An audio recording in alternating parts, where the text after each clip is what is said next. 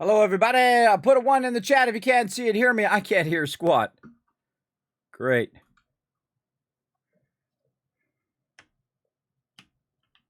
Why? Why do I have to have this every single time? The torture, everybody. The torture. They're constantly having some sort of sound issue. Nope, can't hear a thing. Nope, can't hear a thing. Stupid OBS not working.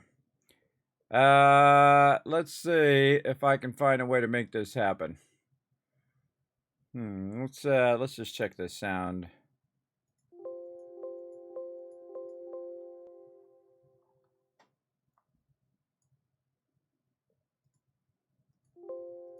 Yeah. It's working there, but I can't hear it. I bet you it's another stealth update from Microsoft. Well, I was laying there, everybody, and I couldn't sleep, and I said, you know what? I'm going to get up. I'm going to get things going on.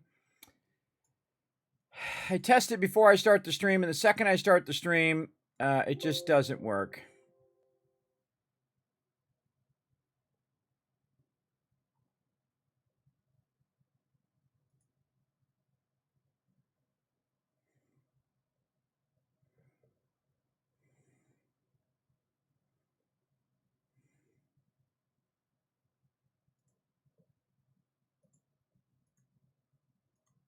It's always something.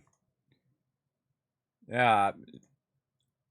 Thanks for all the ones in the chat. Man, why is this thing so sucky? All right, hold on. Let's switch over, see if I can hear it. Go into my main thing.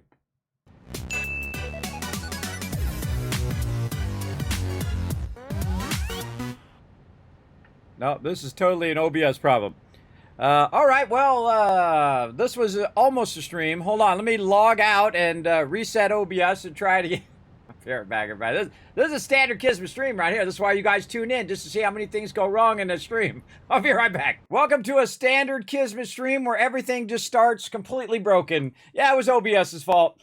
Quit out of OBS, tested it with my speakers. I have a little switcher where I can test it and hear if it's on my speakers. It's great backup. And then I do it on my headphones, can't hear it on my headphones, unplug everything, plug it back in again, reset OBS. Okay, now I can hear the sound. Okay, now I got to relaunch it, redo the whole thing.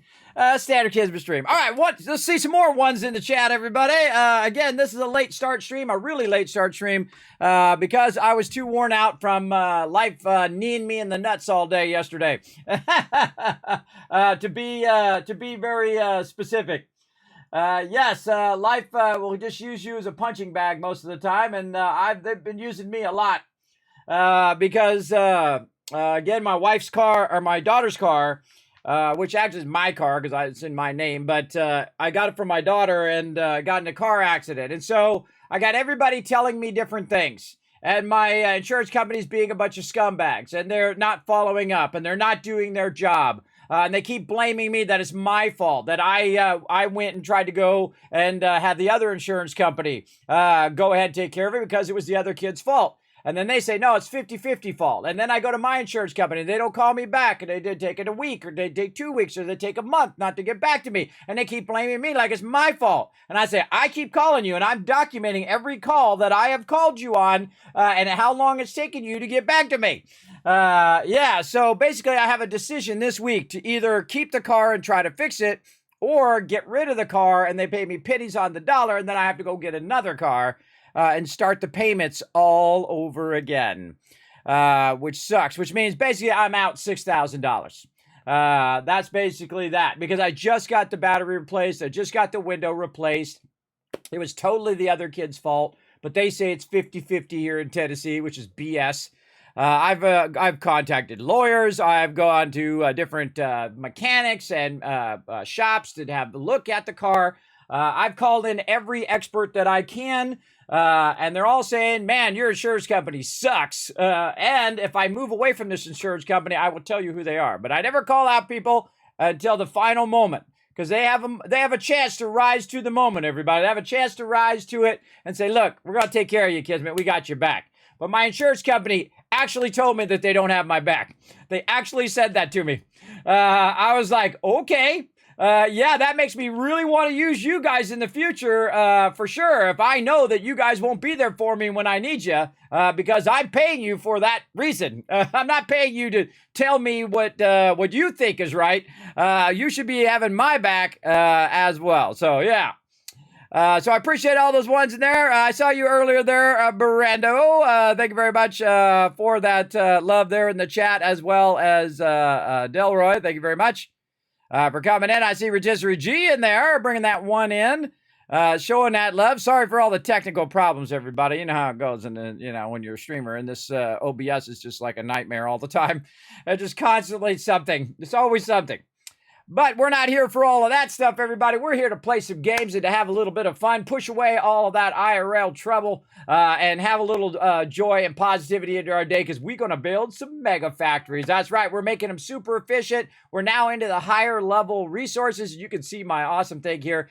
This thing is a thing of beauty over here. Wait till you see this baby running. Ah, so beautiful. So we're going to get into it. I say we get into it right now.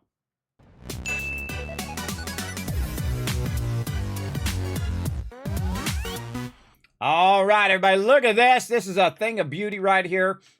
We got all of our nodes double tapped. And if you don't know what double tap means, that means that I am backlogging a massive amount of that resource. And thus, when I backlog it, I can actually, instead of just going 780 on the belt, which is the maximum speed of the belt, because the box has two outputs, and those outputs are both 780 at this point at the end of the game, I'm actually going at 1560. So I can take that backlog of resources and very easily run them in super, super fast to make a lot of resources, meaning less nodes and less work, right? So that's what we're trying to do, be efficient. Efficiency first. I'm also rocking my factory cart shirt.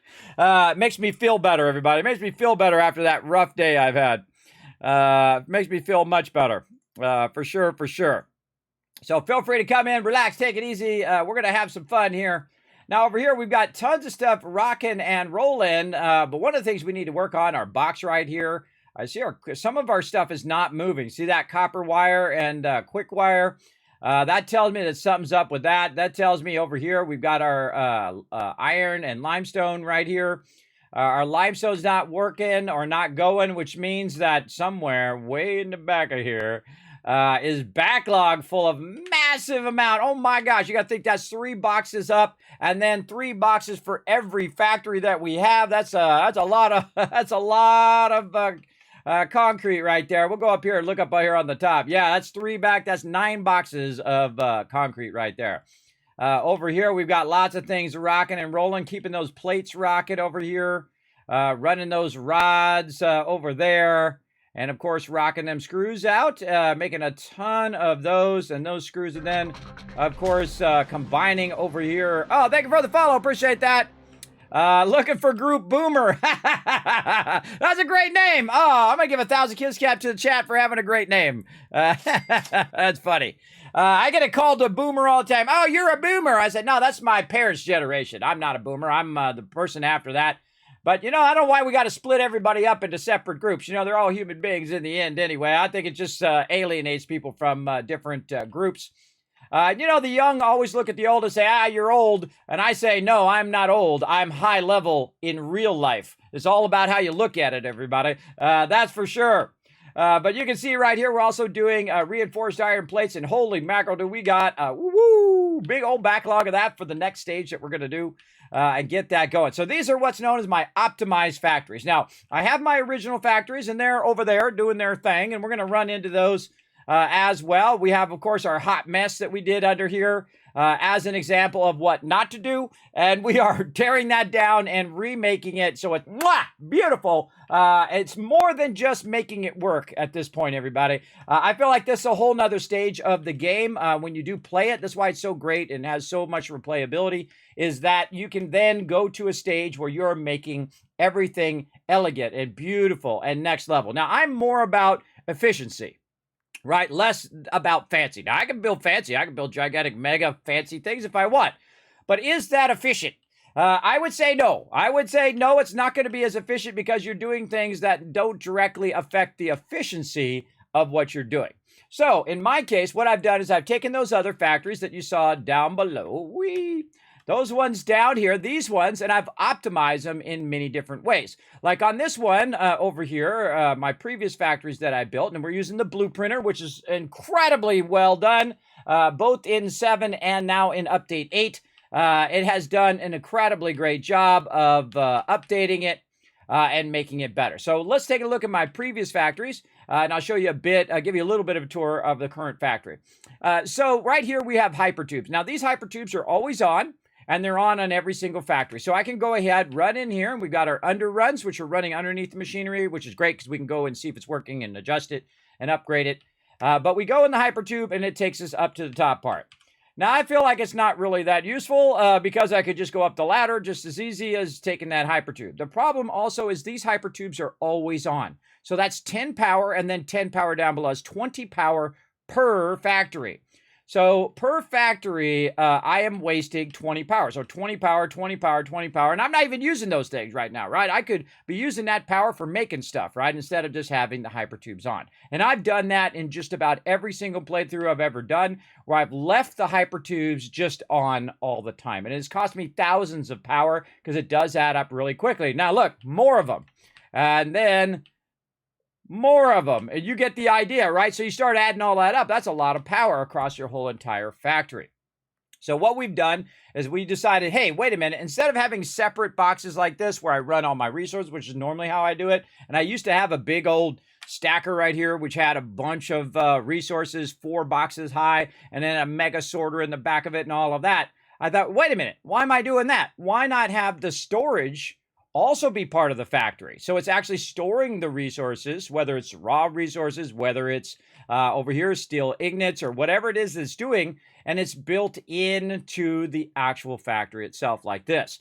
So we integrated it into the factory. Look how much backlog we have right there. So we could add more and burn up all that backlog, and then when we use it all up, guess what? We can go make some more, right? So it basically accelerates that idea of backlogging. While you're building, you're backlogging resources, and then you can run those resources at a higher speed because you can double run them out of the boxes, the bigger boxes, and then, of course, those resources will end up in the final result. Now, you can also do that with, even if you say you have a 120 belt, and right at the very beginning of the game, you could run out 120 and then split it into 2 separate boxes, and those 2 separate boxes would then be going 60 and 60. Then you could use your 60 belts to run both those boxes down the line, and you'd be running 120 before you even had enough resources to make 120 belts to run your lines, right? So a great way to think of that in that kind of faster, more efficient way. So we've also integrated our hypertubes. Now this time, see right here, we've got this hypertube and it's up here working. We can hear it buzzing away. We're like, you know what? We don't want to waste our hypertubes. We want to turn that off. So I can go right here and turn it off, but I'm really going to wow you here. That one right there. We're going to go over here to the other side. And just imagine that we went to the whole other side of the world. And we're going to go to this one, and we're going to turn that one off. In fact, we can go in and we have a circuit breaker panel, which is awesome, everybody. This is like in real life. You know, when you go to your circuit breaker in your garage or wherever you have it, you can just go in and turn those things off. Well, I can go in right over here and look for the, oh, there's one that's on too. Turn off that cable. I can go in here and say, okay, which one was that, right? Which one was that? I can turn that hypertube off very easily right down there. And you can see I have my black powder hypertube. I have a whole bunch of silica and stuff in here that I can do. So let's see. Let's take N5 ore, and we got to organize these and put this over here. That actually needs to be renamed. Why is that N5? We need to rename that and fix that. We've also got some coal ore. That's the extractor, right? This is the ignits. These are the extractors here. So let's move that over there like this. And then we could turn that on and off remotely. Now, if we start to have a cascade failure of our power, what it's going to do is first turn off all the hypertubes automatically, right? So like right here, we've got black powder hypertube. We're going to throw that in. We got the back of the hypertube as well, so we can turn that on and off. And then the steel ignits, and then the steel ignits here. Now the steel ignits is the one that we are currently, that was over there that was on. So what we're going to do is we're going to turn that off right here, right? So in the panel, on a whole different panel on the other side of the factory, let's just imagine we're on the other side of the world and we ran the cable way over there. Then if we turn around and we run back over here, we look at the steel ignits, and guess what? Hypertube off. right? That's awesome, everybody. That is pretty good. I'm Gen X, my brother. Yeah, I don't even know what generation I am. I'm after the boomers and before all the letters. I am the old school. I'm the old school gamer and artist here on the stream. I'm the OG, the original gamer from 50 years ago. I've been gaming for half a century and proud to say so. I've been a gamer all my life, everybody. Screw it. Screw everybody who says gaming isn't awesome. It's the #1 entertainment in the world right now. As I predicted it would be many, many years ago. All right, so there's our Steel Ignis going on right there. Now, where we left off, because I'm hardcore, everybody. I'm next level up here at the stream. Check it out. We got a spreadsheet. You know you're in a hardcore channel when somebody starts busting out the spreadsheets right here. So what we did is we did our Steel Ignis last time, and we've got those up and running, right? So we figured out that the coal ore is coming in at 600, right? Right here, right on this one. And it's going as the input at 45 and our output's 45. So basically it's even in, even out. So it's going to be 600 in, 600 out, basically. That means if it's going at the same input and output, you know it's just basically whatever the original number is. So it's going to output a total of 600 Steel Ignis. Now it's actually a little less than our actual iron ore, where we're bringing our iron ore in as well. Now this particular iron ore node, I believe needs to be renamed. Where is our iron ore node for this? I don't think we've renamed it. Right, this is 6. 5 is quickwire and deuterium. So we need to get our coal node and our iron node down here. Yeah, we got another coal node there. So we got to figure out which node is that node and give it its proper number. I think it's already been renamed. Yeah, we should have marked off which ones we're using, but we'll go through and we'll check all of that in there. But we are running a coal node. I think we did that. I think we went in and figured out the various numbers of each of them on my train up here. Let's go see. I believe we did that last time, which would be a smart thing to do. If I had done that, I would have been very smart. Let's go check. I seem to remember us doing that. Now, I do have a sleep apnea, everybody. I am partially disabled. I have vertigo, constant vertigo, and also insomnia. So that's why I'm up at 3 o'clock in the morning Eastern Standard Time. I have trouble sleeping. I think we labeled this in the back. Let's go see. Ah, look at Kismet go, everybody. Look at me go. All right. Yeah, there we go. We labeled all the different node numbers as they were coming in right over here. Oh, look at this go. Okay. So now we need to know which one is going to what. And so I think N7, I think, is the one we're using for the coal node that goes down there. So the first one that's going down there, we're just going to kind of lean off over the side here. And we're going to look at where this first one is going. And it's going down across here. It's this top one right here. And so let's kind of track that one down and see where that one ends up. Again, this is why you want a spreadsheet, to keep track of all this stuff, your inputs and outputs. And let's see, we got both of these going off this way. This one looks like it's going to sulfur. Oh yeah, that one's going to sulfur. So 7 is running to sulfur over here, which doesn't even look like it's running right now. Why does that look like it's running there? And we never did apparently got that going.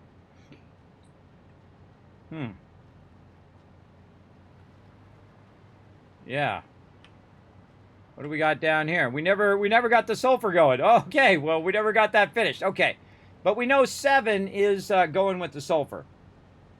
So let's go ahead and find our sulfur ore. Yeah, 7. So 6 is the iron ore. It's actually 7. Oh boy, this all needs to be fixed. Okay, so again, this is what we were trying to fix last time. We were trying to figure out which node is going to what. Okay, so number 7 is going to our coal, and our coal ore is also number 7. How is that possible? Oh wait, no, it was number 7. That's right. The coal, it was the coal that was number 7. And then the iron ore, which should be number 6. Huh. They should all be grouped with the thing. So this is black powder down here. So number 7 coal should be grouped with our black powder. There we go. And that's an assembler. We got to get our... Oh, that's because we're running it up above. That's why, I bet. And then our sulfur ore, number 8. Okay. And it's okay if it's out of number sequence, as long as we know which node is going with what. Okay. So in theory, the sulfur node should be number 8. Oh, and we'll use our hypertube down here. That's because I ran all the lines and then I realized, wait a minute, I don't know which line is going to what. Now, that needs to that will make a difference if you start to adjust things, right? If you start to split things or adjust things, then you need to know what your input is and what your output is in the long run. How many hours in the same? This game has sucked the life out of my evenings and I've only been playing for a week. I know, right? Yes, we have played a little bit of this game. I can tell you that totally I have played this game just on Steam, by the way. I also own the game on the Epic Game Store. I've played it since it came out. I've played every single update since it came out. Right here is 690 hours just on Steam, and that would be within the last 3 to 4 months, I would say, or maybe 6 months. Well, it would be, how many months in now? 8 months. In the last 8 months since I bought the Steam version. Now, in the other version, I probably have another 1,000, 2,000 hours over there. So a lot. This particular playthrough, though, is not necessarily me playing, right? Like, this has 381 hours, right? But that's not me playing because I play through efficiency, right? Efficiency first, right? That's the most important thing. Efficiency first. That's what the peeps over at Fixit. And, of course, if you're like me and you have gotten your mug from Fixit, you are always about efficiency first. So, most of those hours is me letting the game run, because that is the most efficient thing. Oh, I hear a trade coming in. I heard a trade go by. There it goes. So what I should be doing is building it up, letting it run, let it build up tons of resources, and then I have to sit there and wait for the resources, right? And I don't have to sit there and make the resources myself. And then I come back and I go to the next stage, and then I let that run, and I go to the next stage and I let that run. Again, letting it do the work is the most important thing over there. Oh, Dr. J coming in with the raid. Look out. Hey, what up, Dr. J? Thank you for bringing your awesome peeps into my channel. Appreciate you big time right there. So this one's almost 400 hours in, but remember, that is probably 60 to 80 hours of my time in there, and then the whole rest of it is the game running, which is very, very efficient, everybody. Now, I got to the top stage, and I could have already finished the game, but what I like to do at the later stages of the game, when I have the fastest belts, when I have my trains, as you can see, I like to go in and re-optimize my factory to make it as efficient and beautiful, very important part, as possible, right? Like right now, we are figuring out our line runs, so we've gone in and named them. We've got N7 coal. Over here, we're going to look for sulfur. Our sulfur, I think, way in the back. Yes, our sulfur in the back is number 8. All right, so we'll go in and see if that matches up to our spreadsheet. Yes, it does. Okay, so good. We've got those squared away. Now, on our steel ignits here, which we are using to make, we got a couple ones we're running there as well. We're running iron ore and we're running coal ore to those as well. And that is a foundry. A foundry has 2 inputs as opposed to a smelter, which has a single input as well. Now remember, you're welcome to look at all of these and see what I'm doing as well, because Kismet goes above and beyond. That's right. You can go and follow that link right there in the chat. You can find the tab down below that says Sat Inputs. So these are all the inputs of my factories. And basically, copy, paste it, look it over, get an idea of what to do in your factory, and in fact, make it even better. Make it even better than mine. Because I don't use alternate recipes, and for the reason because this way anybody can do what I'm doing. And then you can make it better using alternate recipes in your factory as well. But I have used alternate recipes in the past, but I don't use them anymore just so people can do whatever I'm doing, right? No matter whether they're on console or whether they're on PC or whatever. Okay, so now we need to go and we need to figure out which one we're using. And let's go down here and backtrack what we're using here. Whee! Free falling. Free falling. Getting a little Tom Petty going on there. All right, down in here we go. Okay, so which node are we using over here in our steel factory? Now, you should really figure this stuff out before you run it, by the way, everybody. You should figure it out beforehand. And we don't even have our steel factory doing anything yet. It's just backlogging steel right now. And you can see it's actually finished pretty much. Oh my gosh, that means it's backlogged that many, 3 boxes each. So we integrated our boxes.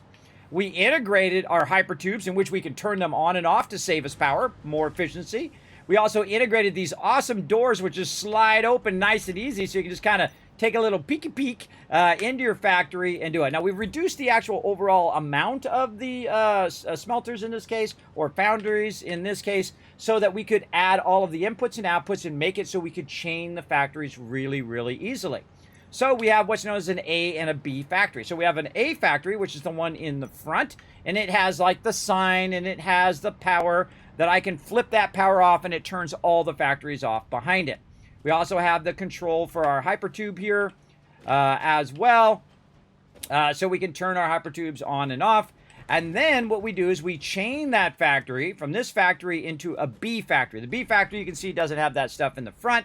But we can very easily take the power, run it to the other factory, and also connect our hypertubes and all of our power and our inputs up there and our outputs up on top of here, so that we can then continuously chain as many factories as we want. We could add more at any time and just easily add another one at the end, run the in-between lines, and boom, that factory's back up and running. Just like that. Now, we also added an access way, so that we could go all the way down, whether we're on our vehicle or where we're just running, or we could just go ahead and flip on the hypertube like this, and then jump in the hypertube, and it will take us all the way to the back of the factory. I think that's pretty cool, everybody. We integrated all of the things that were normally separate into a very efficient single-use item in which you could use blueprints to put it down, so you don't have to build every single item.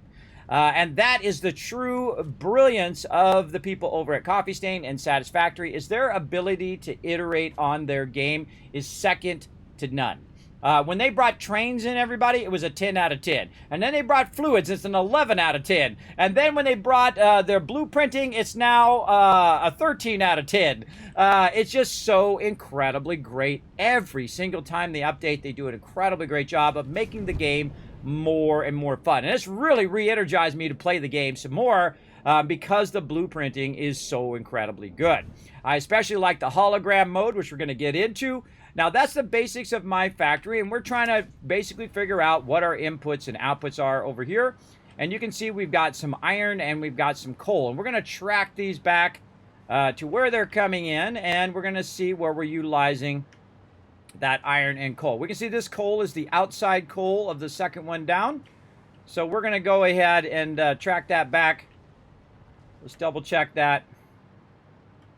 That is actually going where we're saying it's going. Yes, that's tracking back that way. Now, we actually have a double line run here. See, this is actually a double line run. So it's actually the full center area. And the double line run is because it's double coming out of the box. And it's running down at double speed down to here. It's also the same thing in the train station. It'll basically double run down. So it's the second one right here. And then we're going to track that one up and track that one over. And it's the second one on the train right over here. And that number is going to be number 10. All right. So, yes, we figured that out. Okay. So, number 10 is the coal ore that we are using there. So let's grab that one and let's move that down and say, okay, number 10 is our coal ore. Now, now, of course, you should figure this out while you're doing it instead of doing it afterwards, but that's okay. We're going to get it done anyway. And then again, we could either track it down that way or we could track it down forward here. Let's go ahead and track this one down. Now, I already know where this iron one is coming from, and we're going to go fix that right now. But this iron one is tracking up, and it's tracking back this way. And it's going like this. Now, this other line, by the way, is what I call infusing it. So I take the excess and I infuse it further in the back of the factory, because as you're running it through, it's going to start using it up, and the stuff further out is going to be starving for resources. So what you can do is run an extra line and infuse it further back, so any of the excess gets burnt up as well. And then, of course, your factories in the front are already getting filled up from the first line. Then you have your second line, which is infusing it in the back, which is making it going faster. And so basically it makes the whole thing run faster and use up all your excess resources, which is awesome. Awesome. Okay, and then this one right here. Let's go ahead and track this one back to its source. Now, this one's not too far. It's just up the way here. It's the bottom one here. And we're going to track it up. We can see that it goes over here, and then it looks like it comes down across here and across over this way. Over here. Yes, and that iron ore is coming from this one. All right, so this is our extra iron ore node. Now, a while ago, I named this, I think, number 5. Yes, I did. But number 5 is now being used elsewhere, and this one needs to be renamed to something else. So we're going to go ahead and take our number 5 is alive iron ore node, and we got to find out where it's at. There's coal. Where's our other node? So we should have 3 iron ore nodes. Number 2, number 3, number 6 here, I think is the one this should be. And the way we can tell is we can actually look at all the other nodes very easily by just going like this and saying, okay, what is our extractor numbers? We've got Caterium here and Bauxite, which are actually the same number. That will need to be fixed as well. But we can see we've got N13, we've got all of these ones, but we do not have 6. So we had already renamed it in there to number 6, but we need to rename it on the node itself to number 6. So we're going to go ahead and take that node, and we're going to go ahead and move that down, and we're going to say the number 6 node. Actually, I already numbered it right here. I just realized I already did it right here. I already figured it out last time and just refigured it out this time. So yes, number 6 and number 10 are our nodes that we're using, and we have 780 iron ore and 600 coal node. And now we know. And now we can go over here and just very easily rename this to ore number 6 and hit enter, and it's good. And then automatically reflect it over here in our panel. And then we can say, okay, number 6 right in there. And so if we start to lose power, it's going to turn our hypertubes off first and then our extractors.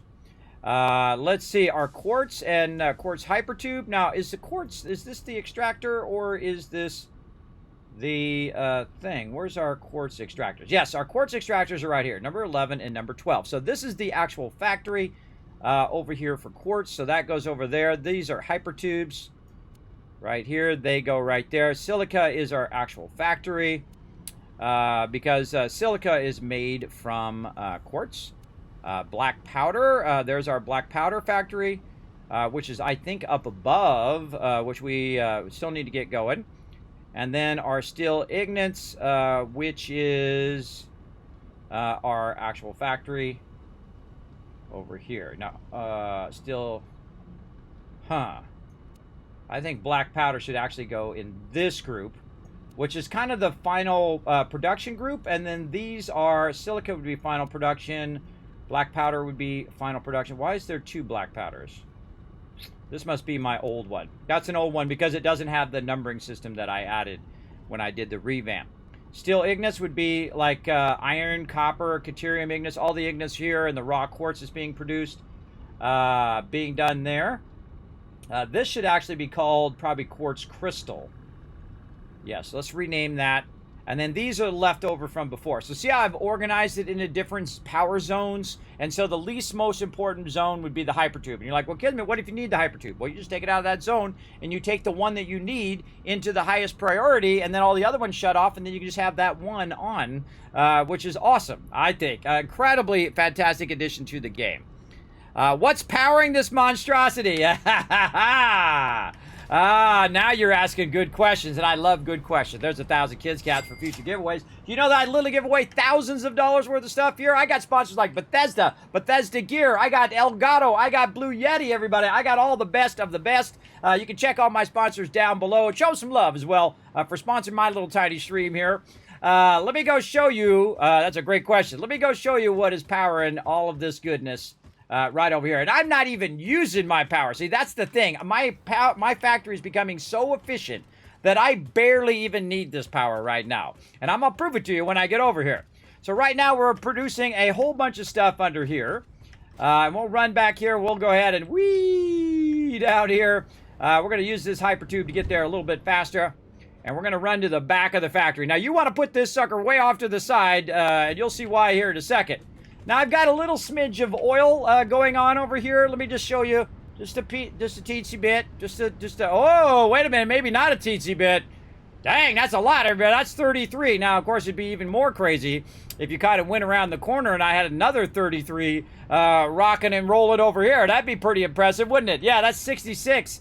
Right there, Route 66 oil power running right there, and that's powering this baby. And that got us to this stage, the nuclear power. That's right, I've got only 4, and I could have 10 of them running right now. I could have 10 of those nuclear powers running right this second in there. I have so much backlog that I could stop producing resources right now. I could cut off all the lines, and that nuclear power would still run for 30 hours real time right now. That's how much of a backlog I've got going over there. Now, why don't I put them all down? Because they produce waste material. Way out here, you can see this is where it's storing all of my waste material way away from the base.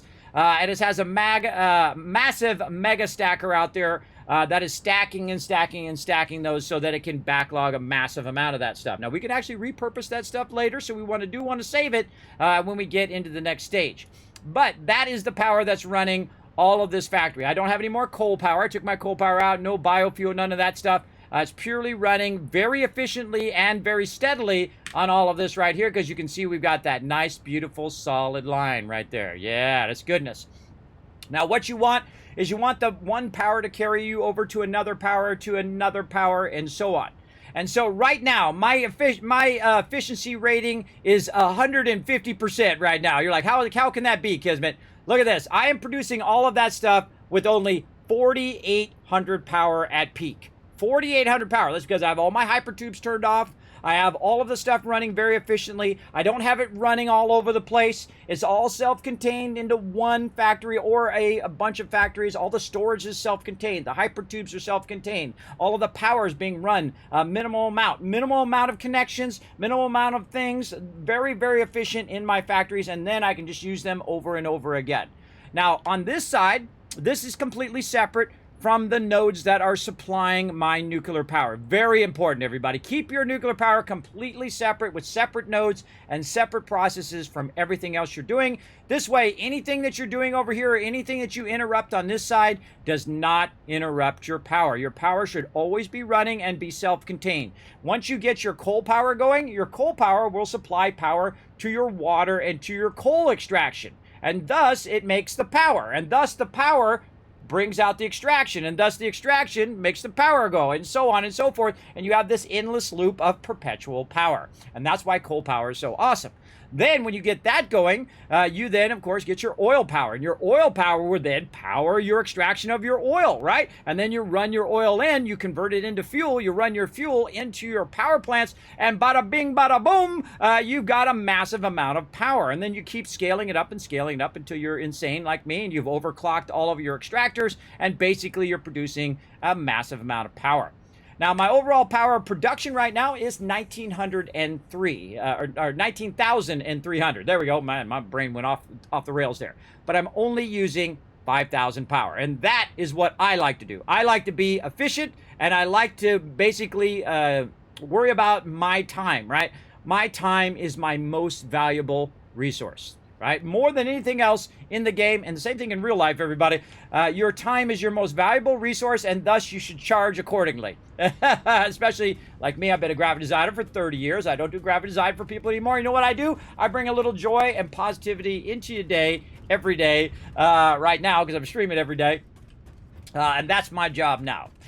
Because I've done everything you could do in graphic design. I have 100% achievement in real life, not just in game. And I have 100% achievement in some games, but I've got it in real life as well.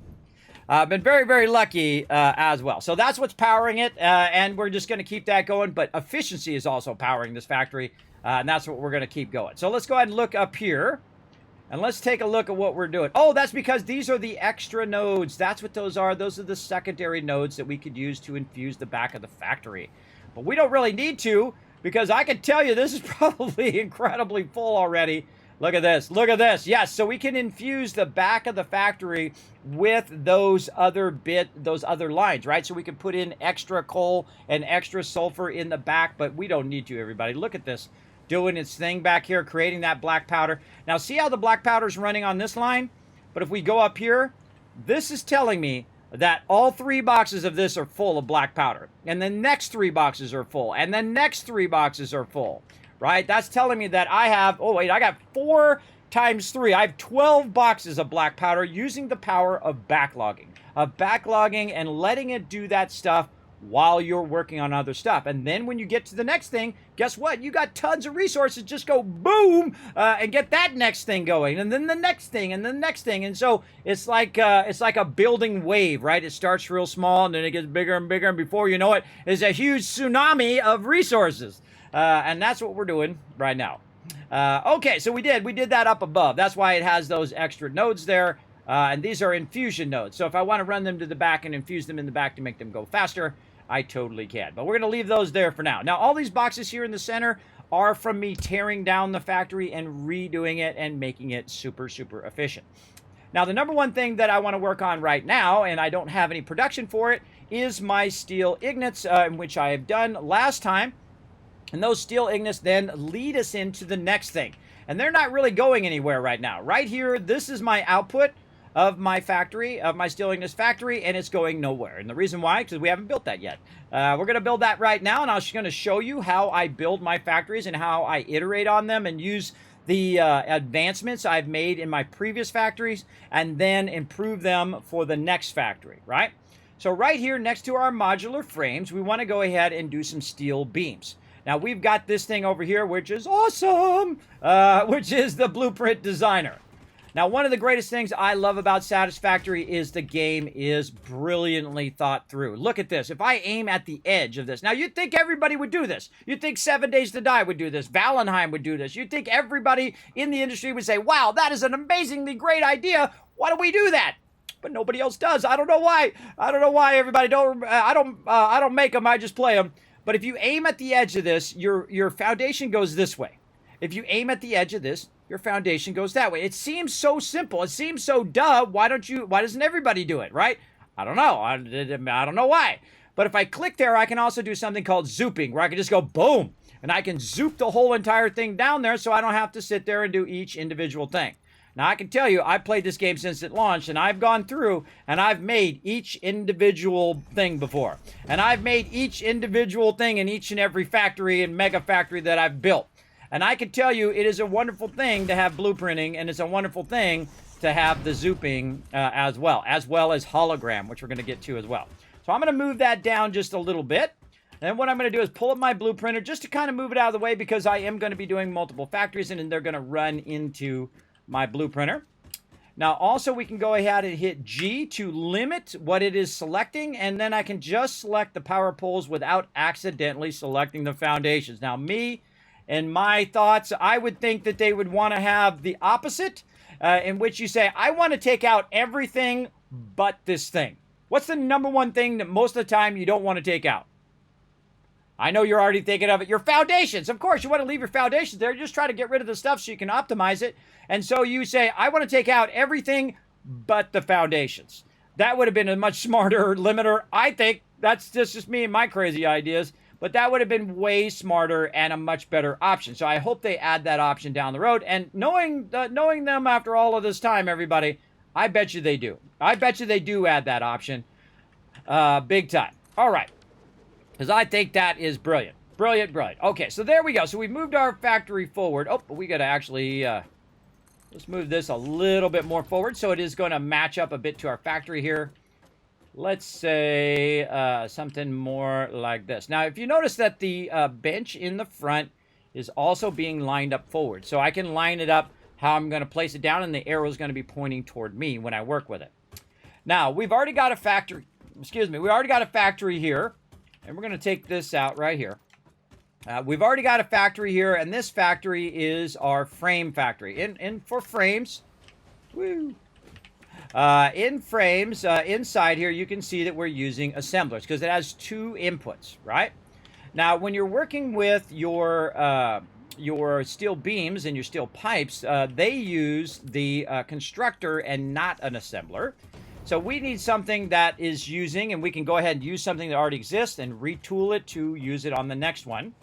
So let's go down here. Let's look at our reinforced iron frames. That is an assembler. Our screws are constructors. Now, what have we done over here lately that also uses constructors? Let's go look at our black powder over here. We can go ahead and add this in for right now. This is also using assembler because it has two inputs, coal and sulfur. Okay, so what is the next thing? Okay, quick wire. Quick wire in here using constructors. You can see it has one input and one output. So all of that looking good.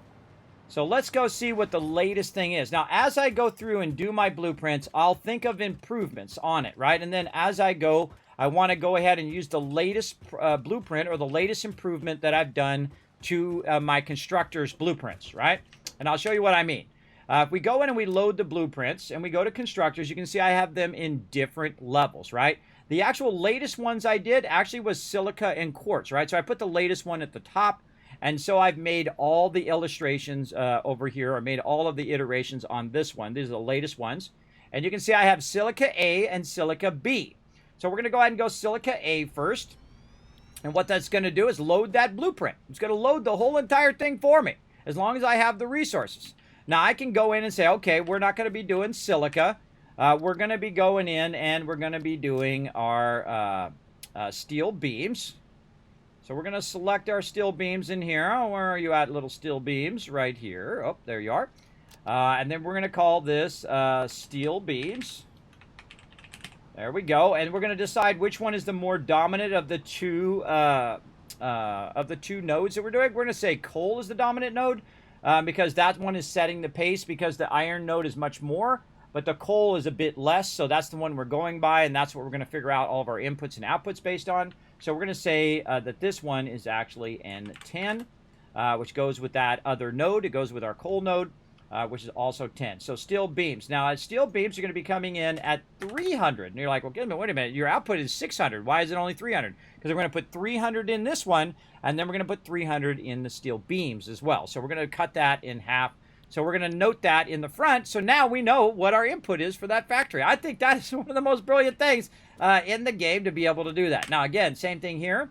Now, of course, we can make this way easier on ourselves by simply going back up here, highlight the steel beams, and go Control-C to copy.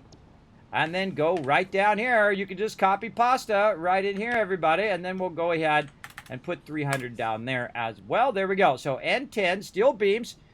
300. Now over here, also in our hypertube, we're going to do the same thing over here. We're going to paste that in there, except for we don't need the 300. We just know that that is our steel beams hypertube, and now that is corrected. So we've corrected the three things in the front, and now we need to tell it, because all of this structure is already built up. The inputs, the outputs, the storage, that is over here, all that stuff is already done for us. That just saves us so much time and so much effort by using those blueprints and pre-thinking it out. Now, as you notice that I only have 2 per level, right? I don't have, 500 of those jammed in as much as close as possible, because this way I can do all the exterior stuff, right? And so it'll do all the line running. It'll do all of that hard work that you normally would do if you didn't build it in a little bit smaller. I highly recommend that you build it a little smaller, and then you have all your ups and downs and outputs and inputs all lined up in such a way to make it super easy for you to run stuff in and out. Now, I base it on based on whether I'm running it down from above or running it in from below. Now, I could also run it from either direction. I can run it from down below and boom, end up into that input right up there or of the output. Now, in this case, I'm going to have it go right here to that particular output. Again, this is our A. This is the one that's going to be in the front. And so we're going to go into our logistics here, and we're going to put a conveyor lift hole right there. Now, I can go ahead and grab this. I can tell it, hey, I want this to be up in here, but you can see that it doesn't work. And the reason why it doesn't work is because it won't let you go down below the blueprinter, right? So it won't, because there's actually a thing that sticks down below the blueprinter when you go into there. But I can just fill that last part in myself when I go to do the line runs and I go to do the input on that. So at least we'll have the hole there automatically. Also, you can see that we do have the power already run. This is what's known as B power and A power. A power is your primary power, your input power coming from your whatever power you have, like nuclear power or oil power or coal power, whatever it is. You go into the A. Now, the B allows you to turn this switch off, and everything that's connected to the B power will automatically turn off, and that's like all the other factories that are behind this factory. If I flip this switch, all of those factories go off as well, right? So it makes it easy to just have one switch that turns the entire factory line off, and you can do it remotely. You could be sitting at your hub drinking a pina colada while everything's running, and you're like, hey, I want to turn that factory off. Boom, and turn it off right over there. Easy peasy, right? So there we go. So we've got that all going. Now, we need to tell this inside here that we want to actually not do raw quartz. We want to do steel beams. And so we'll go ahead and run through the back here, and we'll go ahead and say, okay, I'm going to go into this. I'm going to copy the settings, or you can just go Control-C like this. Control-C, even without being inside the thing, and Control-V. Now, I like to go in and double-check each one, because sometimes you do the pasta and it doesn't work, because remember, this is experimental version. And this experimental is going to be going a lot longer than they normally do experimental, because they did go on vacation and whatnot, and they're still working on it. They did come out with an update today, by the way, if you guys are really yesterday. If you guys didn't notice, they came out with a bunch of stuff that's kind of fixes and things like that. No big major features, but a bunch of iterations on the previous version. So there we go. I got all of our steel beams set and ready to rock. Notice it doesn't have a wall there. That wall is all about the fact that it's going to stack. Now, if we look over here, the wall is on the opposite side, right? Because we're going to set it against this. And this is why we have it oriented in this way, so we can look at what we've got and figure out what we need. So what we need to do is actually change the side of where the no wall is, like this, on there. Take that wall off. And then put this wall back in. So we're going to go ahead and just do something like this. There we go. Just to get that started, and then all the way back up. Love that zooping. And there we go. We're going to put that wall back on again. And now we've got it going. Do we have all of our stuff going? Do we have all of our lines run? Yes, because this already was run from before. I don't have to redo all that work. Do we have our power connector in the back so we can chain it to our next one? We sure do. Do we have all of our stuff where we can chain the power for the hypertube? The hypertube has its own separate line, so you can turn that line on and off. And that's what this connector is all about. And then, of course, we also have our hypertube line, which we can run, or we can just go ahead and put a input or entrance in that right there if we want to. Also have our access way built in, and that's it. That's all I had to do, everybody. Now, of course, I've kind of explained that a bit more above and beyond. On the next one, I'm just going to go and do it. And there we go. And then we call this steel beams.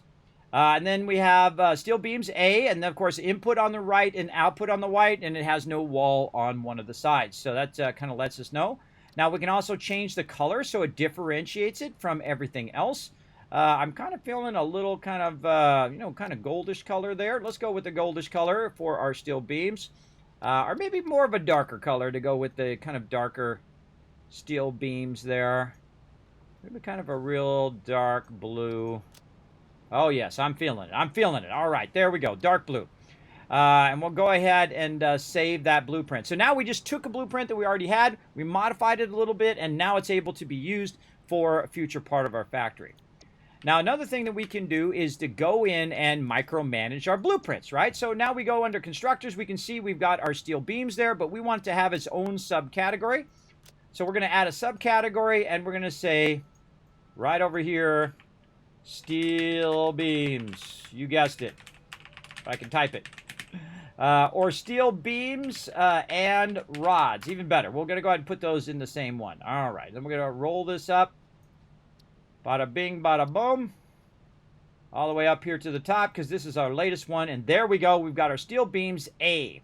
I'm going to apply those changes, and you can organize all of your stuff, give them different colors and whatnot. It's really, really brilliant, this whole entire blueprint thing. I can't wait until I see them iterate on it again. I feel like they're going to totally iterate on that again.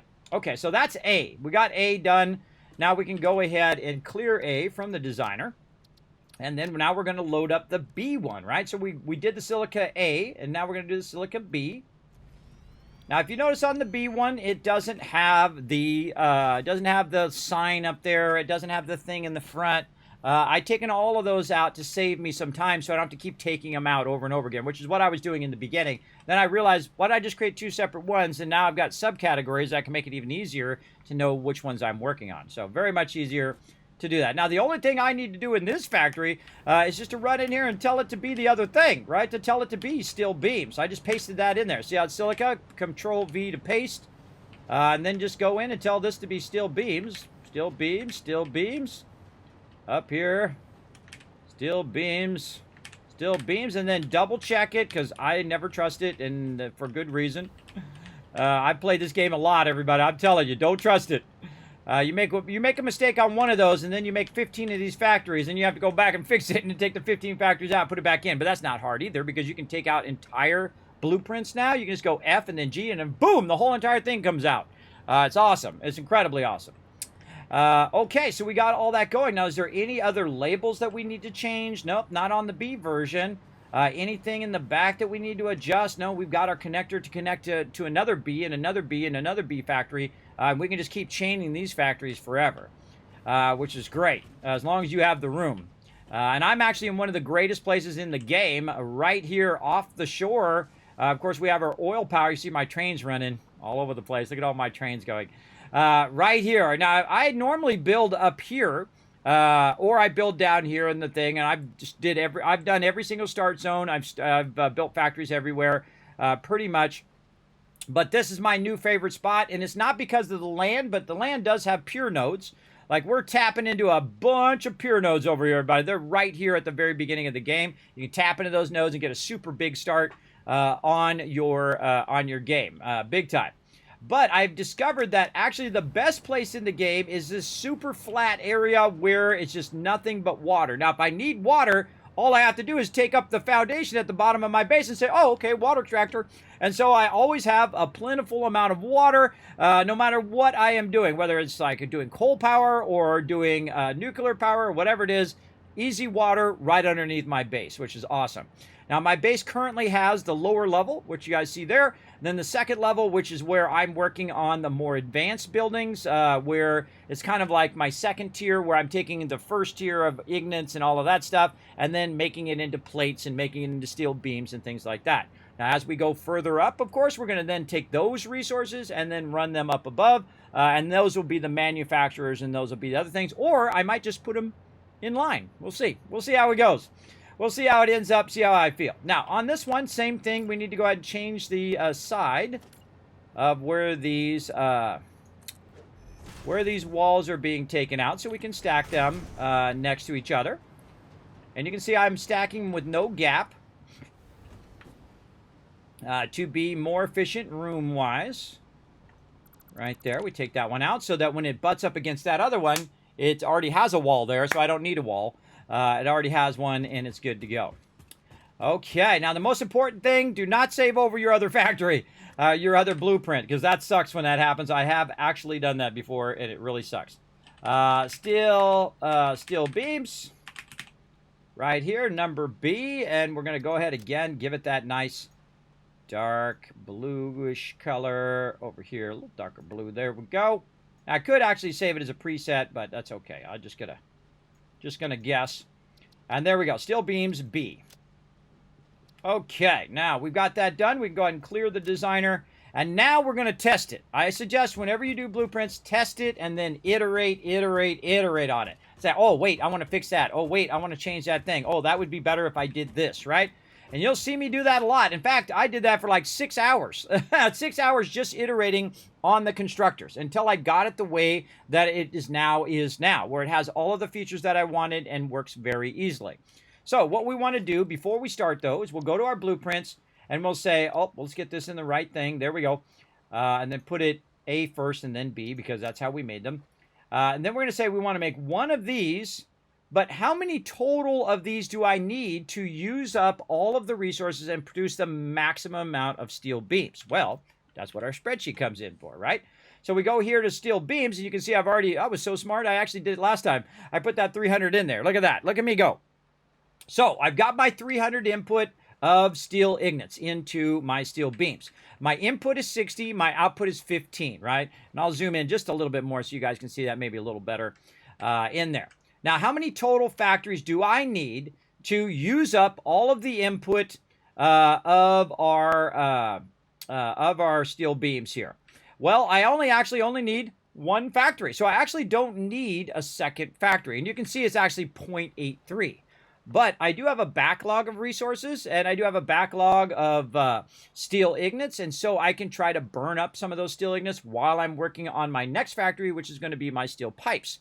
So I'm going to go ahead, and I just usually opt, if I see it's 0.83, I'll go ahead and opt for an extra factory, right? So we're going to do an A and a B, but I could just as easily just do A, and then it actually is not going to have enough resources eventually to max this out. But it will right now.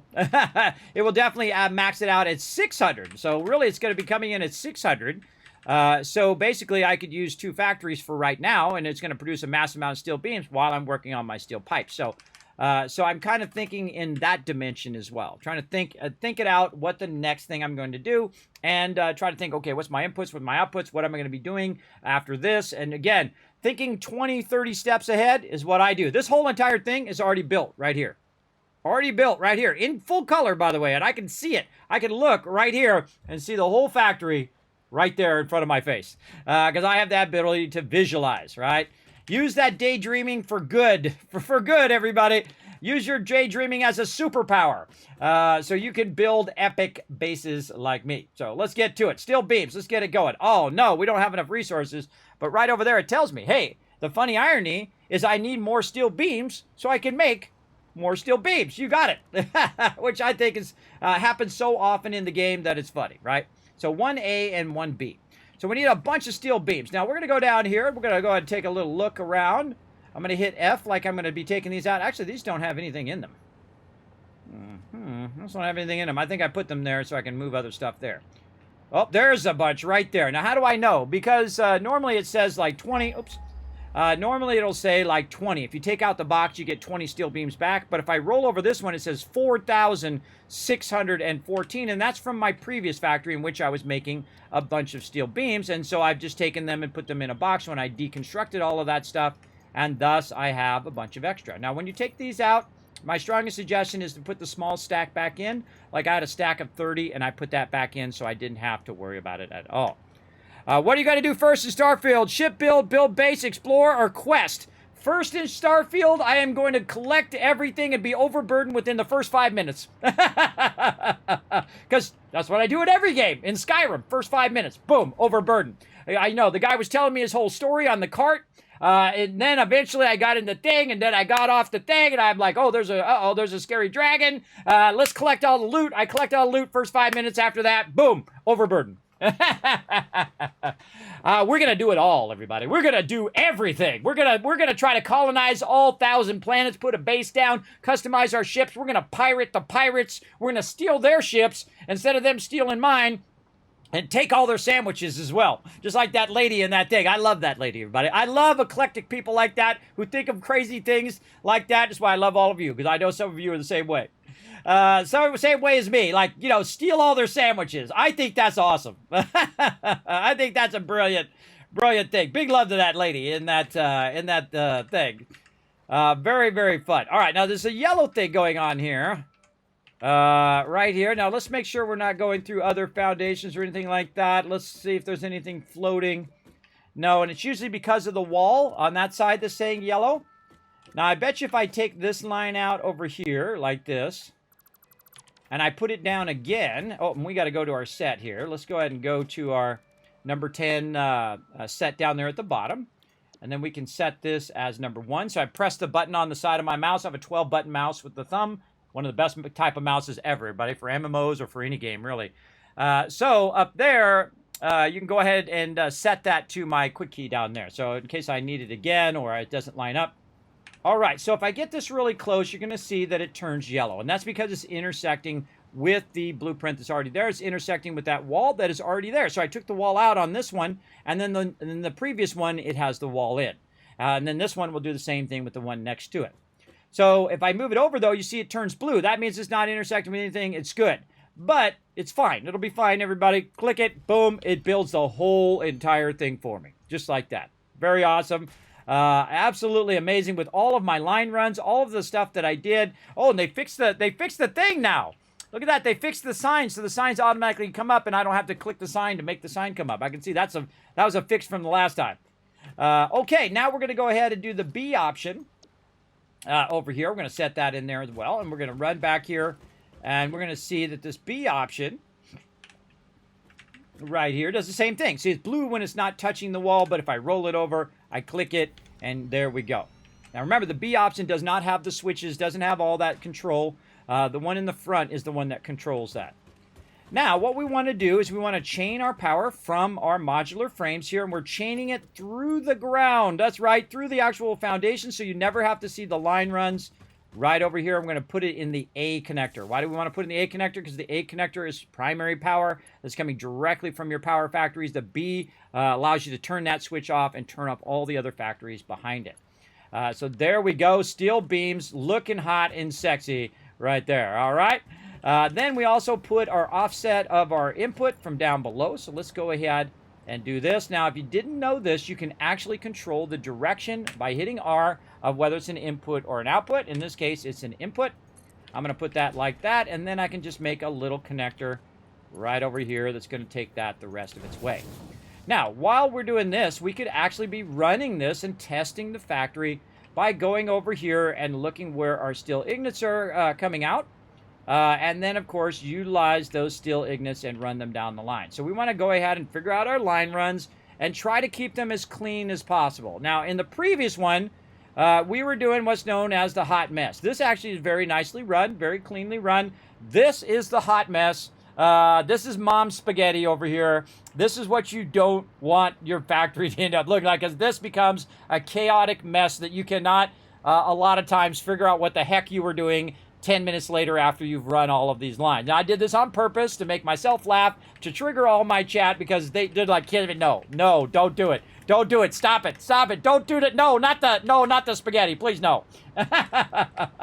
Which I think is hilariously funny. But you can see we have all these lines running everywhere, and they're just terribly, terribly organized. And thus I have lines running from the factory, and then I got it running to some boxes, and then those boxes are then being run to the next factory, and it's just an absolute mess doing it that way. And so we're redoing all of that to remove that mess, right? But to keep it as controlled and as in centered line runs as we can. Now we can bring this one all the way up to the top here and kind of offset it. Actually, we get it right in between here if we want to, and we could run it down the center, which I don't really want to do because it's kind of in the way there. What I can also do is wait for the autosave to take forever. There we go. And I could run it underneath here and actually run it down here. Now, I can go ahead and put 2 in here just in case we want to run something later from the one that's going to be right here. But we can just go ahead and say, okay, we want to reline that up. And basically just line that up so it goes up and then down the line like that. So we're going to take that out. We're going to go ahead and take this one out down here. Show you a great little trick, everybody. Is they have the auto ability to attach to walls now. So you can just go around the corner like that. Boom. And it attaches to the wall beautifully. And that'll allow you to adjust your lifters and run your lifters really, really well. And of course, max those heights or minimum those heights, whatever you want to do. Right over there. There we go. And then we can go ahead and take this and we can run this down the line. Now I'm going to run this to the inside one. And that's so if I build another factory, I can run it on the outside one. Oh boy. There we go. But what it's going to do is this basically going to crowd the next one, right? So if I want to run this out, well, that's going to be in the way, right? So I need to think that through. So hold on. No, we don't want to do that. We want to make this easier so when we do the next factory, we can tie it in and run it down the line if we want to. So we're going to go ahead and make another choice and say right there. Now, I don't like stuff to clip, so you'll see me constantly worried about whether it's clipping through something else and whether it's run very nicely. And that's a beautiful 90 degree right there, 90 degree run. And so you're also thinking about the beauty of what you're doing as well. Now, we're going to go over here and we're going to look at where the input is. It's right here. And actually, we can make it easier on ourselves simply by doing that and saying, okay, my input is going to end up right there. And then what I want to do is move this back by 6. So I can say 1, 2, 3, 4, 5, 6. So, oh my gosh, it almost reaches. And that's the whole name of the game, everybody. It almost makes it right there. So we can go ahead and actually use our automatic ceiling hangers that it has now, which is awesome. It automatically attaches those ceiling hangers. We could do that. Nah, we're not doing that. We're going to make it look awesome by simply using our walls here, our conveyor walls. And we're going to go ahead and run our conveyor wall from right here. And we're going to run it up a little bit so we get more vertical space. And you can see now that the line, if we run a line underneath, we can have, so it's not so far down to our factories. And it's going to be up a little bit higher. And look how easy it is for us to run these lines now, everybody. Because we've got them all nice and organized, nice and clean in a row. And so we can run them a lot better. And that factory is running. That factory is up and going. How do I know? Well, if I go look on the top here, I have it where the little green lights are poking out of the top, and it will tell me whether that factory is running. So I don't have to go inside and look. It already knows. And then up here, you can see that we have some more, and those ones are off right there, which tells you that that factory is not running. And I can also look over here and see if I see some steel beams coming out. Let's take a look. Oh, there goes some steel beams. Very nice. I can also look on the front here and see if it's coming out of the output line. Yes, look at those backlogging in there. Are they backlogging into my box in here, which I can access from underneath? Yes, they are. That thing's making me some steel beams. Now, of course, we want to make even more steel beams, so we're going to go ahead and also chain the power, which we've already set up. Notice how I've also taken out the foundations already. I've taken out those foundations so that I can have this ready to go right over to there and just very easily connect those. And then that's good, everybody. That's GG's right there. We fill that in. We never even see that power, which is awesome. Then we're going to go in and actually let's do our inputs first. And we're going to take the input from this, run it up, and then run it into this next factory if I had some aluminum sheets. And then, of course, run it out of this and have it run out into here to backlog in the first group of boxes. And then it will backlog into its own group of boxes after that. So let's get some more resources because Kismet done run out again. Right over here. Oh, wow. Look at me being smart and put a whole bunch right here for me to just grab. That's very nice. Very nice. All right. Wow. Mouse going crazy there. Look out. Then up we go, and then we're just going to go ahead and make our connections. And you'll see that a lot of those extra steel beams, which are coming out of there at 780 right now, that's 780 steel beams because I have them backlogged. And so it's going to try to burn as much of those up. But you can see also that it's not just non-stop running. Sometimes it'll go faster. See how it does that? That's because the actual constructors over here get full.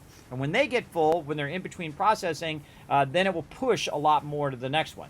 But I could just as easily run a second line and run that and infuse it right here and then be running it out at double speed if I want to. I don't need that many steel beams right this second. I'm fine. I'm fine with steel beams. And then it's running over there. And then we want it to run out and, of course, backlog in the first box first. So we're going to go ahead and run that back.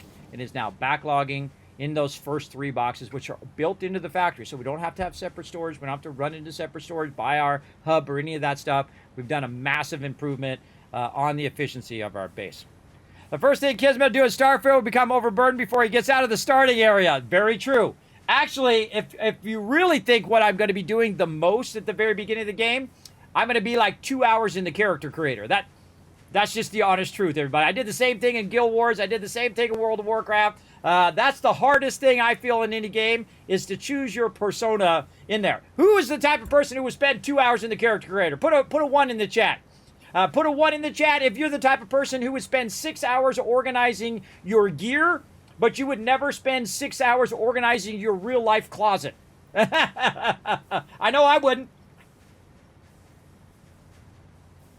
But I have spent 6 hours just changing the outfit on my character and organizing all of my gear and deciding which gear and having different gear sets and different cosmetic looks. But I've never spent 6 hours cleaning out my clothes in my closet. Not once. Oh, Raz coming in with a massive 70 months of sub love. Holy mackerel. Thank you so much, Raz. We appreciate you. What up? What's up is me. All right, now I'm floating around having a good time.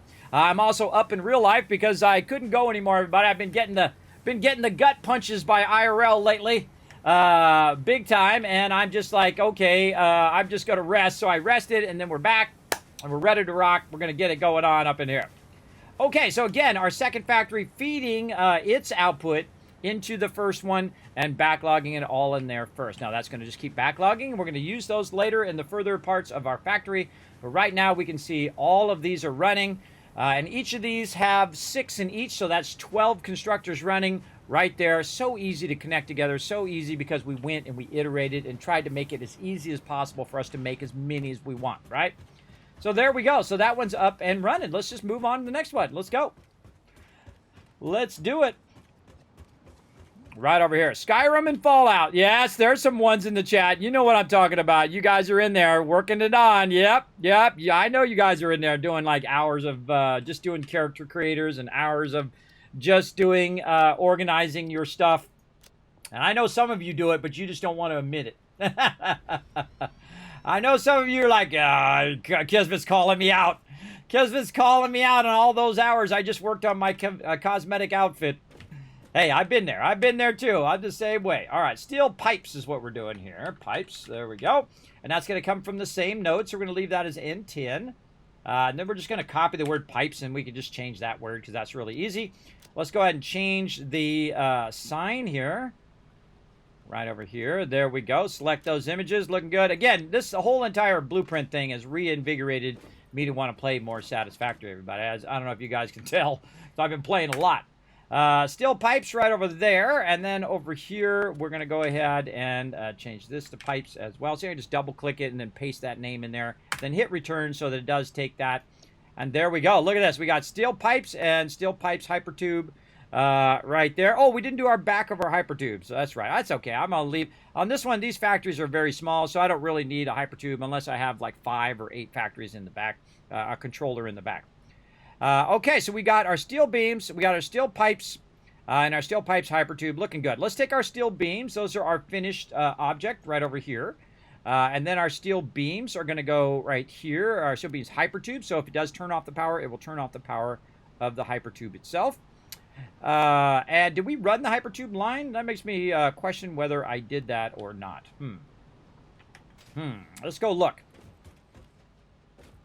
I don't think I did. I think I got all off onto something else. Yes, right here.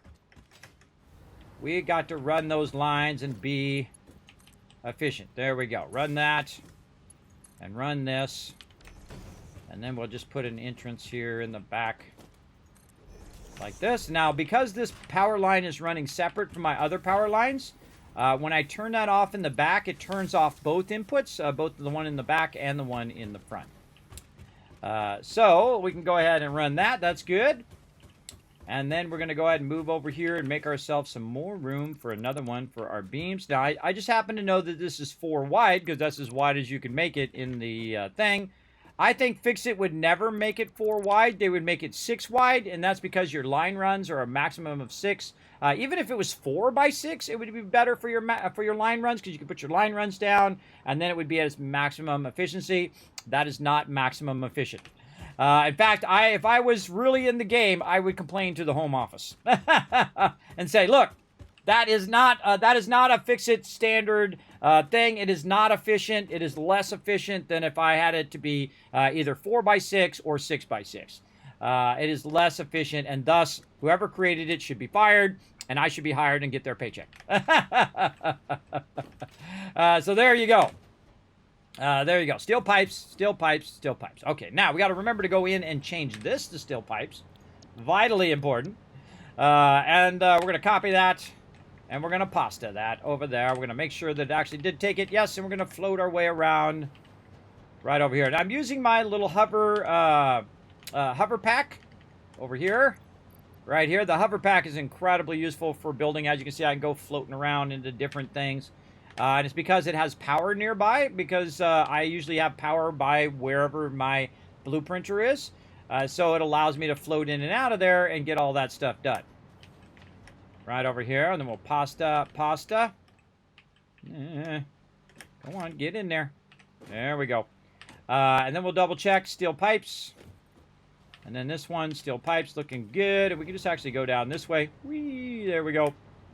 And check it that way. Steel pipes, steel pipes. That's why I made that, by the way, everybody. So I can just kind of go down the different levels. Makes it super easy. Steel pipes, that's all good. Also gives you the peace of mind that that's good. Now this one, same thing. The input's going to be through here. Now we're going to split our one that's going to our steel beams, and it's going to be 300 here and 300 there, but it's actually going to be more than that because it's 780 divided by 2, right? So 780 divided by 2 is, hey Suri, what's 780 divided by 2? 780 divided by 2 is 390. So 390, but that's only when it is, that is only when it's backlogged. So if it has a backlog of steel ignis, it'll then put 390 in here and 390 in there. But when it runs out of resources, it runs out of backlogging resources, and that's the numbers that I use.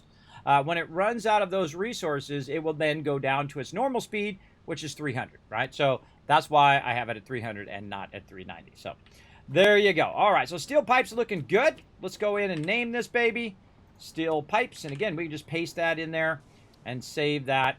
GG's. All right, now we're going to go ahead and load in our B, which is even easier because all we really need to do is just kind of poke our head in here, pasty paste all of this, paste, paste, going up some more, and then pasty, pasty, double check, and then down we go. Double check. This just gives you peace of mind that you double checked it and that you hopefully we're not going to screw it up. But you are. You're going to screw it up at some point. Absolutely. I've done it many times and then realized I didn't do something or I didn't fix something or I didn't iterate on something that I should have done. But that's okay. Just roll on with your life, everybody. You'll be fine. You'll be fine if you make mistakes in game or in real life. Just say, oh, okay, I made a mistake. Roll on with it. Fix the problem. Move on to the next thing instead of beating yourself up. Big time. Aw, look at that. Raz gave you a hug there, Rotisserie G. Aw. Okay, steel pipes right here. Boom. Right over there. Let's go. Put those babies down right over here. And right there, steel pipes down. Now, we're going to go ahead and steel pipes number B. Now, how many steel pipes can we make? Let's see. So, we've got 30 input, 20 output. Right here, it says 2 factories, and I would just go ahead and go with that. It's actually got extra. See, if it's 1.67, that means that not all of my constructors are going to be running at 100%. And I have it rounding up because I'm just going to, I'm just going to build a full factory and not 1.6 of a factory because that's a waste of my time. But it will have extra for that 390 that's going to run through. And then when it runs out of that 390, it'll go down to that 300 and then just be producing 1.67 worth of factories, or in this case, a total of 10 constructors will be running. And that's because the input of steel pipes is much less, right? It's at 30, and thus its total output is going to be 200. And my output of steel beams is going to be 75, right? So you can see that, wow, it's going to make a lot more steel pipes than it does beams. Now, beams early on are really useful when you're doing your line runs. But at the point I'm at, don't really matter because what I really need is more steel pipes because pipes are going to be for your hypertubes. Pipes are going to be for a whole bunch of stuff you're going to use as well as the later game where you're going to need a lot of steel pipes and a lot of screws and a lot of stuff. I'm going to scale those babies up. Big time. So that's what we're doing. We're scaling it up. We're overclocking our inputs. That's the first thing I would overclock, everybody. If you have a faster belt and your input of your extractor and you don't have, say, a Mark II extractor yet, you can overclock your extractor if you've unlocked that in your MAM, and you could be having 120 right now before you even have the ability to do the Mark IIs, right? And so eventually when you get to the end game, to save time, because that's your most valuable resource, you overclock and then you just upgrade your lines. So you don't have to create new lines and tap new nodes and run new trains things or new conveyor belts or whatever it is, or run vehicles out there to grab it. I never do that. I feel like that's totally useless. But that's way more efficient to use one single line and make that line have more on that line than it is to tap new lines and run new stuff, because it takes longer, takes you time to run all those lines, takes you time to set up the trains and all of those things. So much smarter to overclock. And it will use more power, but it's also going to produce a massive more resources, and thus it will definitely be worth it, I feel. It's probably one of the smartest things you can do in the game, both time-wise and efficiency-wise. So there we go. So then that's what we're doing right now. We're overclocking every single node to its maximum amount, which would be 780. It cannot be useful anything beyond 780 because 780 is the maximum belt speed, and thus that's the maximum it can ever come out of there. Even if you overclock it to 1200, which you can do with a pure node, it will never come out of there 1200 because the belt that comes out of there is 780. So it's limited to that belt speed. Now, if you could put a splitter on there, you could then split it into 600 and 600. That would be awesome. But the splitters don't go directly onto the extractors. So you have to have a line there. And that line is a maximum 780. So there you go. Great little tip from Kismet there. Okay, so now we need to get our line going over here. Same thing we did before. Run this baby up. Right over here to our input. Notice I've got it color-coded as well. Another thing I added to my blueprint. So I know the green is input, blue is output. And you'll see my blue outputs over here. You can see them coming out. So that's what I use. You can use whatever colors you want to just make them uniform throughout all of your stuff. And you can color this all different colors if you want and go crazy. You can do whatever you want over there. Okay, now we need the B version of our steel pipes. And we just need 2 factories, but oh man, we're out of resources. But good news, we can go in, we can tell it, hey, tell me all of the resources that I need over there on the right, and then I can just go get those resources and then come back, right? So right here, we've got a bunch of resources. Woo, mama, we got a bunch in this one. Holy mackerel. Look at all that stuff. Nice. It's probably not anything that I need, though. I always find when I look in here, it's never the thing that I need. Maybe a little bit of wire there that can help us. Yeah, there we go. And this is just a bunch of stuff. You'll see me actually get rid of all of this. When I have all of my factory back up and running, because I've torn it down and I'm making it more efficient, all of this stuff, I'll just throw it away. I could just auto-sort it back into the stuff. Not worth my time. I just throw it away, and then I'll have it already organized for me, and I can just make more. It's not like you can't make more, everybody. You can certainly just make more, especially when your factory is super efficient like mine. You can just make more, and it will backlog it and store it. So, again, this is probably my favorite playthrough of Satisfactory I have done so far, and that's saying something, everybody. That's saying something. I've built gigantic mega factories. I've also have a mega server in which everybody can jump in, and we built gigantic structures and things that went all the way up into the sky, everybody. It was pretty awesome. Amazing, amazing stuff. I'm not playing on a server right now. I'm playing a solo game. Whenever it's in experimental, everybody, I highly recommend that you just play it as a solo game. Because your saves can get corrupted and stuff like that when you are playing an experimental. So I highly recommend, one, backing up your saves if you have some pretty complex stuff. I never do it. Every time an update comes through, I throw it all away and start again. Because I want to have that new player experience again to feel what it's like. And then also, I want to have that ability to iterate on my next base and not be kind of locked into what I've already got, right? So, you know what? I just want to start new, try something different this time, which is what we're doing. Try super efficient factories that have built-in power and built-in ability to switch them on and off. And they're all labeled, and they're nicely organized in the switcher. And they have their own hypertubes, and they have their own access tunnels. They have their own storage, right? See, that's iterating on your original design, which I think is pretty cool. All right, so now we got to get our steel ingots over here, and this is going to be super easy. Watch this. Barely an inconvenience.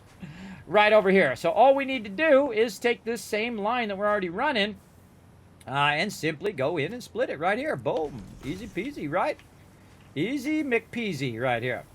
Now we've got a whole bunch of line runs over here that we were using before that we don't need anymore. So we're going to hit G just to get our power lines so we don't take out our stuff there. And then we're going to G. And some of these are Mark IV belts as well, which we don't want anymore. Let's get those out of there.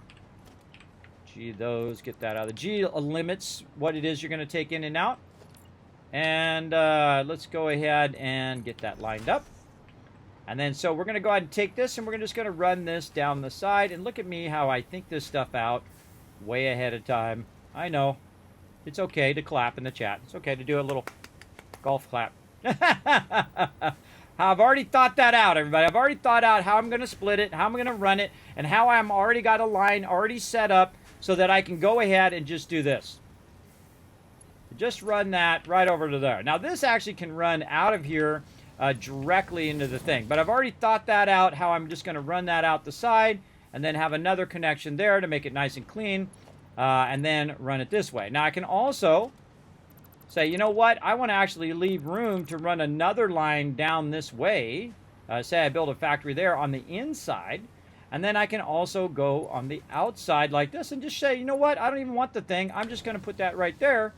And then I can put a thing beyond that and run another line on the inside if I want to. And there it goes. That factory's running. It's up and running, everybody. It's going to make me some steel pipes. They're going to come popping out right here. Now, again, see, that's the thing. It's already ready to go right out the very beginning. Now, we do need to chain our power, though. Remember, we're chaining our A power from here over to here, our A input of our thing, our priority switch right there. And that's going to start working. Now, the way we know it's working, run that line, run your input, run the power line, or run the power line first, and then your input, whatever you want to do. And if we see them start to go up here, we know we did it right. And there we go. We did it right. Now, we can go ahead and chain our next factory and get that one working because we know the front one is working. But we already did that. We already ran the power. We already connected. So any overflow from there after this fills up is going to eventually already end up here in the back. And then this back one is then going to go ahead and use that overflow and produce those and then run that back to the first one. Now, it's going to take a little while because we are splitting that into 300 and 300, but over time, this will completely backlog this whole entire thing. All of these will backlog all the way up with boxes because they're not going anywhere. They're just sitting there for me to run over and say, hey, I need me some steel beams. Oh, look, I got a gigantic box full of them. In fact, I'm going to have 3 boxes, 9 boxes full of that. And the same thing with my steel beams. I'll have 9 boxes worth of steel beams just sitting there saying, Kismet, I'm ready. I'm ready for you to build whatever you want to build out of it right over there. Now, once I kind of move on down the line, you'll see that I do fill in this right here because I no longer need to access that power under there. And you can see that you don't even see my power lines, everybody. They're all under the foundations. You don't even see them. All of these are chained together. There's no lines running outside. There's no stuff running like this and all over the place. It's just nice and clean. Look at that. Look how clean that is, everybody. Super, super clean right over there. And we have a little bit of poles here, and these poles are for us to climb up. You can see I've basically made it where I can climb all the way up to the top if I want to. Those are my train runs up there. Way up there, I have a train run in the lower side, and then I have a train run in the upper side. I have trains running that way. You can see running out that way. I have trains running this way and that way and all over the place, doing very specific jobs. A lot of them are what's known as push-pull trains, where you have a thing on this side going this way, and then this one is going like this. And then you have the stuff in between. And so it'll push and pull the train in different directions, which is pretty cool. Very, very cool and super efficient and easy to make. Okay, so there we go. Now, if we go look at our hub, by the way, we don't have anything else to do in our hub. We've already upgraded everything all the way to tier 8. We've already done all of our space elevator stuff. And so the only thing that we need to do, and you can see actually we do have 103 toward it when we were doing our previous factory. And you can see the remnants of my previous factory that I used to get to this point. And then, we're just stopping and saying, okay, we could finish the game, but let's go ahead and make our factories more efficient. Let's make them beautiful, right? Let's make them super efficient in what they're doing. So what I got to do is load this up and become employee of the planet, and I win the game. And which I have never actually done, but I might do in this playthrough. And the reason why I've never done it is I always leave something for me to do in the game. Thus, it makes me want to come back, play the game again, be even better at it, get better and better, and iterate my designs based on the new features that they've added. Now, they've added a lot of new features that really help a lot, including the blueprint feature, including the ability to, boom, take out the whole thing. I can take that whole factory out at once because it's all one blueprint. And then I can just very easily take out all of the factories and then re-put them down, redo them, run some lines, and boom, it's back up and running, but better than it was before, right? We have the technology to make it bigger, better, stronger, right? For sure, for sure. And that's what we're doing. We're iterating on our design. So we've got our steel pipes and our steel ignits going. So those are greenage over here. I should mark the ones that are done over here. Let's see. Limestone, iron plates, all of this stuff. This is all green. Super green. Right over here. Super green on those. All right. Copper wire all the way down to quick wire. Super green. All looking good. Coal node number 9. Are we using coal node number 9? I don't think so. I don't think we're using that coal node number 9. We're going to take that. We're going to put it way down here. And we're going to figure out what we're going to do with that coal node later. Let's see. So, Caterium, quick wire, that's green. Quartz all the way to silica. That's all greenage. Right there, we've got our coal ore and a sulfur ore making black powder in our assembler. Those are all green as well. And we figured out what the nodes were on that one. We figured out which these nodes are, 6 and 10, and our steel ignits and are going. And then our steel beams down here, which again, we're going to just go off of the 10 for our steel beams and steel pipes. I believe I called it 10. Let's just go double check. Yes, and 10. See, it's so cool. You can just run along and see what it is from the front, right? That's just so cool. I love the signs as well. Another brilliant addition to the game. So there we go. Iron ore and steel beams, all greenage as well. Now, what do we need else? We need to do? We got coal ore and limestone and coal ore over here.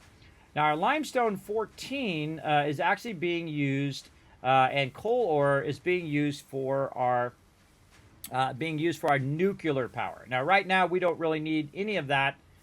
So again, we're going to move that down just a little bit. And we made a note down here of what our train numbers are and what lines they are over here. Last time I just noticed that. How our belts are stacking over here as well. Again, you guys can see all of this in my overseer spreadsheet. Feel free to check it out. Yeah, there we go. A little clap there. A little clap in the chat. Okay, man, it's getting hot in here, man. I'm just having too much fun. All right, I'll be right back in a second. Let me figure out what's going on in my AC. Just getting so fired up, everybody. Getting so fired up. That's what's heating me up. Okay. Now, we've got all of our basics done. This is what I would consider your basic, everybody. You got your iron, you got your copper, you got your deuterium running, you got your quartz going, you got your sulfur going, you've got your steel going, you got all of your basics done. You got all your smelting, you got your foundries running, you got all of that stuff done. This would be stage 1 of the game, I think, of rebuilding your factory and trying to make it much more efficient than you had it before. And once we get to this stage, we are golden because everything that we're making here becomes something else, right? Becomes the next things that we need to make. Now, what are the things that we need to make from these? Now, normally you don't make all of these ones first and then make the next level ones because to make all of these, you need the next level resources. Like a great example is modular frames. When you're making modular frames, eventually you'd want to make heavy modular frames. Right? And to make heavy modular frames, we can very easily go in and just say heavy modular frames by hitting O and then typing in what you're looking for. And heavy modular frames use a lot of other resources like the modular frames, like the steel pipes, also are encased industrial beams and some screws. Now, all of those things right here are being produced along this wall right here. You can see we've got our modular frames there. We've got our iron. We've got all of our stuff. But where is our encased industrial beams? That's because we haven't done encased industrial beams yet. So that would be another one that we would want to add to the list of items that we are producing and then utilize those items for making it our next thing. Now, we could just as easily, by the way, run these resources down and have our manufacturers in the lower side as well. Because really we've already done all of our ore processing back here, and there's really no other ore processing that I need to do. That's it. That's done. That's all done. I don't need to do any more ore processing. Now, if I get more nodes and I want to add more resources, I can just add more factories on and on and on, right? Because this particular spot here is incredibly wonderful because of that reason. Now, also down here, I have some remnants of my previous factory. You can see right over here, we've got cable being run over here, but we're not building cable there anymore. We're building it over there. And the same thing over here. This one back here, that one don't need. Boom, take it out of there.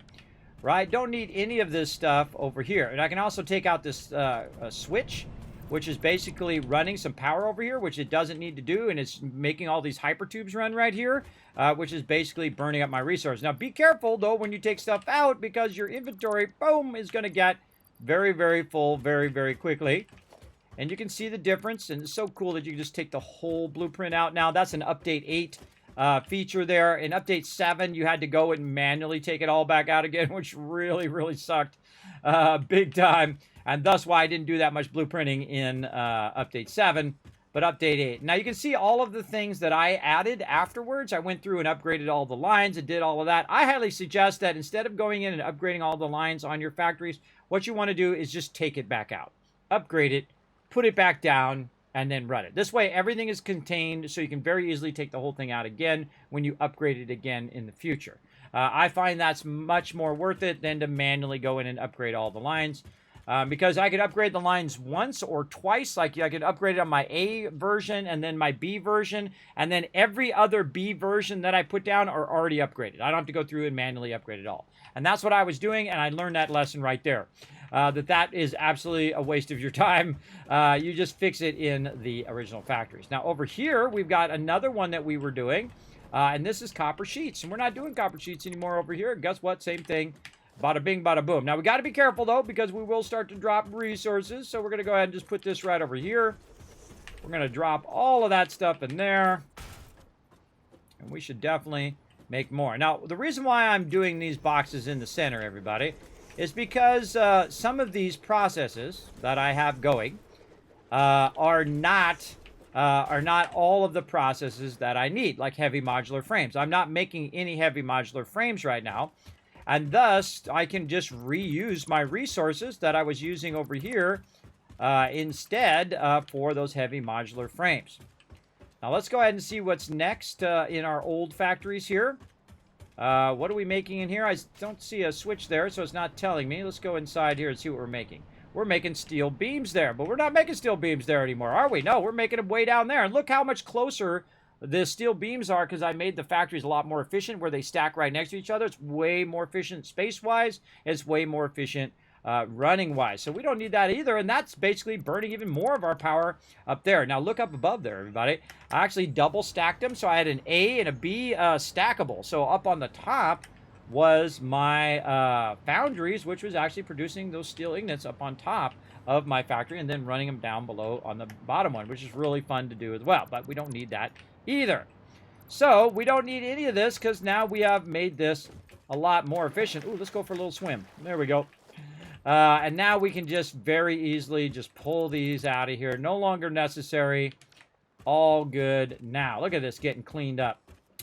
Looking sexy now. Let's go over here. Let's see what this factory is. How are we doing resources? We're good. All right. What are we making in this factory? It looks like an output of, look at those underruns. Very fun. Very fun underruns. Let's go see what we got in here. Okay, we're making steel pipes in there, but we no longer need that. We just replaced that factory. This is all out of there. All the way down. Look at all them resources we're getting back. Holy moly. All right, watch that inventory. Watch that inventory. It's definitely going to fill up. Look at how many we did here. We don't need to do this many anymore. That was way too many. Way too many. Don't you drop them boxes. Don't you drop them boxes. Don't you do it. Now, of course, my hypertube, sadly, does not work. Because I took out the power on this side, but that's okay. I'm just going to take that out too, and I hope it doesn't drop any boxes. Take that out too on the way back, and we're going to come back and clean up all this other stuff as well. But I feel like the best thing to do is just take out the factories that you're no longer using and then repurpose those resources toward a much better factory down the road. Now, at this point, if you really want to be super efficient, you want to go through and clean up your hot mess. So we're going to go up and clean up all of the hot mess. We're going to take out all the extra factories, and we're going to go ahead and move on to our more advanced factories, our heavy modular frames and all of that eventually. But let's go ahead and just say, let's take these out. Let's take all of these like this, and then we'll take this out. And again, we can limit it to just the lines and whatnot. Now, again, I would love it if it just said everything but foundations, because that would be way easier. So I can just take out all this kind of stuff that's running up above here, like this, and all of this, and I can just highlight it all at once, right? And I can go like this and, you know, get these lines at least without getting the foundations. And some of these lines are faster lines, and some of these lines are slower lines. But at least we can get some of the lines here. There we go. We can take all those out. We can limit it just by ceiling mounts. Take all those out. We can limit it just by walls, thingies. We take all those and any other ones that we had out here somewhere. Again, we don't want to hit the one that we're already using and we're using now. Oh, and there we go. Look at this. Look what we did here. Come here, you. No. No boxes. No, no, no. Okay. Now we're going to have some fun because we don't have anything that's behind here that that we don't care if we take it out. We can take out some of these foundations. That's fine. Take this out. That's good. And again, I'm trying to aim it in such a way where behind it is all the stuff that I want to take out. We got another factory to take out there, but look at this getting cleaned up. G for that. We're just getting the tier 5 belts here. And trying to line them up. And just take your time. Remember, this game is not timed at all. So you can just take your time, just like that. Very easily done. Now, again, it's better to build it right the first time than to come back and make a big old mess like I did and then have to clean it up. But I do it on purpose so that you guys can see where you can go horribly, horribly wrong. By just running all the lines. It comes back to bite you later, for sure. When you are just running a crazy amount of lines as well. I'm just pressing Control and let going of Control and just hit G. Oops. Just hit G on these floor holes. So I get all 3 of them, and then boom, it'll take that out. And just hitting Control, just taking my time and kind of clearing it as I go. Look at that. Right, this whole side getting cleaned up. Looking good. Again, hitting F. I'm going to select all of this stuff. Hyper tubes, anything that I can reach from right here. Take all of that out. Boom. Again, aiming away from your primary factory is always a smart idea. Like this. I don't have any limiters on right now. Just taking stuff out. Old school by pressing Control and let go of Control. There we go. And taking that all out. That no longer needs to run because that's all running by train now. So I no longer need those line runs that are running across there, which is pretty sweet. Pretty sweet that we no longer need it. Train is taking care of it. And then over here, again, watch out way in the distance so you don't accidentally hit something over there. I've done it so many times and then realized, oh my God, why is that? Why is my power not running? Oh, I accidentally took out my power line run. That's why it's not running. I took it out in the background by accident.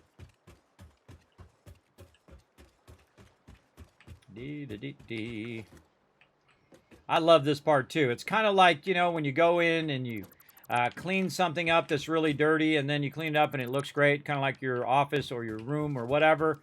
And you spend a lot of time on it and then it just looks beautiful. That's what I love this stage. Right here, where it's just, you know, cleaning up all these extra foundations that we no longer need. Again, this is also your frames per second here as well. You're reducing your overall frames that you're going to need for sure, like that. And again, if we need to come back and re-add these in, we can add them back in. No big deal. We got plenty of concrete to do it. Just don't take it out while you're standing on it. Probably a good idea.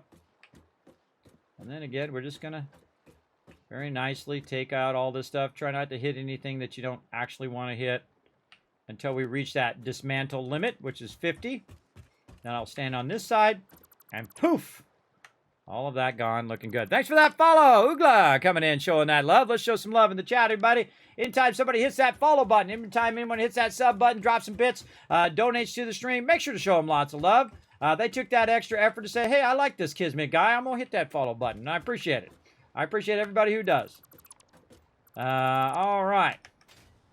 Right over here. Let's get it going. Great little trick is you can jump out of the water, if you can do it. Try to get it before you go out of it. Or you just swim to it and stand on it. It's a little too far away. Stand on it and then take it out and then swim back. Look for any of those boxes that are on the ground. Also, jumping helps you go a little faster out of the water. Whee! Whee! Whee! There we go. Let's jump back over here. Again, all these are unnecessary now. Don't need them. So why have them in there? Slowing down your frames per second. Why have them in there? Making your life more difficult. There we go. Let's go back over here and just really systematically check and see if we missed anything. Oh, right there. Right there, you little tiny belt. We got ya. We got ya. All right, let's go way out here. Oh, another belt that we missed. You'll see this stuff. When you dismantle a factory, you're going to see little things that you missed along the way. That's okay. It's okay. All right, we got one way out there. Can we grab it? Oh, yeah. Let's see if we can get all of this. Zap that out of there. Looking good anymore? Nope, we got that looking good. Now, again, I have a whole bunch of water underneath the factory, which is why I'm building it right here. If you want to see where I'm building, I'm way out here just outside the shore. You want to see the overall map, your oil is up in here. And I'm building right here in this spot, which is awesome because you got your pure nodes right here. You got your deuterium ore up here. You got your coal power over here. You got quartz over there. You got sulfur over there. You got oil over here. You got all the things that you need, including uranium nearby, for an ultimate factory run with the minimum amount of factory nodes for the maximum return on your time. Your time is your most valuable resource, so use it efficiently right here. And sometimes we do use our time less efficiently just to make things beautiful, and that's okay as long as the home office doesn't find out. We'll be fine, right? Like right now, that's what we're doing. We're actually working on being much more power efficient and much more efficient with our builds, in the fact that it has built-in power and built-in hypertubes and built-in everything that we don't have to worry about anymore. Now, I also want to take all of these out because eventually I will want to put more stuff here. Actually, let me go on this side. So I can kind of line up where I'm starting right here. Let's just go ahead, make that super easy. Sometimes you can't quite get that other one. Also, they changed where your arrow points at. They updated it. It's a little super awkward because I'm so used to the way it was before that I'm gonna have to like retrain my brain to where the actual point of the center of your cursor is. But such is the way it goes, you know. When you have upgrades, you just got to roll with it. And I think I'm gonna go ahead and fill these in right here, just to create a nice little pathway running down. Actually, normally this particular pathway is built into the next one. Yeah, let's take this one out, just so we know what we're up to with that. There we go. We put any more factories down, we'll already have that removed. Wait for our very, very long saving. There we go. It actually doesn't feel as bad as it did before. Feels like they've improved it a little bit. That saving was painfully slow. It took like 5 minutes to save your game. But then again, I am reducing the overall stuff that it needs to save because I am reducing all of these extra factories that I no longer need. And I feel like cleanup time is one of my favorite times, just running around and cleaning up all this stuff that we no longer need. And just, you know, bask in the glory that is your more efficient base. Because it needs less foundations and less resources and less of just about everything. And there we go. And again, we'll fill this in nicely so we know where the edge of our factories can run. And there we go. Look at that. This side's looking sexy. That side, hot mess. This side, sexy, sexy. And we'll get to that hot mess here in a minute. We're going to have some fun taking that out. And it's just so satisfying, too, to take this out and make it look great. And make it function great, too. That's what's really nice as well. All right, what factories we got going over here? This looks like my factories that I don't want to take out right now. This looks like my production of my turbo fuel right over here. Yes, so I've got my turbo fuel coming in. We've got a lot of backlog of turbo fuel over here. It's packaging that turbo fuel, and it's kind of running that down the line. Now, will we replace those turbo fuels? Absolutely. We're actually going to move them closer to the rest of our factory. We're going to move all of this stuff up. Now, of course, when you start to do that, you're starting to mess with your primary power. We got to watch out. But all of these factories will be replaced as well. But our original factories, our stuff that's doing steel beams and plates and copper and all of that stuff, all gone. All gone. No longer using any of that stuff on this side anyway. Now, some of this stuff was lifting out of here and running down the line here. We can see we've got some line runs over here that we can go ahead and just hit control, control, control. Just take out some of this stuff like that. There we go. And again, we want to watch out that we're not taking out the wrong stuff. Over here, we're going to hit G to just get these level... If it's a level 4 belt, it's already wrong. Because I got level 5 belts that we could be using. Let's take all of this out. Right there. And we've got a ceiling mount we no longer need. We've got this running up. No longer need that. Going to hit G just on the conveyor mounts. And then just get those without getting the foundations. And then we've got some more ceiling mounts back here. We can go ahead and take that out. Oh, right there. There we go. Look at all these ceiling mounts over here. All the ceiling mounts have got to go. And I was testing out the ceiling mounts, and they're cool at the beginning, but I always think that these ones are much better. The ones right here, the conveyor walls are just a cleaner way of running your stuff. Now, you can manually run your stuff if you want. Where you're running your belts really right next to each other in a perfect straight, and then you're turning and adjusting them, and they're all kind of flowing together, which is a really cool way of doing it too. But, I don't know.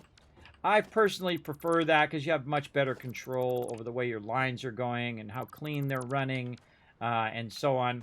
That's just my personal preference, and you can see that this over here is much more organized and clean running. And I can make it even more clean if I want to. I can put them wider, and then they all run together in tandem. But that's much better than this. You know, this is nuts. This is a crazy person's line runs over here. This crazy person's line runs. Now, the cool thing about this is we can just go, yee! Let's go ahead and take all this out right over here because we no longer need any of this. Now, we got to be careful. Oh, God, look at that. We're getting foundations. We're getting all sorts of stuff. Our power's getting taken out. We don't want to do that. Let's hit G so we can just limit it to just our belts here. And we're just going to go ahead and try to tap into all of these belts and take out every bit of belt that we can find over here. And then we can clean that up. Oh, so much nicer. So much nicer. Over here, again, not that. We're going to try to get a belt.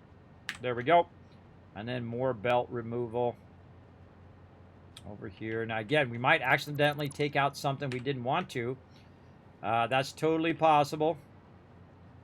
But for now, we're going to go ahead and just take out all of this stuff here. We're just limiting it to just the lifters there.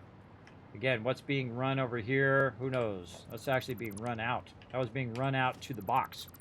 So that we can take out for sure. And we go look at where that's coming from. What is that that's running out of there? All right, let's take the foundation off and kind of pop up here. What is that running out here? What's this factory? What is this factory doing? Do we need this factory anymore? Let's go see. We are doing... Oh, wow. Fused modular frames in there. Ooh, that's a big boy.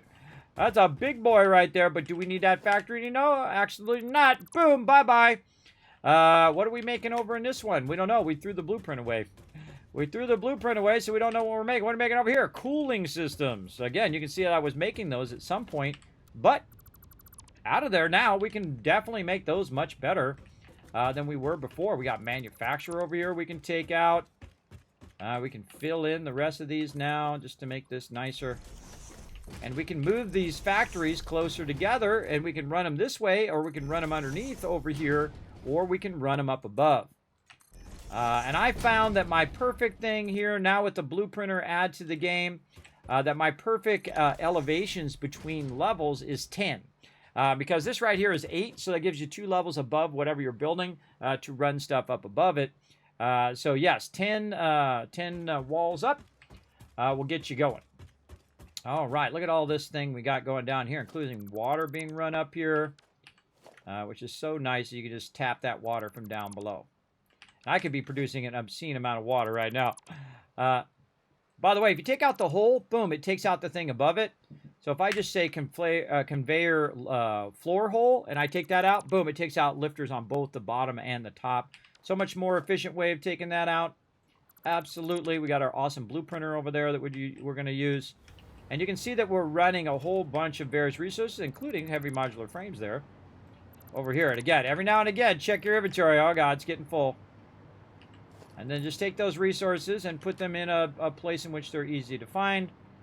I usually put them down the center just to make it easy. And then we'll see if we have enough. We're making another box here. Nope. I think I put it in the box instead of taking it out. There we go. How about over here? We got anything over there? This one? No. That's okay. We'll just put it in this box. In that box. There we go. We'll come back and we'll organize all of that stuff later. Number one priority now is we're just going to do a bunch of cleanup.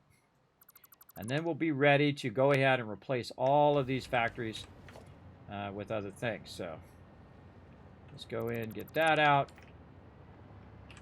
And we'll just do pipes. All these pipes over here. And then these things here. Floor holes. All right. Just hitting control, control, control. Floor holes. More floor holes over here. Oops, I missed it. I missed the floor hole. There we go. Taking out this. Just get the pipes. Take this out. All right, now we're getting somewhere. Look how clean that's getting. Very nice. And hypertube entrances, just the power poles. Now see how I started going down? That's because I took that power pole out, which is what was allowing me to float. But that's okay. We'll take it out for now, and we can always re-add it if we need to later. Look how clean that's becoming. Very nice. Let's cover this back up. Very nice. Okay. Yeah, see, this was running over here. We don't need that running over there anymore. I'll take this whole line out. And everything that goes along with it. And we have this running across. That's no longer necessary. And our ceiling mounts. No good there. And again, I'm just kind of tracing down what I don't need in the moment. Really feel like we could also take out our nitrogen and have our nitrogen being picked up by the train and bringing that back as well. Look at this mess here. Oh, man. That is a big spaghetti mess. Again, remember, everybody, I did that on purpose. I have played the game before. And it's just, the thing that is so satisfying is this moment. You take all that out and realize that all of this that went all the way down to this point, right, where I'm at, and you can see on my base, is now condensed all the way down to that side pretty much. So it's way more efficient space-wise and way more efficient in everything that we're doing. All right, we've got this we can take out. We're just saving more and more on our power here, the more things we're taking out. Big time. And then we'll replace it with more efficient versions of the same thing. Let's just sweep all of these and any of these. Taking out all of our old lines is to our Mark IV lines that we no longer need. We just want those highest level lines. This is all from our aluminum here. Again, remove all our line runs first. And we'll hit G on these.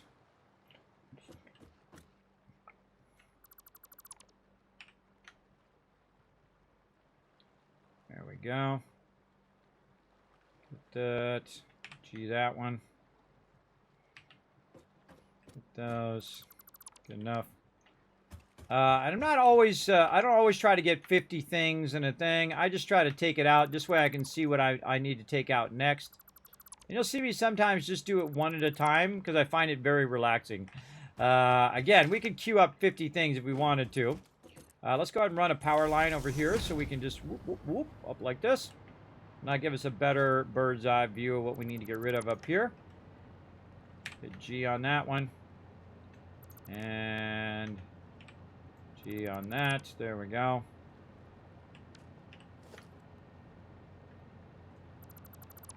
Take all those out. Oh, we should get our floor holes. And these ones as well. Boom, there we go. Okay, how are we looking here? What's this? Why is this power going down like that? And why is that power going up like that?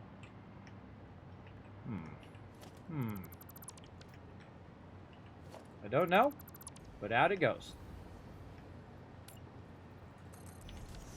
There we go. Little conveyors down here.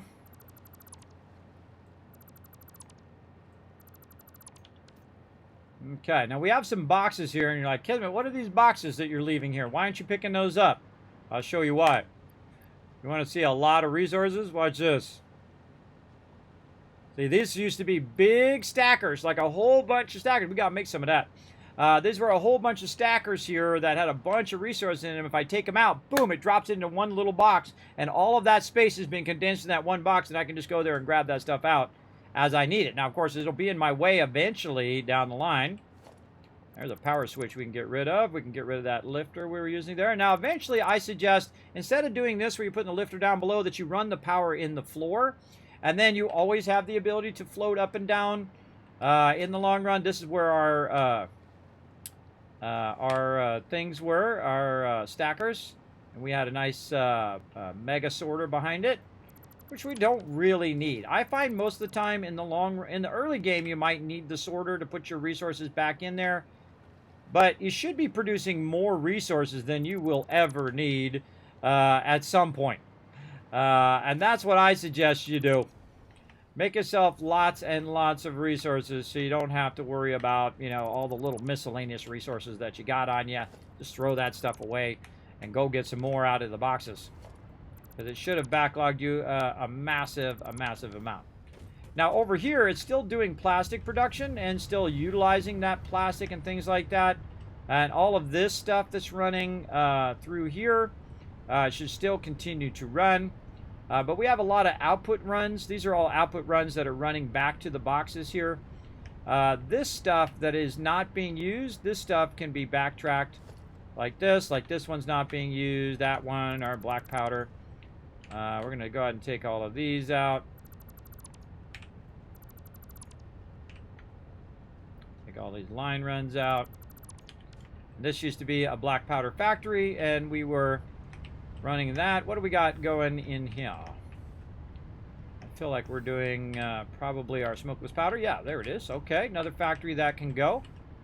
Now we're just decommissioning our previous factory so we can then replace all of this. You can see that's in two parts, the lower part and the upper part, which was super useful at the time, but I feel like we've made a better iteration on it. Until my save is done. There we go. We've done a better iteration on it, and thus we don't need this factory anymore. When you out with the old, in with the new, I say. Here we go, and we've got something going on here. What's this? This is our heavy oil residue that is being run over here and utilized for our black powder. We're going to replace all of this. We're going to redo all these factories eventually, but right now we should be good. And this should be actually packaging that heavy oil residue or using a foundry to get rid of it over here to create extra stuff. Or is this? Oh, heavy oil residue also going this way. Yes, here it is, right here. It's creating petroleum coke. There you go. So that extra that's in there will actually run to that factory. Now we need to keep that running because that's part of our oil and part of our packaging. Our packaging over there. We'll know if we screwed it up because all of a sudden all of our power will kick off. We'll be like, our power went off. But even if all my oil power goes off right now, I have so much nuclear power. Just the nuclear power alone will power everything that I have going so far. So all that stuff is still golden over there. And let's see, this is going down and running any excess stuff down there, which is still good. And what do we got here? We got this rubber running in this direction. Were we running it down there? I can't remember. I think we were just running this to the box and then also running it down if we need to. Again, this doesn't have any backlog. It doesn't have any boxes that this can run into and backlog the resources because those aren't built into the factory. Those are actually were separate. And having them separate means more line runs and more stuff that you have to do And I found that my design was less efficient than it is now. So that's why we're replacing all of this with updated versions. Much more efficient. Look at all this stuff we can get rid of. Very nice. Bye-bye. Good morning, Johnny. How you doing this morning? Hopefully London is lovely today. Never been, but I hear it is mostly rainy all the time. But beautiful in its own way. Just to be honest. And foggy. But of course it has a big history. And, you know, the U.S. and, you know, London and England, like this, bro. Like this. We've been fighting all the bad guys for hundreds of years together, and I appreciate it. It's quite fresh, yes. Factory looking pretty mega. Yes, we are just, we are completely redoing our entire factory, and right now we're doing one of the most satisfying things in Satisfactory, and that is taking out our spaghetti mess that we did on purpose to show what not to do. And look at this, everybody. Look how cleaned up that's getting now. We got all this other stuff to do. But look at that. Ah, so beautiful. It's one of the most satisfying parts that I love of the game when you're like, okay, I could do this better. I could make this look better. I could make it more efficient. Power-wise, more efficient in its line runs. All of that stuff. Much more efficient in the long run. Again, out with the old, in with the new, more efficient factories and blueprints. Come on, you. There we go. And just get the floor holes, and it will take out the ones up above and down below. Again, look at this mess of what we were running here before. Let's get rid of all that messy stuff. And let's get rid of that. And then these over here. Like this. Now, don't take out your power, or you'll drop like a rock. Look at those little line runs there. We're doing little side things. Now, this all made sense in the moment in which you were doing it. But, of course, it's going to be messy. And you're going to like, okay, where did I run that thing? How did I get this line to that line? Because you didn't run it straight. You were running it like this and like this and like that. And that's what I was doing. I was doing that on purpose so that you all can enjoy this moment in which we no longer need all of this messy stuff we got going here. We don't need these anymore. These can all go bye-bye. That we do need. We're going to keep that. This factory back here is the old design. What was it making over here? I don't even know. Let's see. It was making electromagnetic control rods, and we don't even need to make those over here anymore. We just made those in the beginning to do some stuff, and now we no longer need that factory. Factory decommissioned like that, because blueprinting is awesome. And the ability to take out your blueprints, heat sink, so we're going to need to make that again, but right now, don't need it. Bye-bye. Factory gone. There we go. How we looking? More blueprinter down there. I feel like in the future I would put my blueprinting machines down first before I did the level up above. So I'd have those in place. Look at this cleanness. Beautiful. Oh, there's a little power switchy thing right there we're going to take out. All right. Any other stuff? Here we go. Whee! Boop. Oh, look at this. We got a whole line right here we can take out. Whole previous level that we're not using. We can take this out. And there's a bunch of other stuff over on that far side that we can work with. But look at that, everybody. We don't need any of this anymore. This is all obsolete. Right over here. Let's get this wall. Let's get that lifter. Again, I'm just pressing control and releasing, which makes that a lot easier. We don't need these power poles anymore. Oh, there's nothing more wonderful than making your power lines more efficient, too. I love that as well. I would probably take this hyper tube out as well. You know, a really fun thing to do with hyper tubes is make them run way up above and have it run underneath your foundations where you go down and you run along. Very, very fun. Very, very fun for sure. Now, don't forget to hit that follow button, everybody. I do play a lot of Satisfactory up here. It's one of my favorite games of all time. I get the question all the time, Kismet, if you had one wish, if you had someone to make a game just for you, what would it be? It's this one. This is the game, because I love this type of game, everybody. I love where you're figuring stuff out, and it really boosts your creativity, and you're like, okay, what about if I do this, or what about I do that? Oh, if this is better, and that's better, and this could make it more efficient. And, of course, it'd be great if I could just have an infinite amount of water right underneath my base, which I do, and so on. And so now we've condensed what used to go all the way down to that side, all the way down to just this part here. And of course, we can continuously expand as much as we want because we have lots and lots of room out here on this water spot. The same thing on the other side over here. We could just keep expanding and expanding and expanding this factory as far as we wanted it to go. Oh, also we can go in and fix up our things here. I see that we have not filled in our power run lines here. A little tall on that one. Let's fix the back of this factory too. There's always these little things that you need to work on or want to work on. Me, I love working on all this stuff. And just go ahead and fill these in now because we know these factories are all working good. And I usually leave this off until I know that I've got the factories working efficiently. And once I do, then I'll go fill in all of the backs of all of this and all the power line runs like that. These are really nice. Those line right up to each other. And then here. So if I put a bunch of these in here, what's going to happen if I take the blueprints out, they'll be there, and I got to take those out separately. So very nice. Hey, let's just do this, everybody. Watch this. See how this hypertube's not on? I can go to this thing right here. This is black powder. I go to the circuit breaker. I can go down and look for black powder here. Black powder hypertube. Turn that on. And I also turn the main one on. All I have to do is the main one, and then you can see it turns on because it has its own separate line, and then it'll take me right to the front of the factory. Because I built in the hypertube in each of the factories and then would run them in between.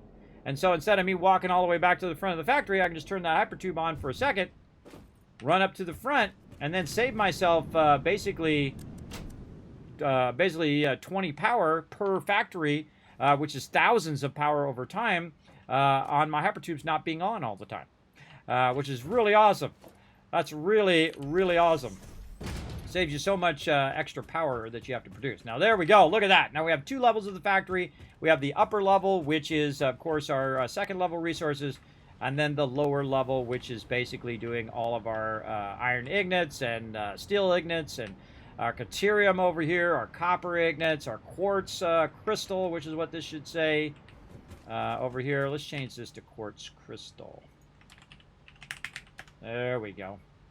And then we're going to take this crystal and we're going to rename up here. I meant to change that earlier. Oops, and that's coming in at 780. Wow. Then over here, quartz crystal. Change that to do that. And let's go to the back of this. Speaking of going to the back of these, turn that on. Run to the back. You see we have a bunch of factories that are tied together, and it takes me all the way to the back. And then I can change the back name as well, right there. And then back to the front.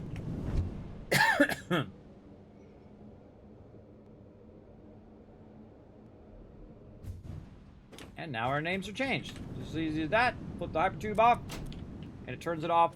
Both the front and the back turns off at the same time. And there we go, quartz crystal, and of course our silica looking sexy. We're good. Okay, so now we need to think about the next things that we want to make in here. And one of those things is encased industrial beams. Encased industrial beams are an item that we use for heavy modular frames.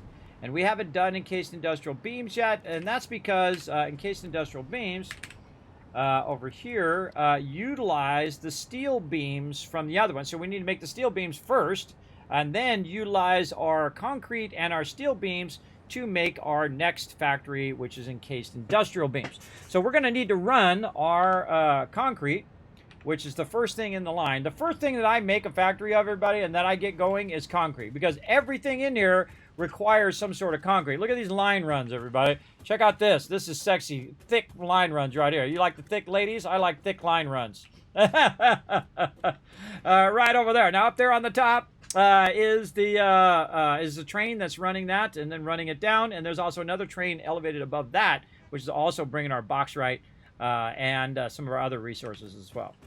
But right here is where our concrete is. And our concrete right now, not being used. You can see it's just sitting right up there at the top. Just backlogging me, I don't know how many boxes, I forgot, I think it was 12. Yes, each factory has 3 boxes built in on the side here. So 3, 6, and that's actually 9 boxes of concrete that is backlogged, which means that it's going to run 780 worth of concrete and infuse our new factory with all of that stuff. And we can run that line real easy all the way down to here. And so let's get our next factory in line, and then our steel ingots are coming out right there. Our steel beams coming out right there, so super easy to run it right over here. And let's take out all of this as well. We could actually take this out all the way down if we really wanted to, but we're just going to take it out. I'm going to control to deselect, control to deselect, control deselect. Very trickily try to get that. Close enough. Oh, there we go. Get all those out, and then now we have room for our factory. And so, again, what do we need for encased industrial beams? Let's go see. Encased industrial beams, we need steel beams, and we need concrete. Now, we have, if you're really hardcore like me, you got a spreadsheet that's saying all of these things, and then also you make that spreadsheet available to everyone who's watching my channel right now. You can go click on it and go look at it. It's actually called Sat Inputs or Satisfactory Inputs that I'm using in this playthrough. Remember, I have a whole bunch of tabs down there for like 7 Days to Die Horde Nights, Fallout 4 and Fallout 4 mods that I've used in the past, things for No Man's Sky, and so on and so forth. All the games that I play, I do put a lot of notes there that are accessible by you guys. You can't change mine, but you can save it out, use it as your own spreadsheet for your own thing, whatever you want to do. Now, I'm going to go ahead and insert above here because our next thing here is going to be encased industrial beams right here. Now, encased industrial beams are going to be using 2 inputs. So right here is our multi-inputs, and we know it's going to be our concrete. Right here, concrete. So for right now, our concrete is going to be running at 780, but our actual concrete has an output level, and since we wrote it down, we can go up and look at our limestone, and we can actually look at our total output of our actual factory if it's not overflow. If it's not got extra, it actually runs at 260. But we do have a lot of extra, and so it's actually going to run at 780 until it burns up all that excess, and then it will go down to 260. But I always put it at the level as it would normally run. So in this case, it would be 260. And do I need 780 worth of encased industrial beams? No, I do not need that. So 260 concrete is going to be coming in.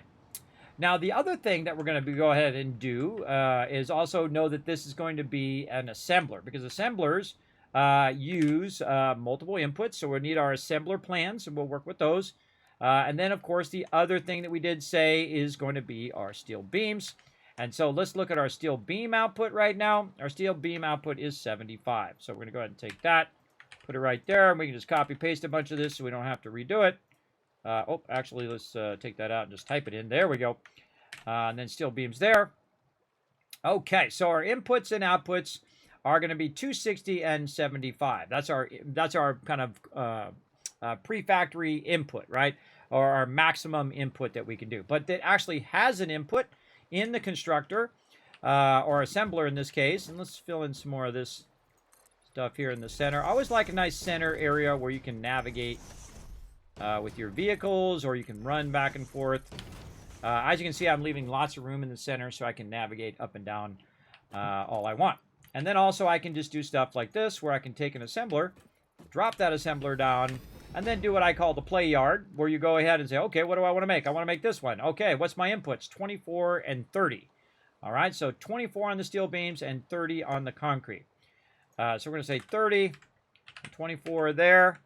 And then, of course, our output is going to be 6. Now, our lowest common denominator is the one that we will want to use, right? So right now we're doing 260 concrete at 30, but really the thing that's going to limit us right now is going to be our steel beams, because we're making 75 per minute steel beams, and it's using 24, right? So that's the one that we'll want to use, and I'll go ahead and make that a different color, and I should do the same thing up here with my coal. As the primary line run. I think I did it up here somewhere. Maybe I didn't. So we're going to go ahead and give this a different color. Let's say yellow. But that is our primary line run. And then this one is going to be our primary line run for our encased industrial beams. And so our output, again, is going to be 6. And we're going to put that on our primary line run. And then what it's going to do is calculate all the rest of this stuff automatically for us, so we know how many factories we need. We know how much our total output is going to be 19 per minute. And we're going to need 6, or we're going to have 6 per factory, and so on. Now, our 6 per factory is actually probably not going to be right because our assemblers are going to be 3 per factory. So we need to make sure to apply that over here as 3. And there we go. Now we need more factories. We need 2 factories, and our output actually is going to be 19, like we said. So we basically need 1.04 factories, so just a little one extra. But here's the thing. In the beginning, when this starts up, it's going to be running at 780 concrete and 780 steel beams because it's going to have a backlog of those. And then what it's going to do is it's going to burn through that backlog, and then that backlog is then going to be burnt up, and then until it fills up with encased industrial beams. And when we fill up with encased industrial beams, guess what it's going to do? It's going to backlog along that line, and then it's going to backlog a bunch more steel beams and concrete, and have all that excess then back up again. So again, as we're working, it will continuously backlog and backlog and backlog, and then you just let it run, and you have every bit of resources, 4, 6, 10, 50 boxes full of it, as much as you want. You just let it run. Which is my favorite part. My favorite part is getting in each stage, is getting it to a point where I can let it run for an hour, 10 hours, 20 hours while I'm not even awake, while I'm asleep or doing something else, and just let it run, then come back and bada bing, bada boom. Now, even more fun than that is to do it on a server, because the server runs 24/7, everybody. It runs 24/7, and thus you have the power of time. You have more time. And you're like, Kismet, you can't get more time. Sure can. If you have a server that's running 24/7 that you don't need to be on, and you don't need to pay the power for, and you don't need to have your computer on, you could be 3 states over away from your computer and be doing nothing. But here on the server, it is constantly making you resources. That is the most powerful thing. And we will get back to doing the server run as well. Now, eventually when this game releases, we'll have 2 servers. We'll have 2 mega servers. One, which will be a group server where everybody can come in and build cool stuff. And then there'll be a separate server that I'll be working on as my kind of individual design server. And that's what I'm waiting for right now. And then we're really going to go out. We're going to go nuts, everybody. We're going to cut down every single tree. We're going to take out every single mob. We're going to tap every single node. We're going to go crazy on that and get that popping and locking later on. But for right now, all we need to do is build 2 factories, 2 assembler factories, run our concrete, run our steel beams, and we'll be producing about 19 per minute. And we can just let that run and get massive amount of encased industrial beams. Now, another thing that we can do before we get into that next part of the factory is to consolidate our steel beams and consolidate our steel pipes before they get completely full.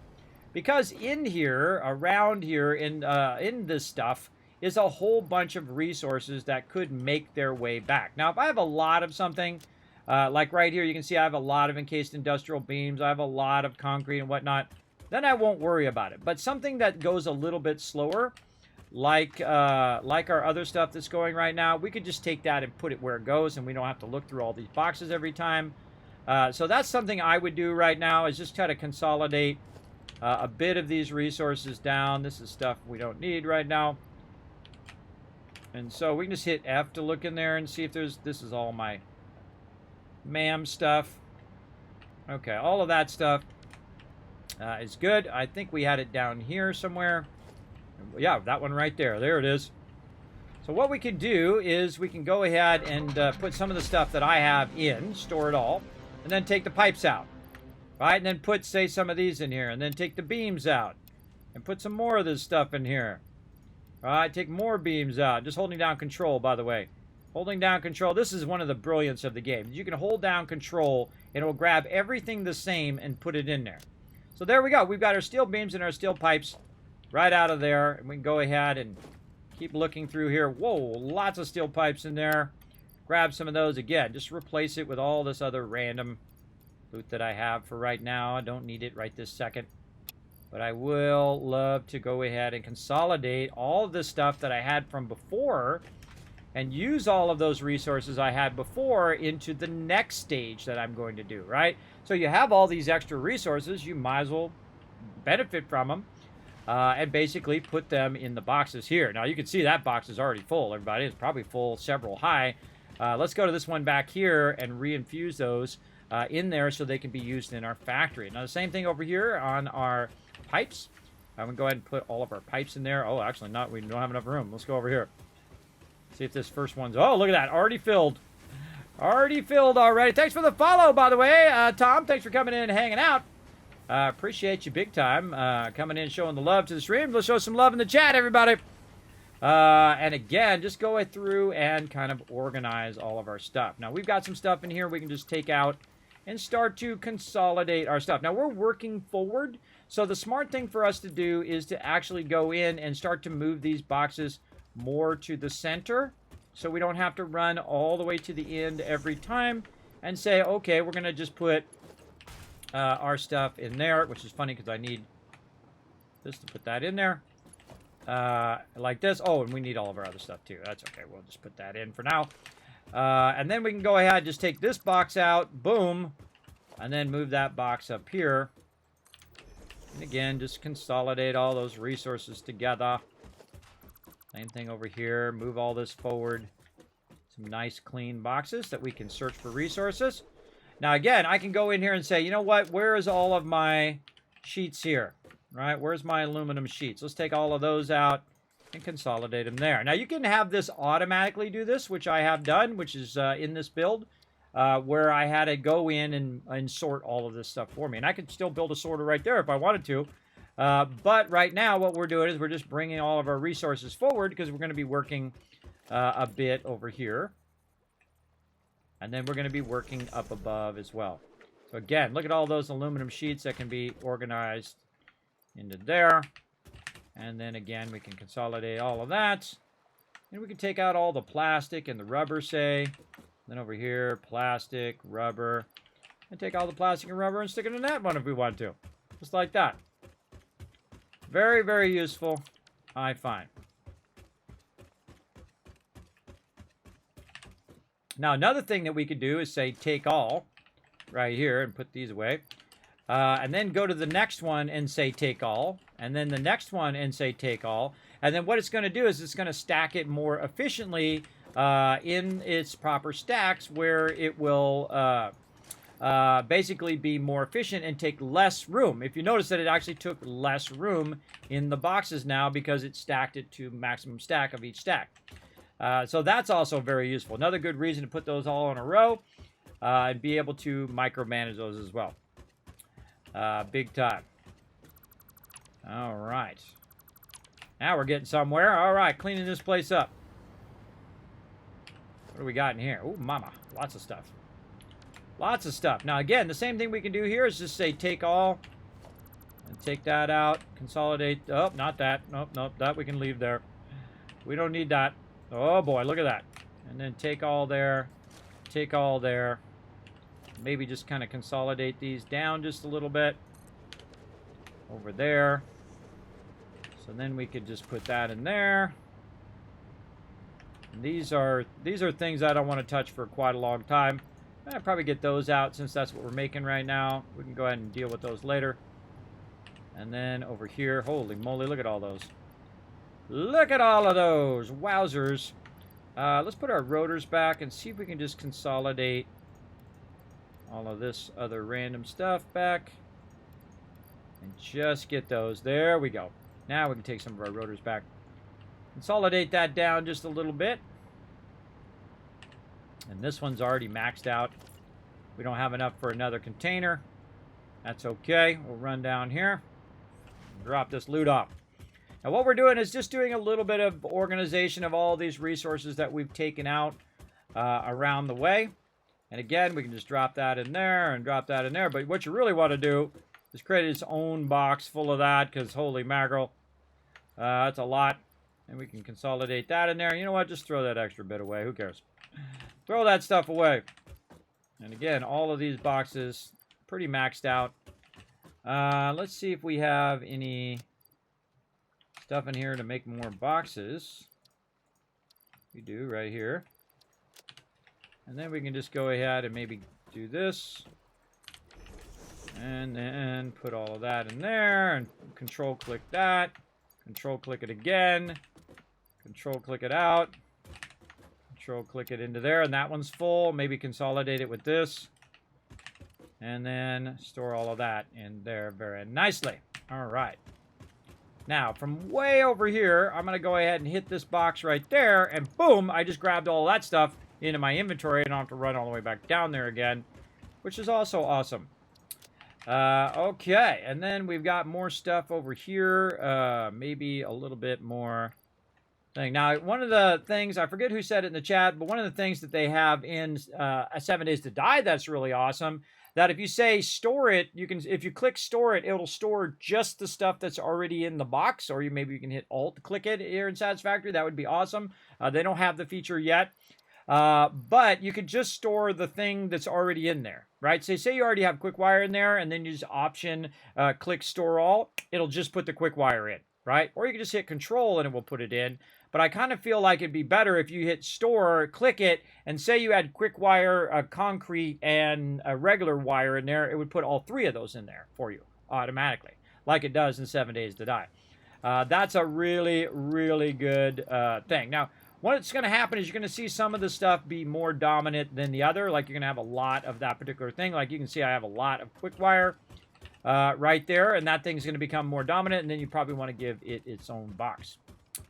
Now, that was just those, everybody. Down here, there's a whole lot more. Now, a bunch of these boxes are empty, and we're just going to go ahead and take them all out from down here.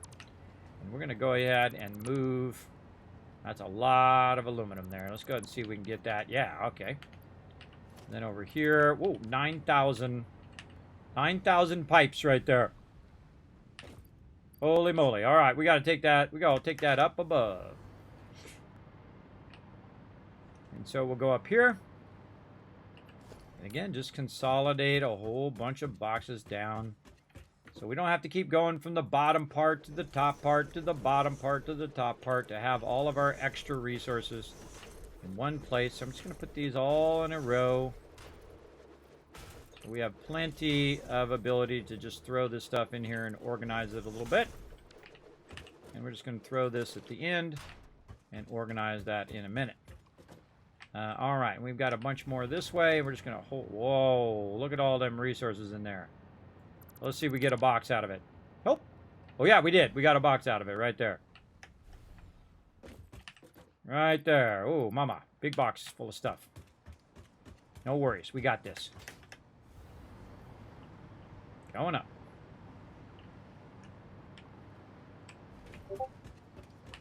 Drop all that in there, and drop it in the next one, and drop it in the next one. Again, we could build a sorter that does this for us. And I have. Ooh, damaging fix-it property again. And I had a sorter that would sort every different type of resource for me. But I find in the end, it's a waste of time. I can sort it faster, just doing what I'm doing right here. And then just not really even sort it. Just put it where it is, and then I can look in the box to see what I'm looking for by simply hitting F, right? And it'll show me what's in those boxes down the line here and make it super easy for me just to consolidate like that. Like that. Now, the other thing that we can do is just go ahead and consolidate these all into what is I call a simple drop box, kind of like we're doing over on the other side, like this. And what it will do is it'll drop it all into one box right here, and thus we can go ahead and manage it all from a single box and do what we need to do with that box, and so on. You get the idea. Let's go ahead and run a little power line. I'm going to run a little one. Oop, don't have the resources. Don't have it on me, but I have the resources. I just don't have them on me. I can go grab them if I want to, but if I had them in the moment, I would use them. Oh, pipes right here. Let's go. Now, another thing we can do is we can go up above the steel pipes and go up to the top part here. Drop them in there. So I can feed it from the bottom or the top. There we go. Now we backlog those where those go. Looking good. We don't need to keep that many steel pipes over here because that's where our steel pipe storage is now. Right over here. And then store all that in there. Very nice.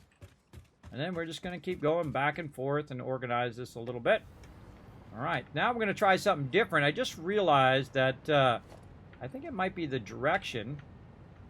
It might be the direction in which you take the boxes out is where it drops the box. Oh, it is. Okay. I just learned that. I never even bothered to notice. So yeah, it's actually the direction of where you take it out. The last box I highlighted is where it actually put the box with all of the resources in it right over here. And I feel like that's a great way of just taking all those out and being able to grab them much easier. And then it consolidates it all down for me, so I don't have to. Oh, I don't want to take that out. I want to take this up. Going up.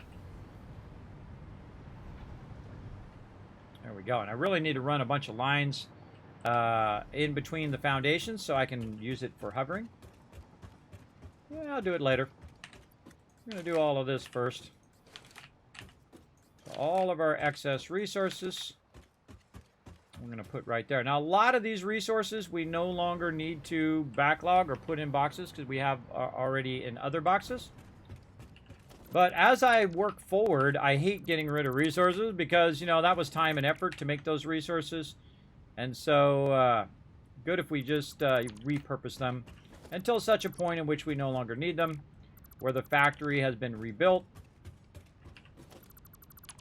Really cleaning this place up down here. Hit G on that just to get those.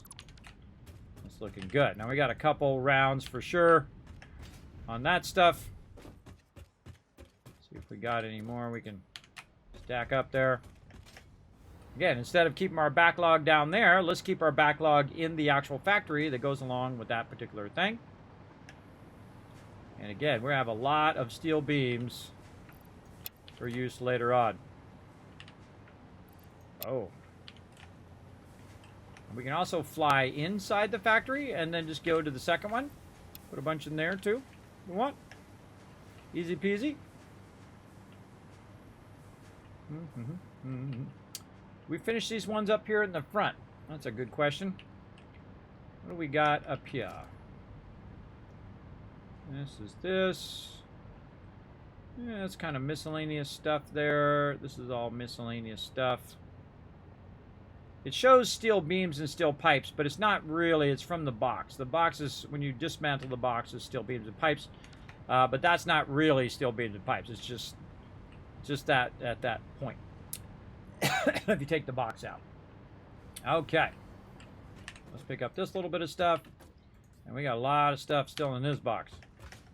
And I think we got a lot of stuff still in this box, right? Oh, yeah. Oh, mama. Oh, mama. A lot of back and forth here. Let's go.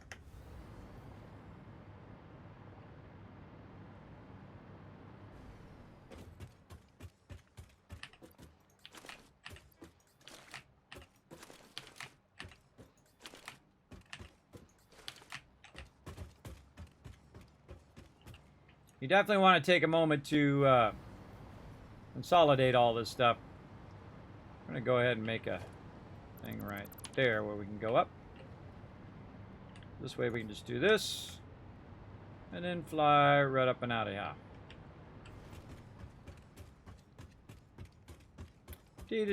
Now again, if you want to see which one you last did, you can just roll along here, and then it will just get to a point where it only shows you the 2 resources, and that tells you that that one is empty. Easy.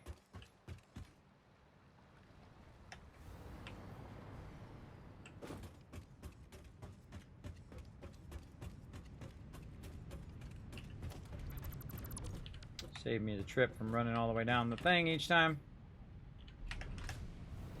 And up we go.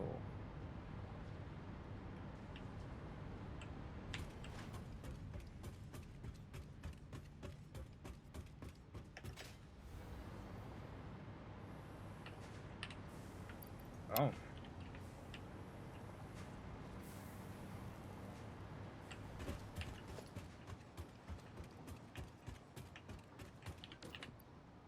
That's full of stuff there.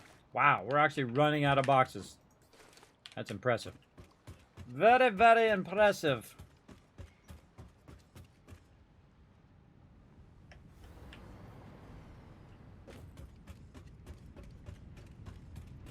Impressive amount of loot that we've made. What else we got in there? Alright, some good stuff. Going up.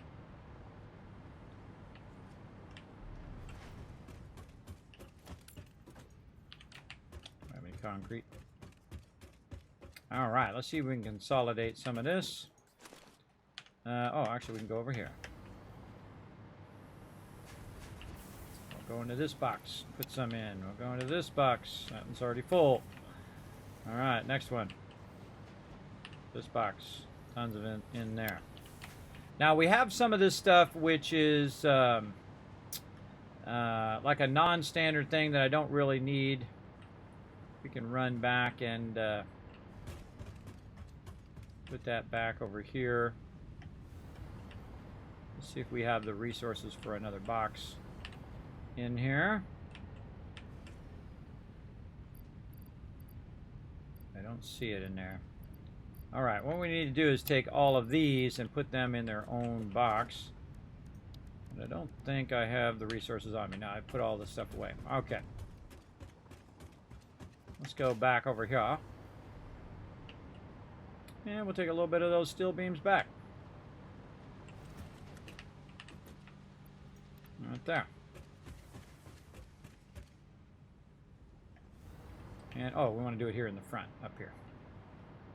Now, stuff that I know I'm not going to need for any length of time, I put over here in what I call, odd boxes or unique item boxes.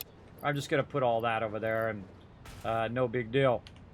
And then I have a bunch of other raw ore and things like that, which I can put over here and whatnot. These guys, this stuff, all that little miscellaneous stuff that you use for your MAM or making boosters or whatnot. Put all that stuff over there. And then if I have any more of that, I would get rid of it. And then take all of this stuff. We're getting pretty close. Now, another thing I would put over here in these kind of miscellaneous boxes would be my all of my biofuel. I don't need that right now. Maybe my extra car I'd put up there. And then we have a lot of these cooling systems, which we don't really need right this second. Which might be a good idea to just kind of throw them in with there. There we go. Black powder, we're making a ton of that. I can just throw that away. Let's see, Novelist. Yeah, we can keep that for now. In case we want to blow some stuff up, which we do. Which is a given. Oh, and there's my biofuel over there. Hold on. Let's go ahead and put all of this and this and all of this in with all of our grass and various stuff over here. That's a more logical grouping. And anything else. No, that other stuff looks good. All right, we're in the final stage of fixing this. Now we just go down here, grab what's left, and boom! All of those boxes been organized nicely. Very, very organized. All right, up we go into the one up above. Now it's consolidation time. Let's go. All right, first thing I want to do is take out all the aluminum. Oh, these did not go into the thing. Okay, fine. That's how you want to be. Fine. So now what I'm going to do is go through the boxes, and I'm going to look for the aluminum sheets and consolidate them myself. Now, of course, again, I could have it auto-sort it and do all of that, but that takes longer to build that out. It would take longer for me to build that out than for me just to do it. And that's the real deal right there. Right there. Again, just organizing it, sorting it, so all the stuff that I'm looking for will usually come to the top. That's a good one there. Sort this. Right there.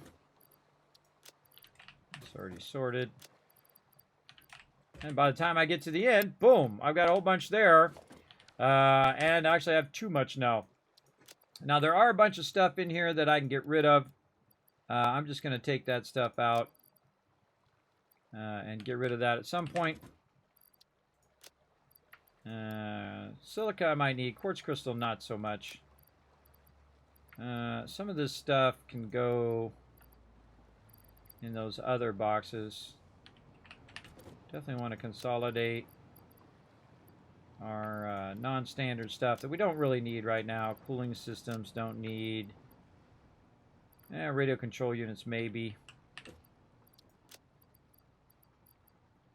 Things that I don't need very often, I can just take out of there.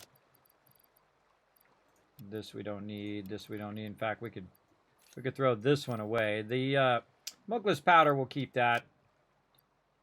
Again, we have so many of these encased industrial beams right now. We probably don't need any of that either.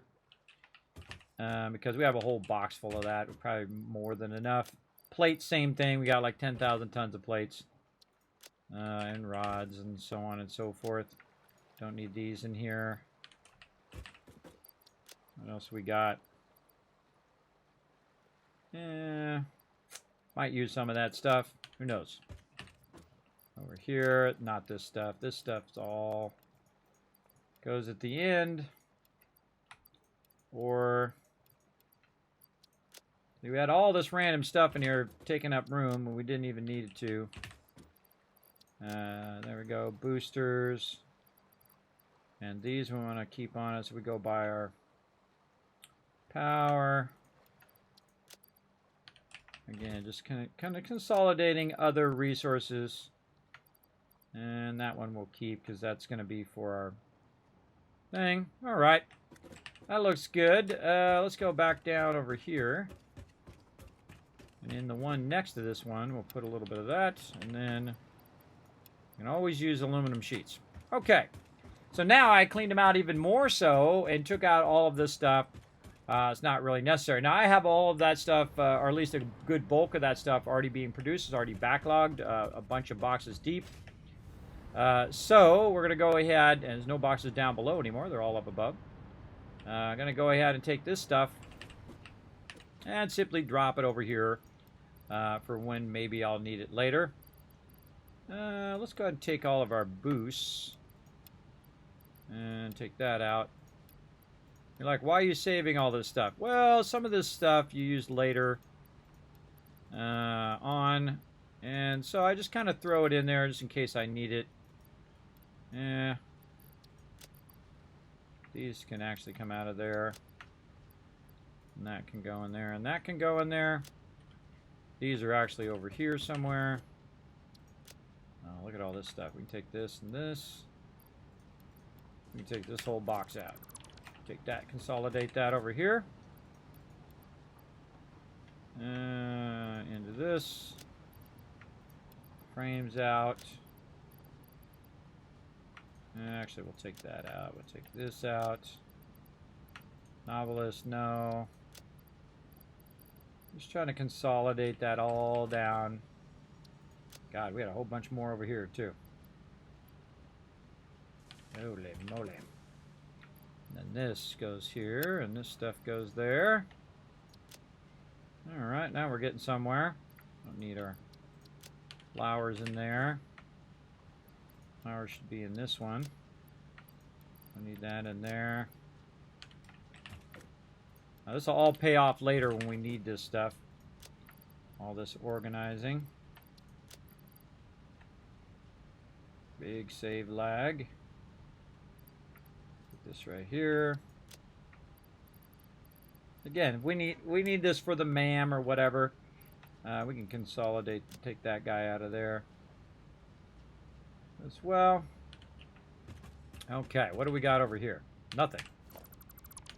Okay, another box out. What do we got here? These things. All right, well, let's take these things and move them up here.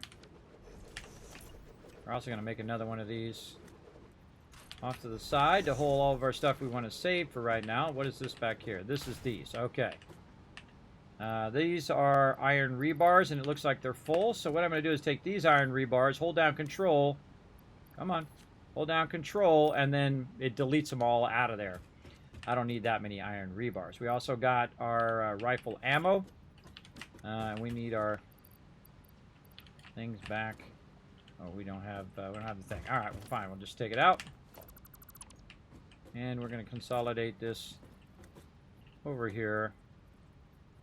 So we don't have to look in these anymore. The whole point of this is so that I don't have to look in these over and over again.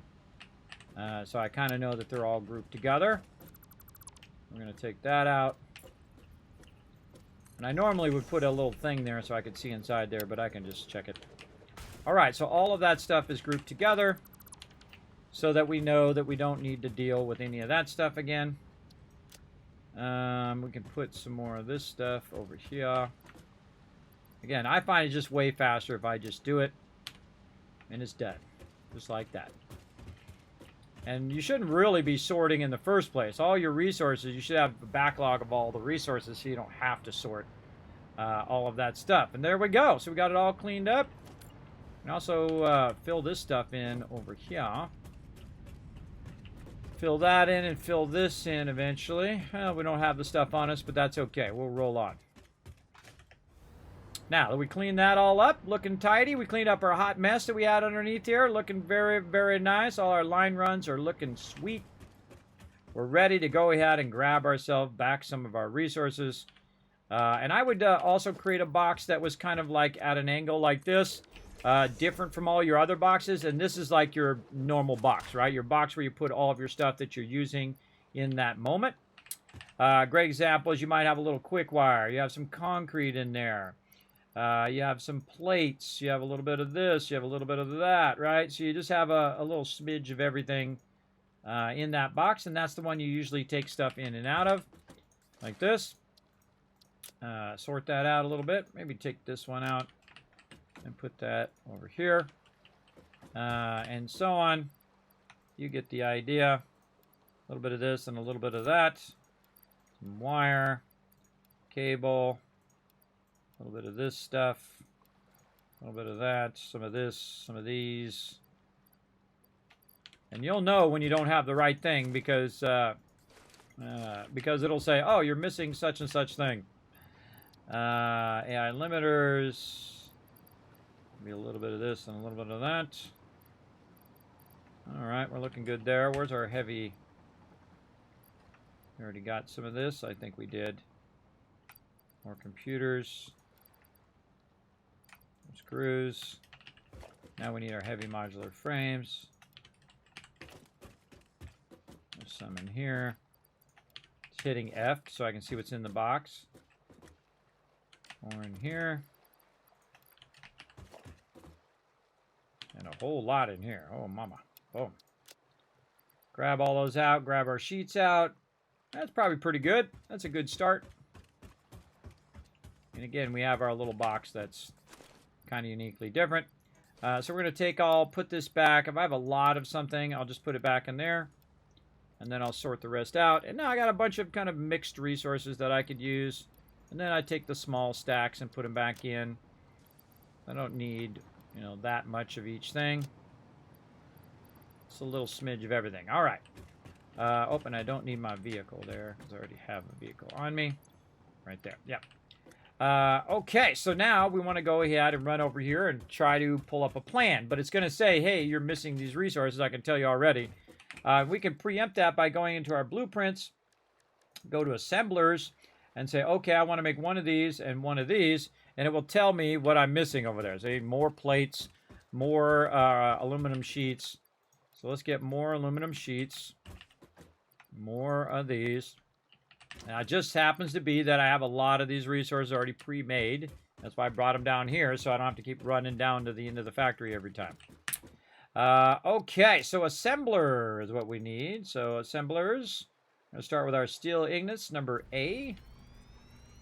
Right over here. And we're going to finally, after all of that cleanup and making it look nicer, make some encased industrial beams. Too bad you can't just highlight that name right there. That'd be awesome. Then you don't have to type it. I abbreviated too. Encased industrial beams, which actually doesn't have a node name, because it actually is coming from multiple nodes down the run, but we're going to take that node out. And we're going to say that it is multiple inputs, and it's going to be concrete at 260 and steel beams at 75. So concrete, 260, and beams, 275. And labeling all that is very, very useful. And we're going to copy that and take that out. There we go. So again, we're going to take this and just replace that with that. And this is actually going to be 75. So we'll just do the lowest common denominator, which is, actually it said beams at 275. It said 75. Yeah, okay. Threw myself off there. Not 275, 75. There we go. Oops, 75. Okay, case industrial beams at 75. And then we can copy that name again. And go over here. And paste that in there. Okay, looking good. Looking good. Now, let's go down here. Check our thing. Oh, this is a foundry. This is steel ignits. Why do we pull up steel ignits? Huh. Oh, because that was the latest one I did. But that's a foundry in there and not a constructor. I labeled those incorrectly. Yeah, that should be, that should look like a foundry and not a thing. Let's clear the designer. And we are going to reload those and we're going to fix those. Those are not assemblers. Those are smelters. My bad. My bad. I messed up. So let's pull this one up. Set icon to... Must have been doing that really late. Foundry. There we go. And then save blueprint over the current one. It's not too hard to fix. I can also go into this way, which actually probably be easier. It wants to let me load up my thing. Come on, Q. Okay, doesn't want to let me do it. Come on, there we go. I can just go in here into the steel ignits and, oops, no, I want to go edit. Move that into smelters. There we go. And I don't know why I put that in the wrong category, too. I got that in the wrong category. Steel ignits. And move it up here. Organize that up there. There we go. Apply changes. Now, under assemblers, I can just edit this one like this, and then change the icon in there. So you don't have to go through the whole load it, save it, all of that. And I just did that so to show you guys this an easier way. This is much easier. Then I can take it out of here and then put it into smelters. And then take the one down here and move it up here. And the B one is the newer one than the A one, and save that. There we go. All right, all of that done. So the one we actually is our latest one for our assemblers is there. And then we're going to call this up here, we'll rename this one to encased industrial beams. There we go. Apply changes. And now we've got that fixed and ready to go. Let's clear that designer. And then go to assemblers, and we'll start with our A black powder. Alright, now we have to redo some of the work that we did, and that's okay. That is okay, as long as we're getting it done. Up here, encased industrial beams. Right there, do we keep the name? Let's see. Yep, it did remember. We know that this one's going to be encased industrial beams. Let's see, it is steel beams at 75, beams 75. And concrete at 260. Now again, these may change later on. You can come back and change your numbers. But it's really important to know your inputs and outputs. That's really super useful. And this will be 75. Hit enter so that it takes the name. Sometimes I type the name in, then I back out, and then it changes the name back. So definitely want to hit enter there. Case delta hypertube and case delta beams at 75. 75 coming out of there. Looking good. How much time has gone by? Holy mackerel, 3 hours like this. 3 hours like it was nobody's business. Okay, now in here, we need to go ahead and say encased industrial beams. Right here, and then we're going to copy that. We only have 3 of these, so we'll have to manage those. Oh, we don't have any power on this particular one. Let's go ahead and pull ourselves a nice little power line over here so we can float around. There we go. And then we can go into this one and we can paste that. And we can get in there. Come on, paste that. And then we can check it. This industrial beam. And then you also check it while you're pasting it. Just have it open when you paste it in there. But I double check it always, always. Okay, so there we go. So that one's good. Now we're going to put this one up against this one. So again, we need to change our walls here. So let's go in and find just a regular wall right here. There we go. Start from the bottom, put those walls in this way. There we go. And then take out the walls on this side to match up. Whoa, look out. I actually had walls off on both sides. Interesting. This one needs that one and that one out. There we go. And so we've got our A and B power. We've got our thing around the back so we can chain it to the next one. Yep. All of that looking good. Anything else? I think that's it for that. And so we're going to call this Encased Industrial Beams A. It's going to be in the assembler. Let's try a different color. Again, I like to fool around my different colors here just to make them differentiate them as I go along, even though I have them in subcategories. Let's just do that. Easy peasy. And then we're going to load blueprint assemblers B. Now, this one's going to be super easy. As to all we need to do is get the door to open here. There we go. Open up the assembler. Boom. Paste in encased industrial beams. And then just go to the back one here. Again, it's much easier just to open it and then paste it, because then you know that it is right when you pasted it, and you don't have to go back and check it the second time. And there we go. And that's really all I need to do on that one, because it's already set up to run. And then I just go in here and paste that name right there. And look at how much stuff, how efficient I'm being. And then some turquoise, a little darker turquoise. I'll just guess. Save. And then we'll clear the designer.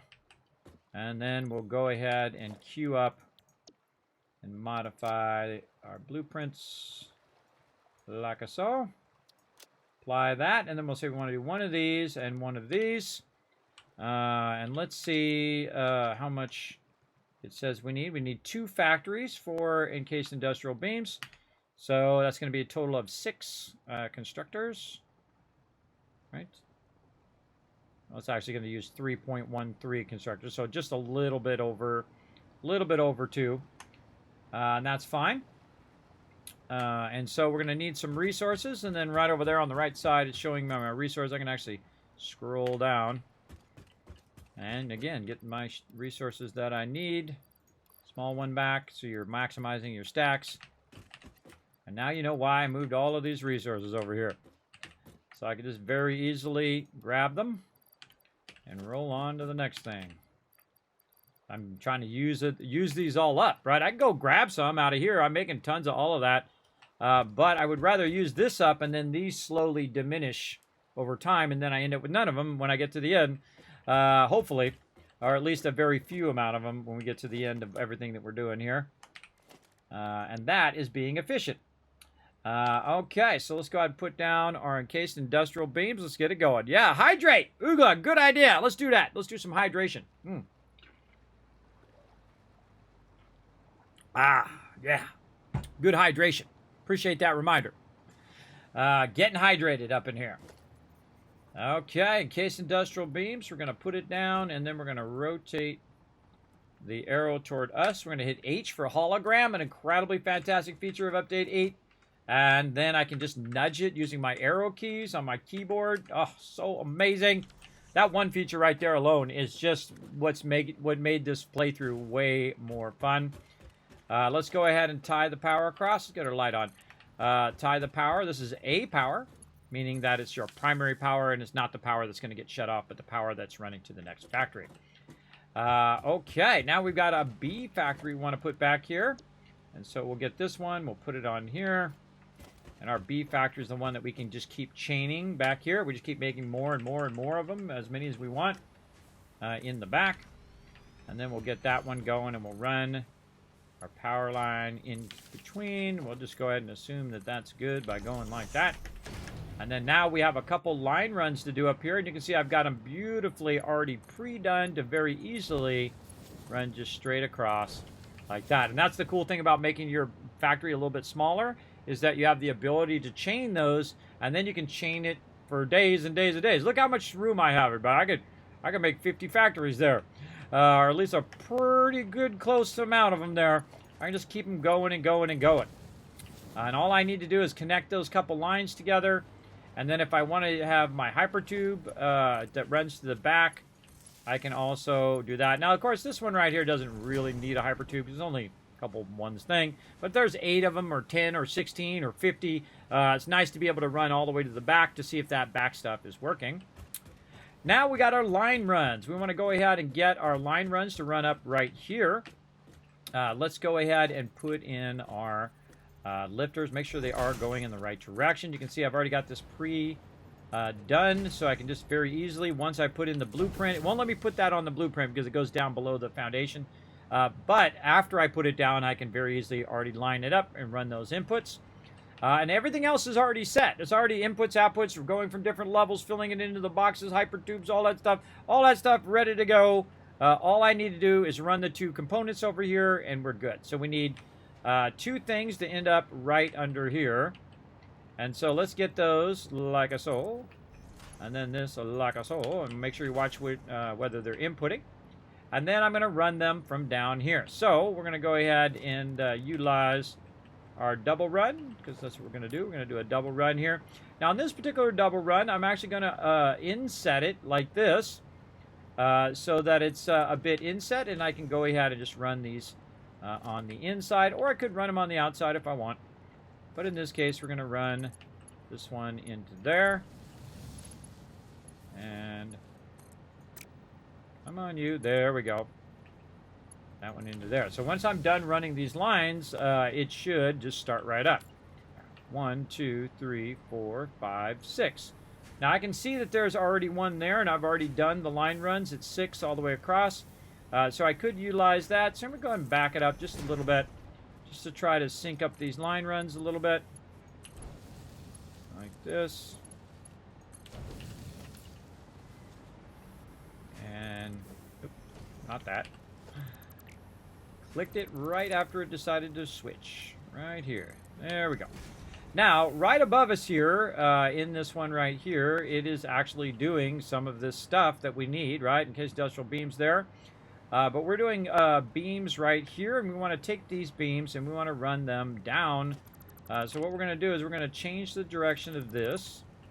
And we can see we've got some stuff running real close there. So we need to watch out for that. Now, we don't want to block our ability to go up and down the thing, though I'm only running up and down there, so it's no big deal if I did block it. And I could just run around it or drive around it. But if I had my larger vehicle, it would be blocking. It would be blocking that thing. So I can try to just kind of nuzzle it off to the side a little bit, so I can just kind of have it right there. And then we can just say 8 and bring that up. Now, one of the problems with this is that it's really close, and then trying to run that super close is not going to work. And we have this other line here that's really kind of crowding what we're doing. Now on this, what I would do is kind of change the direction of this one and just have it come out. Let's take this out. Have this come out just so it goes just a little bit out of there. And then we can change the way that this one's going. So it is going up here. And we got to remember where that line was running from. Where's that line running from? Oh, right there. Right there above it. Right there. Very nice. And I think that wanted to be a little bit higher. Yeah, it's going down just a little bit. Take it out again. Again, you can see I can run it inside that one, or I can run it on the outside. Oh, it needs to be a little bit further forward because this one's a little further forward. Let's take that out. Again, I don't like it to clip, though it worked just as good as if you clipped it. And then, look at that. Nice. Beautiful. Beautiful line run there. And then we can go ahead and take this, and then we can just kind of turn it this way so that when you're running your line, it will just kind of curve in there with a nice little curve there. Goes right inside there. Takes up less room on the outside. There we go. Now, what we want to do is take this one, and we want to run it down so it's not blocking our thing there. And so we'll take this and just move it just a little bit. And it has the wall hanger, which is going to help us. And then we can try to click it and see, okay, there we go. Now it's going to miss. It's going to miss that thing. It's not going to block it. So we're going to put that right there. I'm going to run this up like so. And try to line that up like that. And then it's going to go ahead and start to run down the thing if I had it going the right direction. I just realized it's not going the right direction. We need to go this way. There we go. So you should automatically see it go onto the thing if it worked right. Okay, and then we got this down here, and we got a bit of a problem. It's right where this is. Right here. Don't like it. Not going to do it. All right, let's move this back. Ugh, it always turns right when I click. Don't do that. Don't do that. How we doing here? Oh, yeah, we could definitely move this back. No. Right there. And we can just do this. Or actually, you just take the whole thing out, by the way. You just leave it. You don't have to leave those things there. You just leave the line run. However. And then this one is going to come down, and it's going to run into here. So we can just say like this, and then very cleanly run that right into there. And that's going to just automatically start running. Bada bing, bada boom. Already good to go. Now, the other thing we need is concrete. We only need a single line of concrete. And we already have this pre-done one over here that, yes, I thought out of already earlier while you guys were watching me do that. So we're going to take this one and we're going to run it down to there and reutilize one we already got. And then just keep running this back.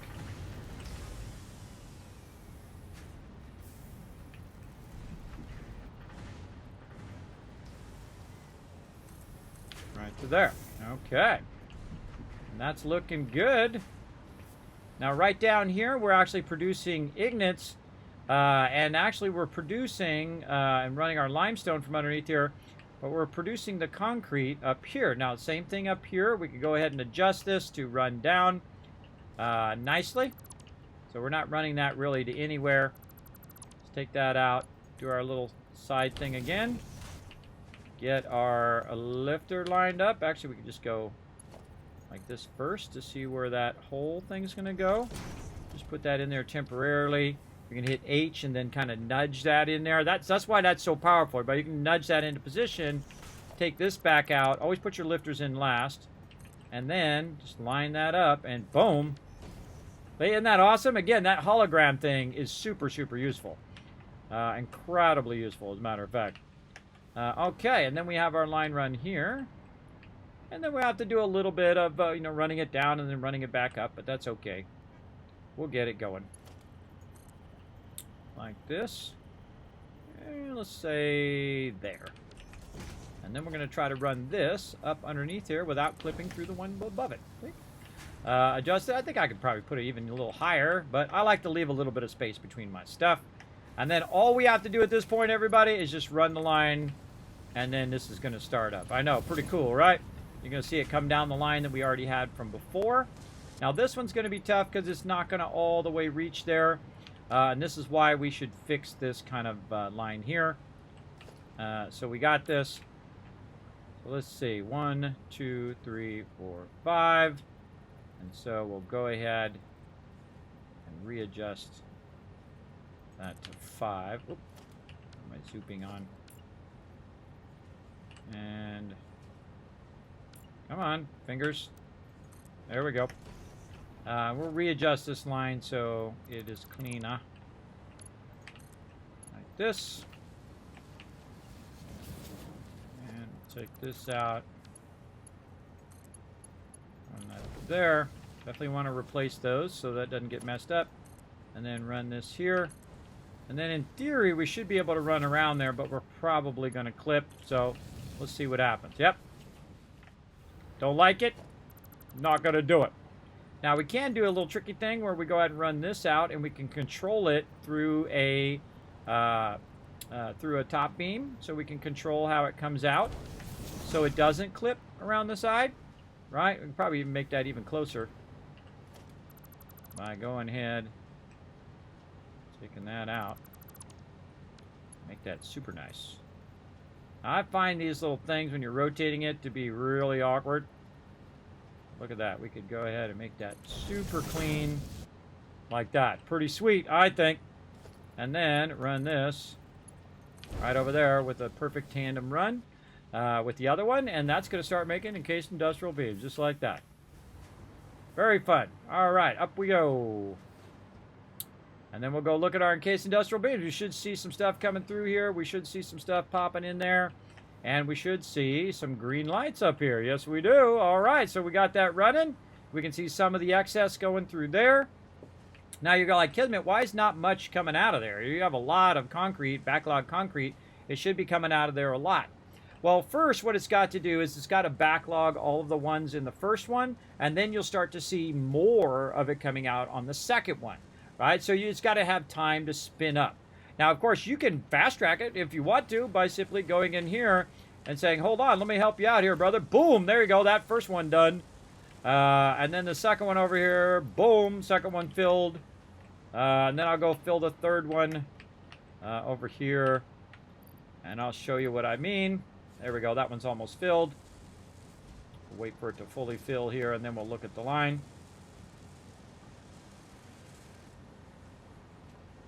And it can hold a lot of concrete. It'll hold like 500 concrete per.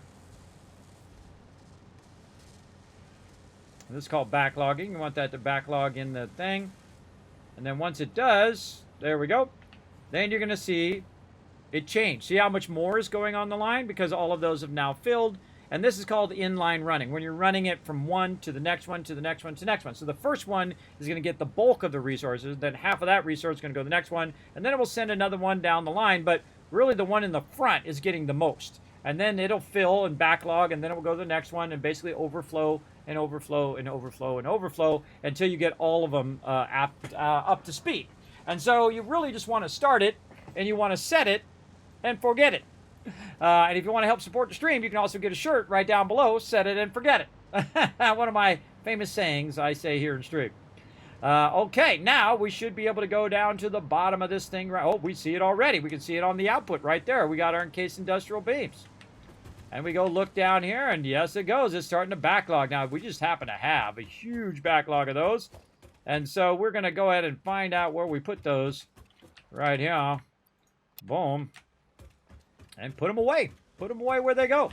Right there. And then also we can use it in the next stage as well. All of that excess that we have. Holy moly, we got a ton in here. And sort that. Here's another smart thing to do before we really get into it. Just take all this and put it in here. And then sort that. Do we take any encased industrial beams? I'm sure we did, because it always likes to troll me by putting the thing that I don't want to put in there. Okay, didn't that time, actually. Okay, where's that massive box of this? There's 400 in here. Get that out of there. Another 400 in that one. 200 in this one. We have a lot of these because we were using them for belt runs. And when you're using them for belt runs, and then you suddenly take all those belts out, what happens? Well, you have a bunch of it left over because you no longer need it for belt runs. And that's the cool thing about the progression of the game. It's something you needed a whole bunch of. Whoa, look at them all. Something you need a whole bunch of in the previous stage, you don't need that much of now, unless you're trying to make stuff out of it, of course, which we will eventually. So we do want to keep it so our factory doesn't have to make as much, and then we'll basically stop running out eventually because it'll fill up. But we want to use what we got, and of course let that also backlog a ton of that over time. Yeah, we spent the time using it. We might as well put it away where it goes. Right over there. And then we need it. We know where to go, right? Right over there. More in here. Man, just a ton of this. Look at that. Man. Ton of it everywhere. More of it in here. Now we're just kind of putting this stuff away. Now, when you get into the resources that are kind of higher end resources that are combo resources, like when you're using your constructors here or your assemblers, I would highly recommend, if you do have excess of that, to just keep it. To just keep it because you're going to need it for further building down the road. There we go. So, man, we cleaned house on some of that. This box right here is empty. Let's take it out. And there we go. We just took out a whole box there full of stuff. And then eventually that's what we want to do with all of these boxes. We want to make it where they just get reduced, reduced, reduced, and we have less and less excess and more utilizing for our base. Okay, encased industrial beams done. GG's on that one. All right, let's mark that one as done. This is all sorts of greenage right there. Okay, now to make, again, we're trying to make our next stage of stuff. And we're just going to take these right here and put 2 rows above that. We're going to take this and move that down, and then more of this above, and then we're going to take 4 rows above, and then 8 rows above, and we're really going to push this other stuff way down. All right. Now we're ready for our next stage, which is using our manufacturers. Now, if there's anything else that you need to make with assemblers, now would be a good time to figure it out. And we can just go ahead and hit O and just go to parts and look through the parts and say, okay, what have we already made? We've made ignits, we got iron plates done, iron rods, so on and so forth. We've got all of that going. We're not doing biomass. Copper sheets, have we done rotors? We haven't done rotors yet. We've done modular frames.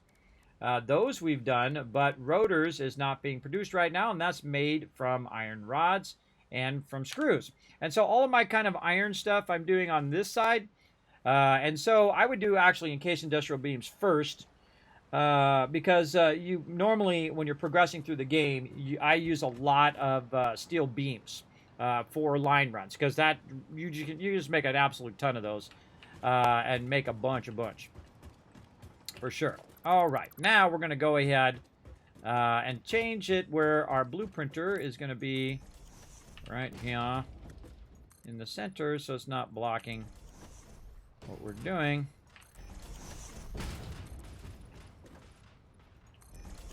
Like this. And again, we're working toward our manufacturer, but we should really get all of this other stuff running first. And now we can take all of this stuff out. All of this, and we're just going to keep building on factory after factory after factory. That's how we do. What time is it? Holy mackerel. 7 o'clock in the morning. We maxed that. We maxed it out. Yeah, it's nice to clean up the factory, though. Very nice. Super clean. Super clean.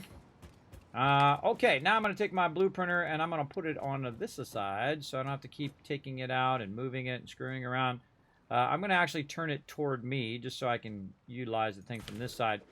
But it'll actually be turned around the other way. And that can get real confusing, so look out when you're doing that. So again, we went to parts, we looked at the next thing that we want to make, rotors. So we're going to need rods and we're going to need screws. Now, our rods and screws are being produced down on that side, and we have to take them from that side, and we need to run down here. Now, we actually have 3 780 lines for screws, so it's not going to have a problem with screws. Probably have more of a problem with rods than screws. But that's okay. So we're going to go ahead and start with our rotors. Now, remember, it's backlogging all of these resources while I'm working, right? That's what you want. You want to just constantly be working on stuff while you're doing other things. Iron rod and screws, again, rotors. Let's go ahead and clear this to-do list. Let's go ahead and tell it that's what we want to do. Make some rotors. And to do those rotors, we are going to need an assembler. So we're going to load our blueprints. We're going to go to assembler. And we're going to say, actually, let's go in here first. Yeah, aim out here. There we go. And edit. Subcategory. I really feel like this category thing should go at the top, but that's just me. Let's see. The next one is rotors. Rotors. Rotars. And move that up to the top. Like that. All right. Apply changes. Just so we'll have that when we go to do our blueprints. Okay. Now, our latest blueprint that we've done of our assemblers is our encased industrial beams. So we're just... take it out of there. Oh, load fail. How did it load fail? I don't think it load failed. Like it just loaded. It lies. Okay, let's just roll on the next thing. Now I'm going to speed up a little bit. I think you guys got the gist of this. So I'm going to go ahead and go a little faster. All right, here we go.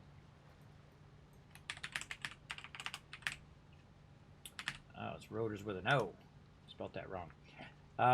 Rotors, and our inputs for our rotors, I'm going to say rotors with the O, not an A. Rotors. There we go, and that's going to be in the assembler. So we're going to have multiple inputs. Iron rods, and this is screws over here. Okay, and let's go ahead and ask it at what speed these are all going to be. Let's go in here and say we want to make rotors. It's going to be 20 in and 100 in. So 20 and 100. And our output of our screws, which we have a triple output of screws back here somewhere. There we go. See, we're producing 2,340 screws. Actually, more of that, but on average, that's what we're producing. So we're creating 3 lines of 780. So we could, in theory, just run 780 screws into there, which is pretty sweet. Our iron rod production right now is 780 as well on the dot. Wow, okay, because coming in at 780. It's 1515, which means even, so going out at 780 as well. So 780. Now, what's really going to be the limiting factor is actually going to be the screws. So we know the screws is our limiting factor because they need to come in at 100. They're going to be coming in at 700. So they're going to be coming in at 7 times the rate that we need to do. Now, of course, this is the main number that we need to worry about right over here. And that is, yeah, we should make that like purple or something so we know that we are lining up our numbers from our assembler to over here. There we go. And then all the rest of these numbers are all automatic. So we're going to say screws there. And then based on the screws here, we're going to need 3 total factories, or actually a total of 8 assemblers. And that's going to output 47 rotors per minute, which is a lot. That's a lot because that's just going to backlog them boxes like crazy, and you're going to have tons and tons of rotors everywhere. Not that I don't already have tons of rotors, but we're going to end up with a crazy ton. So now we figured out all the numbers, GG's. We know exactly how many factories we need. Now we just need to go and do it. So let's go do it. We'll get that one going. Get out the door. There we go. Do we have any power I can float around on? No, we got to get this. We got to get some power over this way. I know how to do it. Just take that one out. There we go. And drag this over there. Very nice. And then we can just swing around onto the next one up here. Paste that in there. Rotors. I just love how the doors open. I had those other little doors that are really obnoxious. It's hard to fly into. And then I got the big doors that just open up. And I love the double doors at the top. It's just like, easy mode, Kismet. There you go. And then when you don't want to look at it, I'm just going to close it up so it increases your frame rate. Yeah, I just love it every minute. I love that. I like the double one. Very cool. Okay, those are all rotors. We have named this rotors. No, we have not. All right, we're going to say, I already did this. Apparently I canceled it. Rotors. Top misspelling it. And then what's our input? 780. 780 rods and screws. Okay. Oh, where'd the sign go? There we go. Let's see. 780 screws. 780. And there we go. And we don't need to put numbers in front of that. Again, we don't need to know all of the node information because this one's actually coming from another plant of rods and screws. So we already know that that is good. And then this is just going to be rotors. So instead of typing this out over and over again, I can just copy it and go down here to the bottom. Stop flying around, guy. There we go. And this is going to be rotors, and it's going to be 780 as the input. There we go. That's good. On to the next one. Kiz, your category is under just chatting. Is this intentional? Is it? It shouldn't be. You need to reload, maybe. I can see it over here. It says that it's under Satisfactory. I don't know. Did it get broken? Let's go see. Let me go see if it's messed up. I told it to do the thing. No, it comes up for me. Optimize mega factories, Satisfactory. Refresh, brother. Refresh. Put a 1 in the chat if my title is Optimize mega factories and it says Satisfactory, everybody. You can see it shows for me. I don't know. Let me refresh. Maybe mine's messed up. Maybe it got switched back unintentionally. I always assume it's on my end, so I'll double check it. I always assume it's you're the culprit. And then you can never go wrong. Yeah, mine says right to me. I know, Super Twitch. Hey, I'm right there with you, brother. I'm right there with you. Always something funky going on. All right, there we go. Rotors. But I appreciate you having my back, though. Appreciate you having my back on that one. Rotors, rotors, and rotors. All right, so we named all the rotors thing. We changed all the things inside. We're going to put this factory this way, so we want this side to be off and the right side to be on. We got our double inputs there. That's looking good, and this factory is ready to rock. All right, then we'll just go up here and change the name to rotors. Maybe give it a different color. I don't know, I'm just randomly choosing various colors here. No big rhyme or reason to the colors, just making it something different from the one I made before, so I can see them by color and then also by style. Rotors A, done. All right, let's clear that, and let's go ahead and load up in case industrial beams B. Confirm, confirm. I don't know what's going on with that freaky deaky. And then all we got to do is go in and confirm that we have changed all of the names of the, or all of the production of these to there, two rotors. And there we go. And that's pretty much it. That one's ready to rock. I love it when there's just small changes you need to do and you're off and running. Man, I forgot what the color was that I did. I think it was some sort of lime. Let's go with that. Okay, and then we'll organize our blueprints. Edit that. Again, I really like these subcategories. I just started using them in here, and these are awesome. I love the subcategories. It very much visually makes it easier, especially if you put it the ones you're working on at the top, because then you don't have to scroll down and look for it. You don't have to look for it in a giant mess like this, right? See, this is a whole bunch of stuff we were doing before, and it just became an absolute mess. And then look how nicely organized all our constructors are, and our smelters looking good, and our assemblers, and so on. Not our line runs, and not our storage, and not our other stuff, and we'll get to that eventually. Right now, we're just working our way across all of the resources. All right, now I have a special set just for putting these down at the bottom. Also, I'm going to go ahead and clear my to-do list, and again, we need to look at how many factories we need. 3. All right, so we're going to need one. We're going to need one. Now, you only need one of the A factory because that's the one that has the controller on it. But we need 2 more of the B factory. So there we go. We need all of these resources over here. I think we took our resources off and put them in the box way at the end. We should move that box down to this side. And so let's grab all of our stuff there. What we'll do is we'll just move this down to another box right there, and let's put that stuff in there temporarily. There we go. Just to make it closer to the blueprinter, I don't have to run all the way to the end every time. Okay, and then we'll sort that, take the stuff that we don't need so much of. Of course, right at that moment is the moment in which it decides to save. Don't need my boosters right now. I don't need this. I don't need so much of all of that. And I do need all of this. Okay. Quartz crystal. And now we need a little bit of all of this stuff over here. All right. Where is our reinforced plates? Right here. Now, all of our encased industrial beams are going to be over here now, but very easy. Just run over. Grab a stack. Good to go. Same thing with our pipes, that we might not have enough pipes over here now, but also same thing. Nicely organized. Ah, it's a thing of beauty, everybody. That is a thing. Now, put the small stack back so you're not wasting a full stack. It's just so awesome just to have it so organized where you can just go and grab the stuff you need. And I'd organize it that way anyway, but to have it integrated into the actual factory itself, that's super cool.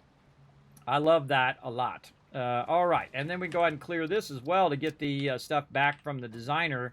A whole bunch of resources just sitting in the designer box that we could be using as well. Okay, now again, make sure you look at the name because it will tell you the name of the blueprint you're doing, so you're not accidentally doing the wrong blueprint. And I know that the arrow is poised to point toward me, like so. There we go. And then I just nudge this around. Based on your view, by the way, is the way that it nudges. I finally discovered later.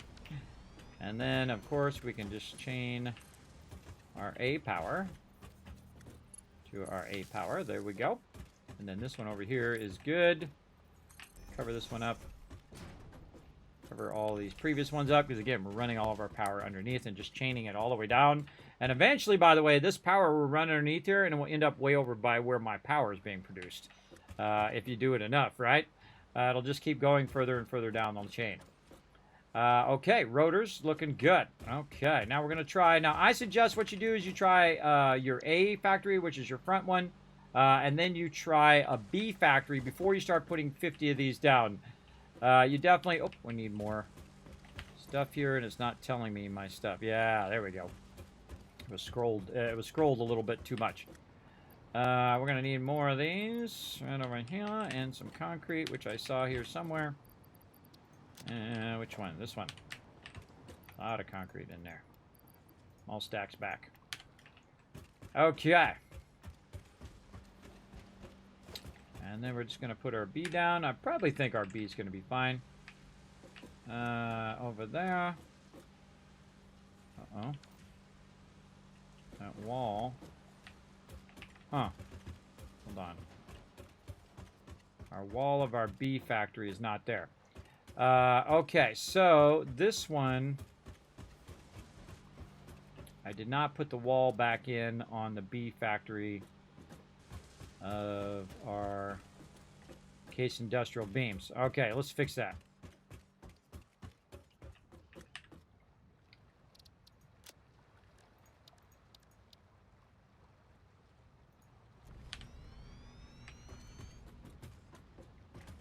Now, that's the one that's going to go there. And then on the other side, over here, it needs a wall back. It needs the wall. Like this. Oh, something very wrong about that. There we go. Because that thing's out there. Why do I have the foundation out there? Didn't even notice that. There's a foundation out on that one. Okay, that's looking good. So let's save that. Over our current one. And we're going to go fix it. Going to be super easy. Barely any inconvenience. Take the whole thing out. Disconnect our line runs in between there. Right here and right here. And then we're going to go ahead and pull it right back up. And we'll take this out. Blueprints. Case industrial beams B. We put it down, and now it should have a wall there. So when I put my next one down, because I noticed it didn't turn yellow, and that tells me that it's basically running into the other wall of the one next to it.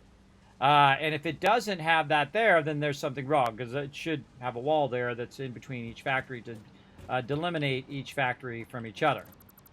And it just makes it easier for me to do it. Now, I don't really have to put the wall there. I can just leave it open. I could actually go inside and go all the way down if I want.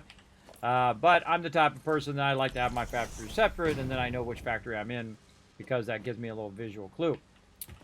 Lets me catch a clue, everybody. Let's go up here. Redo. What the heck are you doing, mouse? Come on. Let's go. That into there. That back into there. And then, of course, our hyper tubes. And there we go. Now, we probably just got a bunch of encased industrial beams out of this. Nope. Okay, it wasn't backlogging back to there, so that's good. But there it goes. Back up and running, just like that, right? So I fixed it, ran back, good to go. All right, let's clear the designer. Any resources it decides not to give us. And then let's go ahead and check out Rotors B, which might have the same problem. Is this one missing any foundation? No, Rotors A is fine. And I bet you, because I copied it from that one, that this one has the same problem. So let's fix that before we put it down. And then any ones we do in the future will be fixed as well. Yeah, it's missing that line.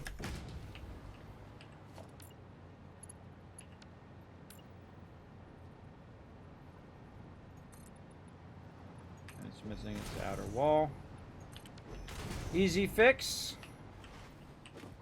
And we fixed it before we even put it down. Alright, save. And let's go. Oh, clear. Those resources back so I don't have to track those resources down. And then set it to my hotkey. And now this time it'll be blue, but when I bump it, it should turn yellow, which means it's colliding with another object, which is fine because it's just lining up to the wall. And there we go. See, it gives you lots of visual clues to see if you made a mistake. And so we'll power run this. And then just fill that in. Up here, more line runs. Like this.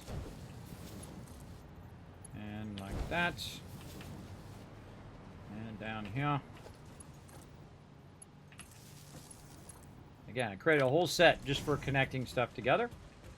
And then we should run it, test the two things, make sure they're working, and then we can work on that last factory over there. So let's get our lifter. Looks like it's going the wrong direction there. Yep, there we go. Going in would be a good idea. And then this one, we'll copy the first one that I did, because I did it right after the other one. And there we go. So what we need, rods and screws way over here. So let's get those at the ready. Like this. And let's go get our rods and screws over this way. We should really... see, now one of the cool things, because I have the factories here and the power's running the thing, I can just float along here. And it looks like I'm just floating for no reason, but the power is actually installed in the roof. And so I can just keep floating along. And see, that's another thing that I'm doing along the way, is doing that and integrating that in there as well. Now, the actual resources that I'm looking for are actually not down on this lower level. They're actually up on the upper level because they're being produced up there. So let's go up there and do this. Now, another cool thing that we can do instead of running them down is we can run them up like this. And we can run them from up above. Kind of feel like I want to do it up above run for this over here. So especially screws, which is, we're going to have a lot of screw runs. And so we'll just run that down like that. Maybe even widen that out on both sides. You're going to see eventually we're going to have another area up here at the top. We'll have all of that. Okay, so let's go ahead and find our screws, which are going to be way back over here. And you're going to see that we have some extra runs that are up on the top, along from our output run, which is actually going down and being used right now. So our first screw run is running down and being used for our reinforced iron plates, but we have two more. We total of 3 screw runs. So yeah, pretty crazy. Big top. Pretty crazy amount of screws popping off over here. Let's put this like this, and I think that'd be really nice to just go ahead and turn that and run that right there. Very nice. Very nice run, and then again we'll put some more foundations in there. And we're going to go ahead and match this up to this one. And we're going to go ahead and put our screws in there. Now we also need our rods. We could try to get our rods right there, and it's just so convenient that there just happens to be a bunch of rods right there, huh? Very convenient, huh? It's almost like Kismet thought that out, huh? Which I did. And there we go. So what we're going to do is go ahead and take some of these rods and do what we're doing with them here and running them down this way to be utilized. And so we're just going to rework this right here. Right like that. And then this one right down here, we're going to split some of these rods, and we're going to try to get it going here. Not quite straight, but it might be far enough away where we can just kind of bend it. A little too close. A little too close there. That's okay. We have the technology to fix it. And we're just simply going to move it just a little further forward. Right there, and that's going to allow us to get our screw run here. We can even move our screw run back one if we wanted to. Get me out of the way. And then our rods, like so. Now, rods are also being used for other things, so we're not going to get our rods really at 780 because some of those rods are being used for screws and some of them are being used for other things. But we have such a huge backlog of screws right now, that's not really that big of an issue. But we might want to consider running 2 lines out over here, 2 780 lines out of the boxes, so that we're not, kind of interfering with some of the stuff that we already have running. So we might want to just go ahead and use the backlog of screws like this. And actually, let's run this so we can see what the top of this is.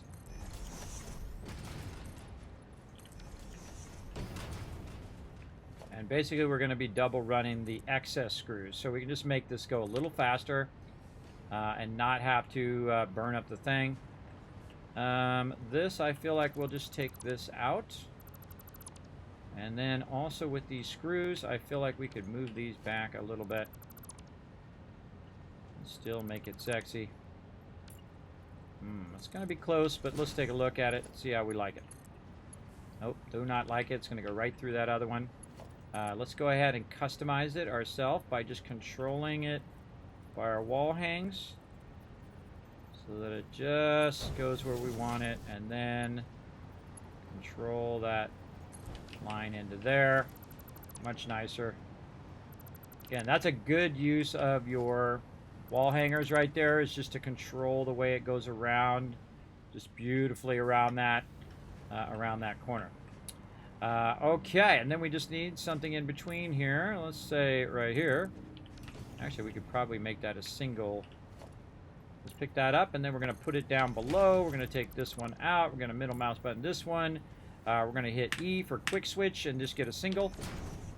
And it could be just good enough as a single run. Right there. And then we'll single run that to that side. And now we have both of our resources running. So now we actually have it coming out at 780, but it won't always be 780. But for now, it's definitely going to have a lot. A lot. Okay, and then we need to fix our screw lines here. Let's get our screw lines back up and running. Right like so, and right like so. And let's see why this screw line is empty. Oh, because we accidentally took out this one. There we go. What's going on with our screw lines here? It's going down. Oh, that one's being diverted. Oh, we're double infusing that line. I see what we're doing there. Yeah, we're double infusing that second one. We can take that out now. That's fine. We no longer need that. And that was just a little trick that I do. Sometimes when I'm waiting to work on the next thing, I'll just double infuse the line up ahead. And then when we're done, we can then divert it back to its primary line and then use it for the rest of the factory. Look at how many screws are backlogged in here, everybody. We got a lot of screws. All right, now our screws should be running down that second line. Yep, and we're going to use that third line eventually. Or maybe we should use the first line. Yeah, we can just run this down and under later. And then we just run it where we want it to go. Again, nice, clean line runs, not running all over the place. Looking good, looking good. Then we'll also use these as real easy line runs, so we can just measure them out ahead of time, and then the ones that are going to be next to them can stack well. 1, 2, 3, 4, 5, and 6. Over there. And again, diverting those rods and screws together.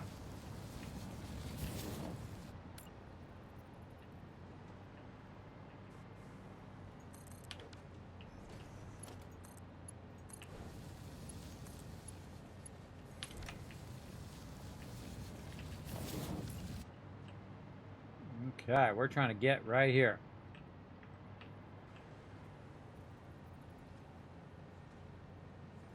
Oh, perfect. Perfecto. Look at those beautiful line runs. All right, now, we got a bit of a problem because the way we set this up was to feed from the bottom. But not that big of a problem. We know what we can do because we've already done it several times before. We just take this stuff out. We can go ahead and run this one just a little bit that way. And we can run this one just a little bit this way. And then we can go ahead and use our lifters to go ahead and lift and get it that way. Now, another way we can do this, which actually I find to be much more efficient, which I've done in other parts of the factory as well, is just to offset them. So we've got some lines here in the front that are kind of in the way. So, of course, we want to offset these out. So we're going to go ahead and just offset it just a little bit. And then we're going to take a look and see if it runs into it. Yeah, okay, so that's not, we want to go a little further than that. Now, also what we want to do is use our conveyor poles for a minute to do the upper one first. So we're going to go ahead and say, okay, this one's going to be about right here.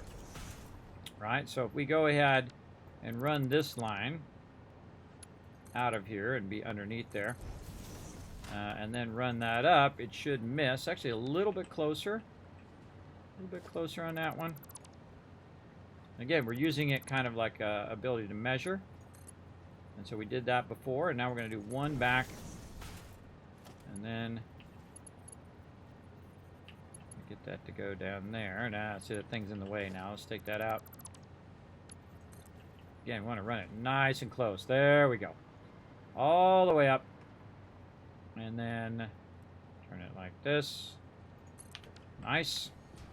And then the one behind that one, we want to go ahead and also offset that. Now this one here is going to be the first one, which is going to be the top one. And then the bottom one is the one that's actually going to offset even further out.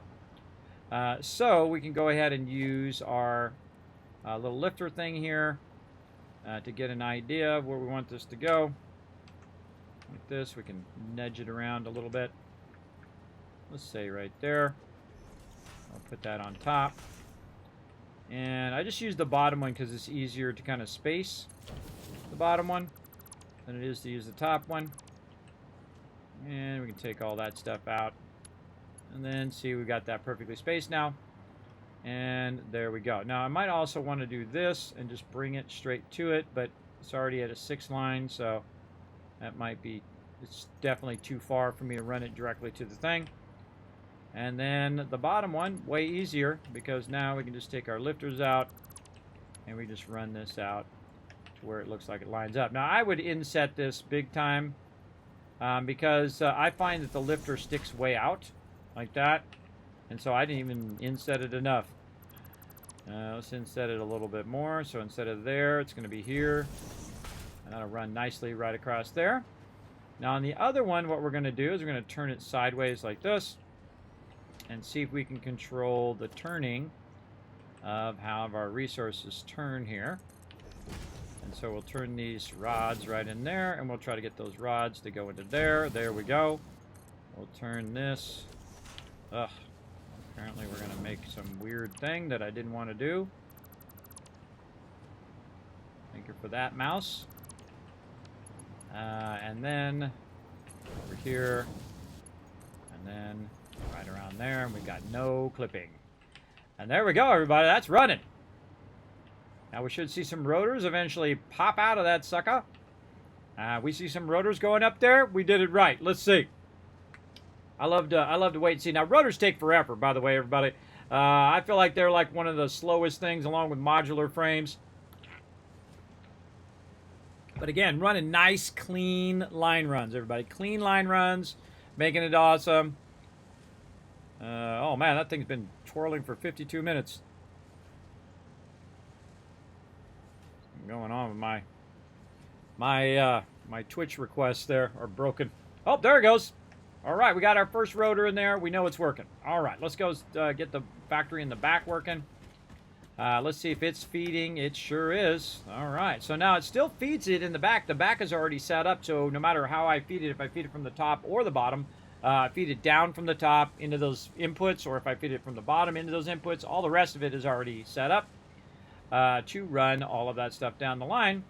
And thus, it's going to go ahead and do its thing over here, and eventually it'll fill up, and I can fill it up myself and just kind of give it a little bit of a boost. It's actually smarter to fill up these ones so that that overflow starts to begin on the next one.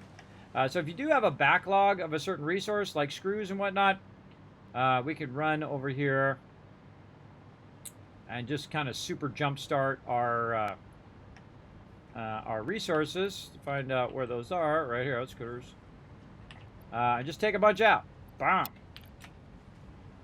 And you can just super start that up and go from there. Because the thing it's going to take for it to start up is going to be the screws. The screws are the limiting factor of that particular factory. And so we can just go right over here and infuse all of these. The bottom one's probably already full by now. Let's see. Yep, already full. And again, or you can just wait for it to do it. It'll do it itself eventually. It'll just have way too many screws for the first few. But, you know, if you want to super infuse it and get it started right away, and then maybe burn up a little bit of your excess resources a little bit quicker, another way of just infusing every one of those with the maximum amount of screws, and then it will just make those rotors without stopping and just get to that point much quicker. So there we go. So all right, our rotors are off and running. Another one off the thing. Probably a good time to save, man. We haven't saved in 4 hours. Crushing it. We'll save it. Now it automatically saves it for me, but I always like to have a separate save in case that save gets corrupted. The auto saves. Always good to have a separate save that you feel comfortable with. All right, rotor's done. Again, we've got all of this done. We're just chaining that power down here. All right, what do we need next? Let's go to our parts and take a look. Let's see, rotor's done. Do we need smart plating? We're going to need it eventually. I don't really feel like I want to do smart plating over here, though we are making rotors right here, and it will go from this factory, and we can just run it into smart plating right next to it. That might be a good idea. And they actually have these organized fairly well. You can see all that steel beams, or by where steel beams are. Encased industrial beams are more after steel beams, so versatile framework. And we're going to need these versatile frameworks, and we're going to need these smart platings. So it might be a smart idea to get those. Now, normally I would go into stators because you wouldn't have unlocked your other stuff by this point. You would have been working on stators so that you could eventually make motors. But I kind of feel like in this particular thing, we're going to go do some smart plating and build in a backlog of smart plating because it's just so easy because we already have the plans and everything ready to go. So let's just do it and get it done. All right, so let's go assemblers. Let's get our A rotors going. It says load failed because I don't have enough probably of whatever it is that I'm trying to make. Let's clear this. We did that. We got to, oh wait, we got to do one more. Oh, I forgot. We got to do one more rotors plant. All right, we're doing 3. Oh, yes, we did. Almost forgot. Let's go back to number 10. There we go. Make sure that we are on the B. Because I usually check the AB and make sure that's working. And then I do put an extra factory down for overflow. So we need to go in and get some aluminum plating. Right over here. And eventually we're going to run out of that, by the way. And these screws, I'll just put them in one of these other boxes. Don't need that many screws on me. Need more aluminum plating than I need screws. Now, we're going to eventually run out of that aluminum plating at this rate. Because we're building massive amount of factories and really scaling up all of our stuff. And we'll get to that eventually. And if it becomes a high priority, I can just stop what I'm doing and get it back up and running. For sure. But let's get these lined up. Like that. That looks good. I like it. I like it. Boom. And again, just do our basics here. Connecting our factory. Putting our foundations down. We've got power because we're floating along. Take this excess and run it back there. Now we're going to have a bunch of excess screws as well because we filled it all with screws. And that's going to help a lot. Over there. Hypertubes.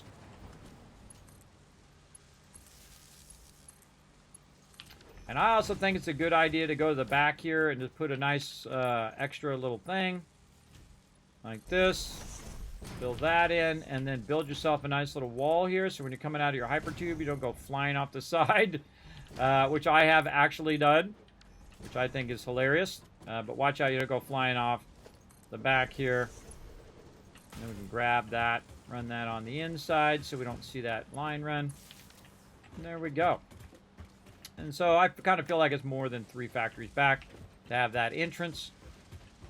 Is a good idea. Did our runs there? Did we do our runs over here? Yes, we did.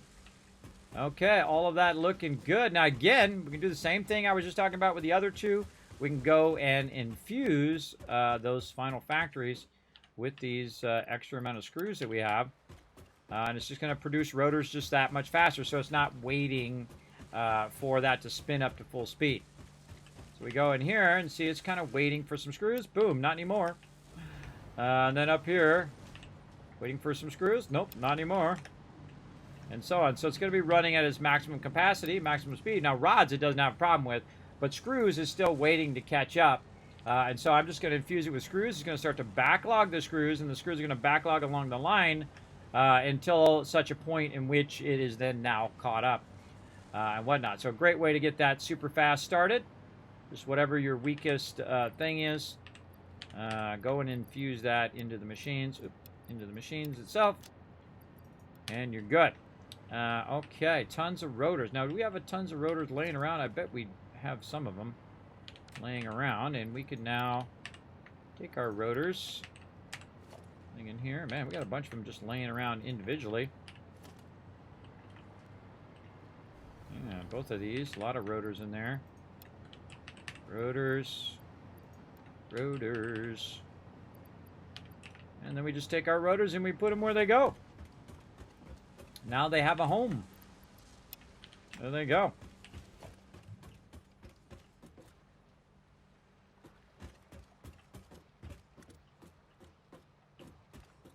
More rotors there and more rotors here. Little stack of rotors there. Stack of rotors there. All right, now I'll keep those on me because I'm going to be building some stuff. But we want to go ahead and do this kind of non-standard. I would normally not do this in the line, but at this point, definitely want to... Oh, we don't have enough plates. And it just so happens that we have some extra somewhere. Let's see if we can hunt them down right here. Just grab all of them. Boom. Again, we're diminishing our extra resources as we go. And rotors number A. Confirm. Okay, whatever you're doing that's funky like that, out my face. Okay, and again, what was it we were building? I've already forgotten. That's my memory for you. Smart plating, that's what we're doing. So let's go in and do a little smart plating factory as well. Smart plating. Now this one gets tricky because you might use resources that you're already making from before, and that's why it's good to know your numbers of your inputs and outputs so that you know how many of these factories to build and how much you're outputting and inputting and all of that stuff. And we're going to use this smart plating later on, so we want to integrate it into our factories now. Let's see, reinforce 2 and 2. Okay. And this is going to be assembler down here. And this is going to be smart. I don't think I've ever put rotors and smart plating next to each other. That's pretty cool. The rotor output is going to be 47. Oh, get my number lock on. Come on, let me type here. There we go, 47. Oh boy, 47. And that is going to be rotors right there. And then 2 per minute on reinforced iron plate. So this is 2 and this is 2. Reinforced iron plate. And our reinforced iron plates are outputting. See how nice this is? 87. It's so nice you can just go in and reference it, right? It's just so good. Okay, and these assemblers are going to be, of course, 3 for the assemblers. And then it's going to do our thing. So what are we going to be producing the least amount of is rotors. And so that is still the same. They're both coming in at the same rate, but rotors is our lowest common denominator. And so we're going to go ahead and do rotors. And you're welcome for all this hard work, by the way. Kismet going way above on this particular playthrough to hook you guys up with a bunch of epic stuff. And this needs to go actually up there so that it can do that calculation. And there we go. We're going to output 141 smart platings with a 47 input and an 87 input. We're going to output... output is going to be 6, I think, or is it 2? No, 2 of them is going to be output, so we're going to change that. And did we change our output of our rotors? I don't think we did. Let's go see what our output of our rotors are. Output of our rotors is 4. We're not doing 47. I'm glad I looked at that. What about our encased industrial beams? We forgot to change that number. That is 6. Okay, that number is right. Okay. So this is 4 and this is 2, so this is actually going to be 31 is going to be the output. And that will affect how many factories I need to make that run. But it's still a lot because it's coming in at 2 is as fast as it needs to go, and it's going to be coming in at 31 and 87. But it's not really going to be coming in at that rate. It's really going to be coming in at 780. And that's because I have a massive backlog of reinforced iron plates. But the rotors are not going to be coming in at that rate because I don't have a massive backlog of that. Though I probably have a bunch, laying around in other factories that I could tear down and use. But I used up all of my rotors previously, so I definitely want to utilize those as well. Now, do I want to use all my rotors for smart plating? Maybe not. Maybe I want to cut it in half and just make less. But I'm just going to do all of it for now, and then I can always come back and split it and reduce it. Also, I can cut it down so it just leaves the bottom box as a full box of resources just for me, and then the upper boxes I can make those the output and output one this way and one down to the box down below. I can do all sorts of combinations if I wanted to change it later, and that's why I have that all built in so I can modify it however I want later on. Again, thinking toward the future, everybody. All right, now this says we're going to need 6 factories or almost 16 constructors over here. Let's get rid of this fine thing. This is total constructors that we need over here. Number of belts is going to be 1 because it's only 31. That's the output. And then, of course, total factories is actually 5.17, which is going to be 6. I'm just going to build 6 for it. And it should be good. All right, so let's do that at maximum capacity over here. Okay, so back to smart plating. In here, and we're going to work through all of this stuff, and we're going to just keep optimizing it so it's just really at its maximum rate. All right, so reinforced iron plates, rotors, smart plating, looking good. Copy is what I'm trying to think of. There we go. Let's copy that. Go to the one up above it. Pasta, smart plating, and then smart plating. Looks good. And then again down here. We're going to change this to smart plating. Where are you at, smart plating? I don't think I've ever looked for it in here. There it is. All right. Smart plating. And what is this? This is rotors. Rotors at 31 and reinforced 87. Rotors 31, reinforced iron plates at 87.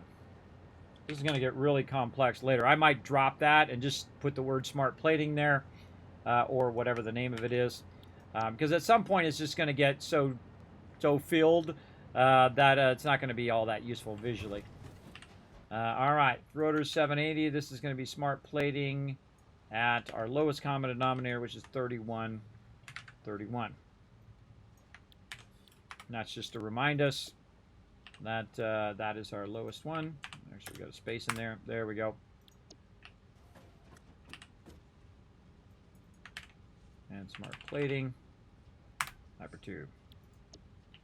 Okay, smart plating, smart plating, smart plating. All that looking good. Let's go change it in here too.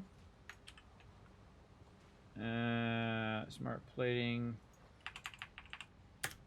Like that. Let's just recopy that for later.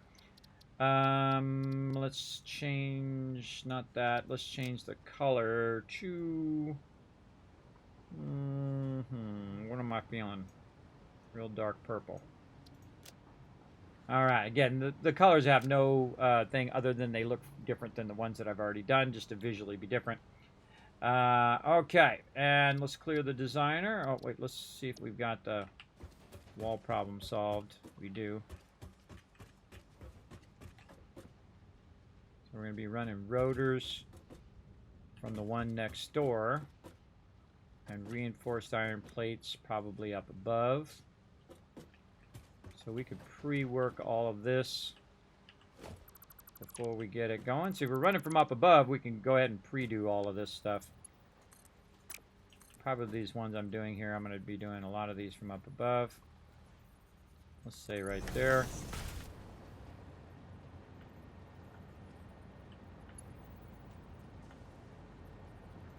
This way when I do the next one, I don't have to do this again. Hopefully. Perfect. Okay, how are we going to run these? Oh, we just leave it like that. That's what we really want. And so we'll just run this just so we have that perfectly run. And we'll just eyeball this bottom one. Let's say there. Yeah, a little too close. Too close. We can take this out. Say there. Oh yeah, perfect. All right, and I would just leave the belts in, and I would take out the lifters, and I would come back and put the lifters in later. And then your belts are already pre-done to run your lifters up. Looks good. Let's go with that. And let's save that again over the one that we got. All right, clear. Clear. And then we're going to load some more assemblers. This time, that one over there. This time, rotors B. Okie dokie. Go in here and paste smart plating.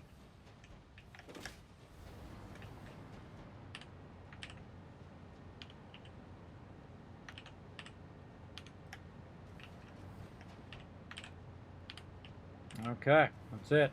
That's all we got to do. Easy.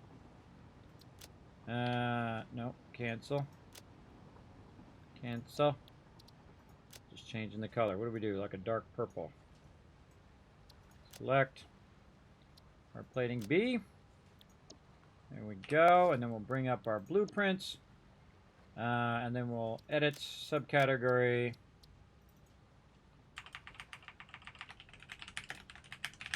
Our plating, make it nice and clean looking. Up here. Our plating there. And then assemblers. And then smart plating. And apply. All right. So in theory, that should be good. Let's clear it. Now, of course, the later and later it gets here on stream, the more and more I have a tendency to potentially screw all that up. We'll see. We'll see how it works out. Look at all these line runs we could be taking out over here. Look at all this stuff we could be cleaning up.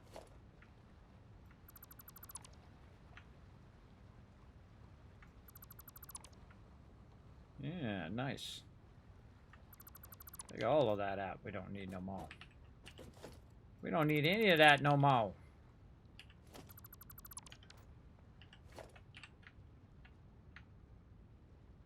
Take all those out too. Ah, can't wait to get back to my bigger factories too. We'll get back to that power and all of those. But right now we want to tell it how many of these factories we need? 6. Okay. So we're going to need 6 of these. So we need 1 and then 1, 2, 3, 4, 5. All right, we're going to need some stuff. We got to go pick it up, like going shopping. We got to go shopping in our own boxes of loot. Right over here. Let's sort that a little bit. What do I not need on me right now? I can get rid of this. Do I need that many rotors? Probably not. I certainly don't need still ignits. Don't need that.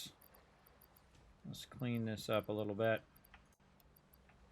Don't need that. Wire, quick wire. We don't need those right now. Don't need all those modular frames. All right, now we're getting somewhere. Just kind of offload that stuff for now. We need it. We'll have it later. Rods, cable, and this one. Cable.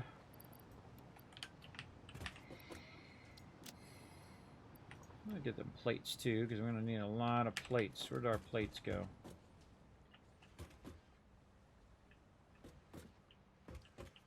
Oh man, we got a ton of them in there. We're gonna need a ton of them. There's a lot of plates. All right, more reinforced dealios. Again, we're just trying to use up all this excess. That was a good idea to burn up all your excess stuff, and then eventually those boxes will be eliminated as we work. Okay, and back in here. And this into number 1. Okay, let's get her in. Rotate her toward us. And nudge her into place. And boom. While that's loading, we'll get our power. I don't think I've ever tried to backlog smart plating. This is the first time I've done it. I've played this game for thousands of hours, everybody. Never tried to backlog this stuff ever. All right, but we're going to do it because we're at the end part of the game, and at the end part of the game, you do actually need a bunch of all of this stuff. So let's go ahead and just set that like that, and then we'll get the other one, and see how nice that is, already pre-done. Very easy to run that up to the top and feed our inputs in there. Now, our input is actually one of the ones that we're using over here, which is the rotors, so pretty easy just to take that out and fix this. I really should fix the front of that, too. So that is more like this, so I don't have to keep redoing that little thing there. Maybe in the next one we'll iterate on that. Alright, now this one can kind of go down a little bit, I think. To sneak right underneath there. I think so. And we'll go ahead, do some wall action here. This one. We'll get our rotors. Put them up through there. Whoa. Perfect. A little touching of that wall, but it'll be fine.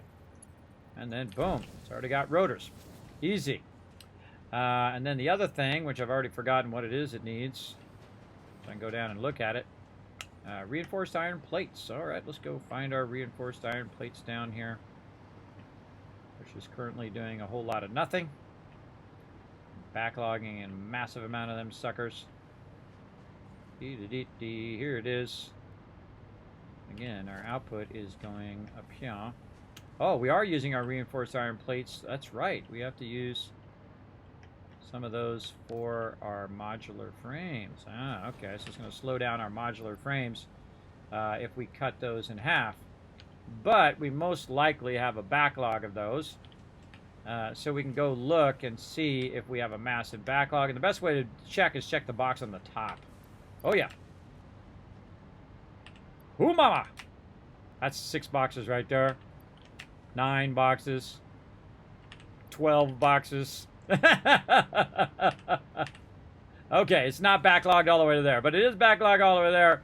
And so that tells me that that has made a lot of reinforcement. See, now again, what I would do here is just to use up that excess, I would create a separate line, and then eventually it's going to reduce the overall output of both your modular frames and your thing. But man, that's a lot. That's a lot. And again, you create that separate line so it's burning up that separate line and not interfering with what you're already running. So yeah, we got a lot there that we can go ahead and run. And we'll do something like that. And maybe actually we'll do something like this, just to make this nice. Let's go ahead and kind of turn it inward.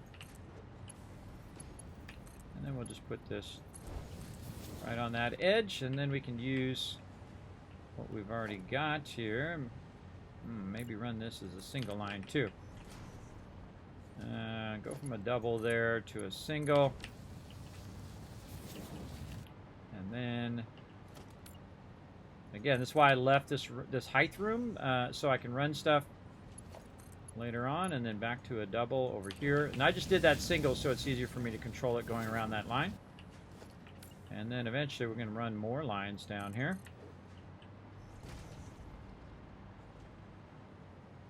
That's going to be an issue there because this line is going up through there. Let's make this a little easier. Make this down just a little bit. Just to kind of keep that hopefully out of the way. Nope, still in the way. That's okay. We'll do this.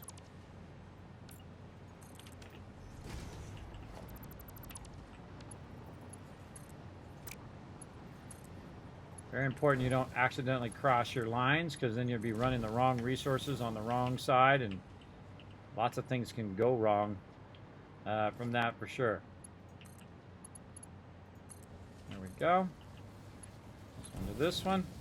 Look how easy that is, right? It's so easy to do your line runs when you have them nice and organized like that. It's a beautiful thing, everybody. I mean, it'll make a grown man cry. I'm starting to tear up. Starting to tear up. Those line runs are so beautiful. Starting to choke up, chat. Let's see some little cry emotes in the chat, everybody.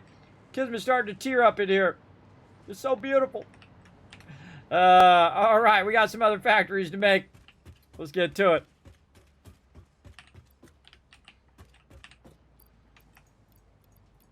There we go. Cry, cry. Yeah, exactly. Cry, cry, cry. There we go. All right, 5 more of these B ones to make. Let's do it. Let's get it in here and get her done. All right, I'm pretty confident that our B ones are going to be good. Let's make sure we rotate it the right way. There we go. And so we'll put that over there and aim our thing in the right direction. There we go. And clicky click.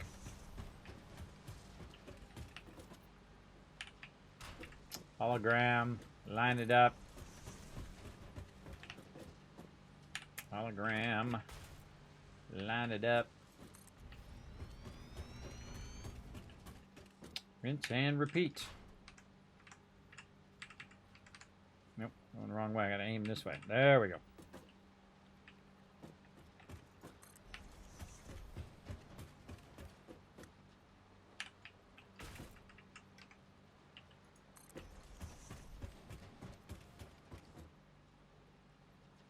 Oh, that's it. We're done. Man, sometimes it's like gets done way faster than I thought it was. Okay. We made all of those. So easy, so we can just chain them together. And again, these will be going in as 780 at first until it burns up all the backlog, and then it will slow down to its normal speed, but that's okay. Oh, first we want to run our power.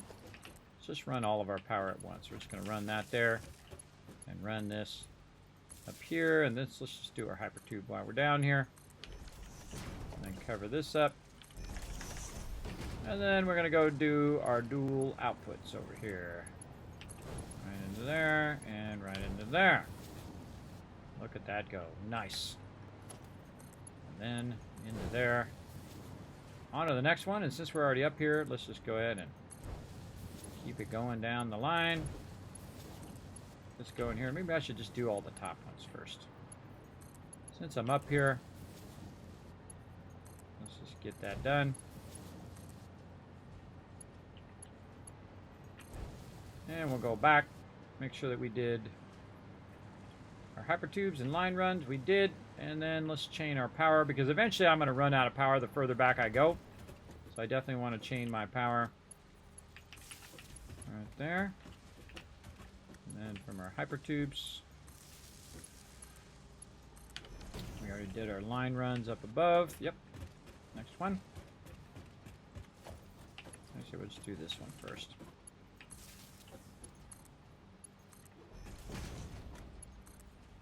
I feel like I want to do the low side stuff and then do the high side stuff. Fill in the thing.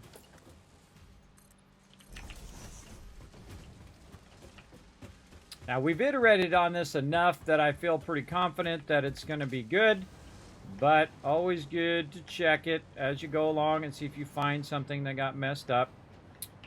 Always a good idea. Chaining this back. Now eventually it'll keep diminishing the further back we go, and then of course these ones are going to go slower and slower in the back. Remember, you can always go and manually infuse them, or you can run another line to infuse them as well. Right in there. And cover that up. Power line. Really helps if you create a specific set that just goes to doing that, right? And that's what I have on my number 10 of my thing, so I can just very easily just click between, you know, first thing I need to do, power. Second thing I need to do is hypertubes. Third thing I need to do, foundations. Fourth thing I need to do is run my lines, right? Just put them in order, and it'll make it nice and easy for you to get it done, just like that. Look at that, all the way back to the back. Now remember, that's flowing in there at 780 because we have such a big backlog. Now what we want to see is some smart plating coming out of there. If we see some smart plating coming out of there, we did it right. If we don't, we screwed something up. And usually when I do this mini, that's when I usually screw it up. Like I forget to change it to smart plating or something. No, it's 2 per minute. It is running. So I like to check the one in the back to see how quickly that it is coming out of the back of there. To see if it is backlogging it. Oh, there it goes. Smart plating is good. Oh, Crazy Aussie coming in. 67 months of sub love. That's a lot of love right there, everybody. Show some love in the chat. How you doing tonight, Crazy Aussie? We're having a weird offset stream here because I was so worn out from getting punched in the stomach all day yesterday from all the IRL stuff, or, you know, getting knee kicked in the gonads. You know, that's how IRL is all the time, everybody. Trying to knee kick you. But we are definitely getting our smart plating going, and that is the first time I think I've ever automated it to that length. But there we go. We're starting to backlog those, and we need those later, so let's let it start to backlog those. And that's it. That one's done. On to the next one. Again, it's so easy now that we have those blueprints organized, and we thought all the blueprints are. And this is getting real. Look how long my factory is now. Pretty awesome. Pretty awesome sauce. Okay, what are we doing? We're going to go into our patterns. We're going to click parts, and we're going to scroll down. We got our smart plating. Are we going to do color cartridges? No. Alien protein? No. No. Power charge. And we already got our steel done. Versatile framework is the next one in our line. And what do we need? We need modular frames, and we need steel beams. All right, sounds good. Let's do it. Let's do it. And again, we're just putting all the iron on this side and all the other stuff on the other side. Now, of course, that other side needs to be built out some more, too. We're going to do black powder and all that stuff, but we're just going to go in order of the parts at this point and just keep making a factory for each one. Now, probably a good idea also to take a little peek at our power and see how efficiently we are running our power right now. Oh, my gosh. It only went up by 1,000. I just did all of that stuff tonight, everybody. It only went up by 1,000 power. And that is amazing. That is an amazing amount of efficiency that is going on right there.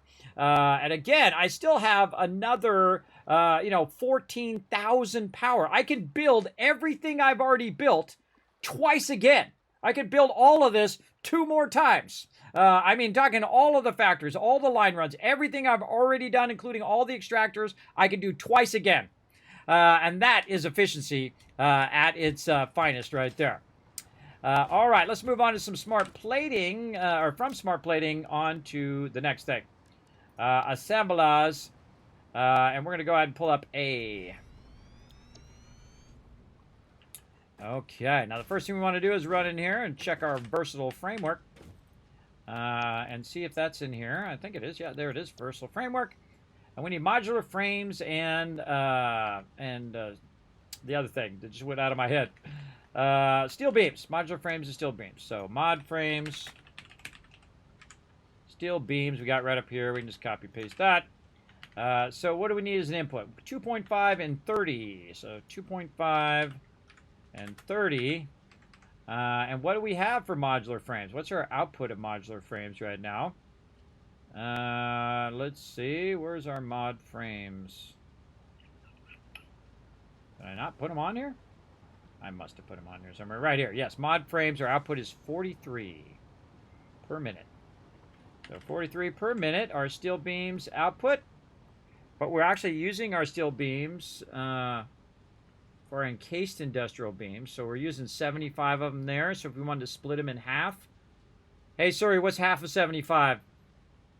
1 divided by 2 times 75 is 37.5. 37.5. So we split that in half. That's going to reduce the amount of the total output of encased industrial beams. Now we can go get more, and we could make more steel beams and whatnot. We could shift from making less steel rods and make more steel beams. So we could put, say, 75% of the steel ignits into steel beams, and then put 25% in steel pipes. We could adjust all of that, but we're fine for right now. We're just going to split that in half. Now remember, my key is backlogging. I just let the stuff run, and then it has a ton of that stuff going, and eventually you end up with everything if you let it run long enough. For sure, as long as it has power and it can just continuously run, you're good. And again, this is versatile framework. Now, right about now is when you're thinking, I might need some more. Production of modular frames or steel beams, or I need more nodes or those kind of things. But I'm going to show you how to do the whole entire thing just with the nodes I have, even though it's going to start to diminish and diminish over time. These nodes are already overclocked, so that means they're at their maximum speed.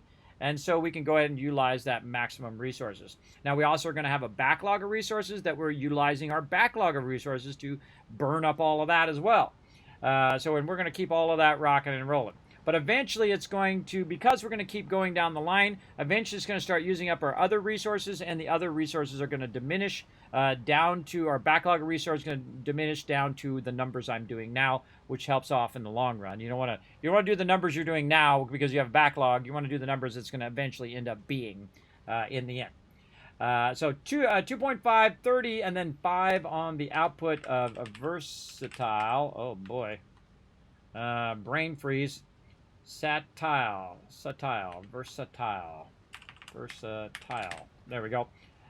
Framework. Might need to make that column a little wider. You can blame Versatile Framework for making it have to be wider.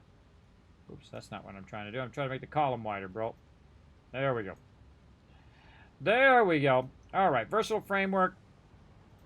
So which is the slower of the two? Definitely the steel beams, because it needs 30 steel beams, and we're just above 30 steel beams. Now, this actually only needs one assembler, because I can tell you right here, because the input is 30, and then our actual input is going to be 30, it's going to need one assembler. But I'll still build a factory out of it, because if I have excess, I can burn that excess in there. So definitely the steel beams is going to be the one that is slowing us down. And we're going to put in all of our auto calculations here right there. Okay, so basically it's going to tell us we need one factory, but really we need 1.5 constructors, or almost 1.5 constructors. And that's okay. So all we got to do is make the A version of it, but I would still make the B version of it in case you do come back later and up your scale of your modular frames and up the scale of your steel beams, just so you'll have it later on. You might even build it out, leave it in there, and then you have 2 of them in there. I would say probably a minimum of 2 factories of each of these, and then if it's not working, it's not using that power anyway, and thus it's not coming out of your grid. And that's why mine's so efficient, is because it'll use up the excess and then turn itself off automatically and start to backlog it into the previous thing, and then I have extra resources there and extra resources back. And again, this is one of the most efficient ways to play through the game, is to let it backlog while you're working physically on your own stuff.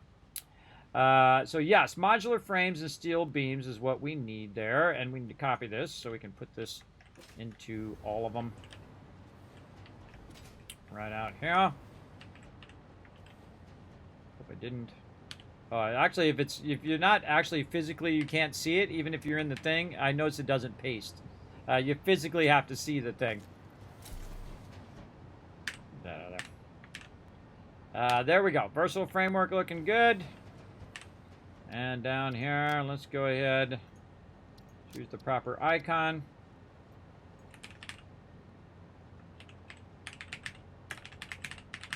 All right, now I'm just going to stop doing the inputs and outputs because it's going to start getting beyond what we really need to do. So we're just going to say versatile framework. Good enough. And then over here we'll say versatile framework, but we'll still put it in here. And so we'll just say 37.5. So that will differentiate it from my other stuff. And there we go. And then over here, versatile framework, hypertube. That's it. See, we got to change those three things, adjust the thing, and then that thing is done. There's nothing else we need to do. All of our line runs and everything are already set. And that's a wonderful thing, everybody. That's a wonderful thing to not have to do that over and over and over and rebuilt it, you know, block by block every single time. Super useful. Let's see, versatile framework. Let's go a little green. Yeah, maybe I want to go really dark green. Yeah, like a real dark green. There we go. Versatile framework A. All right, saved. Load blueprint. Actually, let's clear it first. I don't know why I like to clear it first. I guess I'm just old school in that way. But let's go smart plating B. Confirm. Close. Close again. Confirm. Closing. Okay, and again, all we need to do on this one is the copy pasta. And I'm definitely going to build an A and a B just so I have extra. And it will burn up all the excess resources. And when it runs out of extra modular flames and extra steel beams, then it will reduce down to the normal speed. And that's perfectly fine with me.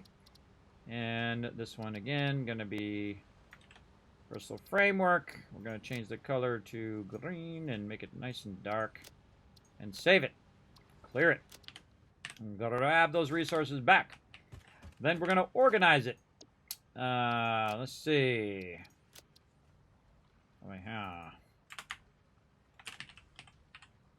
Versatile framework. Boom. It took me a while to figure out they have subcategories in here, but subcategories are the bomb. They're the stuff right here.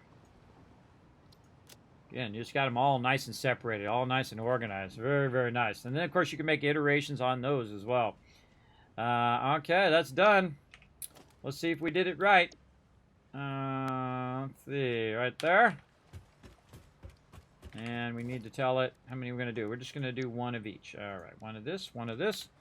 We need some cable. All right, here, got a little bit in there. And is that going to be enough? Yes, it is. Plating, we got a lot of that. This one. There we go. Again, it's nice to have it right there. Again, using all your excess resources, then have to run all the way down the end for the plates every single time. And I kind of move them up as I'm working. And it does help a lot. All right, versatile framework, boom. And then we'll run our power.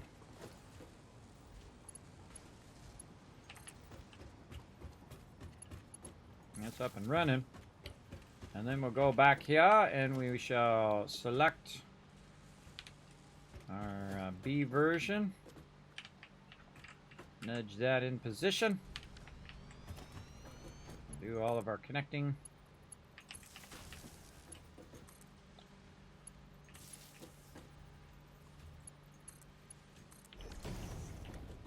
That's all good. Fill this back in.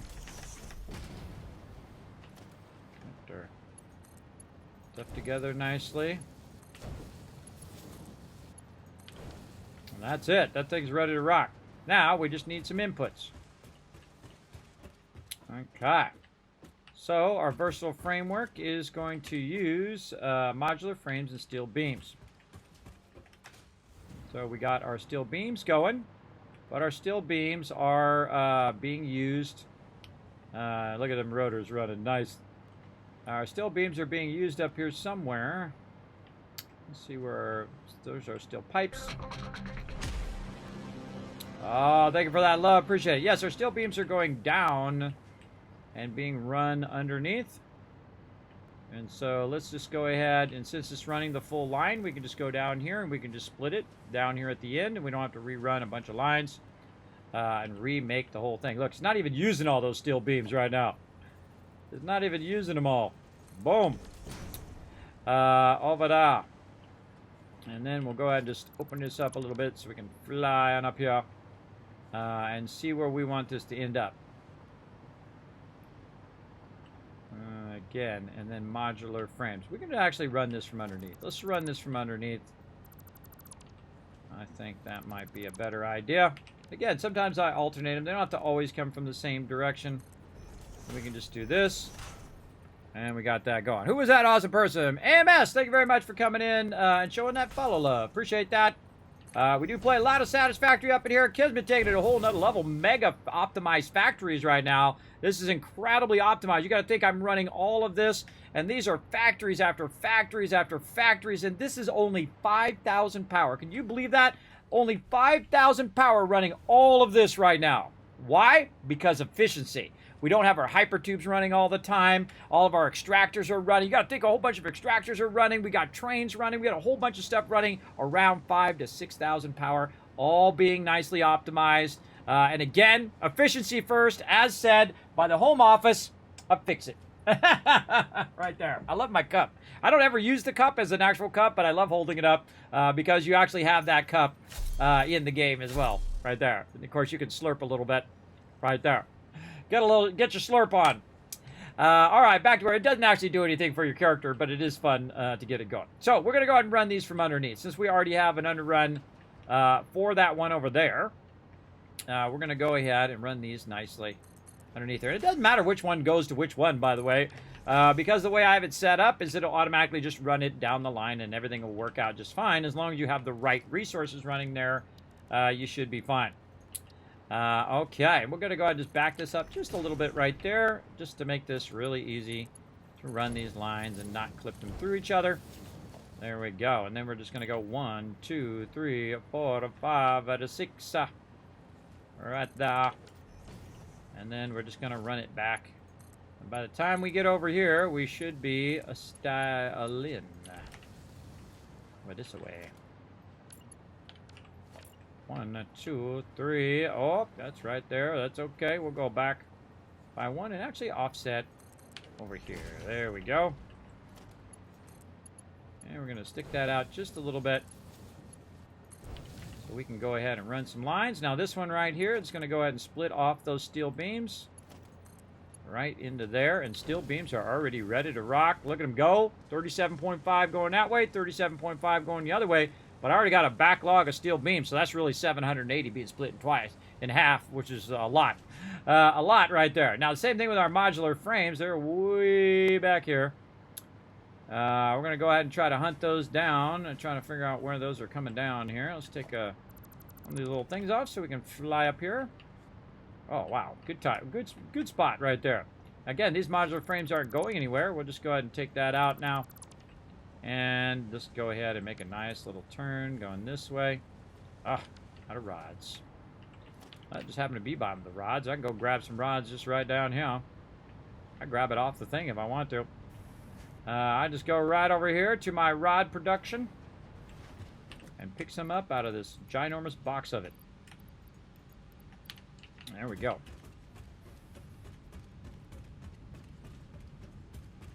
Back over here to modular frames. Okay, and we're going to use the top output.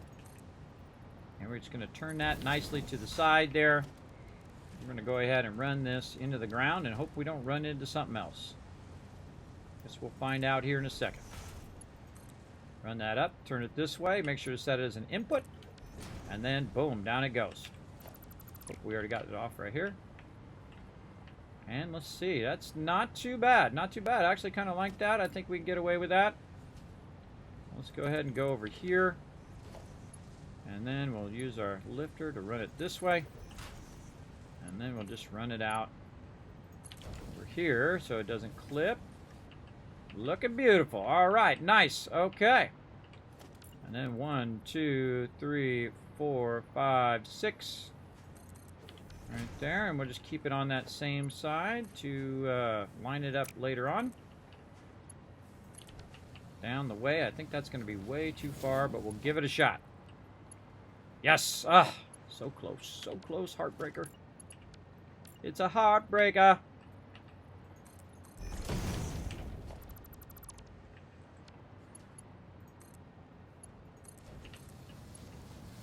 There we go. Just keep that nice in line. That's it, everybody. That's GG's. Look at us running in there at 780 right now. Nice. Try and cover up our smart plating now. We got that one done. And that is going to make us some versatile framework right here. Look at it go. We already have it running back here. We already got the steel beams backlogged. Look at those coming out of there. Doing a good thing. Again, I don't think I've ever once made more than one thing for versatile framework, or if I did, I made it temporarily. I've never ever bothered to backlog a factory of it, and you do need to do that because in the end game you're going to use it for all that stuff up there in phase 4. And I've never bothered to finish phase 4 because I usually, by the time I get done, they come out with a new update and I'm like, all right, new game. And I start a whole new game and try a whole different one. Is that Kismet and Game Drive? How did you know? How did you know that I swapped out the coffee for Dr. Pepper? That is very clairvoyant right there, Unforgiven. That is incredibly clairvoyant. That's 1,000 Kiss Cats for that amazing ability. To know that I did swap that out for Dr. Pepper. You are correct. You are on point today. Oh, look at him go. Look at him go right there. Ah, we're going to have a huge backlog of those. We're going to have a huge backlog of smart plating, which we do need to eventually have those backlogged because we're going to use those in the final phase of the game. Oh, man, this playthrough is the bomb big time. All right, let's go. What else we got? We got stators and we got motors, automated wiring, and then we're finally going to get to the big stuff, which is our heavy modular frame. Now, stators, again, assembler, assembler, and assembler, right? So we have 3 more assemblers in a row. And of course, we're going to use all of our base resources, including our rotors, and then eventually our stators. You're going to start to see our numbers start to diminish greatly the further in that we get. But we've already done our encased industrial beams earlier, so we don't need to do that one. So now we're on to stators. And again, this is going to be super easy, barely an inconvenience. Up in here, again, love those guys. Love that thing where they go in and they... have a pitch meeting. Go search that up on YouTube, everybody. Go show them some love. Tell them Kismet sent you. Search pitch meetings on YouTube. And they have ones where, like, the dumbest movies ever. They say, hey, let's just have it where it has no story or no point to the thing. Yeah, that'll be great. Let's just try to, squeeze every penny out of this franchise for no reason. Which I think is kind of fun. Funny. All right. We got to get some more resources. Probably some in there. Nope. Let's go into here and tell it that we want to do this and this eventually, and then we can go hunt down some more of these resources. What do we need? Concrete and all the goodies. Lots of concrete in here. Let's just grab it. And plates and any more things there? Nope. Nope. Really? I know this one's plates right here. Plates. You sure do need a lot of plates. And that's usually for your foundations and stuff. Again, if we run out here, we can always run down to actually where it's being produced. Now, one of the things that might happen, though, is you might eventually run out. And that's because we're using it at full capacity because we do have a backlog. And we're trying to burn up that backlog so that that backlog really pushes forward into the next stage. And so instead of it running at the numbers that I'm saying at 37.7, it's actually running at 780 and 780 because I have the maximum speed belt. So it's running at that higher speed until it runs out. And then when it runs out, it starts to do what my rotors is doing right now, where it's just like when one gets done, it sends that one up the line. And so it's not going to go as fast as if you had backlogged a bunch of it. And that's okay, because eventually when it's done using those rotors and it fills up 6 boxes full of versatile framework, it'll then start to backlog, and then we'll backlog the rotors, and then the rotors will backlog, and then so on and so forth. And as you max out your factories and your storage, it will then max out all the rest of it for future expansion. So there we go. So we got that. Now we want to go to our blueprinter over here. We're working on stators. And let's get stators down here in our stuff. All right, we're going to move our assembler down here. We're going to, oops, that's not far enough. Right there. And then again over here, working our magic down there. And these are going to be stators right over here. All right, looking good. Load the blueprints, assemblers. Start with A. Okay, the first thing to do is go in and figure out all your numbers in the assembler. Modular frames 2.5 and steel beams. Mod frames. Wait a minute. That's the same as versatile framework.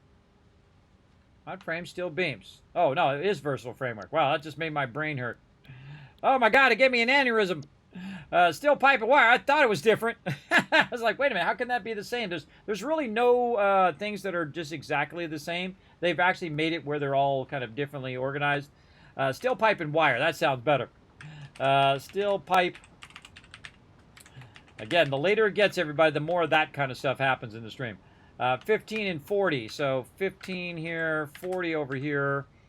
We're going to use 3 per... let's see, what is our steel pipe production? Right now we're outputting 200 steel pipes per minute. Nice. Wire, we're outputting an obscene amount, I'm sure. 780 wire right now. Wow, okay. Wow, wow, wow. That's going to be a lot. So that means that our number one, our thing that's going to slow us down is actually our steel pipe. But wire is at 40. So it could actually be the wire. So let's see what it is by just simply going like this and working our calculations on both of them. And then going over here and working these calculations here and this here. What is the thing that's going to diminish it? It is going to be the steel pipes. How do I know? Because it needs less factories. Or the wire, sorry. The steel pipe says it needs less factory. It needs 13 constructors. But if you're doing the wire says I need 19 constructors, right? Because I have abundance of wire. And so basically it's actually the steel pipes. I mean, it's the steel pipes that is basically slowing it down. Because it can only do 13 worth of constructors, where if it was based on the wire, it could do 19 of the constructors. So you go to the lowest number. So the lowest number would be the steel pipes right here. Boom. And then we can take out all of these other calculations here. Reset that.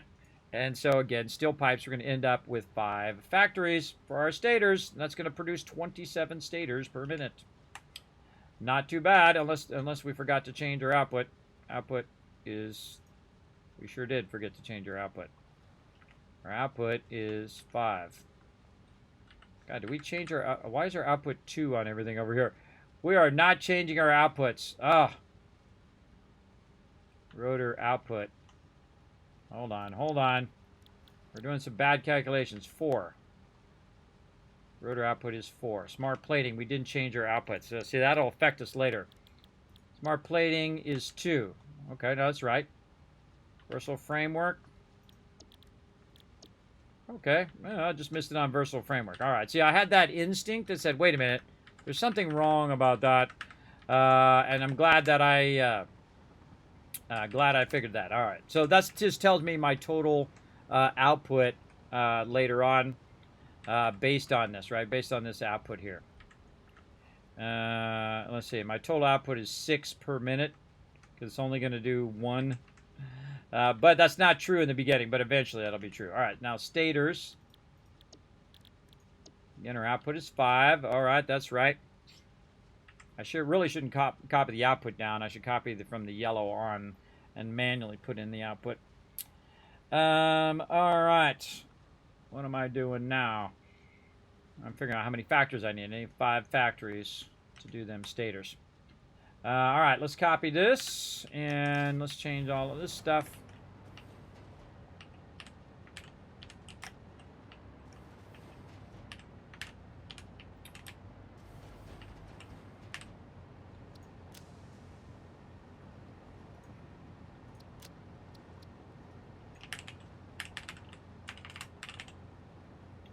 Staters.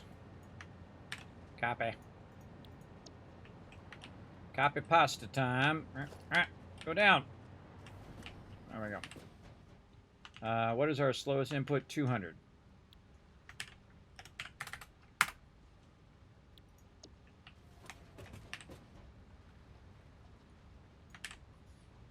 Really easy once you get it down. And again, you change those 3 things. You change the thing inside, and that's it. It's done.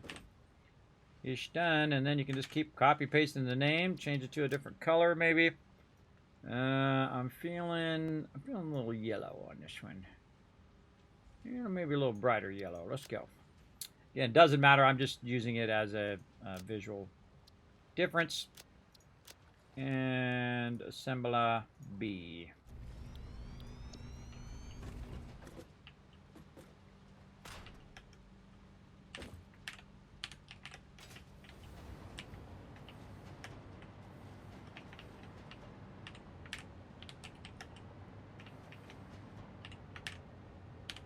All right, looking good. That's it. Staters, a yellow, nice bright yellow. Staters B. Organize it.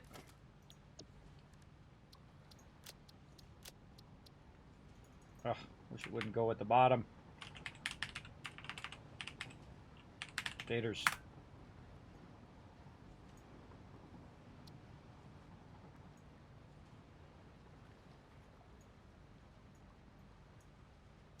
Changes. Okay. And we clear this. And the extra resources. And now we're going to go ahead and clear this over here. And we're going to tell it that we want 1 staters. How many did it say we needed? 5. 5 of those. 1, 2, 3, 4, 5. We're going to need a lot of staters later on. And then we just go shopping. Go shopping because I know you like Dr. Pepper. Well, yes, that's very smart of you, man. Very smart of you. I think I've said that a long time ago, too. That's a pretty obscure one. And I'd say I would not fill it with coffee. I would fill it with Dr. Pepper if I was really there. I actually haven't drinking Dr. Pepper in a really long time. And the reason why is because it adds like 10 pounds. All that soda, everybody, you're just drinking syrup, man. You're just really giving yourself a whammy on that stuff. But, you know, it's your life. They're your life choices. You do whatever you want. For me, I said I would rather not have the weight than to drink that stuff, personally. I would rather stop suffering being overweight. And it's like an everyday challenge, too. Because, you know, you always have those cravings where you're like, oh, man, well, I'll just have one. And then before you know it, you have that one, and then you're having 44-ounce Dr. Peppers again, like I used to. That's some hardcore stuff, everybody. Drink that every single day. That's nutty. That's nutty. It'll eventually catch up to you. Maybe not in the beginning, but it will. I know. If anybody who knows, everybody, this guy knows for sure. It will catch up to you. When you're young, you're much more resilient to that. But over time, you drink Dr. Pepper every day for 10 years, and believe me, all of a sudden you'll just gain 100 pounds. It's nutty. But it is good every now and again. And that's when I feel like I can drink it responsibly. Then I'll go back to having a little bit at a time.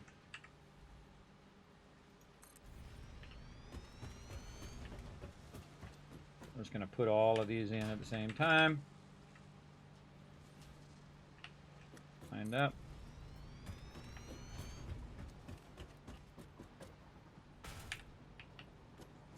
Ah, getting that down. Aiming it right here at the corner. Boom.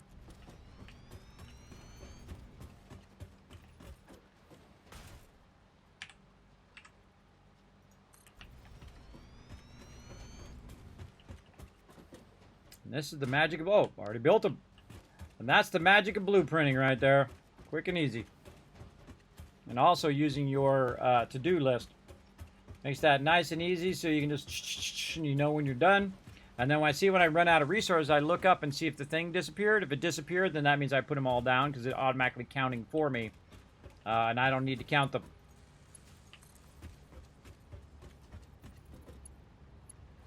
Okay, there we go.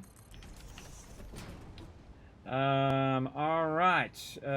Stators in. We got that. We need our inputs for our stators. Again, steel pipe and wire. I feel like we'll bring our steel pipe up and over since our steel pipe is right down here. Let's go ahead again. Look at it. I don't have to run the lines all the way across or anything like that anymore. I don't have to run them to the box and then from the box back again. They're all in line, which is really nice.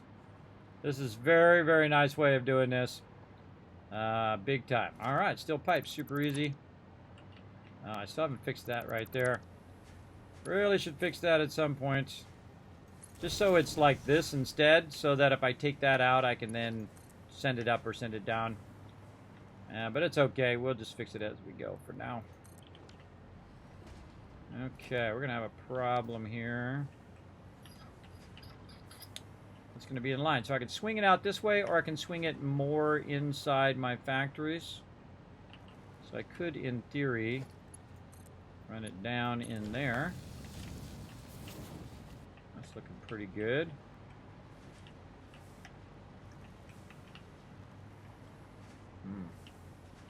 Touch it a little bit. I think I could live with it. It's how much of that clipping you can live with, everybody. I typically don't like it to clip. You can live with a little bit. Alright, and then we'll run this down over here. And that'll leave us another line to run later.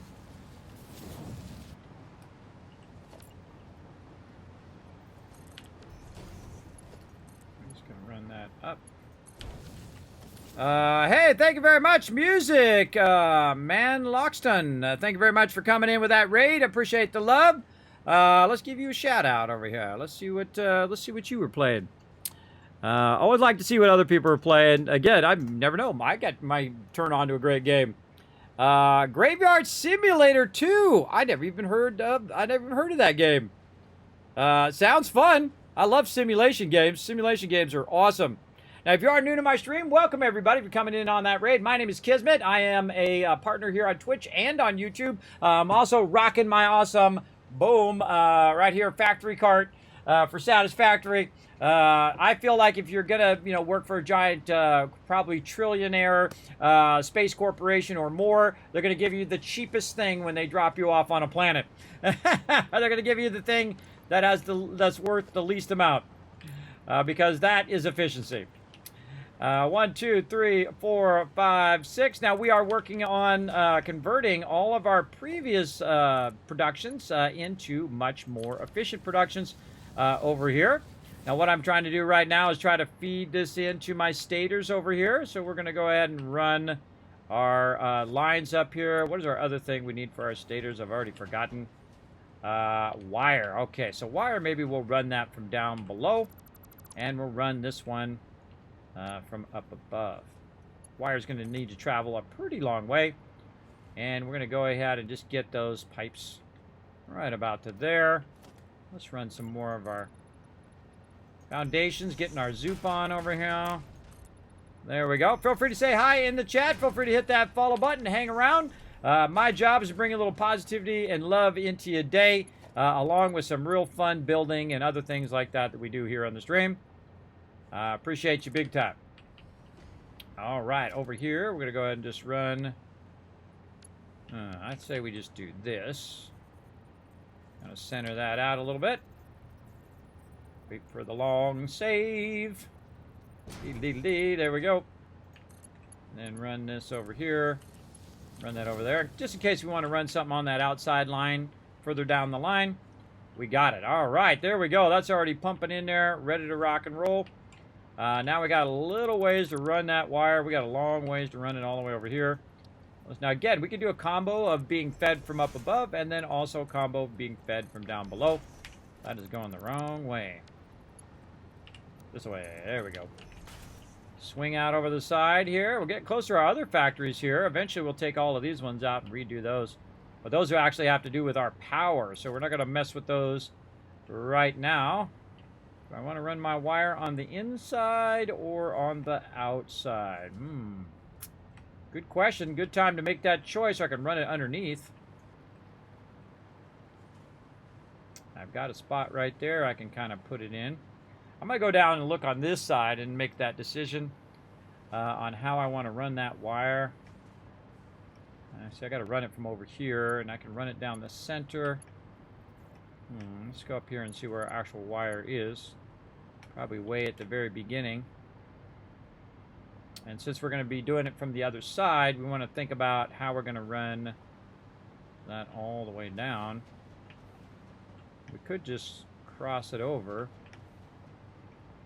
We're utilizing some of our wire there. So we could cross it over and then run it down that side. Nothing wrong with that. Yeah, just run it down this line right here.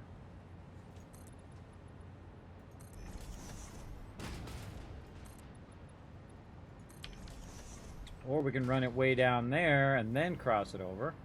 So we're going to be using a lot of these resources eventually too, so we need to think about not getting in the way of those resources.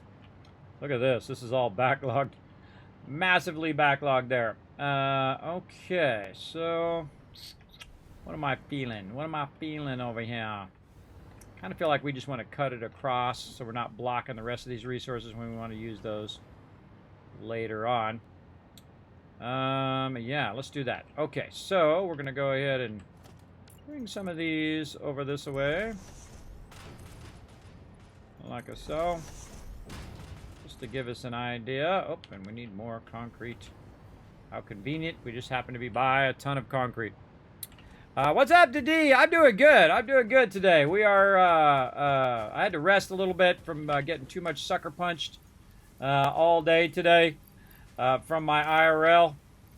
Dealing with a bunch of dumb insurance companies and people who can't explain stuff, and everybody telling me different things from, I've got different stories for different things. Yeah, I talk to my insurance company, they tell me one thing. I talk to the mechanics, they tell me another thing. I go and I talk to the DMV, they tell me another thing. I call the state to say, look, this is what I'm trying to do. They tell me another thing. I talk to other people, they tell me this thing. And all of the things don't match up, so I'm like, well, these people said this, and you're saying this, so what does this mean? You know, just trying to get the actual facts instead of whatever BS they're putting out. Or whatever maybe they don't know. See, that's the scary thing, is when you're working with people who are like doing your stuff for you and they don't even know. They don't know what they're doing. And then you're just like, oh gosh, you guys don't know what you're doing, so I have to figure out what you should be doing, and so on. That's so scary, everybody. When the people in charge of your stuff don't know what they're doing. Especially insurance companies who are terrible. At least mine is. I'm not going to tell you who they are unless they screw up anymore. 1, 2, 3. Again, I might, it might be a public service to warn you against using their services, because they are awful. I mean, not just awful as an insurance company, but I mean awful as any company. As any company I've ever worked with, ever. And that's saying something. Because I've ran across some really bad doctors, and ran across really bad businesses, and people who don't follow up, who don't do what they say, who are trying to scam you. I mean, all sorts of stuff along my journey in life, everybody. And these guys are the worst. I have never seen people be so bad at following up, or be so bad at doing their job, at explaining and letting you know what you need to know to get things resolved and move forward. It's just the absolute worst. I've never seen such incompetence at this level, but now I have. Now I have seen incompetence at an incredibly crazy level. Big time. Let's just put this right here so we can keep that line nice and clean. Right there, and then we'll turn this nicely so that we can run another line there. Say we're going to run our copper sheets or whatnot, we could run our copper sheets up and tap into that same line and run it along. And we're going to need to run our copper sheets eventually. All right, let's do this. 1, 2, 3, 4, 5, 6.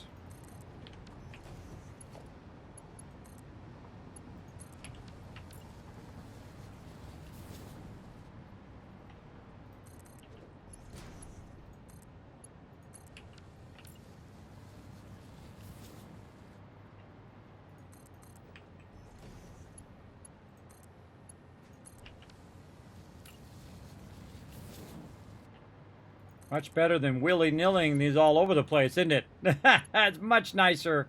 And of course, you can get even more fancy than this, everybody. I'm just showing you how to run, clean line runs. As opposed to just running it all over like we did before. And we cleaned all that out today.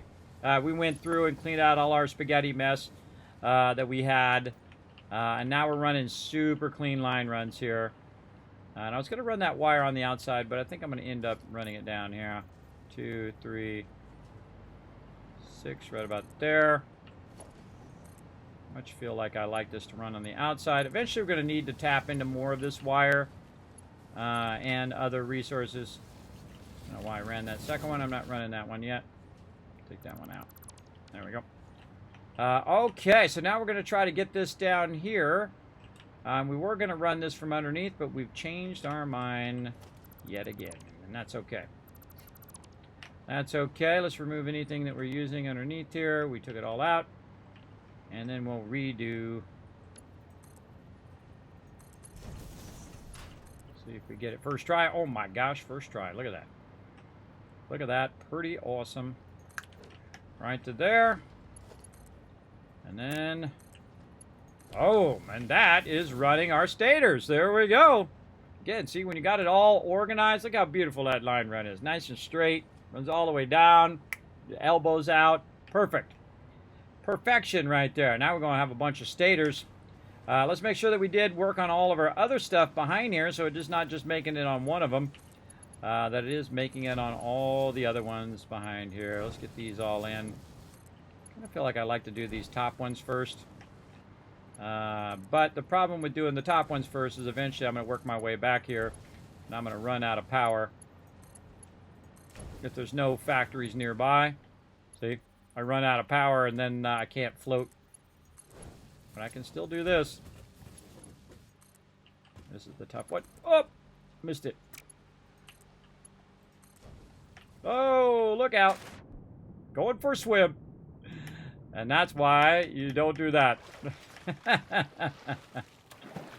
And that's why you don't do that. That's why you chain the power down. That's an amazing factory. I got one question. How will you move the farther away resources? I got a question. How would you move the far away resources to your factory? Like that. I'm doing it like that. I'm line running it underneath. You can see I have multiple levels. And I'm running underneath there. Now, eventually, in the beginning, you're using line runs, right? Or you're running conveyors and whatnot. But eventually, you want to start using trains like I do over here. Look at this. This is 22 boxes high backlogging of resources over there. So when we really want to get serious about our nuclear power, we're going to get that going on. First, we're going to redo all of this. But yes, this is a super efficient factory. You will not believe that all of this right here is only using, let me show you, boom, 5,700 power. All of that. Now, of course, there's also a whole nother level underneath that. Let's go look. Down here. Boom. All of that, too. Plus my extractors. Plus all of the power runs. Plus all of the hypertubes, right? Because I have my hypertubes off. Hypertubes take thousands and thousands of powers if you leave them on. But now you've got your priority power switches that you can turn on and off at any time. You flip that baby on, hypertube on. Flip that baby off, boom, hypertube off. Saving you 20 power right there, times how many other factories you got, literally thousands of power. But that's how I run my line runs. I either run them up on top there, like that, little bypasses, or I run them underneath. And that's why I leave 10 levels between each level. And that's how I run my line runs. But I'm taking all of the raw resources and bringing it here. And the reason why is there's an infinite amount of space and water here. You can see that I have tons of water in every direction, and I can just go ahead and open up the floor, and boom, there's water, right? And that's why this location is awesome. If you want to see where it's at on the map, here's where I am right here, and I literally could build a base that would be like that big. And you can see my trains running, doing various things, and we'll run into those trains as we're working on stuff and reworking stuff as we go. We've got a lot of reworking to do. We've torn down our previous factory where we got kind of the top edge of the game. We're now in phase 4 of the game. And we tore down all of those factories, and we're rebuilding them to be much more efficient. So our storage doesn't have to be separate. It's actually built into there. We got our hypertubes built in there. If we need to go to the back of the factory, we're rerunning our lines so they're not like all like this and like this and like that, right? That's the way they were. I took them all out. You missed that spaghetti earlier. I had it all down here, just spaghetti city everywhere. Down there, we took it out though. And you can see that I'm just stacking them, and I'm running that power and running that power and running that power. Now, this is being run by 4 nuclear power and 66 oil power right now, which is down below right over here.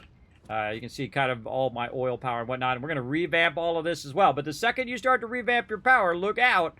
My power is completely separate from the rest of my base, and it can run separate because it just needs to manufacture and process the oil power, and it just needs to manufacture its own resources. See, I have separate resources for nuclear power that is not affected by anything that I'm doing here. So I can turn all of this off, and my nuclear power will continue to run no matter what because it has its own nodes, and those are being run by the train that's running up here. Let's bring in those resources in, stacking them 22 boxes high, and then, of course, producing those resources that I need.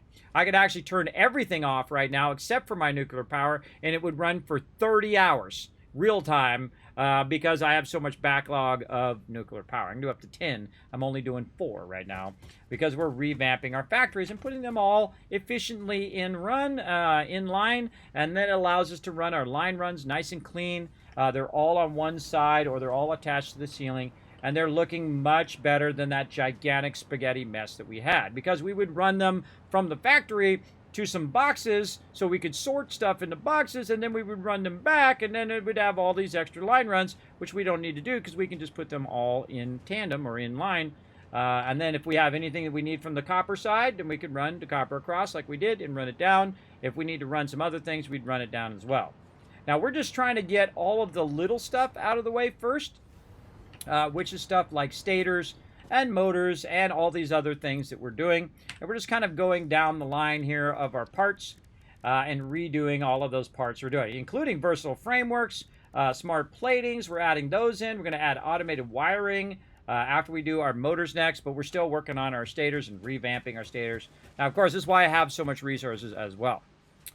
Can you show how the modular factories are inside? Absolutely. Right here.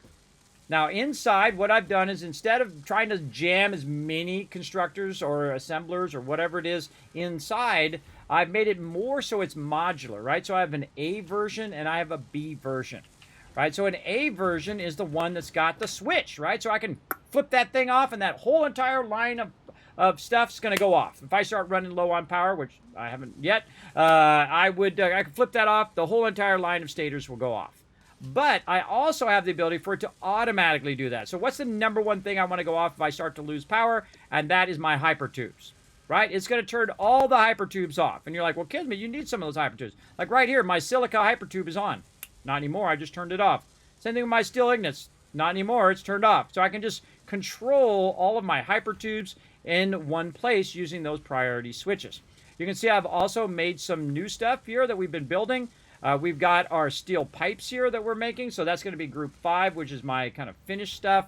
We've got a hypertube, we put it there. We got beams over here, hypertubes here. We made some rotors. Man, we made a lot of stuff today. Holy mackerel.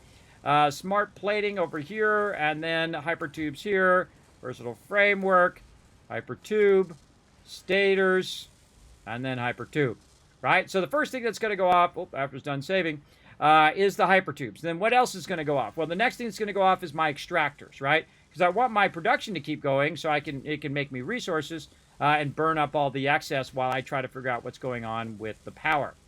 Same thing with the ignits. That'll be the next thing that goes off. So if it's making a bunch of ignits and it's already got a bunch of ignits already done, it'll turn that off. And then it will turn off all of my production.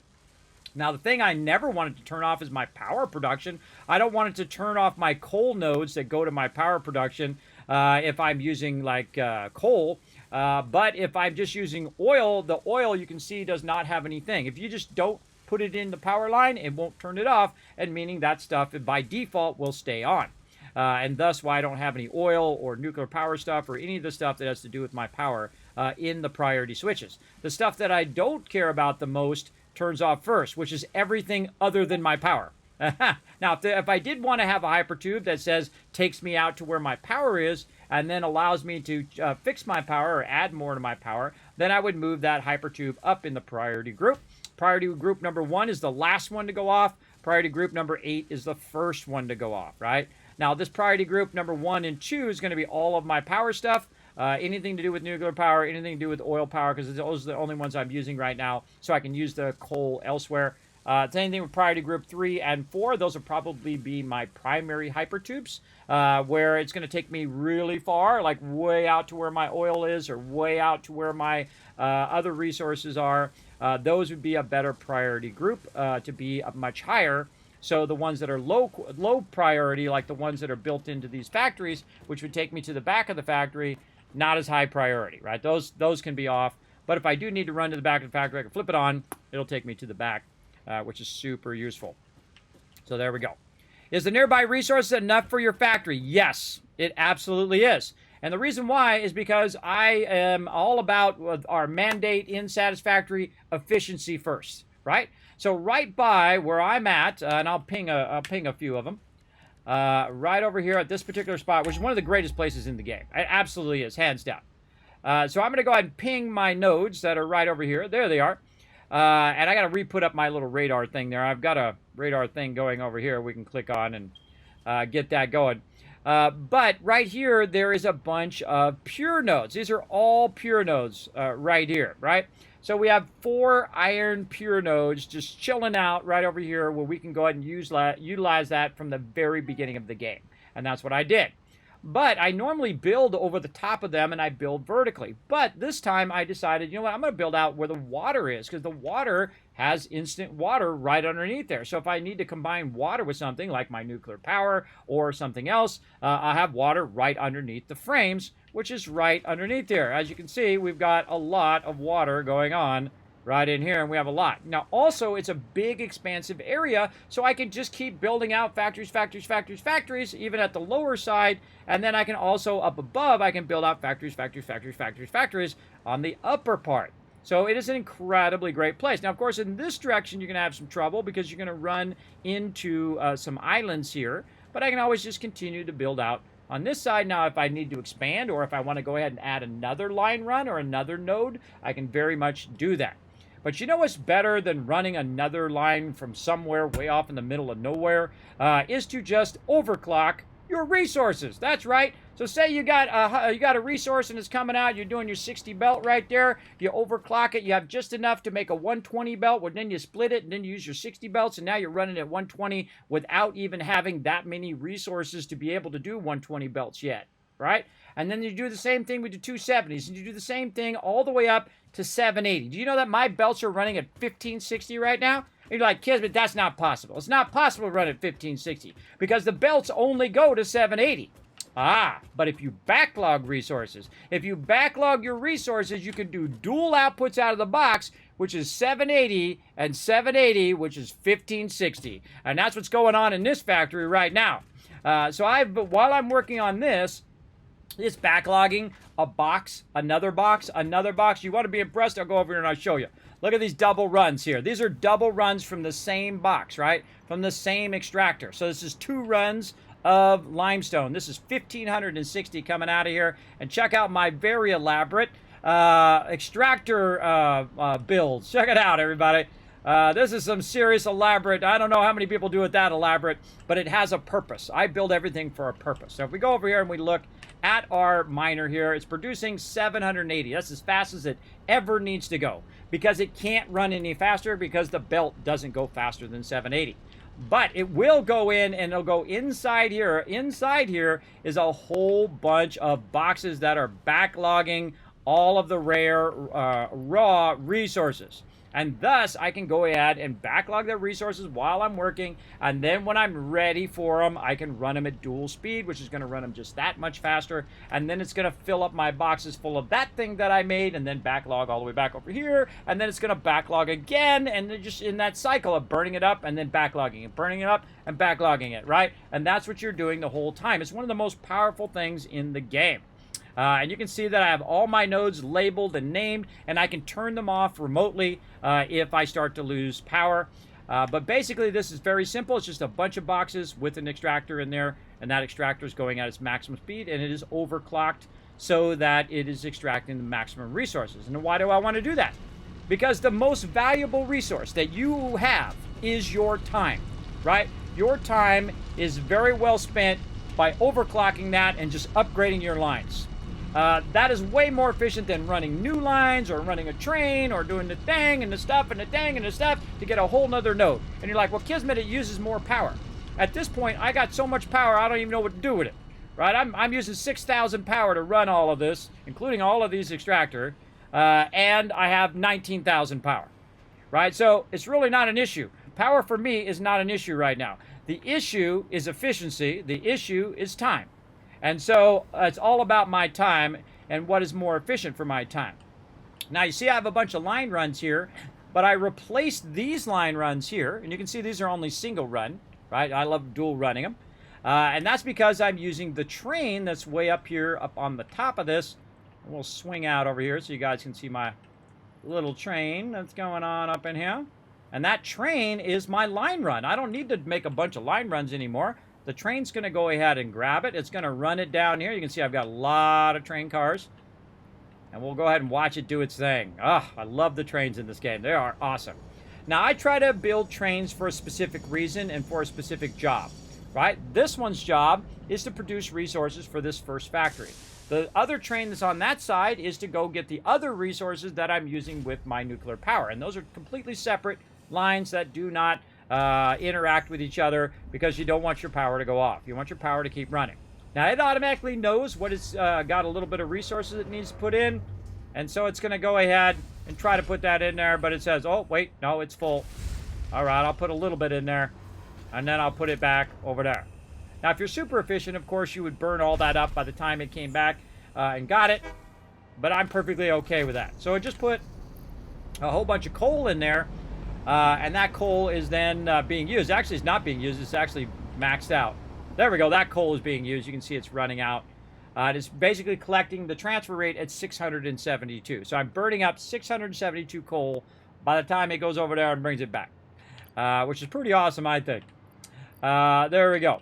Now, some is going to use more than others. And again, remember, we have a backlog of those resources and then running that backlog over here. We have backlog on that side of the resources, bringing the train in. So there you go.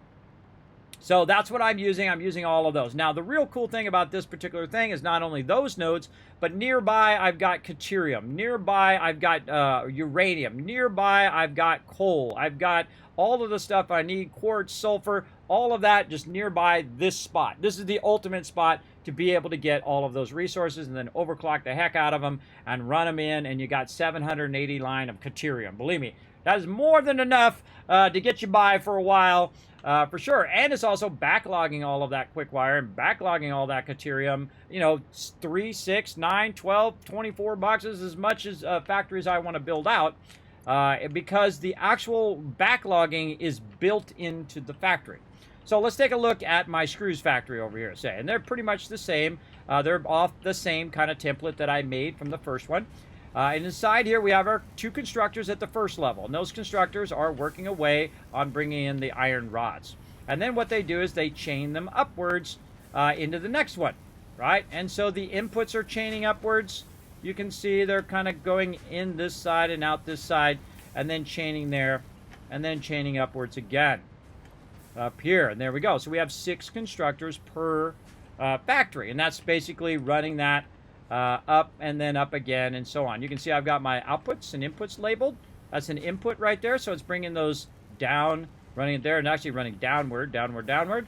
And then it chains itself to the next factory. So it'll come out of the back, go up, boom, into the next factory. And then I can just keep doing that over and over and over and over again and make as many factories as I want on the same blueprint. So just keep making that blueprint, make 100 of them if I wanted to. And I've also integrated a hypertube in case I make a lot of them, so I can go ahead, like, see how far back it goes? I just get in the hypertube, it'll take me all the way to the back, so I can check my resources in the back, and then I can take it all the way back up, and I can turn that hypertube off. Also, it has built-in resources collection, so it's going to basically go in and put that stuff in this box right here. And you can see it's got a full box of that. In fact, this is making so many screws right now, it actually has 3 lines of 780 running out of here right now. Look at that. So you got the 2 lines being used, and we still have another 780 line that hasn't even been tapped into yet. And that's the same kind of mentality for every single one of these factories, is the fact that it has integrated storage, integrated hypertube, integrated inputs and outputs that can stack on multiple levels. It's vertically built instead of horizontally built. And then I can chain them to one factory to another factory. And that's what makes it so powerful, is the fact that I can use one that I already did, change that one, and then just make another one from that one. And I'm going to do it right now. Let's go. Let's get back to what we were doing. That's a little bit of a tour of my base for you. So there you go. So there you go, AMS and Xylex. There you go. And by the way, I've made it all the way to the end of the game just with the nodes that I'm using. Right now, I think I'm using 13 nodes. Let's take a look at our spreadsheet. That's right, I got a whole spreadsheet that I'm using that you guys can go check out too. Feel free. Right there. So what we're doing is we're using, let's see, we're at 13 nodes, I think. The last I looked at it. Where we do that? Oh, we put that down here. Oh, 14 nodes. 14 nodes. But the 13th and 14th node is being used for my nuclear power. So that one's really separate. But let's call this 10 nodes. 10 nodes to just work the first part of the factory, and then separate nodes for the nuclear power over there. And, of course, separate nodes for oil power. That's not even on this list. That's also going to be separate. I do cut my oil separate. I do cut my coal separate. All of that stuff separate from your normal production as well. Now, I could tap every single node in the game, but why? But why? I don't need to. I don't need to do it. I'm super efficient, everybody. Now, the amount of hours that the game is run is different from the amount of hours that I've invested in the game. I probably put 60, maybe 70 hours in this particular playthrough, and you're like, no way, Kismet, that's like so incredibly advanced. That's because I let the resources run, right? Like, I could just stop what I'm doing, let this run for a day or two, come back, and this whole entire thing will be full of resources. Absolutely. I can let it run for a week or for a month or whatever I feel like running, especially if you're running it on a server, because on a server, it would run 24/7. Let me hook you guys up. Right there, follow that link. Go get your own Satisfactory server and use the power of time. The power of time is so incredible because it will run 24/7, 7 days a week. It'll constantly be making you resources all the time. And we're going to do another playthrough using the server, and I'll show you the difference. I'll show you the difference when you're playing on a local game where you're doing it in the moment, as opposed to in a server-based game where you can just let that sucker run. You can also get your friends in there, and they can help you out, and they can go, hey, I'm going to go do coal, and you're like, okay, I'm going to go do limestone, and it's like, okay, I'm going to go do this. We actually had like a little board that everybody was working on, different things on the board, which was super fun. I thought that was crazy fun. And then, of course, you check it off when you get it done, and then you run those resources in and whatnot. Okay, so we did our stators, and again, we got to move on to our next thing right over here. So our stators, right here, and now we're going to go ahead and move on to our motors. I'm just doing it in order of the parts thing just for fun. I could do it whatever order I wanted to. But we're going to need our rotors and stators to produce our motors. So we want to go ahead and take up our blueprints that we had used before, and we got them all nice and organized in here. Under stators, and we're going to take our A version of it. Oh, well, of course, we don't have enough resources. Speaking of pipes, let's run over here and grab some of our steel pipes. And, of course, we have a bunch of backlog of resources here we can kind of tap into. We have a lot of something in there. Yeah, there's a little bit extra in here. Let's use those up, use this up. But we also have all of this stuff being produced and backlogged over here that we can go and just grab it right out of there. Very convenient. Very convenient. Would you recommend I reset my game to find a better place with resources? I would try bases in different locations until you find a place that you like the most. Me, this is my new favorite spot. I actually like the other spot where I would build up over the nodes, but building out over the water and having such a huge expansive area means that I can just build my factories as many as I want in a row. The problem you usually run into is that you run into walls, or you run into islands, or you run into some cliff or whatever, and it basically impacts the ability for you to make your factory. Out here along the water, you can see that this is really long factory, and I can make it go and go and go. And I actually have the outer limit marked out there, how far out I can go. All right, so again, we're going back and we're going to do motors. And I'm going to show you how easy this is with blueprinting. Once you've iterated on your designs of your blueprints, you iterated on the design of your blueprints and you got them the way you want them, you can go ahead and just very easily just change them and change it for the next thing down the line. So I'm going to go ahead and use my A version. What is it we don't have? Oh, let's just put this on our to-dos, and that'll make it easier. Let's go up here. We'll go ahead and say we want to make one of these. We want to make one of these. What are we missing? Oh, okay. Some plates, some rotors. Let's get it going. There's our rotors. A little bit of wire. Not much in there that we can use. I'll get a little bit more of that because I know I'm going to use more of that. And again, this is all the stuff we used when we took our factory down. And so we're just kind of using that up first before we go and tap into what we already have. And you can see some of the stuff in here I don't even have a factory for anymore, or a production line for yet. And that, let me just go back to my plates one here. There we go. That's the one I'm looking for. Get a bunch of extra plates, put the small stack back. And let's see, any wire in here. Oh, yeah, we're using that up. We're using that wire up good. All right, there we go. Now we've got enough resources to pull up our blueprints. Let's do it. Again, I'm going to run through it pretty quickly, but if you do have some questions, feel free to let me know. All right. Now, what I do is I take the design of the one I've already done, which is stators. And again, as I go along, I'm iterating on it, making better and better as I go along, and it's really, really well done now. So the next one we're going to do is motors. So we're going to go in, select our motor as our next goal right there. Select image, and then motors.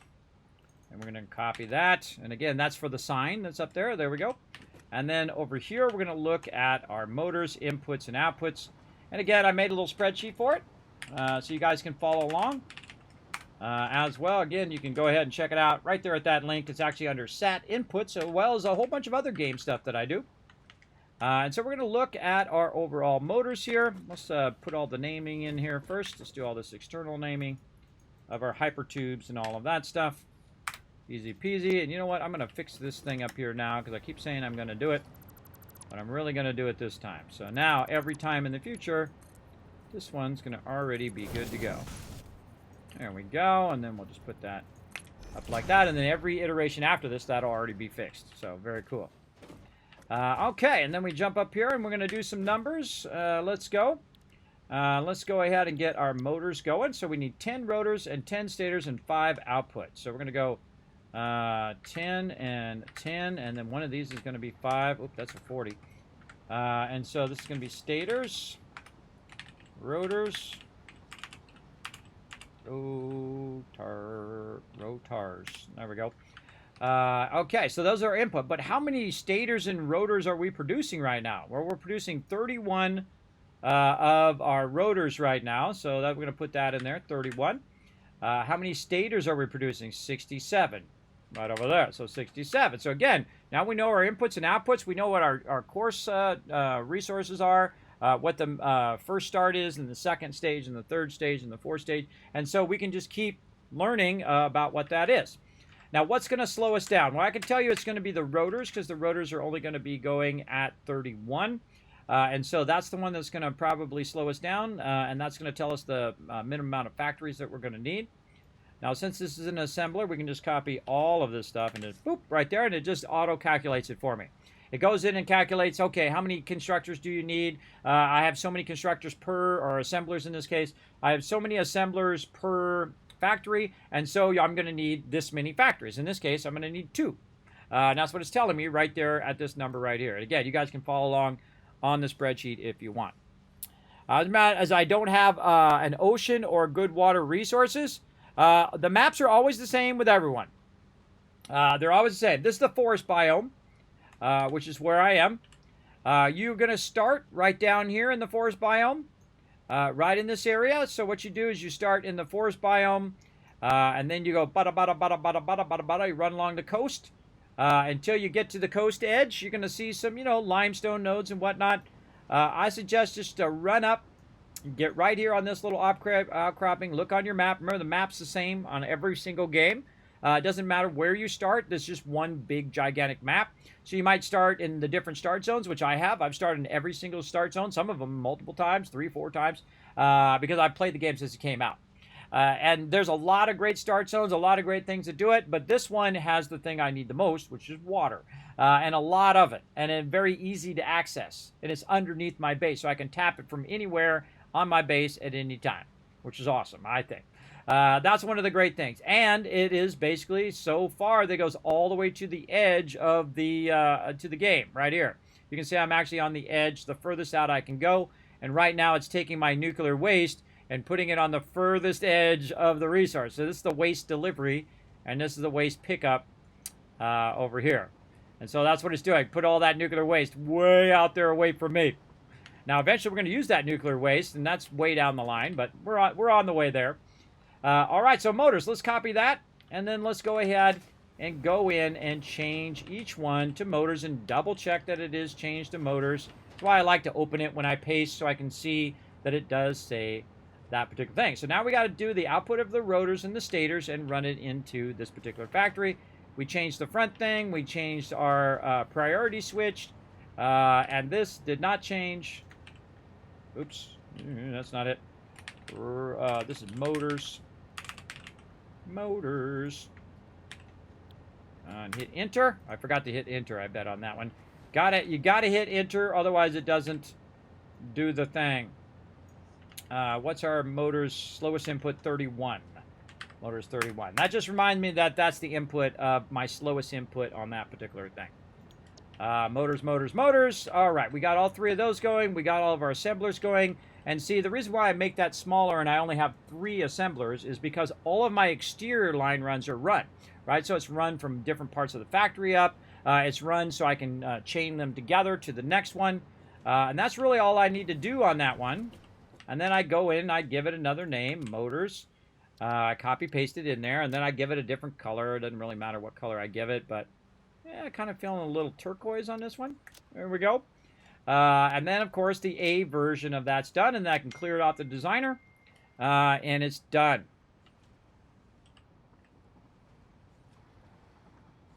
And then over here, we can go ahead and see what we can get going on the B one right there.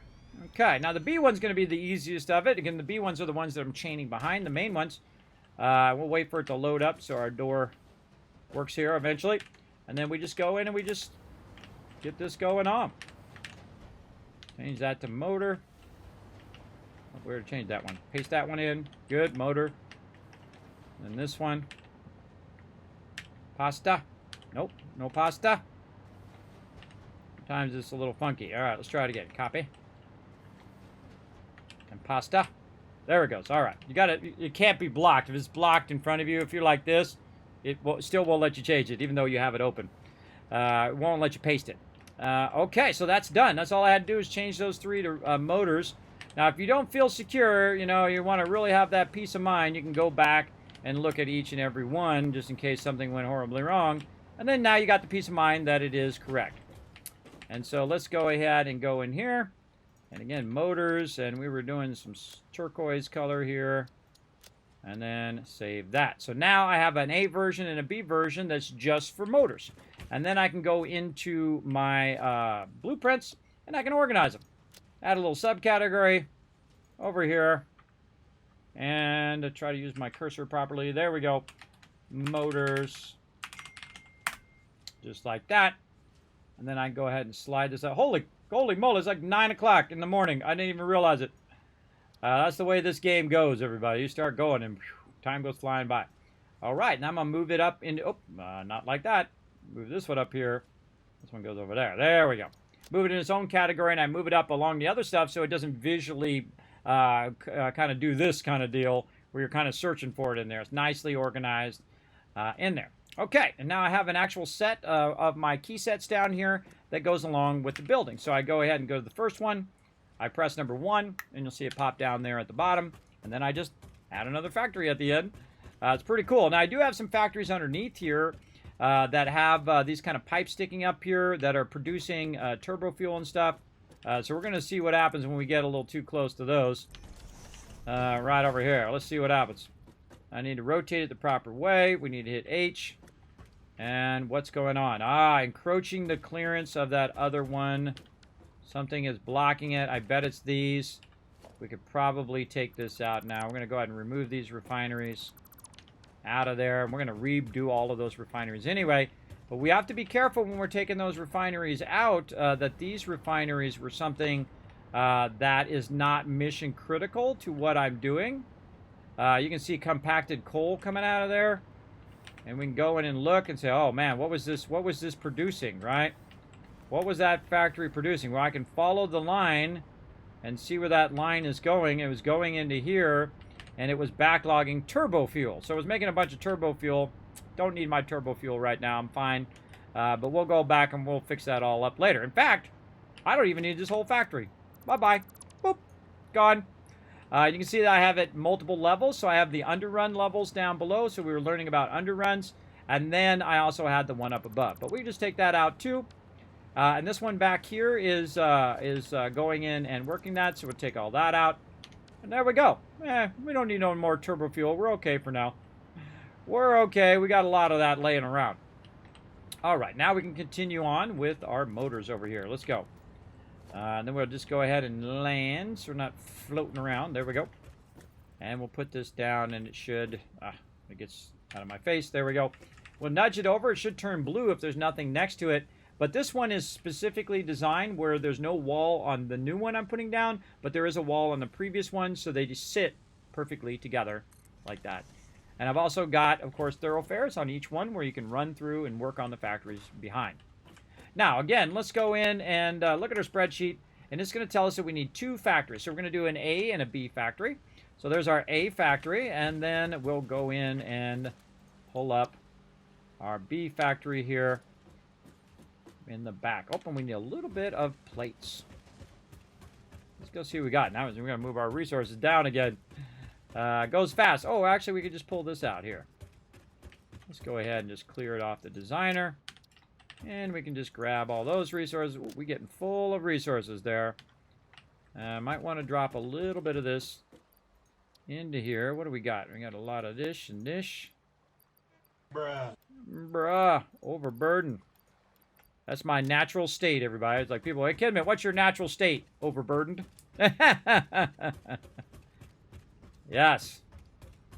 When you start in the forest area, because that's the first area they did in the game, you'll find that you're hurting for water there because they didn't think of water because they didn't have fluids in the game at that time. I don't even think they were thinking of putting fluids in at that time. And so basically you're going to hurt for water at that beginning stage. And that's why I have basically I just hit the ground running and I move over here. I don't even bother building a base over there. I just run over here, fight through the mobs, and get a base popping and locking over here. And I think I could start over and do even better the next time. See, and I'm very notorious for doing that.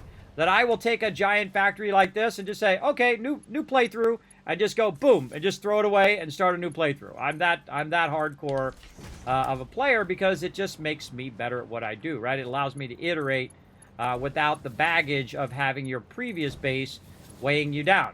Now, this is the same thing as an artist, everybody. As an artist, the smartest thing you could do is to get rid of the paintings that you did or get rid of your artwork that you did and sell them or give them to a friend or do whatever you want to do because then you've now moved past that point and you can move forward into another point that you can do. And some people have that problem as artists. They can't move forward. I've been a graphic designer for 30 years. I get rid of all my artwork, but I sell it. I get rid of it. All gone. Except for a few, that you keep that are your special ones. But most of it you want to move forward by basically going to that next stage. Let's go ahead and take this line, and we're going to keep chaining our power underneath the foundations right there. So I chained it from the previous one over here.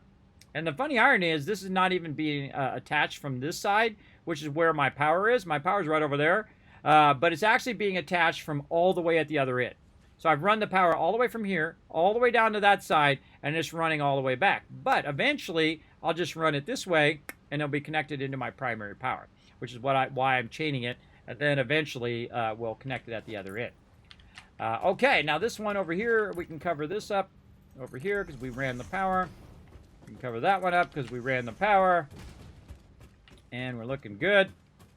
And man, we are making big strides today. Big strides, for sure. Okay, and so we've connected all of this. We've got all of our in-between lines connected, looking sharp. We've got that filled in the back. And now all we need is some resources for our motors. So what is it that we need for motors? We need rotors and stators, which are being produced literally right down the line. So stators is being produced right here. So that's probably the easiest of the two of these to run down. Now I've got these things up here so I can see where the top of this is. And I've already got these kind of pre-done. See, I've got these sticking out the front of the inputs. The inputs are green. The blues are outputs. And I can just run that nicely right up like that. And I can go ahead, turn that like that, and that's good to go. Same thing with my other line. See how easy that is when you pre-built it into your blueprint? And again, I could try to put, you know, as many assemblers in there as possible, but I feel like that's not the biggest thing. The biggest thing is all your line runs and running stuff and running connections and doing all that. That's what takes you the longest. So if you make a smaller factory with all that line runs built in, you don't have to do as much of that work. It's already done. You're all sorts of GG on that. Okay, let's take this out. We got to fix that one again over here. Right there. Run that up. And I say we just run it like that. Looks good. And then run that over there. And get away with that. Ah, no. No clipping. No.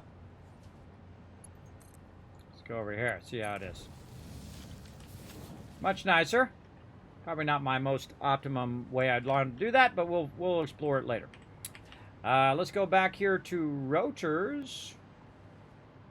And we're going to see where our rotor output is going. Our rotor output's going up here. Now, we're not producing enough rotors, I can tell you already, to do a bunch of smart plating and to do our motors down here. And of all the things that we probably would want to increase, it would be our rotors, because our rotors are not going at that high speed. And that's because the input and output of rotors is really, really slow. And I could overclock it because it has plenty of resources in there. It's just the actual rotors themselves take a long time. It takes like 4 per minute.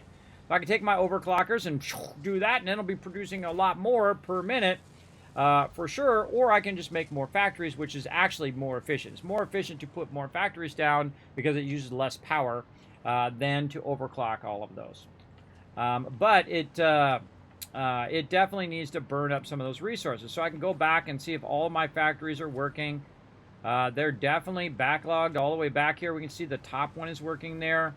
Let's go all the way to the bottom one here. Let's see how it's doing. Just fine. Just fine in there. Now, the thing you want to watch is see if it does it, if it's diminishing or if it's increasing. So it went to 124 there, and then we're going to let it go through and do one cycle and see if it goes less than 124 or does it end up higher than 124. It's diminishing. So it went to 121.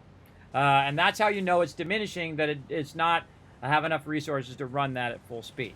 And that's the last one in the chain. So that's what that is telling me, that is diminishing. Now, one up above is going to diminish even more right here because it's actually going to go, it's going to go down, the resource is going to go down the bottom and then feed its way up to the top up here. So you can see that one's not even fast enough to go.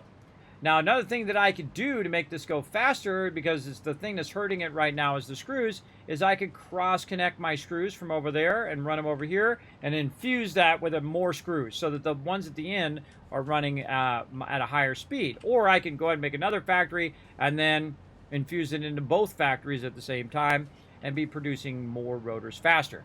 Now, what's going to happen eventually, though, is even though I am not making it at the maximum speed, if I let it run long enough, it will eventually make all of the smart plating that I'm going to need for a very long time. Look at how much smart plating and how much backlog I can make. This is 3, 6, 9, 12. What is that? 3 more would be 15. That's 15 boxes of smart plating that sucker's going to make. Now, I can also just say, hey, you know what? I got enough smart plating. Go ahead and make me some more rotors. And then use those rotors for the rotors for motors. Now, I also have a lot of motors laying around too, so it's not a problem with those either. But again, in the long run, it's more about leaving it running. I like to let it run and backlog. If you want it right this second, then you got to go get more nodes and you got to get more stuff and scale up and more power and more power and more power. But I feel like it's more efficient to let it run, and then it's more efficient for your time and for the time of everything that it's going. I think that's a much easier way to play, and then working, of course, on that backlogging across there. Now, I can go look and see how much smart plating we got over here now. Let's go see. Probably a good amount. Oh, my gosh, that whole box is full. All right. What do we got up above here? Okay, we got about a box and a quarter. Looking good, looking sharp. And so we're going to go ahead and split our outputs here, because I can see we're splitting our outputs of rotors. So let's go ahead and split that output of rotors. So let's see. This one is, where's using rotors? Right here. So 31. So it's not really 31. Let's say this one is going to be 15.5. And this one's going to be 15.5. And so now that tells me that I actually only need one factory for motors. And that's only going to output 8 per minute. Now, I'm like, okay. And then I let it run for 20 hours, and guess what? I got a crazy ton of motors. Again, that's my style of playing. Why spend a lot of my time going and getting 50 nodes when I could just let it run, go do something else like sleep or do something else, and then come back and bada bing, bada boom, I got 20 boxes of motors. And then, of course, those motors will go on to the next thing. Now, eventually, you will diminish down to where you just don't have enough resources, and you can go in and get more going. And get more resources going, tap more nodes, and do that. But again, if you use the power of time, you can just let it run. Let it run, let it run. All right, we're connecting our motors back here. Did we get that all done? Let's see. Connecting all our motors in the back. Now, again, it only really needs one. And so in the back here, it's going to have trouble starting up. So we've got to get those rotors and stators running across up here. So we got our stators running. That's looking sharp. Let's go ahead and divert that into the left one. And then we'll run this out just a little bit. And we'll run more of that in there. And go back to where our rotors are. Right here. And our rotor output is going up. It's coming across. And it's going down. So I want to tap into that. Let's say right here. And divert that. Now again, the more you do this kind of tapping in and splitter stuff on the line, the more convoluted that your line runs will get. But if you try to keep it nice and clean, which I try to do, you can run some really nice lines there. Oh, that's going to have trouble because it's got a bit more of a gap. All right, let's just run it out. A little bit out that way. We run that to the inside. Run that to the inside. That's going to be nicer, so we can run it here. And then chain off this one. I like to chain off ones that are currently not in use. Just saves you down the road when you run another line down that line. You can use that. Okay, so there we go. So we got rotors and stators running in there, and we should see some motors popping out of there eventually. Again, these are all super slow, everybody. These are super slow. And you can get resources that are just solely dedicated, just nodes in themselves that are just dedicated to making motors. And I've also done the other way of doing it. Instead of running all your resources to a central base, which is what I'm doing right now, but I've made separate factories that are just for making motors, and a separate factory that have its own separate nodes that is just for making reinforced iron plates, and just for making wire, and just for making this and that. And you got so many resources in the world, you could easily do that. You could go ahead and make the item, run a train out there to pick up the final item, in this case motors, and run those in. And then it would just be its own factory doing its own thing and doing that one specific thing. And I typically like building it like that, where it's at the node. The node is producing that thing. It's smelting it, or it's producing the one item, right? It's producing, say, plates, right? And this node is going to do nothing but produce plates. And then you can run just the plates. You don't have to run the raw resources and run all those lines. You just produce it at the actual node. And I've done that in previous playthroughs as well. But we're doing a central base on this one, which is pretty fun as well. And we should see some motors popping out of there eventually. Yeah, there we go. We got our motors going. Now, the cool thing is we got a bunch of motors laying around. We need to go find those and put them where they go. And we're getting all of our second level items going on here. All right, motors, where are you hiding? Right in here. Yeah, there we go. Let's get all these motors consolidated back down again. We got to go down and check all those boxes down below, too. We got to check all them boxes. Just do this. Much easier. Don't have to look in every box. Yeah, we got these spread all over the place. Okay, I think we got all of those. Now, we have a bunch of boxes that we had backlogged a bunch of resources previously. We really need to add a long hypertube here, too, that stops every so often. So we'll do that eventually. Actually, I'll have the hypertube underneath, which is pretty fun. Very fun way of doing that. All right, let's put these motors in here. So when we're looking for motors, we know where they're at, right there. Easy. All right, let's go ahead and take a look at what we got down below and take any of those resources and go ahead and combine them with what we got going on up here.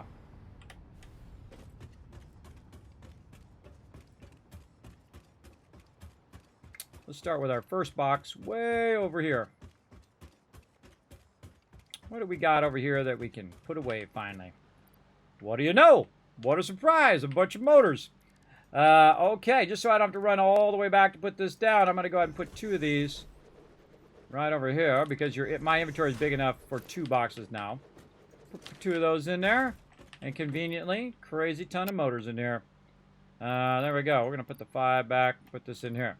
Now, those motors are there from what I made previously, right? So I had all these factories, and those were making those things. And once I make them, I got them. In fact, we could probably be real smart and just get our little vehicle. Up. There's a red alert, too. There's a red alert here.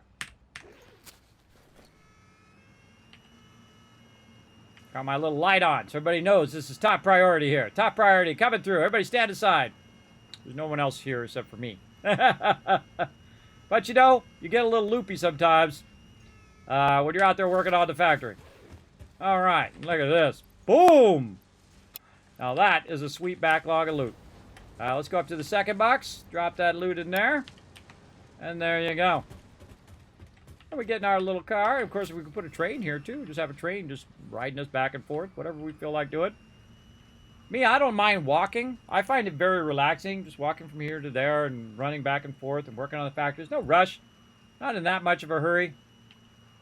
But we can run over here with our little vehicle. We can even fly down there and just ride right off the side, which I've done many times.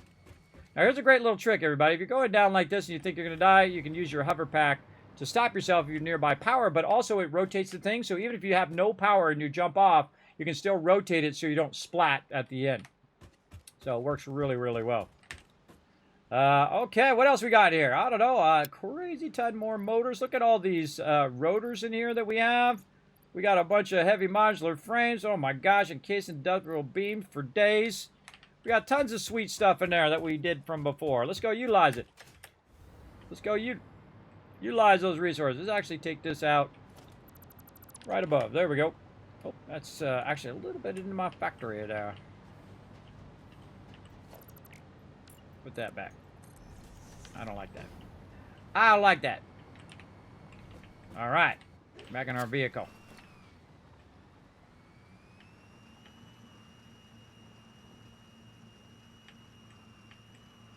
I like the little cart. I actually, oh, look out! Oh, speaking of, woohoo! Nailed it! I looked away for a second. Speaking of the mining cart, I have my mining cart shirt on right now, everybody. Now, it's okay if that happens, because here's what you can do. You can just go ahead and pick your little cart back up again, and it's all GG's. It's all GG's from there. And then you can just fly up using your awesome power tower platforms. And you're back up there and run it.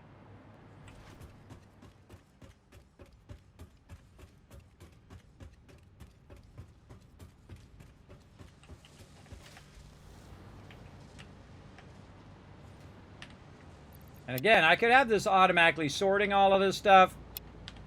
Faster for me just to do it, I find. To wait for it to sort. One time I let it sorted for 5 days. It just sorted all of the resources for a very long time. And I could have done it in like an hour. It just takes a long time for it to run down the belt and a long time for it to get done. I feel it's faster if I just do it. Oh, and let's put our vehicle back on our thing there. There we go.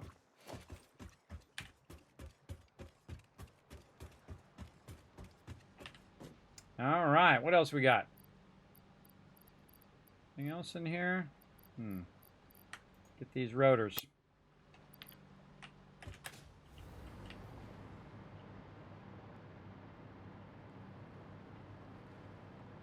Okay.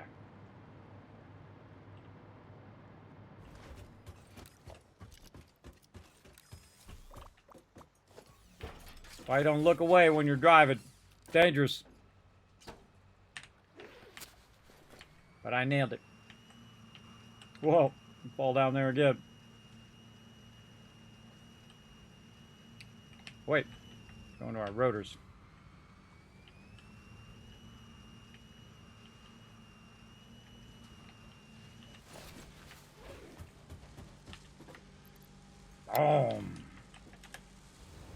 That's going to make a lot of motors very, very quickly now. Those rotors are now going 780. Because that's the way I set it up.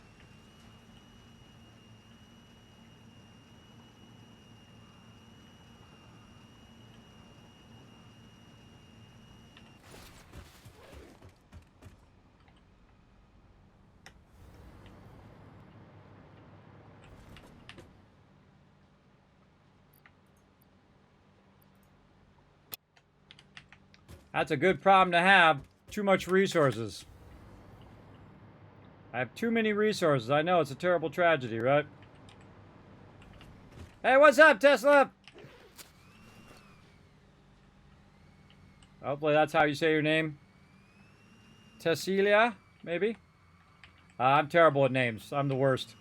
I apologize in advance. That's what I see in my head, anyway. Alright, more rotors.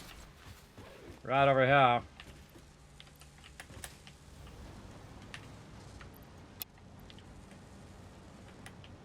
Is there a standard items per minute that can be used? Well, there are standards. There's like, 30, 60, 120, 240, 270, 480, 780. The standard is how fast you can extract it.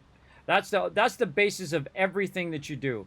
Is so you can extract it out at 120. Okay, cool. You can take it, you can split it in half, you can split it in thirds, you can split it in half and then in thirds and then in half and then in thirds and then in thirds and then in thirds and so on.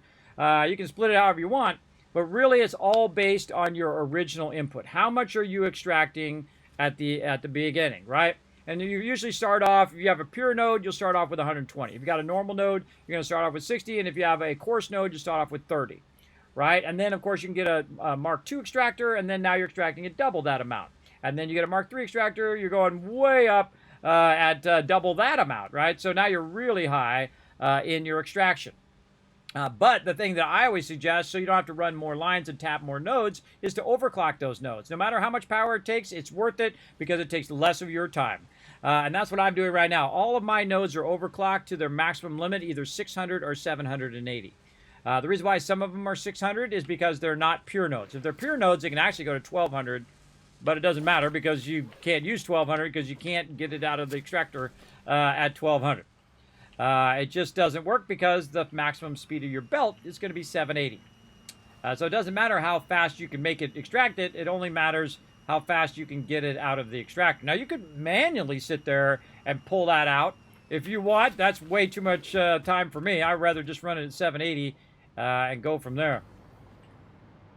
For sure. Now, again, these are some resources that we had left over from before, and we're just taking those resources and running them in their appropriate spots.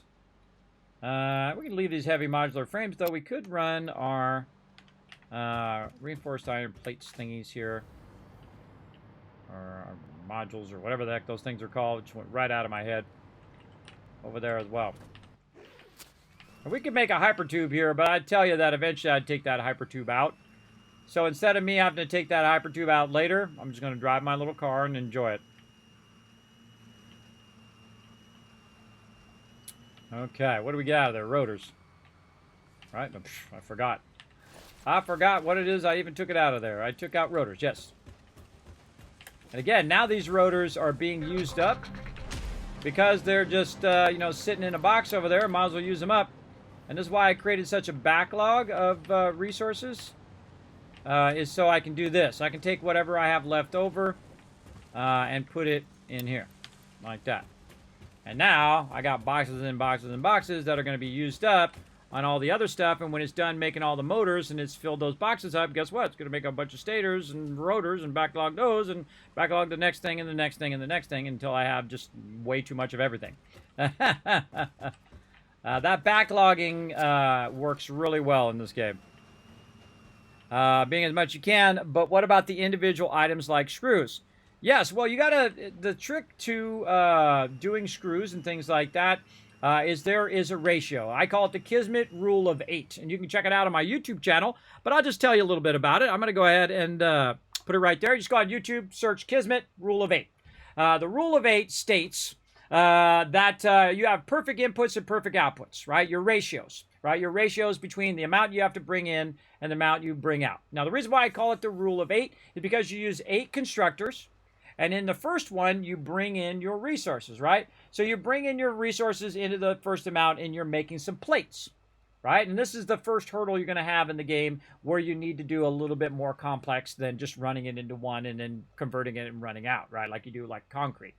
What you're going to do is you're going to run that raw iron ore in there. You're going to smelt it. And then from that smelted resources, you're going to go ahead and run it in at 30 in your first 3 constructors, right? And then they're going to make plates, right? And those plates you're going to use for your reinforced iron plates. Then the next couple of constructors, what you're going to do is you're going to produce some rods. And those rods need to come at a certain rate, right, which is 15 each. And then those will be converted into rods. Then you take the rods and convert them into screws. And then the screws need to be going in at a certain rate and then out at a certain rate. And if you've done it perfectly, you have the perfect amount of extraction, the perfect amount of conversion into iron ingots, and then the perfect amount of conversion into plates and to rods, and then eventually into screws to basically go into your assemblers at the end, which makes your reinforced iron plates. And once you figure that out, all the ratios of inputs and outputs and how many of this you need for how many of that, then you are styling. Now me, I use a spreadsheet right here. You can see all of my nodes that are being input, and I have them really overclocked right now. You see some of them are 780. Some of them are much higher than normal. And that's because I'm overclocked. I have them maxed out, and I don't need that many more nodes, so I just need what I've got. And I can go ahead and I could have finished the game already if I wanted to. I could have just let it run. I would have been done. But I wanted to make my factory more efficient. So I tore it all down and I'm rebuilding it one thing at a time toward the end of the game. Basically making it more beautiful, as I like to do. One of my favorite things is to not only make the game, make the thing, but to make it so I go, wow, that's super efficient. It's only using about 5,000 power. Before it used 10 or 15,000 power. Now it's only using 5,000. Right? That's much more efficient because that means less power I need to build or use or waste material that I have in the end. So that is the best way to do it. Learn about those ratios of how many of these constructors you need for plates, how many you need for rods, how many you need for converting the rods into screws, and how many screws that you need to produce to basically put your plates and screws into that final thing. And that will tell you about ratios. It'll say, okay, this is what you need to do, this is what you need to do. And you can do it with a spreadsheet, you can just write it down, or you can just do some experimenting. Or you don't have to worry about the ratios at all.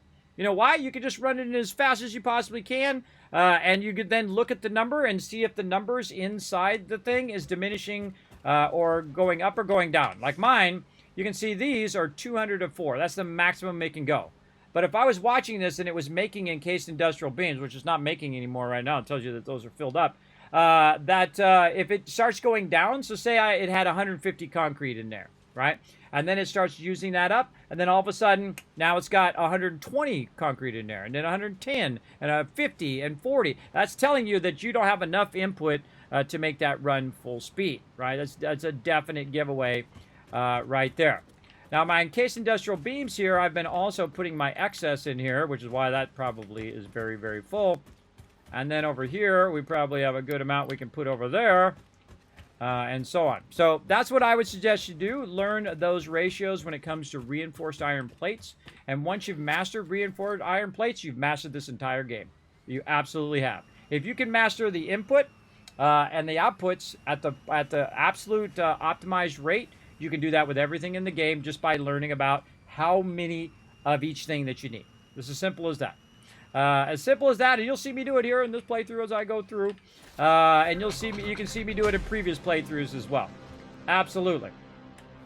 Absolutely. Yeah, thanks for the follow as well. Appreciate that. Thanks for coming in. Great question, by the way. I have 1,000 Kiz Caps toward future giveaways. You know I give away thousands of dollars worth of free stuff here in the stream. I absolutely do. For my awesome sponsors like Bethesda Gear, and Elgato, Blue Yeti, yada, yada, yada. You can see them all down in the thing down there. Been very lucky, everybody. I'm not a gigantic streamer like some people. I don't have 10,000 people on my channel. But I do have a lot of sponsors that say, Kismet, we love your whole vibe. We love what your stream's all about. A little joy and positivity into people's day. We're all behind you. And I'm like, appreciate it. Appreciate it big time. And those are the people I like to be around, everybody. The people who appreciate you, whether you're a big streamer or a small streamer. Not like that guy who was giving away computers who said, well, you're too small to get a free computer. That's, oh, gosh. Oh, that makes me cringe just thinking about it, everybody. That's too messed up. The people who need it the most are the small streamers. Those are the people who need the machine because they're struggling. They're trying to get by. They're trying to do their thing.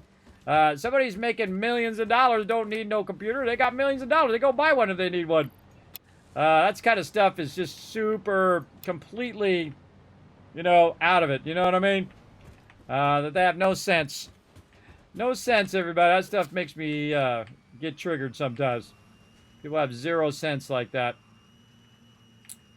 0 sense. D.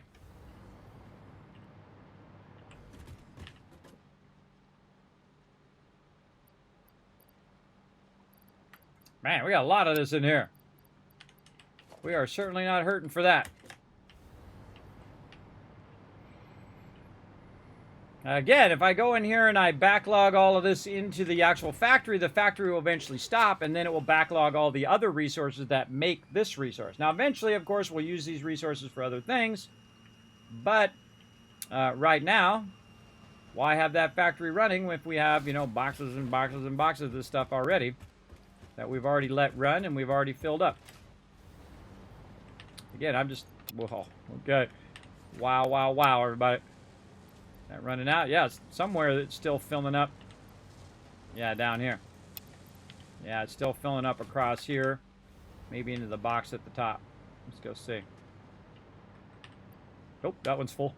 I'm running out of space to put this in there. Wow. Wow, everybody. That's a lot. That's a lot of that. We don't even have enough space in here to store it all. All right, well, we'll just leave it out here. Leave it out here to be used later. Let's go.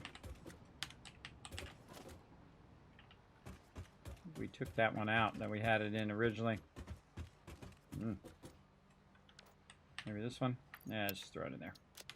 Throw it in that one. All right, let's go see what else we got over here that we can put away in our brand new factories that we just remade.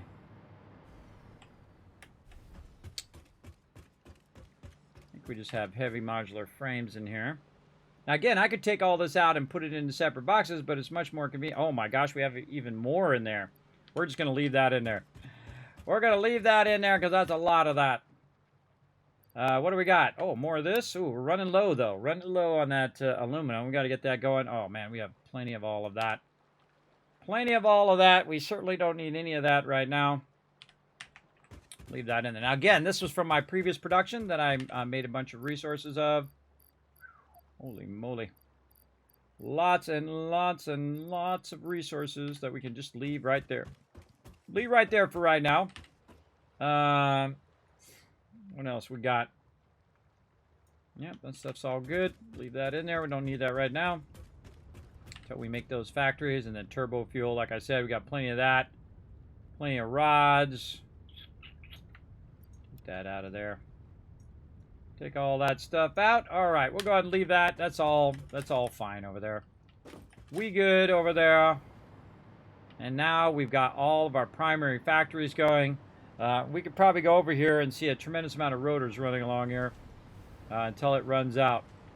Where's our rotors? Right here. Yeah, look at them go.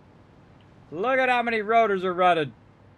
Woo, mama, those babies are running all down there. See, now it's waiting on stators, I bet.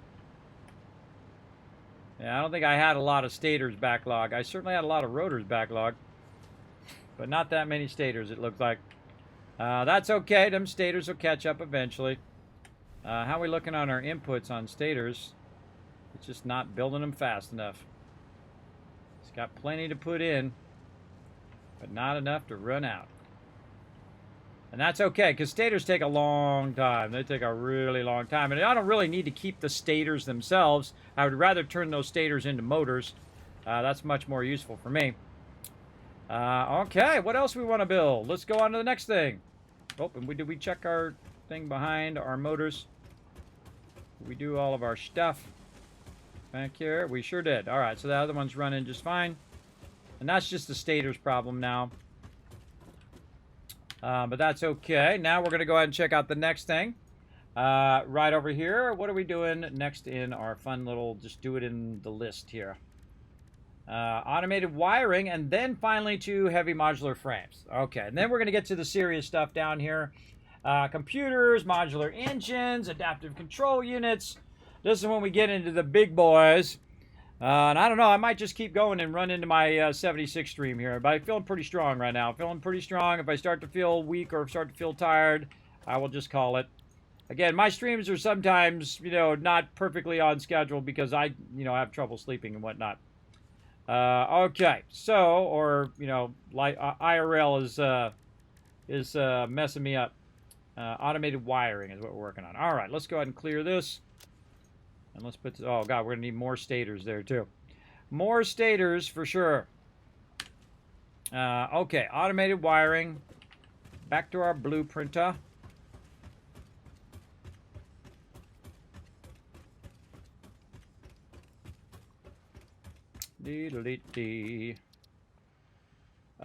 Let's go ahead and do this first.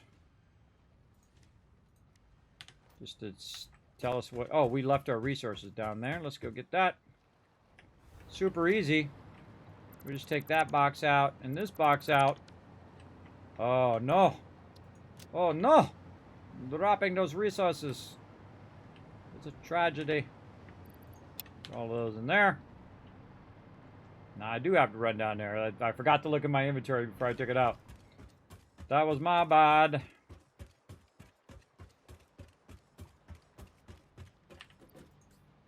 No worries.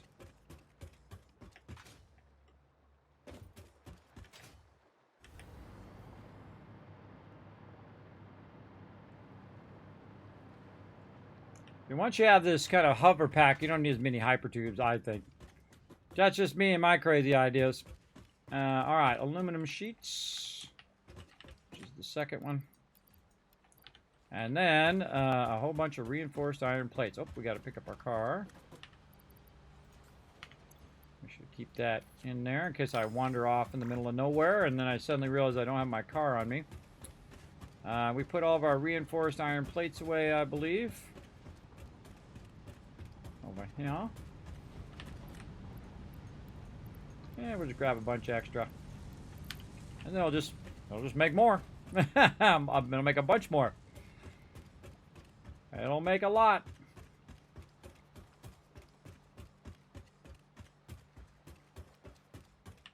All right, we don't need this many on us, but you know, we'll have it nice and nearby if we do need it. Okay, so let's go ahead and load our blueprints again. Assembler. Oh, just the A. There we go. Out of there. Okay, and again, we're making automated wiring. So let's go ahead and get to our next thing, automated wiring. Right over here. Let's see, automated wiring right there. Okay, stators and cables. All right, we're all about it. Let's go ahead and write it down on our spreadsheet. On to the next one. Right over here and right over there. And we shall copy that. And we shall paste it. Oh, it's weird to paste it next to it instead of across. All right, fine. We'll just do this. And this is automated wiring. Okay, and again, for this we need stators and cables. Come on, fingers, work with me. Stators, cable. All right, we're gonna have to run some cable down here. And let's see, automated wiring. Now, right now we're using our stators for our motors. Right now it's doing about 67 per minute. At least that's what it says it's doing. In steel pipe and steel wire. And so we're going to cut that in half. Hey, Siri, what's half of 67? 1 divided by 2 times 67 is 33.5. Okay, so now we're going to split those stators in half. And then our cables probably have an obscene amount right now. Let's see. But we did cut our wire in half. And so we are outputting our wire, which means our cable is outputting at 195, which could be half of that amount. We'll just call it 195 for now. We'll see how it works out. 195. And let's see. Number of factories is going to be 3. Our, again, input 2.5 and 50. This is going to be 50. And definitely it's going to be limited by this one. So we're going to mark that one as the one that's limiting our input and output. It's 2.5 per minute. Right there. And then we're going to have it do all this automated calculation for us. Right there and over there. Let's see. So it says that we're going to need 2 factories for automated wiring. Okay. That's what we'll do. It's going to output 10 per minute, which isn't a lot, but you could scale it up to, you know, make 250 per minute if you wanted to. I don't know why you would need that much, but hey, if that's your jam, that's your jam. You go do it. All right. Copy settings. And then pasta. Pasta again. And then over here, we're going to change this to automated wiring right here.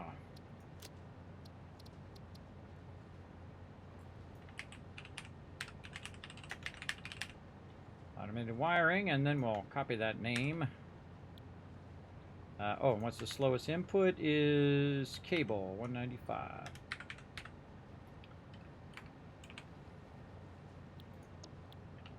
And then we'll change our hypertube name. And hit return so we don't forget. Wiring. Yep, see, I forgot to hit return. That was my bad. 195. Gotta hit return for it to take the name on those. And there we go. So we changed all the things in between. We changed all these automated wiring. Probably good to double check. I don't remember that I did it, so I better double check it. Yes, and then we changed the things in the front, and that's it. That's done. Again, we got their designs down so much that we can just very easily just modify a little bit of that design.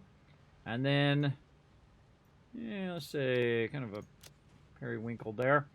And save. And there we go. And then we'll clear that. Load up the other one, which is our B. It's super easy. We just go in here. It's automated wiring. Again, speed up a little bit. That's it. That's all I need to do is just change that to automated wiring. And go in here. Do this. Maybe change the color just for funsies. A little darker. Just make them so that you can see that they're the same. And then clear that.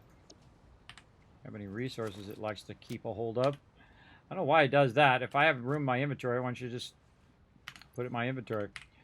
I don't get it, but all right. And these are automated wiring. Now, if you want to see this from the very beginning, everybody, I do upload every single stream. I'm talking every single one. I'm one of the few people who do, especially people on Twitch. I can understand if you're on YouTube, it'll just automatically save it on YouTube. But on Twitch, I have to record it. Then I have to, because their local VOD thing is terrible. I record it locally. I then copy it over. It's about 250 gigs every single stream, and I stream all week long. Then I sit over there and I let it process for 3-4 hours. Then I upload it to YouTube. And of course, it rolls out a video every single day. Every single day on that YouTube, everybody. And, you know, if you want to see it, I've also got playlists for Satisfactory, for Fallout 4, Fallout 76. You get the idea. All the games that I play, and then a lot of learn-to-plays, which are smaller games or games that I'm just playing for an hour or two just to get a gist of it. Never know, might find your next favorite game in there. So feel free to check that out over on the YouTubes over there. Okay, so we got our automated wiring ready to go. And again, once you get to this point where you just rinse and repeat, it's awesome. It is awesome. You can just keep that stuff rocking and rocking. Again, eventually we will diminish down to a point where we're just like, it's only outputting 2 per minute. Well, what do we care? We just let it run for 1,000 minutes. We just output it a lot, right? A lot. All right, automated wiring, A, down. And then how many automated wiring factors we need? Just 2. Okay. Just 2 of them. And get that there. Boom. Very nice. Very nice. Okay. Wait a minute. Are we doing automated wiring? What did we just do there? Automated wiring A and B. And this is motors. All right, just double checking. Double checking. Running this over here. Looking sexy sharp. All right, now that is ready to run. Now we need to get some resources over there, and we need to connect all of our stuff back here. Let's go ahead and do all of our connections first so this can just start up when it's ready.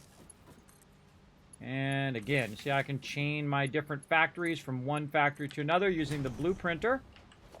Now you can actually share your blueprints with other people so they can try them out. If you guys are interested in me sharing some of these blueprints, let me know and I'll share them on Patreon. For those who are interested, just let me know. You can let me know in Twitch Whisper or in Discord Whisper. You can let me know over there if you're interested in that, and I may get that done. I don't know. I got a lot of things going on, but if you guys are interested in it, I'll take the extra effort and try to get it done for you. Okay, automated wiring. Again, we're going to need our stators, and we can clear this. And we're going to need our stators, and we're going to need our cables. Now, our stators are actually being run over here already. So we could try to tap into some of them stators and see where it's running. It's running up. It's running across. And it's running on this one. And so we could very easily say, you know what, every other stator, send that baby down the line.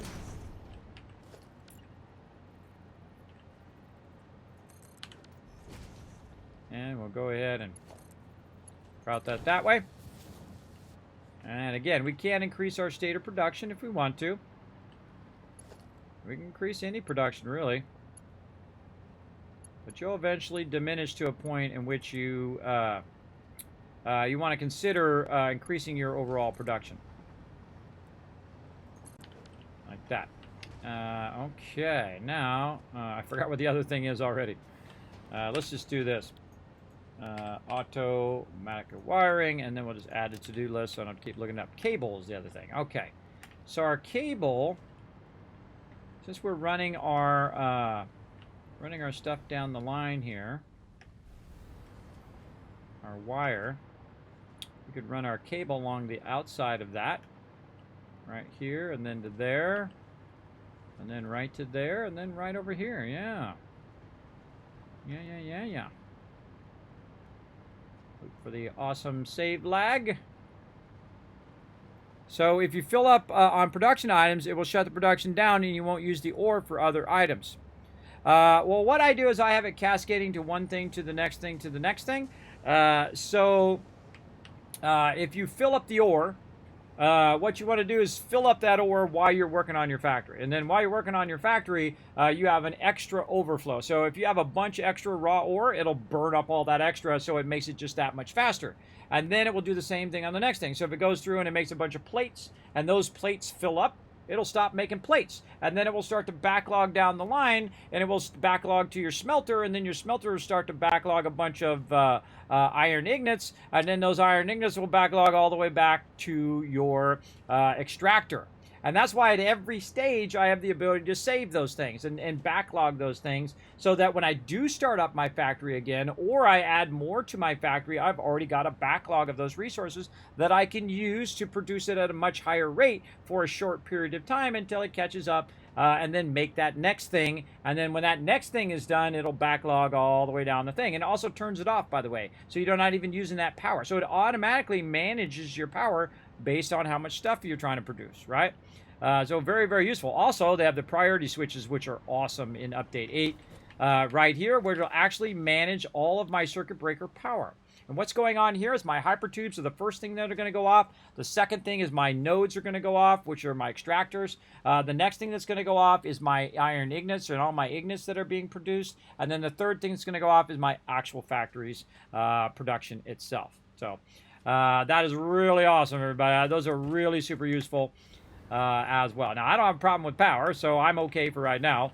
But it could happen in the future. So, okay, so we're tapping those stators over on this side and running those around, and we will run those to right there. Very nice. Okay, now we're going to run this. We're going to need to run some more of these babies. Little foundations down the line.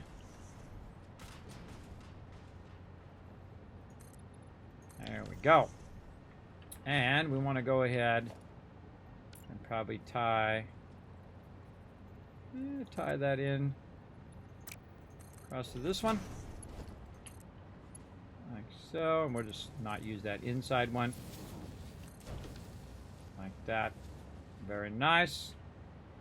Like that a lot. And then now what I'm going to do is just work my way backwards across here. Now you might be like, Kismet, how can you fly, bro? How are you not falling down?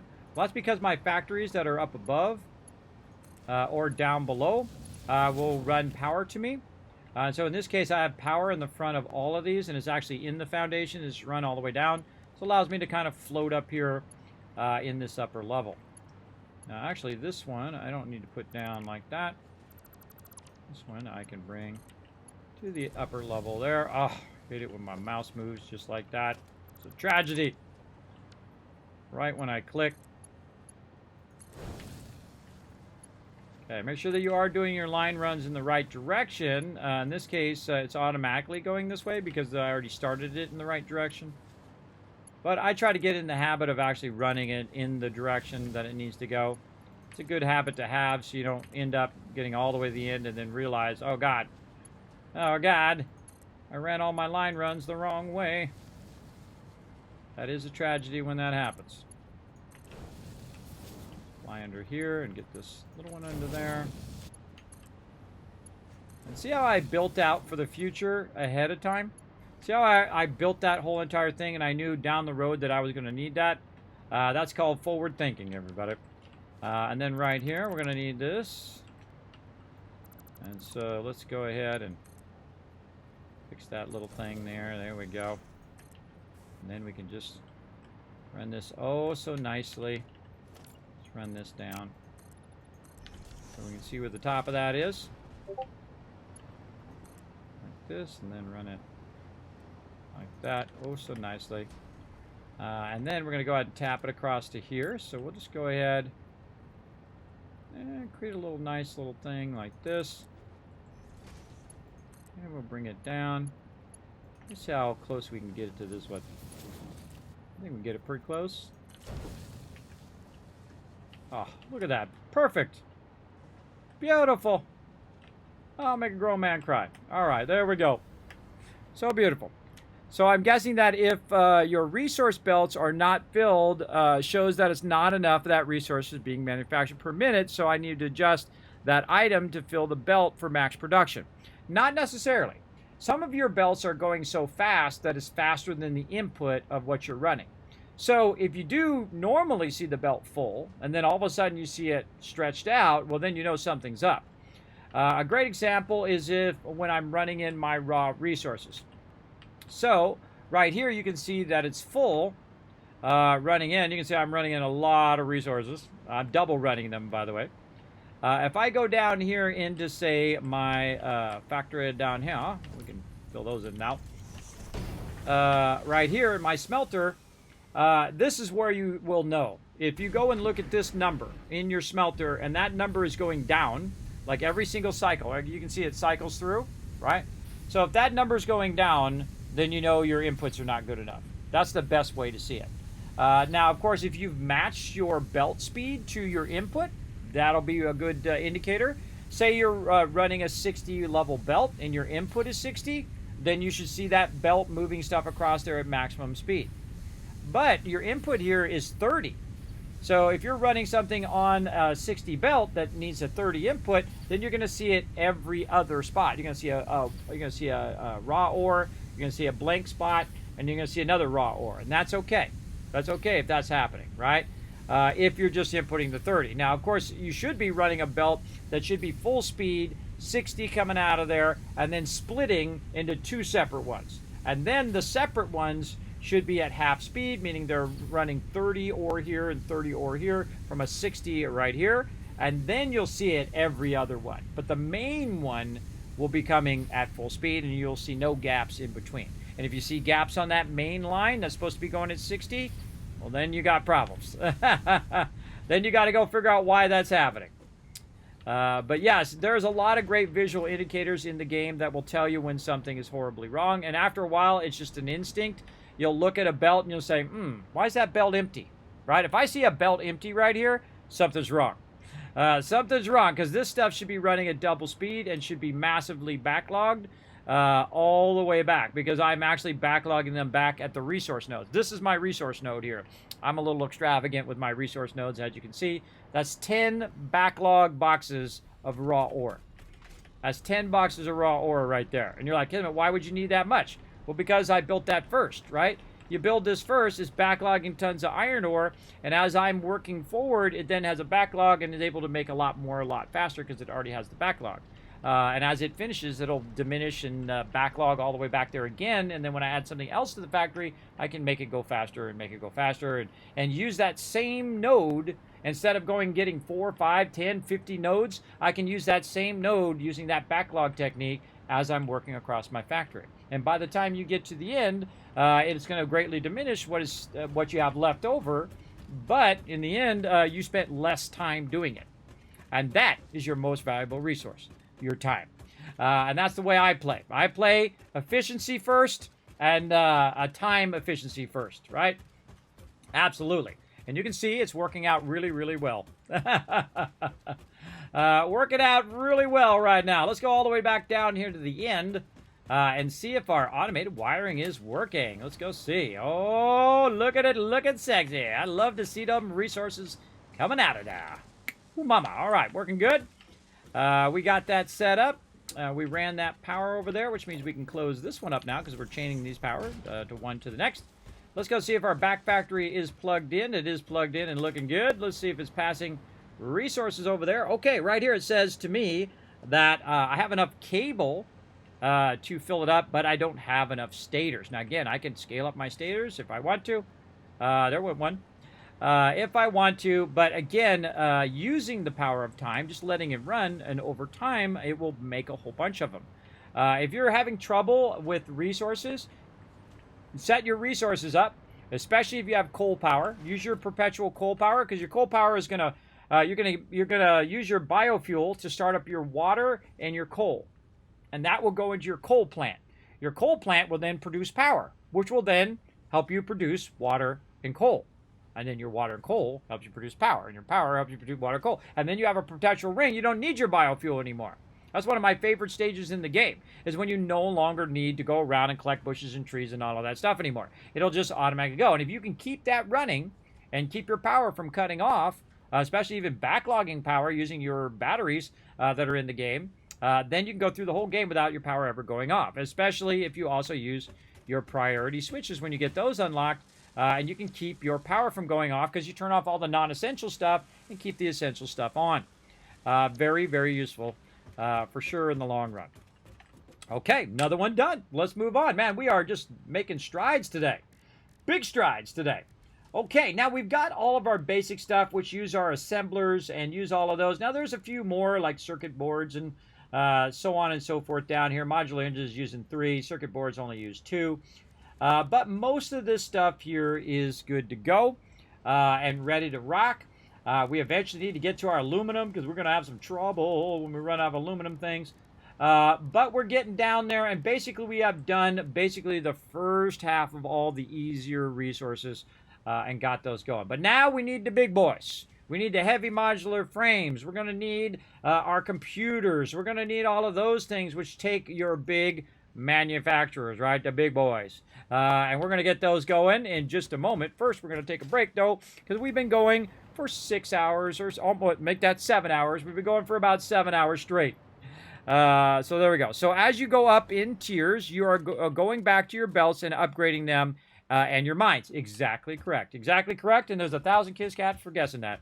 That's exactly what you're doing. You're upgrading your belts to make them faster and extract faster because you're upgrading your extractors. So your extractors start tier Mark 1, Mark 2, Mark 3. Now, eventually, you want to get the coolest stuff going. I'm going to show you right here. I'm going to run over here and get it going. You want to go ahead and run up here. And instead of running your line runs like I'm doing here, these line runs actually are not running all the way from the node. What's running all the way from the node right now is the wonderful thing that they added to the game, which I absolutely love. And that's these things right here, and that is trains. So instead of running all of those lines and upgrading all those lines over and over and over again, once you unlock trains, you can run your trains there, and it saves you a massive, massive amount of time. And you can see I've actually have 2 train tracks, one over here that's going to my nuclear power. You can see it run by. Very cool. And that's taking separate nodes and separate resources. You should keep your nuclear power separate from the rest of your stuff, I think. And then over here, we have another one coming in that's bringing all those resources that you see down below, including all of our coal and sulfur and quartz and all that stuff from way over on the other side. You can see it on my map, right? So if I go to my map, you can see I'm over here. And it's going to run across, and it's going to go right here to this station right here, which is my nuke pickup. That's another train that's doing that. And then, of course, I have another one here, which is sulfur pickup, and you can see the train going. And that sulfur one is going to run along. It's going to go to my coal pickup and pick that up. And then it's going to go over here to another train station called quartz pickup and pick up my quartz. And then it's going to turn around and come back as fast as it possibly can and drop it off. And then just do that until the end of time or until I run out of power. But it'll just keep doing that over and over and over again, which means it keeps producing my resources and I don't have to do a crazy ton of line runs. So trains are incredibly powerful. Also, trains run power in the train tracks. So if you run power to your train station and then you run the train tracks, you're actually running power. You don't have to run power poles and all of that stuff. You can just run it all the way down there and then use the power connection at the other end to power your extractors, power your hypertubes, whatever you're doing on the other end. So you don't have to run all the lines like you usually do in the earlier game. So very, very useful using trains. But I definitely would suggest using your lines in the beginning because they never run out of power. And they are very, very effective in the very beginning. Now, if the nodes are nearby, like these nodes on this side are nearby, then I just run the line runs. Not worth running a train and doing all that. Though I could eliminate all of that just by running a train, and then I don't have all the line runs, and I don't have to run all the lines. But those are always run. Even if the power goes off, all those boxes that are backlogged in resources, they'll still run out of there. And that's why I turn my extractors off first, because I have a backlog of resources. So I can still run those resources in, even if I got low on power, because I have a backlog. Again, this is like it's like 4D thinking, everybody. Thinking of what could be and what is, right? Or what is and what could be. All right, let's go over and chill out here and bask in the glory that is my epic efficiency base here. Building out a big mega base for you all. And look at that. Woo! Mama. That is some serious, awesome work right there. And again, using the blueprinting, which I highly recommend everybody try. I love the blueprinting. It's probably my favorite new thing. Very, very cool. All right, I'm going to take a quick break. Just get up, walk around for a few minutes, and then I shall be right back. Hit that follow button while I'm gone, and enjoy watching my factory do its job. All right, I'm back, everybody. Put a 1 in the chat if you can see and hear me. Hope you guys are enjoying this massively long stream right now. I'm having a great time. Do you see how we got one thing working and then we could just use it over and over and over? The blueprinting is what makes that possible. Incredibly fantastic thing. Now it's time to go beyond what we're doing here. This is now next level stuff, all right? We're doing all the basics. We're doing our constructors. We're doing our assemblers. We got all of that stuff going, and we've got it going consistently through the entire factory. We've got everything tied together in much cleaner lines, so they're not just willy-nilly running all over the place. We are producing at peak right now about 6,000. That's it. That is not a lot, everybody. That is not a lot to be using and having a factory at maximum capacity, meaning all the inputs and outputs are running maximum capacity and a little extra, right? Because we have all the extra resources that we are utilizing. So yes, all of that stuff running beautifully. Now, the next thing that you want to work on is your higher level resources, which are typically your first one that you're going to run into is your heavy modular frame. Now, your heavy modular frame uses a lot of other resources to produce these heavy modular frames, and they take a long time to do. Now, what we can do, instead of having it at this level or putting it in the center, which I did before, I can just very easily put it up on the level up above, right? So where is all of our resources that go along with this thing? So we can just go ahead and clear this list, go up here to our recipes, and go ahead and say, okay, I'm working on heavy modular frames right here. And then I add it to my to-do list, so it gives me a reminder of what things I'm looking for. So let's look around and see where our stuff is. Well, first, our encased industrial beams are there. Where's our steel pipes? Our steel pipes are right here, so those are real close to each other. Modular frames are down just a little bit right there. Okay, so somewhere in this stage.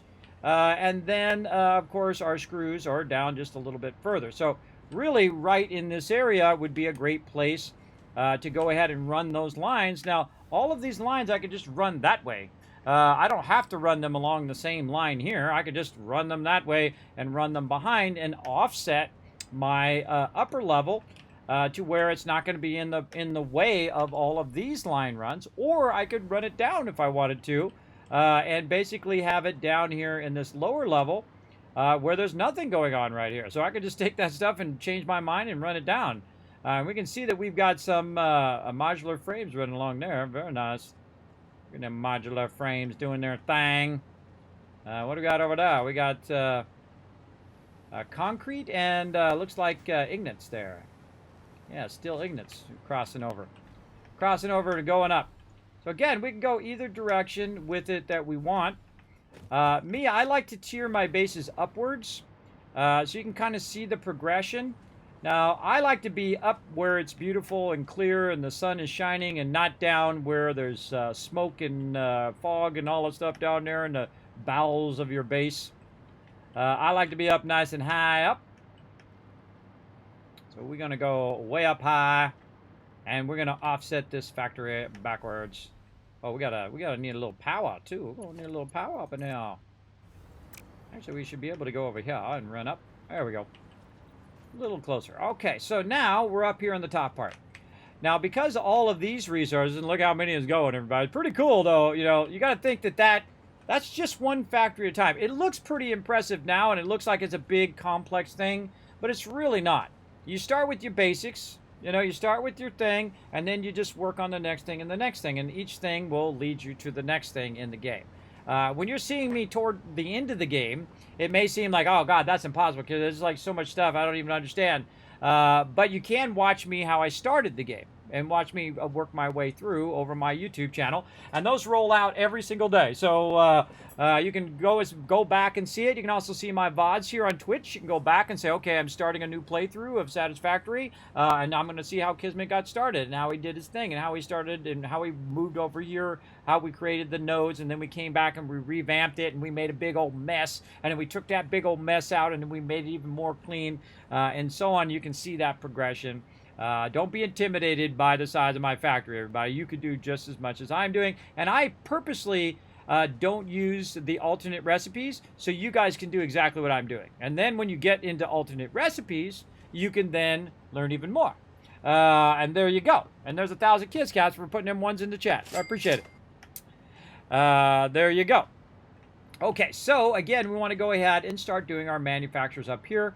Kind of feel like we'll just put this right above our screws here because we do have another screw line that we want to use. Let's go find where that screw line is. Where's our screws? Over here. So we'll just put it in the first thing in the line that we're going to utilize, which is our screw line right here. And I kind of feel like we'll... I want to run it under, or do I want to run it over? Good question. I probably just want to run it around and end it up right over here. So we'll use that first screw line as our first test here. And then we're going to go ahead and use up all of our plates in about 2 seconds here. I can see we're going to run out. Luckily, we're right by our plate production. Where's it at? Over here. Bada bing, bada boom. And you know what happens when I use up all these plates? It goes and it makes me a whole bunch more. That's what I love about it. Okay.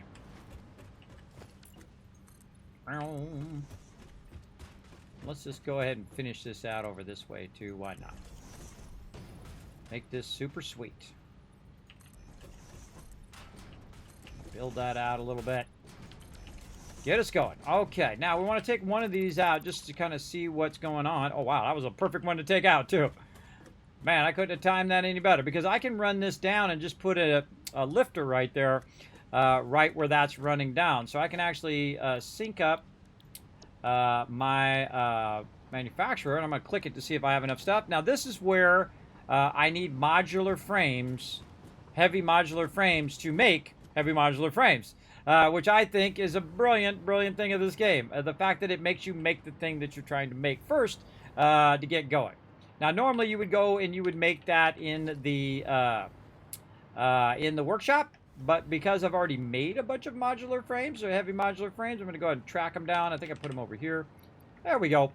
And then I can just go ahead and pick up some of the backlog that I had from before. Right over there.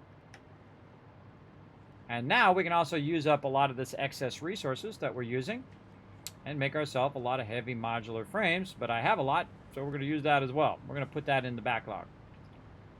Okay, so we want to go ahead and think a little bit different about our manufacturers. Our manufacturers are very, very large, and they have multiple inputs. And I could try to line this up on that input, say something like this, or maybe even further back. Maybe even go right to here. Yeah, maybe something like that. Oh, I forgot you can actually... show you a great little trick. When you are using the new feature in Update 8, you can hit H for hologram, and then you can actually just let it float. You can let it float above that thing so you can line stuff up. It's pretty awesome. Right like that.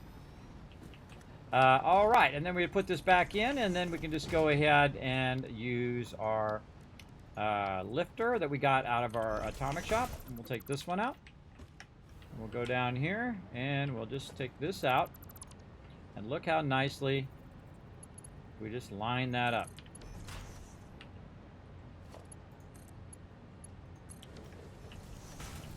And then we just put one up here. That's running. Oh, it's going the wrong way. Wrong way. Got to check my direction there. There we go. Input. Output.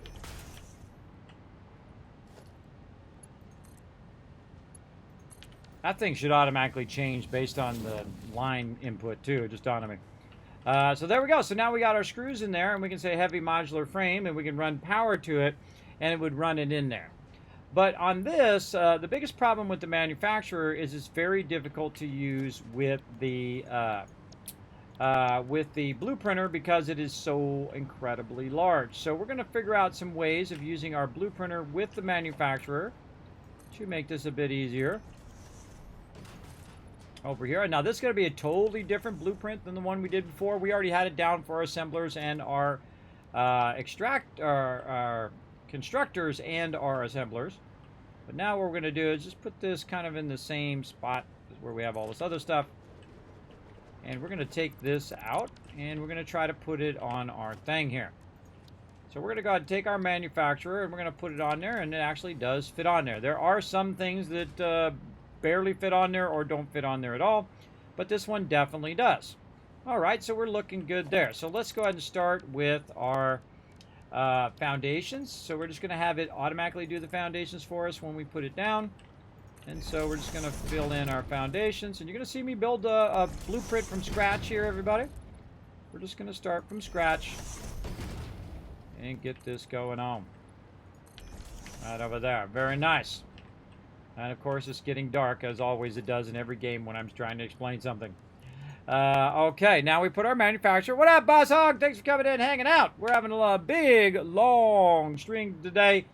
Carried over from about 3 o'clock in the morning because I had to rest because I was all worn out from getting gut punched by IRL all day. People telling me this and that and the other thing, and then that works out where they don't know what the heck they're talking about. I know, imagine that, everybody. People not knowing what the heck they're talking about. It's scary. Now this one is going to be pretty tough because we don't have a lot of room for our line runs. And so we might want to think about our line runs in a different way. We might want to bring our line runs to be internal in that layout. So I'm going to put it right in the center. And then we're going to think about our inputs and outputs.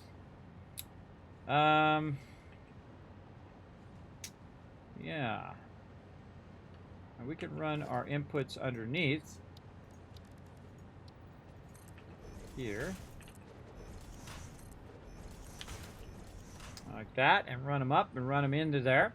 We can also raise this up a little higher and then have the under runs underneath there to manage all of our inputs and outputs. That would be pretty good. Like we did on those stuff, we have our under runs.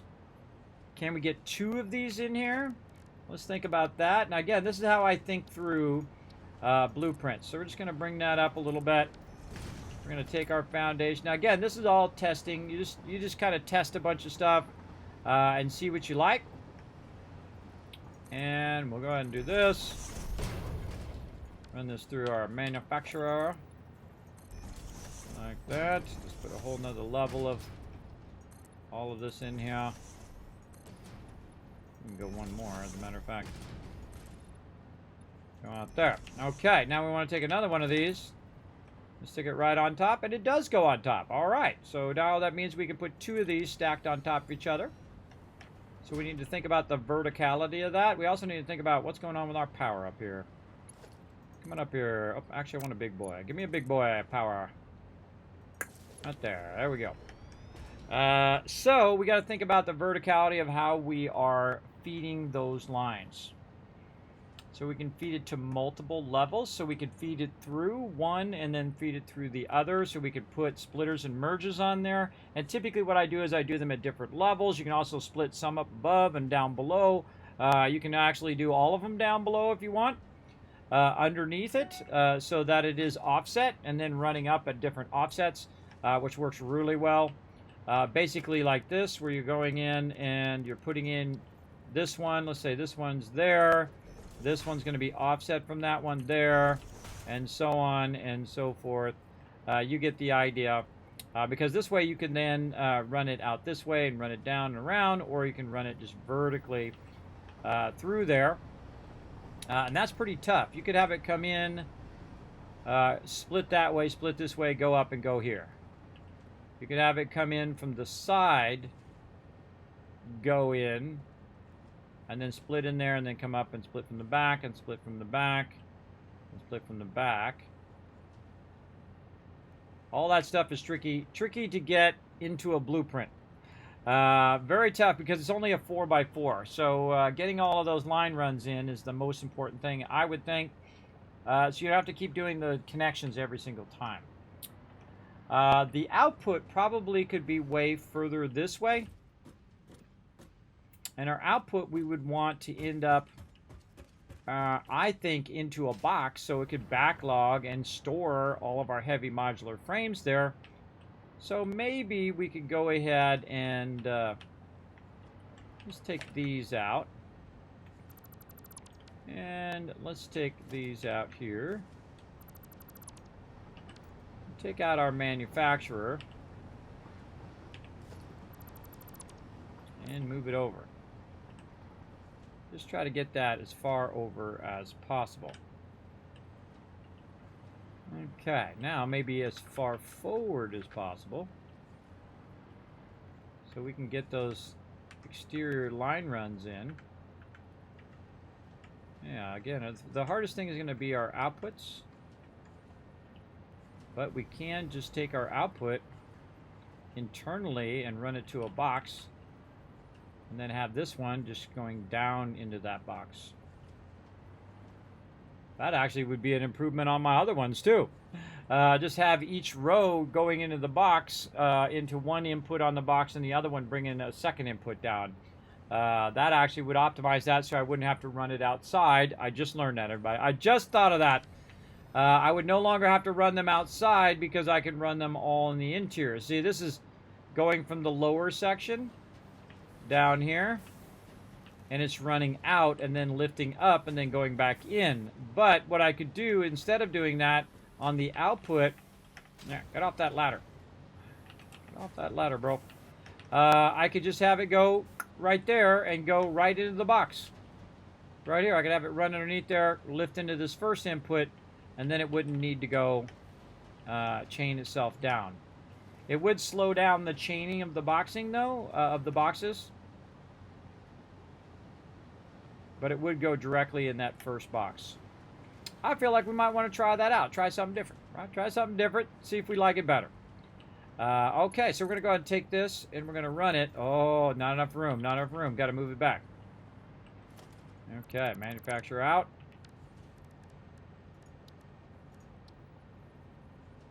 And maybe what we want to do first is run the line. That's what we want to do. Just run the line right on the edge, maybe a little bit inside. Just run a little line. What are you doing? What are you doing to me here? No? Turn it around.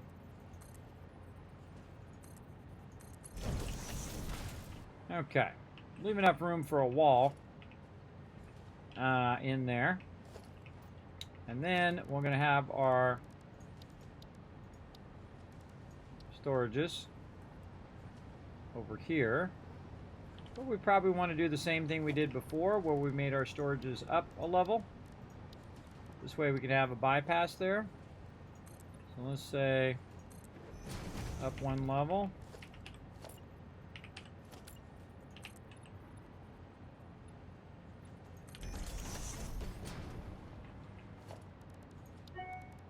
Kind of stay somewhat consistent with what we already got. And I could just grab my other blueprint and modify it, but I'm going to think some things through here and see what we can do.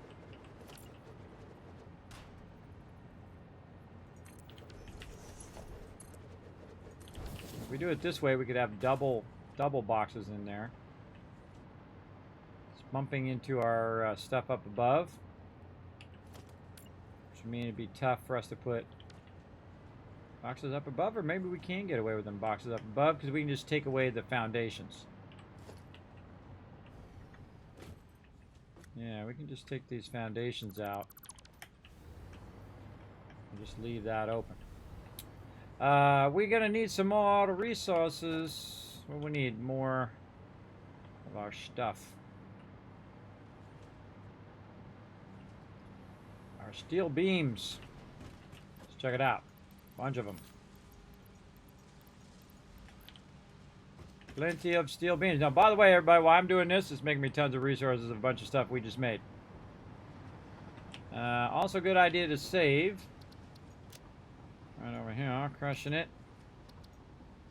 Get it going on up in here.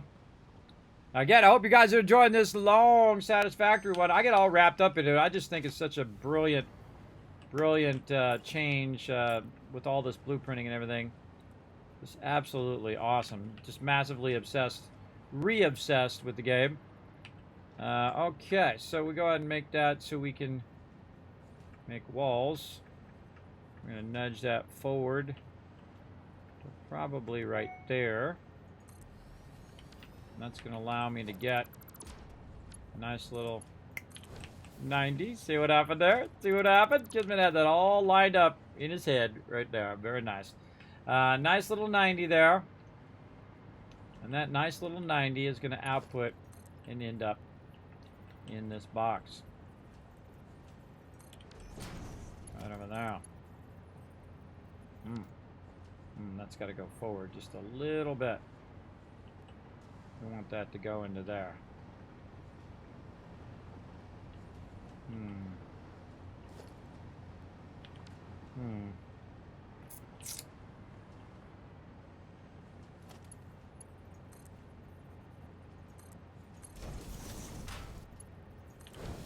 something more like that. Yeah, that's good. A little problem with our walls on the outside, but that looks good to me. Now with a little bit with that. Again, doing heavy modular frames. Now, how can we run the resources in that we can run it in at multiple levels vertically? So we'd have two of these manufacturers sitting right on top of each other. How is this one lining up down here? It's got a little bit this way. And then kind of in the corner of both of these little metal bands right there. Put that right there.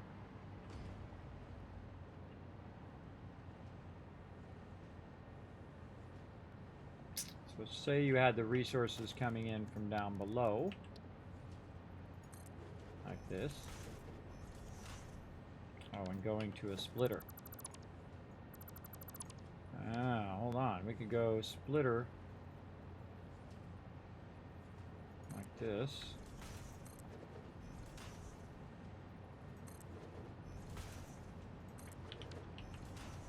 Yeah, but then it can't split because it's blocked by the other ones. So you want to back that splitter up, except for you'd have trouble because you couldn't back this up enough in that space. So you want to probably work on your verticality of it. Try to squeeze it into that spot. So say you'd have your first one coming in and splitting there. And then this one would then go up.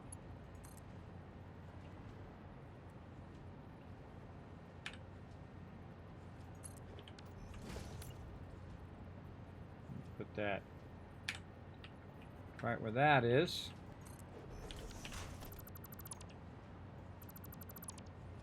Put these other ones out, and then use that into here. And then you could use one coming out of here.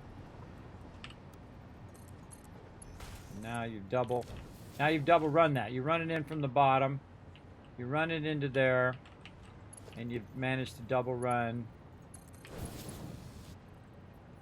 to both things. I can't put that in because it's at the ground level, but I could put it in after. So that would run, and then now both of those are good. Okay, so next one, we probably want to elevate it. Oops. Like this. same thing.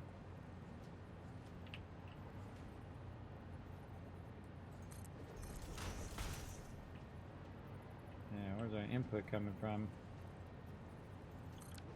That's a good question. We could input from over here.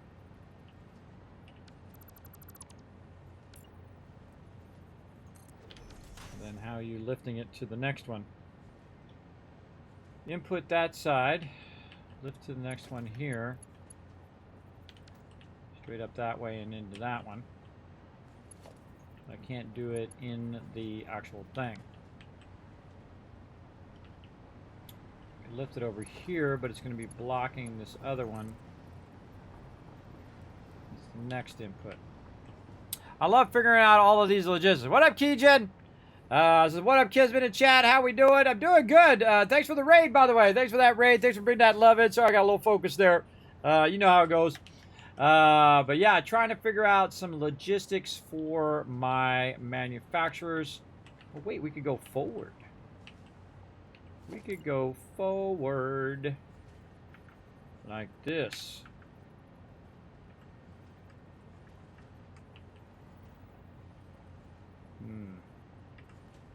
Yeah.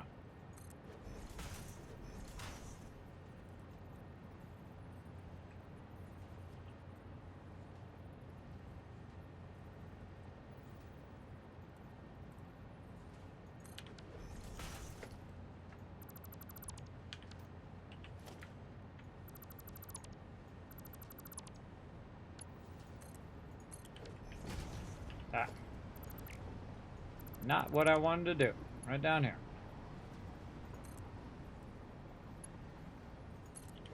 So that's going to feed it down in there. This one's going to feed into here and feed it to the second one. This one, we can go ahead and move this. Input back here. And they come up and go into there. And then we need to bring this up back that way. And then into there.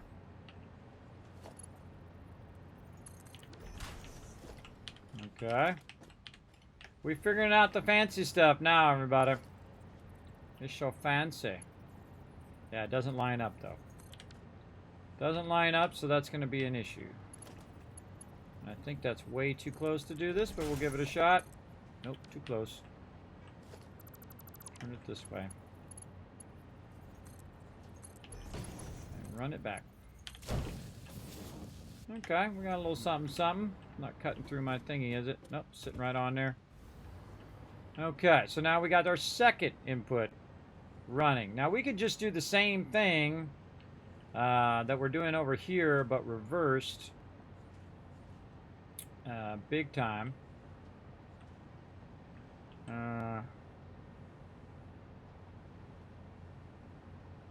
Just have these ones be offset.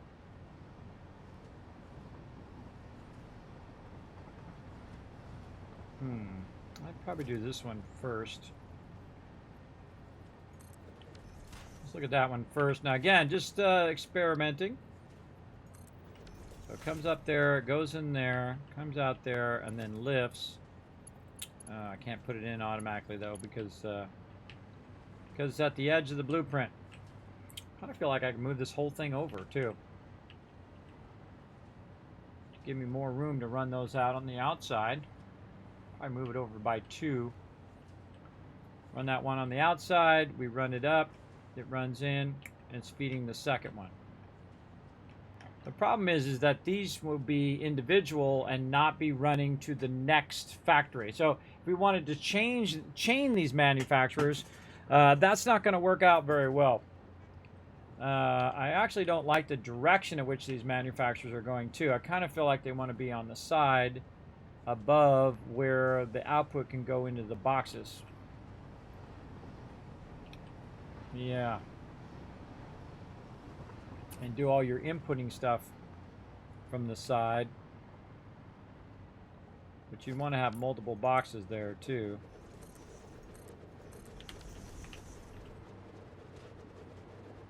Definitely feels like this should be over to the left more. All right, let's redo all of this.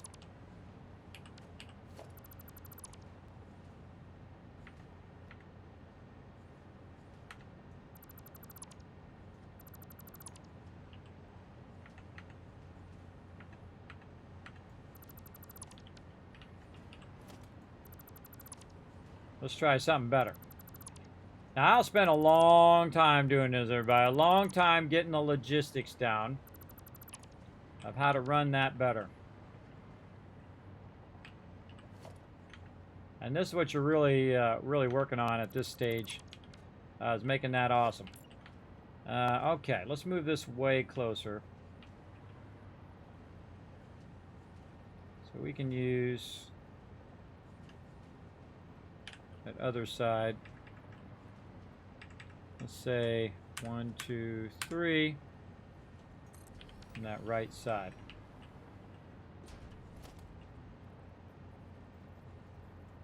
So, input from right side, input from right side, input from this side, which doesn't need a, or would need a splitter to go up above.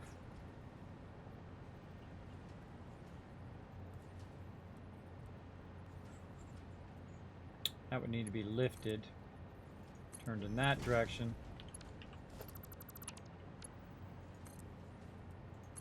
This one lifted, turned this direction. This one goes, come on. This one goes up to the next one. And runs in there, but it'll be offset. This will need to be over. This will need to be over a little bit to match what we got down below, and let's see how its offset is. It is, looks like a little further back than I had it before.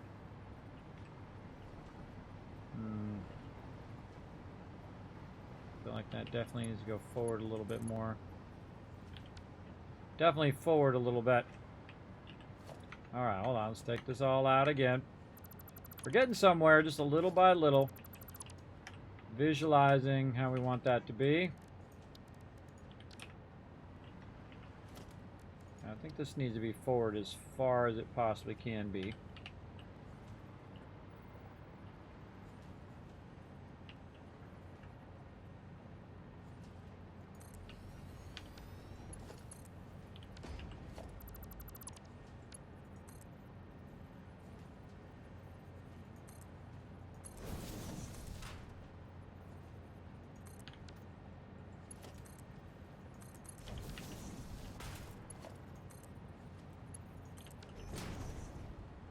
Oh, yeah. Nice.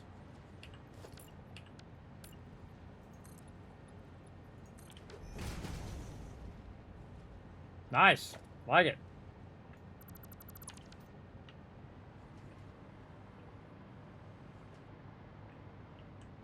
Okay. I like that. I don't like the way it's at, though. I don't like the left to right part of it, but I did like that front part. Like that a lot. All right. Put it down again. And hit H. And we're going to move that really far forward there. A little bit back. Look at the overall centering. Centering is looking good. Okay. Again, coming in from the left, or from the back, rising up, from the back. Again, this is rising up to the other level.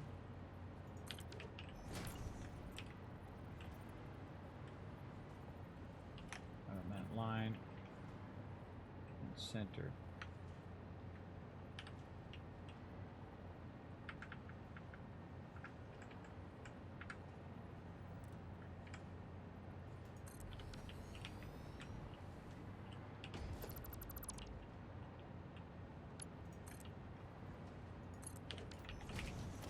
Figuring out the logistics.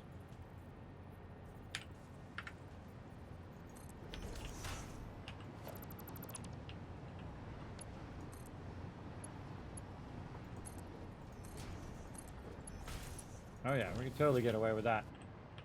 But again, it's not easy to chain to the next factory.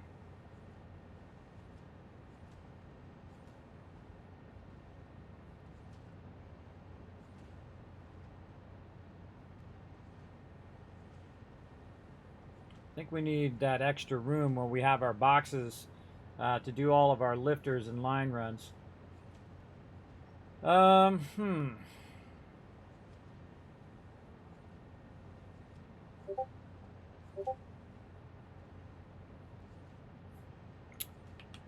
Same thing over here. We could lift this up, but then it just ends right here at the end and doesn't go to the next thing.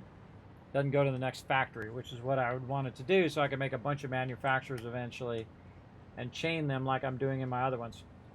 I kind of feel like maybe we want to do that and put the boxes at the top. Can we get away with boxes way up here at the top of this?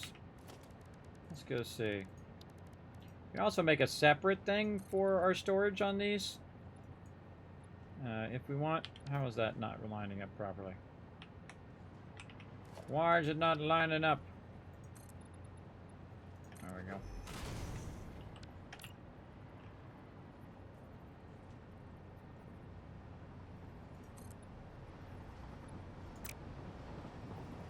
Man, we could totally do this. Oh, I have the storage the long way.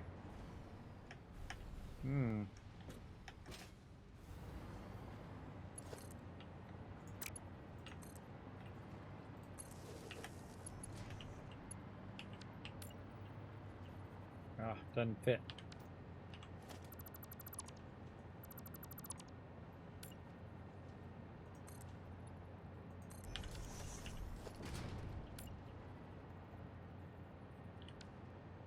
Oh, I might have been able to do it up there. Didn't have all my things down. Let's do this and hit H. Oh yeah, no, it does fit. So I could have all my storage across the top of it. Or even have it further down. Because you're only going to get those two manufacturers in there. You could definitely put that in. Let's just put that in. Stack another one? No.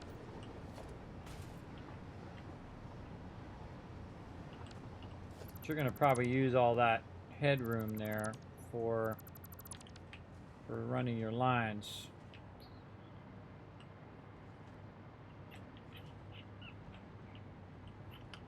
Good question.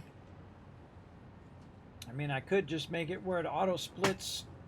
It splits the first input 3 times. Comes in and it splits.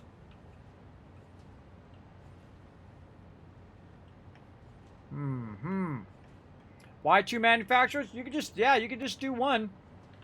And then just chain it to the next one, to the next one. But I like to try to get as many as I can in a factory, and then I just have to build the one factory, and then I have, you know, as much as I can fit in a single plan. And that's why I'm thinking of 2. But I could just as easily, you know, put all this stuff in here and then run the outputs and then run it into another factory just as much. But, you know, doing the logistics is part of the fun that's, I think, is super fun for me. Focus on Satisfactory is always a good reason. Exactly. Exactly. What up, Porks? Thanks for coming in and hanging out. Yeah, I'm not going to like this. I'm not going to like this for sure. But I could do this on this one. On that one, I could do that. And I could do this. So that would come in and then give me the ability to take this line and run it. I could just stack my manufacturers vertically. Or I could take it and I could rerun it to the next line. And then I could take this one and I could, you know, turn it this way and I could rerun it down the line. I don't like any of that. All of that does not seem like what I want to do. Normally what I do is I do it like this, where I just stack that one at the low level, this one at the next level up, and then stack this one at the next level up again, right? Like this. That's super easy. Super easy way of doing that, where they're all at different levels. And then you put your lines in here. That should be like that. Something wrong with this. Something wrong with that. Yeah, maybe just do this. Start with a small one here. Stack it 4 high.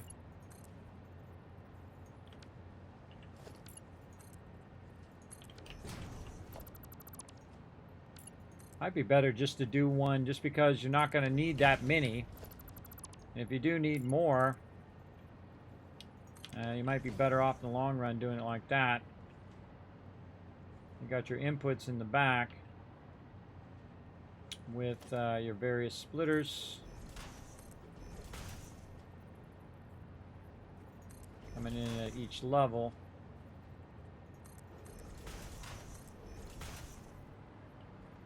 And one more.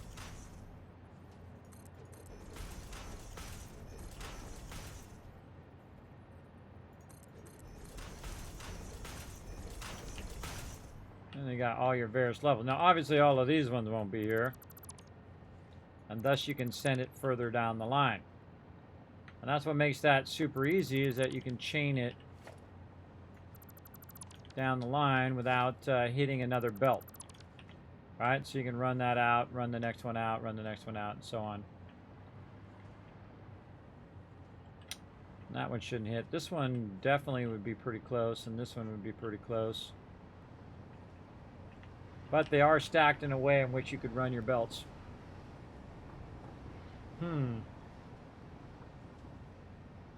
See, that's normally how I would run it. And then you input from the back, and then it will run either left or right down the line.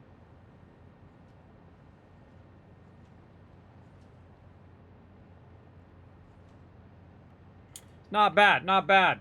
I could just do that and just do a single one.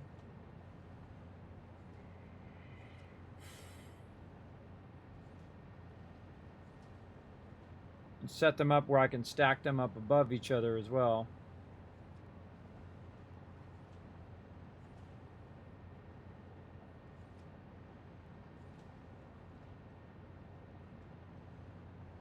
And then you could outstack them. You could outstack them on the way out so that they're doing this. Right, so they're going out that way. Then you have this one come down and it sits on the outside, and the next one comes out and it sits on the outside, and so on. You could also rotate your inputs. Your inputs are coming in here, and then it's stacking upwards from there. Up, aluminum sheets. More aluminum sheets.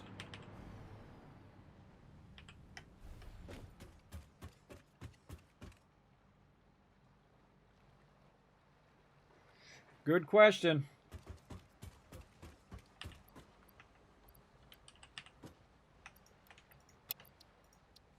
Man, we got a bunch of random stuff on us here. What is all this stuff? Too many of this, too much of that, and this, too much maybe modular frames. There we go. Too much of this. Too much. Too much of that stuff. Okay. I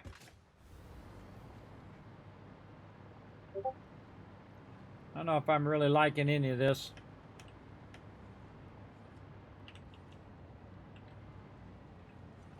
I wonder if we can even do that on the lower level.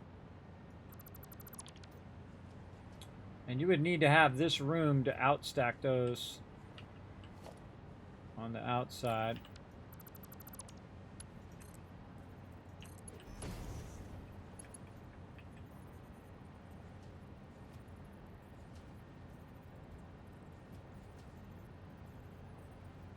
And stack them on one side, outstack them on the other side. Now let's take out this storage. We can always make another thing that can just go on the top of the factory that has the storage, or underneath the factory for the storage. And just sit this on top of that thing. Kind of feel like I might want to do that. The really thing is connecting all of these line runs.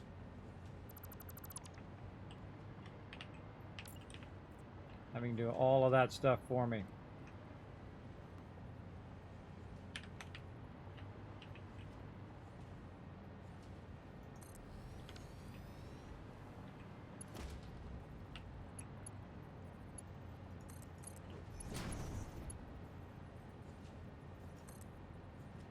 Could have it all going this way too.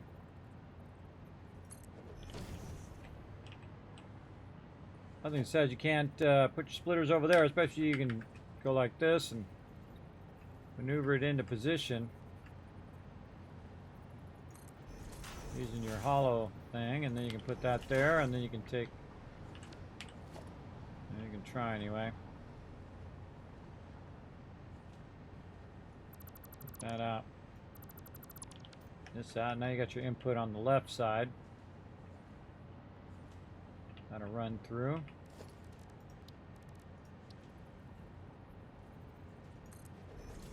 2, 3, and you need a fourth one. You're gonna run them all in tandem.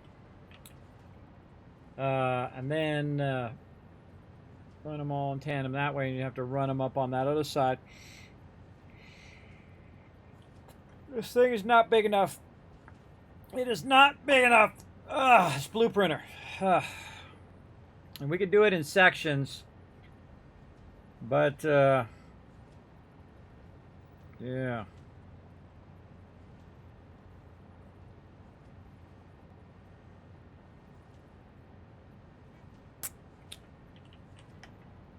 And we can move this up by a little bit here too.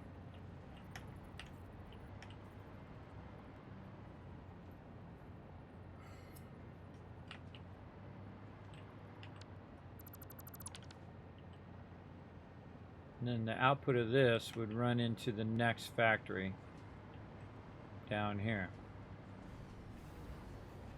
So our inputs would be from this side.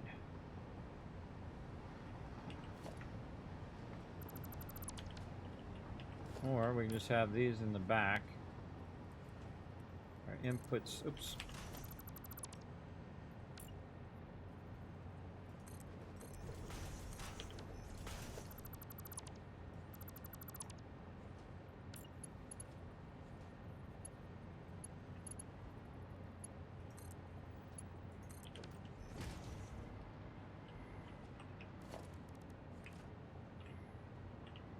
Inputs go that way, and then they go this way, and then they go up.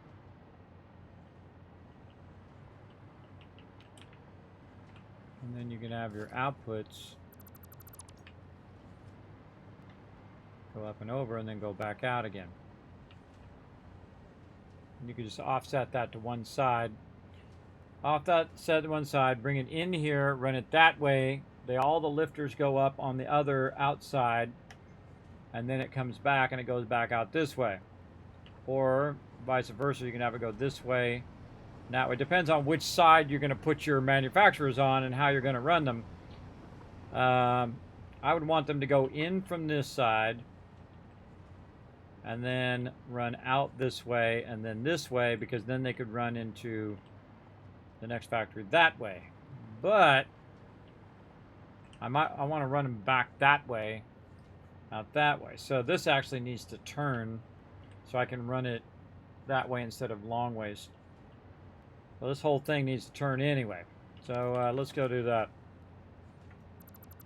Let's go ahead and take this out. Take all those out.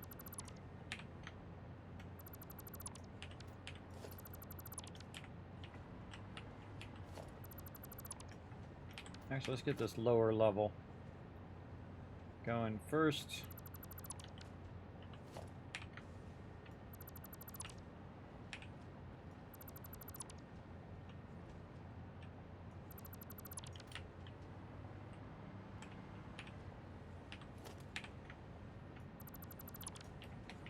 All right, let's turn it where it's going to run in the direction we want it to go.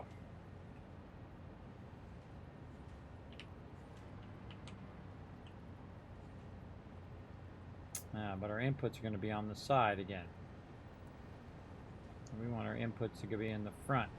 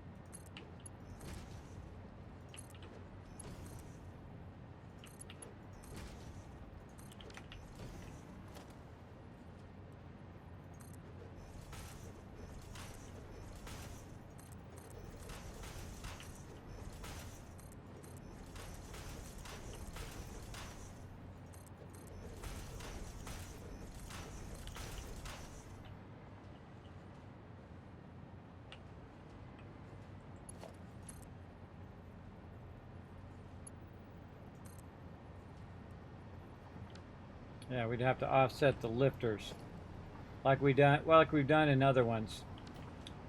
So let's take all this out.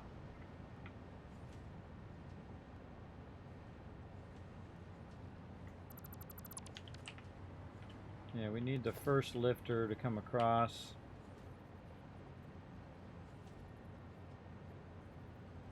Across the back.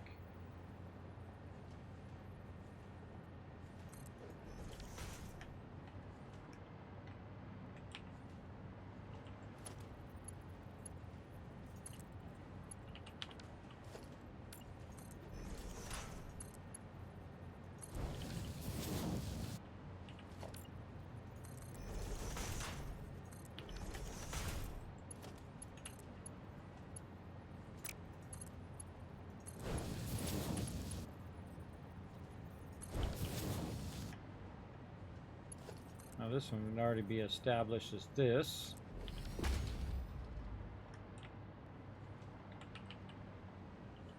And this one would need to come out. I think it was 2 is what we established was the offset. Let's take this one out. This one.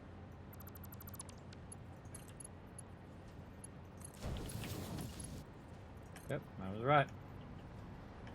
And now we need to go to the next one. And this would go the reverse.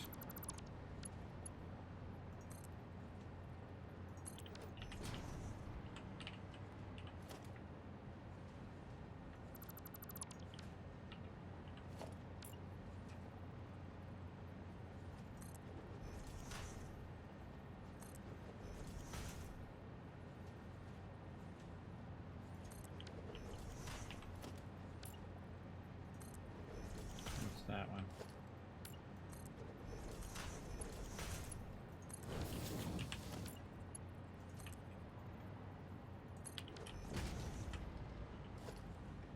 Just figuring out logistics, trying some stuff. Don't ever feel like you can't experiment. Experimenting is part of the fun. Let's take all of these out now. Take all that out.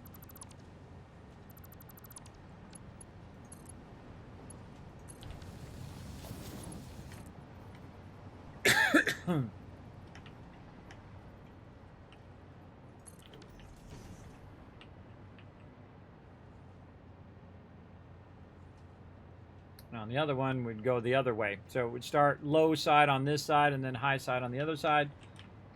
It doesn't matter the inputs as long as they are individualized and not mixed. So we could do something like that.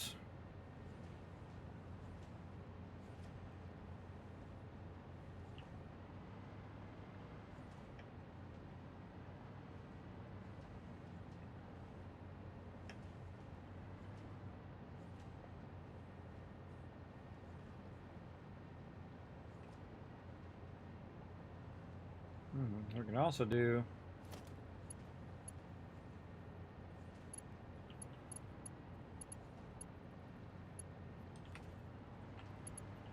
let me put those out there. Yeah, sadly not close enough. Well, we could take these inputs and actually input them from up above in the reverse, and thus you could run them down from up above and not have to run them through the front. Up there.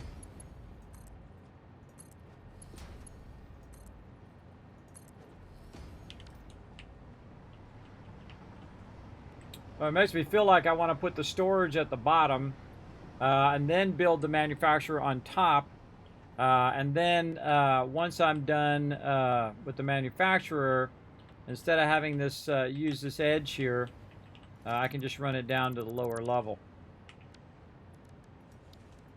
You might want to just do them one at a time because that just gives you more power. Because you're not going to make usually 100 manufacturers.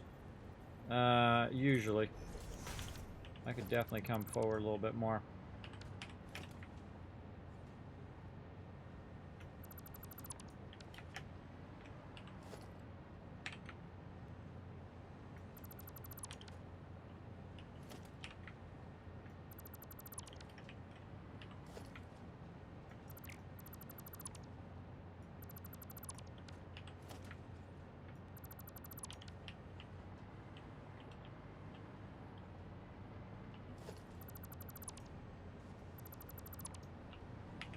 Okay, let's try something different.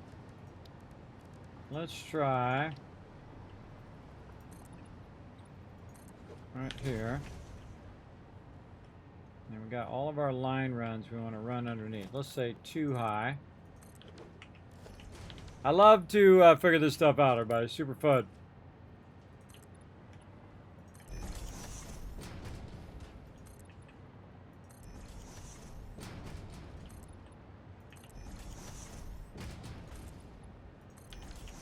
Now, if you're using your verticality, you can adjust those inputs a little bit easier.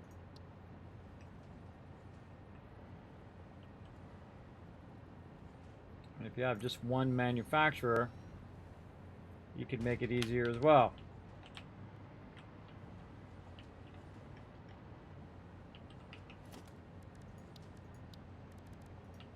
So instead of using lifters, you could do this instead.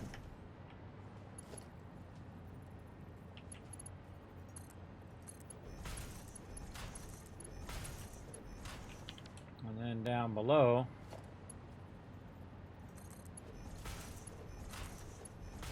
just run your inputs inside. So you don't have to do all that lifting and doing it at different levels. Just run them in.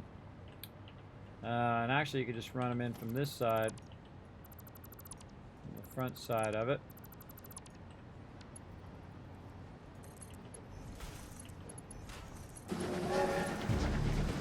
Oh, look out! Kismet Love Train coming in 20 months of sub love. Welcome, everybody. We're doing a massively long stream here. 8 hours in. Show some love to Keegan in the chat. Okay, so now that we've got an input, how do we take it and run it to the next factory? That's our next question. So we could try to do something tricky, like input it from this side. I'll just step way not good.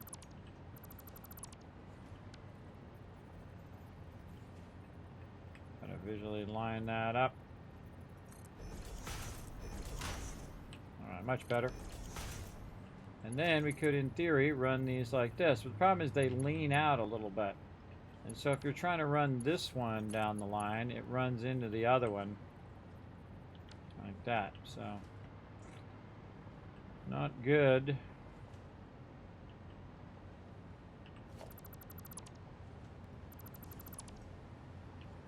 These inputs could be at different levels. And then we could run it down the line. This could be at the ground level. And then this one could be 1 up from that, 3 up from that, and 4 up from that. And then you have your inputs that you can run in there. I'm going to take these out.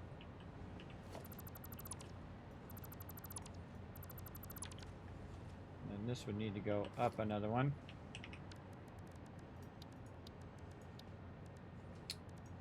Walls.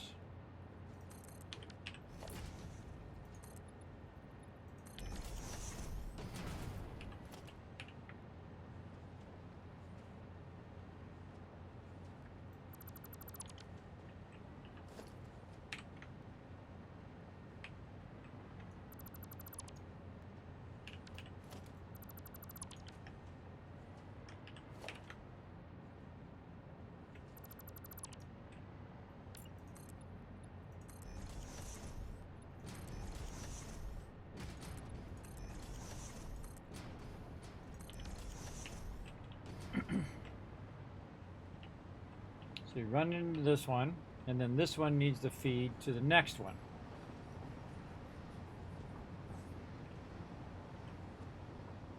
So you could just run it out the side so that it feeds perfectly into the next feed. Also, if we want our walls to be really nice, you might want to do a double input and a double input, and then these are going to be at different levels.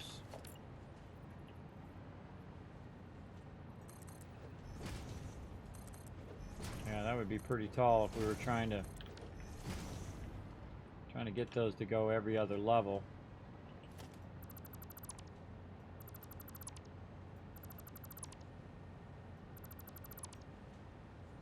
I think that's going to work out.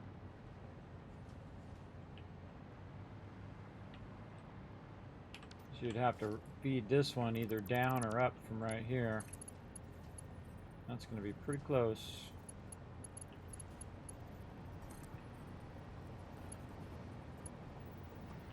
Oh, we could do that.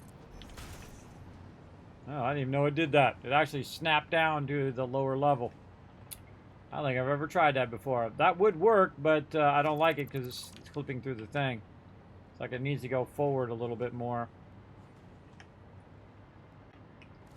All right, manufacturer, let's put you up here. How far can we slide you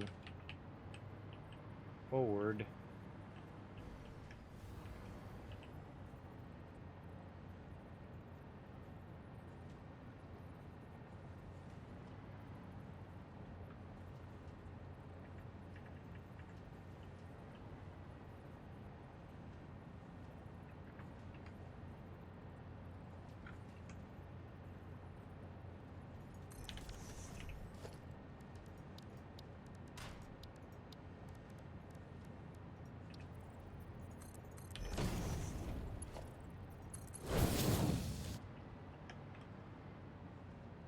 So we could do that, and then we could just run a line up to the storage up above.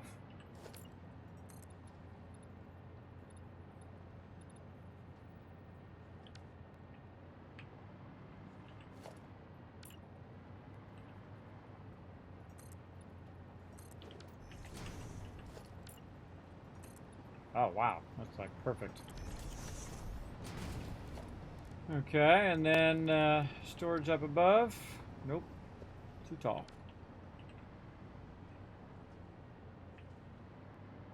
Again, looks like we get storage on the side. We just run around the output out here. Have two inputs in the back like we did on the other ones. A little too close. Whoa.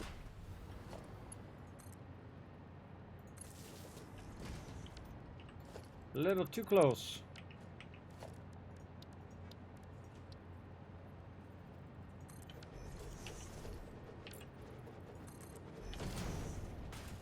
Again, we can just run it like that. After we make it,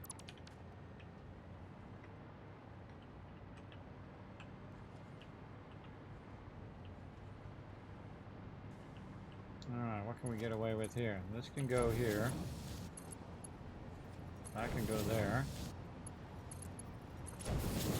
Oh, this one's at the wrong spot. Cool.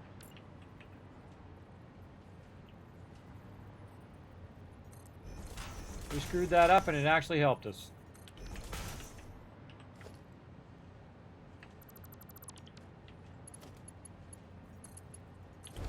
Yeah, this one's definitely way better with an underrun. Absolutely, for sure.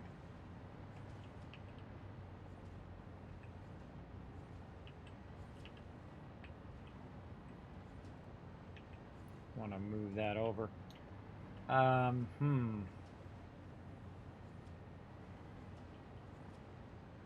it does show that I can get these all on these inputs.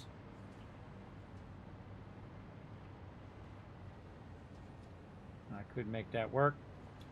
Then I could run this to more of them in the back. Let's have the same exact inputs and outputs. Actually, it'd be more like this.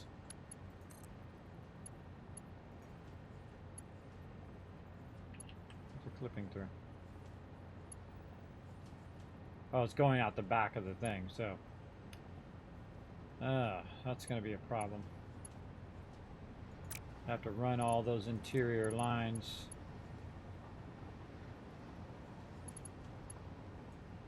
That we go to that one. This one will go to this one.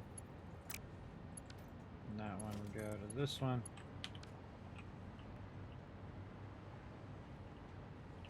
Actually, I don't need this one. That one I don't need. Alright, well, we're making a little progress here. When you start making progress that you like, you go ahead and save it. I'm going to call this man temp. Manufacturer temporary. And trying to find my manufacturer in here. That was a good idea to save your progress after you've done a bunch of stuff. So I don't need that one, don't need this one.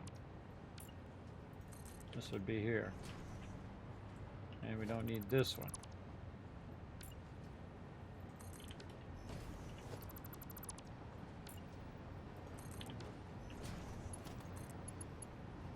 So that to there.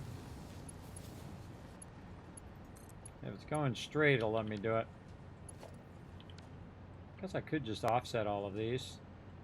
Just have these running straight through, and then I can have those line runs ahead of time.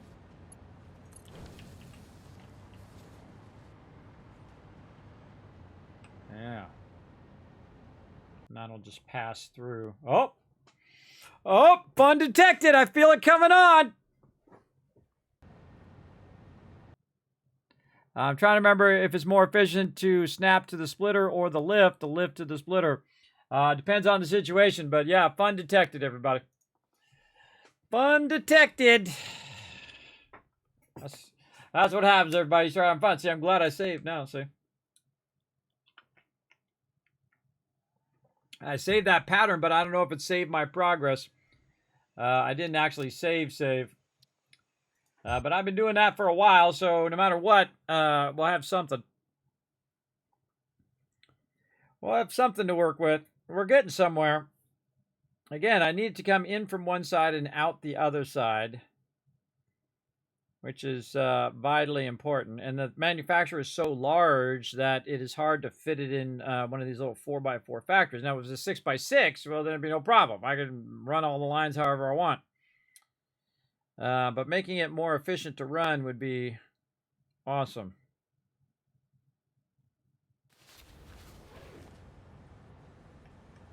Yeah, back this up just a little bit. I wonder if it keeps the blueprint or if the blueprint is lost.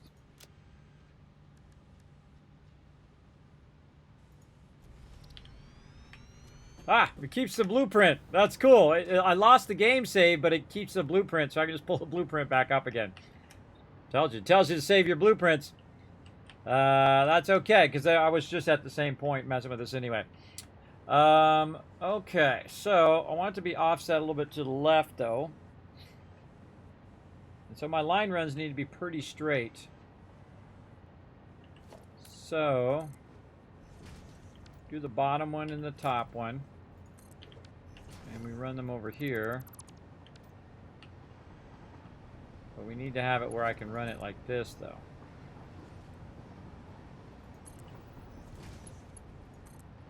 Man, those are perfect.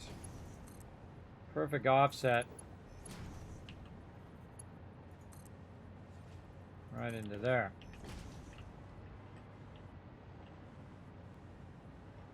Yeah, that's a perfect offset. All of those can input, go into there, and then I can just perfectly run it on to the next part of the factory.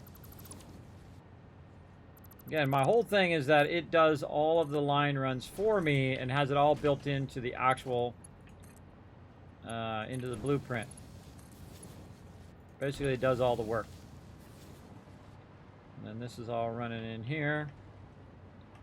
Obviously, I'm not going to do that. I'm going to put my little lifter thingies there. Let's go in and put our little wall holes in there.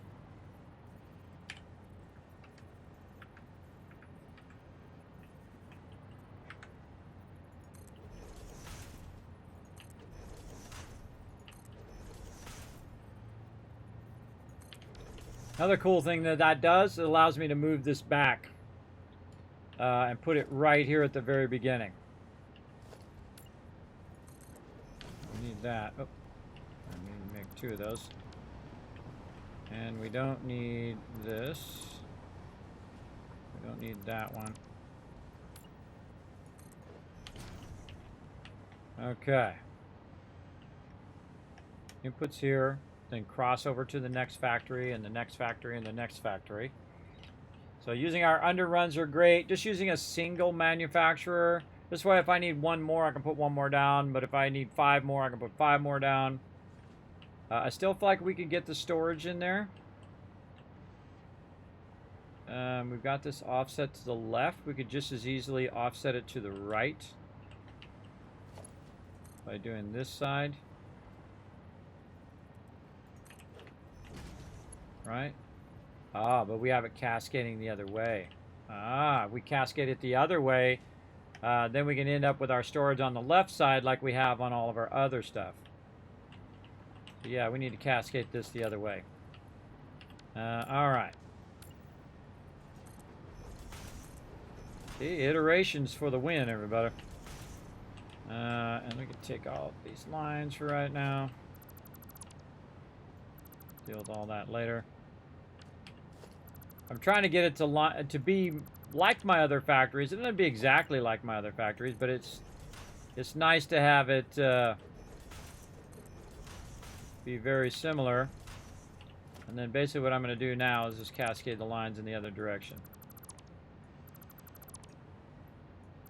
Like this, and then this one will be at the bottom. And then we'll run these this way.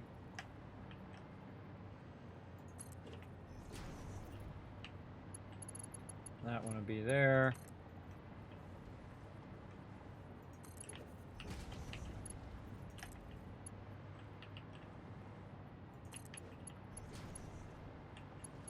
Oh, that's nice. That's real nice. All right, I like everything about that.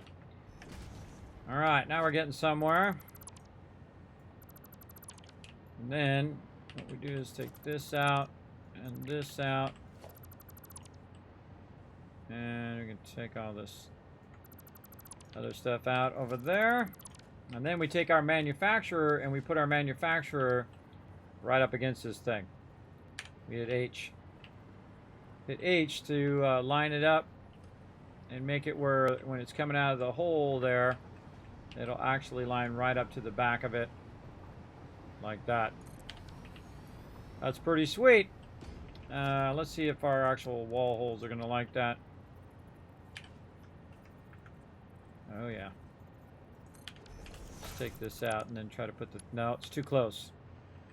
Too close, so that this needs to go forward just a little bit. Be nice if you could just pick it back up again and nudge it forward. That would be useful. H. And so right there. Take all of these out. Now that we line that up. I don't trust it. Take it all out. And then like this. These are all going in.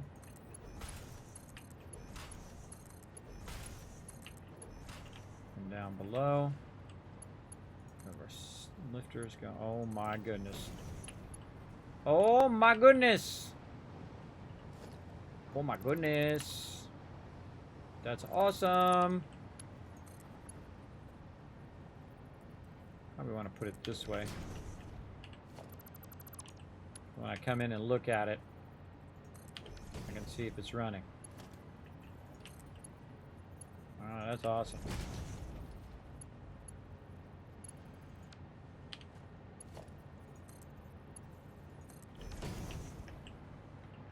Those are going up into there.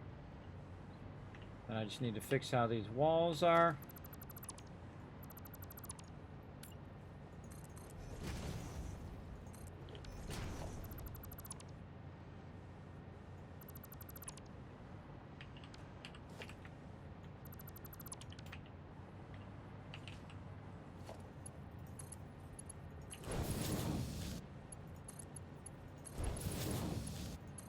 This is a thing of beauty right here.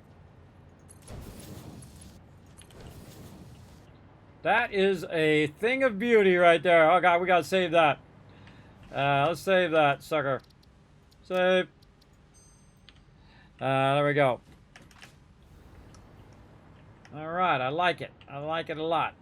I feel like it's pretty efficient in the way that it does its thing that it does. And again, let's swap these back around so we don't have to run these internal line runs because they're going to run nice and straight.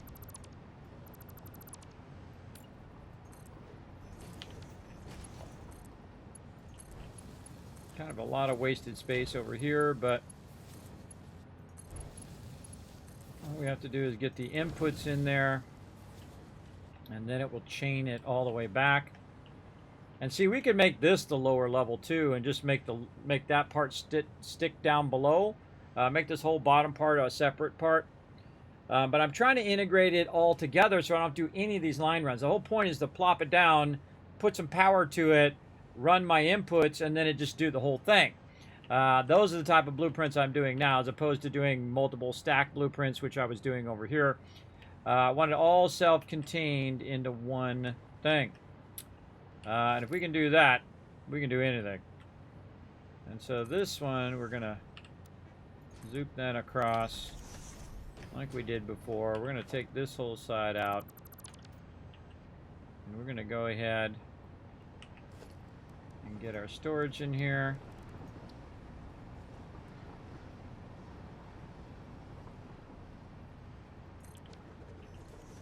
And again, we want our double outputs.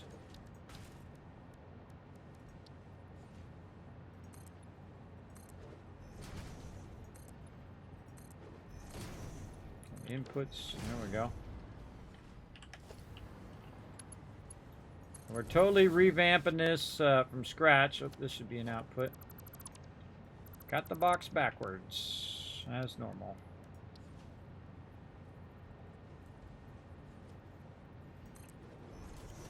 Oh, plenty of room.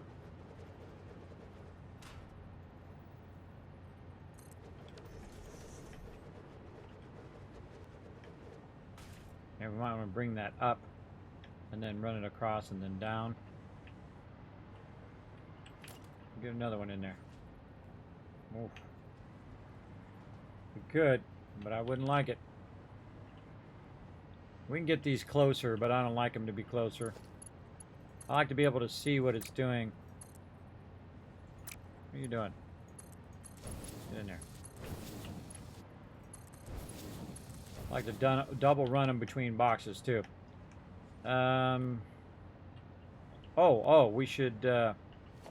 We should back these up. Back that up. Yeah, overall we should back it up.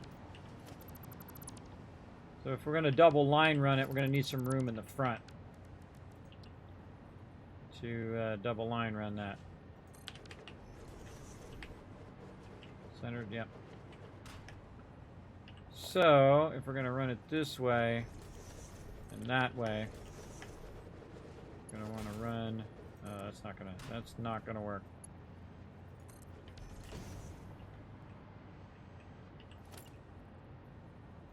Yeah, we need that way back. Let's work on this side. So that's gonna go down. Ugh, always does that. Just turns it the wrong way. So irritating. Irritating.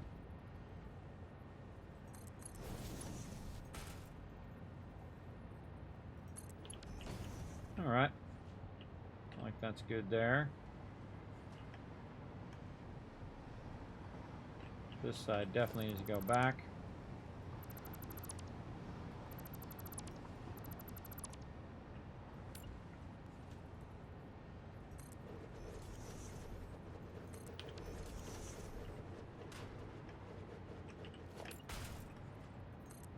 Yeah, we're going to put a lot more storage in there. Because we're not going to do as many of those. When you're not going to do as many of these factories, you're going to need more storage within the singular factory. At least I think so. I always try to turn that the wrong way. And then over here, we're going to need a little thing. Okay, 1, 2. Yeah, we'll give it a go and see.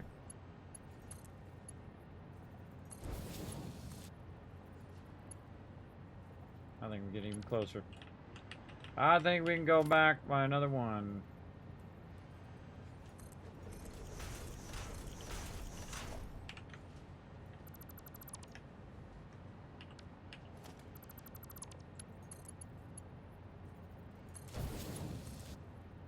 Oh yeah.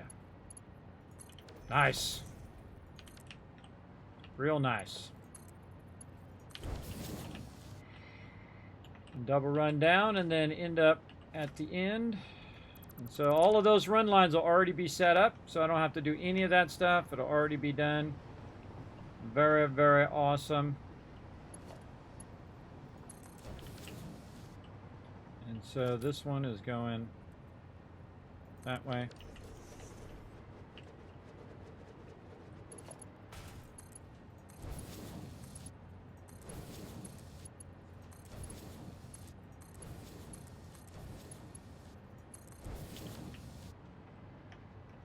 That.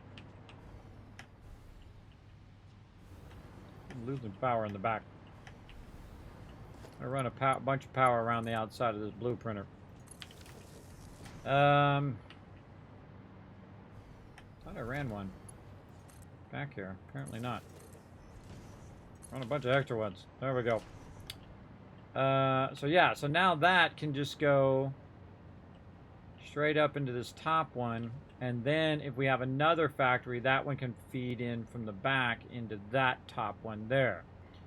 So what we want to do is just something like a dish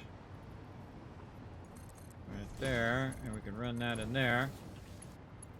Run this down to there, and make ourselves a beautiful 90. Boom. Very nice. Coming out of there. Making heavy modular frames. We're going to need to do all of our power stuff too. Alright, I'm liking it. I'm digging it. It's getting somewhere. And we have our little access way down here at the bottom. Kind of low for an access way though. Oh god. See, every time it does that long pause, I'm like, God, is it going to crash or is it saving? That's how games go, everybody. Let's just save that over what we got. Making some progress. That seems a little low to me. Let's go look at our other factories. I think I up a little higher than that. No, it's about as far as I had it. Yeah, that's about the same. Okay.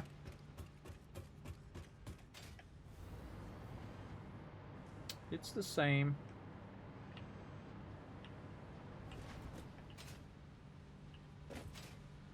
Or is it?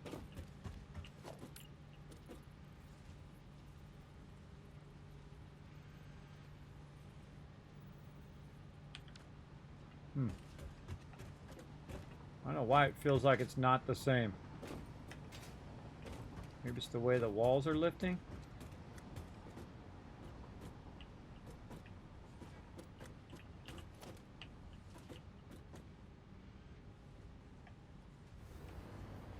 Aligning to the bottom of the top one or the bottom of the one below?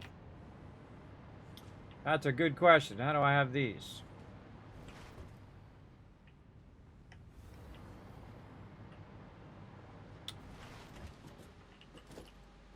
They are aligning to the one below.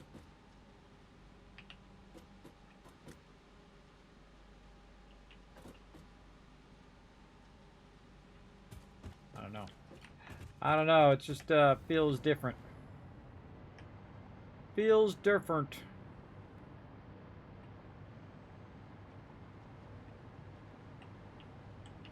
Maybe it's because it doesn't have that first one there.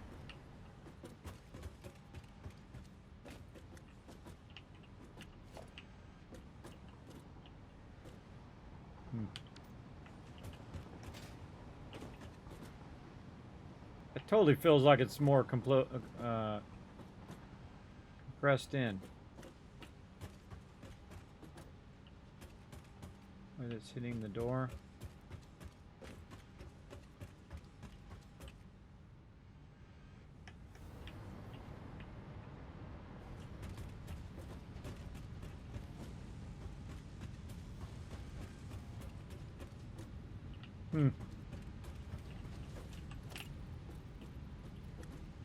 No, I guess it's the same. Okay. I don't know, getting a little loopy maybe. Let's go. We've got a skeleton of something good going on here. Let's keep it going. Trying to keep it going. Now, again, the whole important thing is that I can chain them. That's more important than maximizing the space in every single thing. I want to chain them forward and stack them so they go to the one above and then go to the next one and just run the lines and boom, now the next one's ready to go and the next one and next one. Doing the minimum amount of work that I have to do to make this run. Now, my biggest problem is going to be my power and my priority switches because I don't have like an extra area in which I can do that. Kind of feel like I could push this forward and then have room at the bottom here. If I push this forward by 1 on these 3 here to do all my switching and stuff, and then just have the have the actual switches and power switches and everything inset. And then just have my my outputs there. And all the lifting is going on inside, so it's not going on the outside anymore, which is the way I had it before.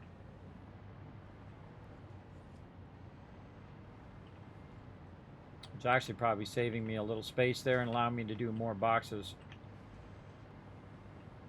Connect all of these boxes. Yes, I did. And this will go to an output over there. Or an input. Get the input from the previous factory over this way.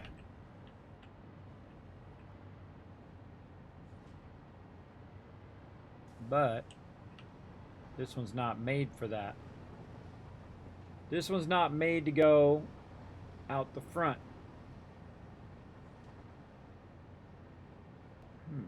At the top.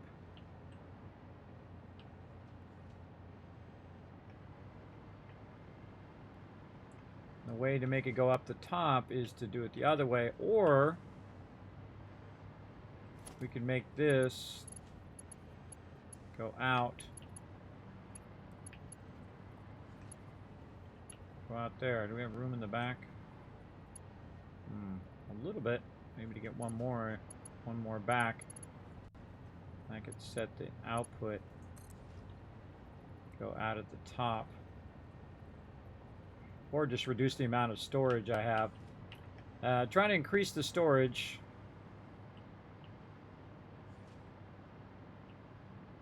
Yeah, see, you can't do what you can do with the constructor and the other things is because of the size of the actual manufacturer. You can't have all of the line runs already pre-done. This is a bummer.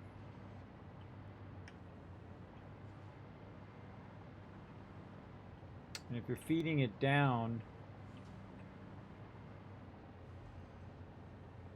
I guess on the B one, we could run a line up and then run it to the next one. Make an A, which is this one, which has all the power connections, and then a B1 that we just connect the front of it, and we run it up and then run it out. We'd have to run that extra line each time.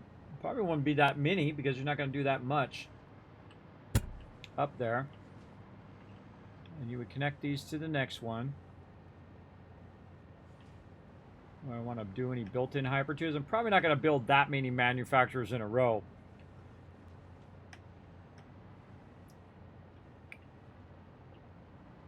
And if I did, then I'd come back and redo the design. Put a hypertube on this side right through there, or on the bottom. Yeah, right across this side right here where it's open.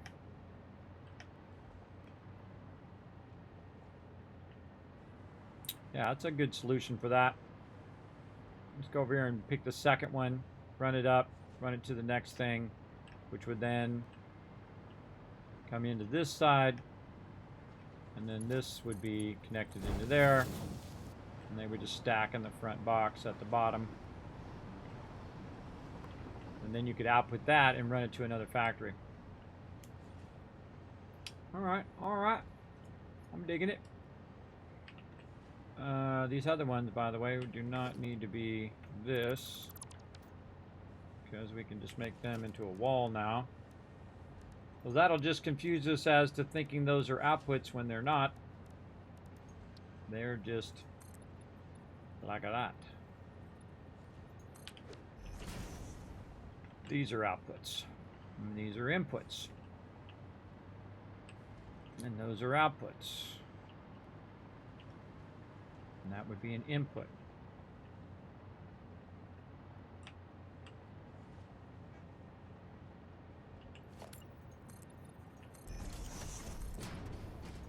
I like this design where the thing is poking up above so I can see if it's running without having to go inside there. Something I discovered on another one that I've done. Now, I'm using kind of a hybrid of the other one that I built and the newer ones that I built. I'm kind of mixing them together to kind of do the manufacturers. And again, to see, that design was with the underruns and then the thing up above. But this one better benefits from that design because we can pass it through to the next one.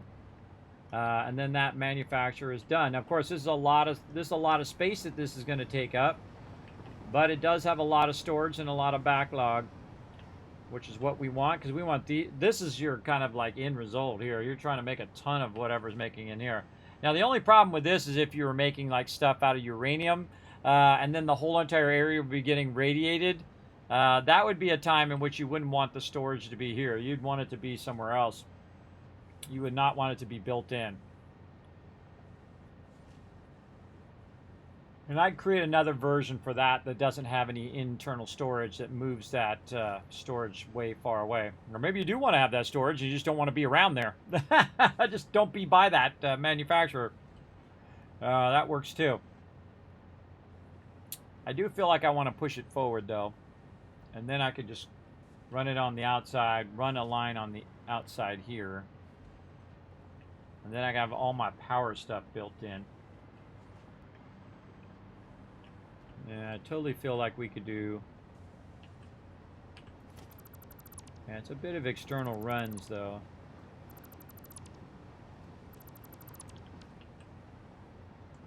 We did want to move this forward.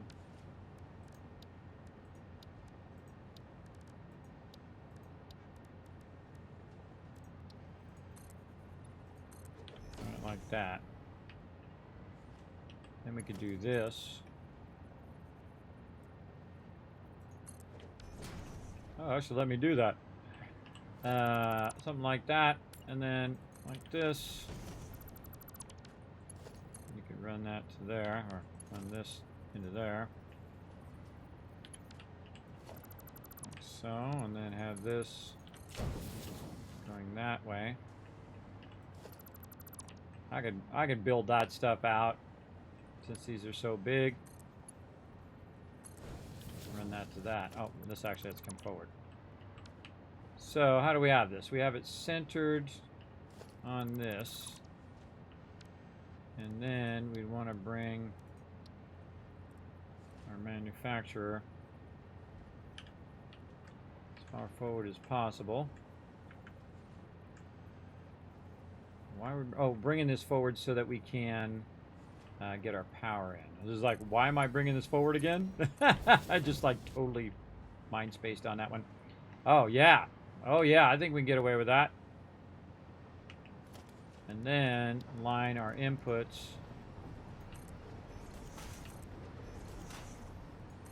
So they end up here.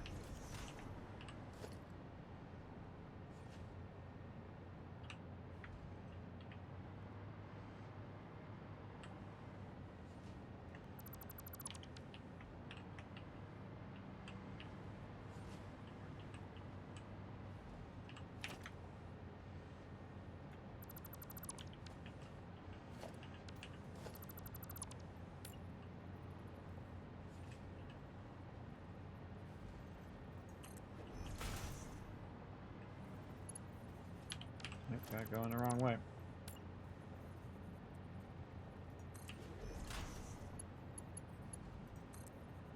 Bingo. Bingo! Bingo! Oh, that's awesome. I love everything about that, everybody. That is very awesome. We have to make sure to come back and redo our lifters later, just in case.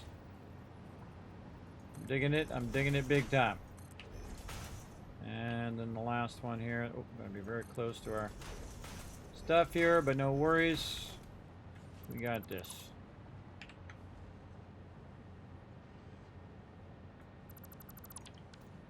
There we go. Cascading upwards. Oops. Accidentally took out my bottom one there. Definitely redo that lifter. Turn it this way. Okay, these can go out. That gives me even more room for my belts here. This one coming in. Going up.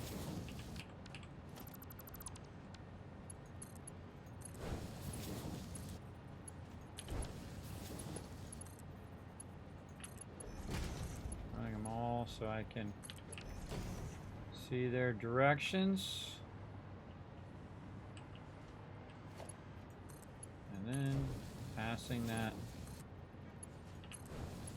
those inputs and outputs on to the next manufacturer, so we don't have to redo all of those lines like that.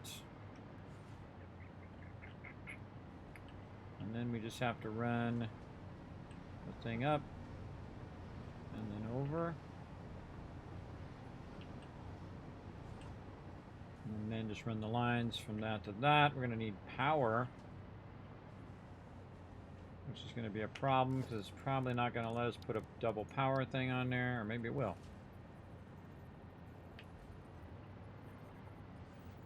Yeah, I don't know if that's going to carry over the next one.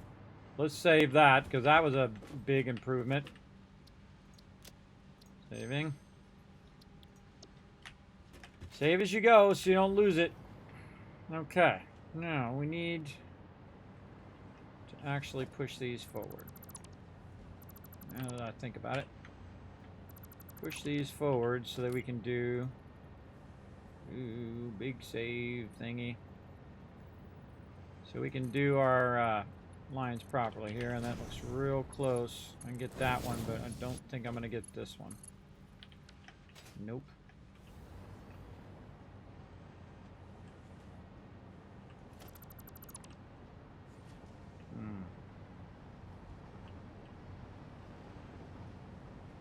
Maybe just leave that up there.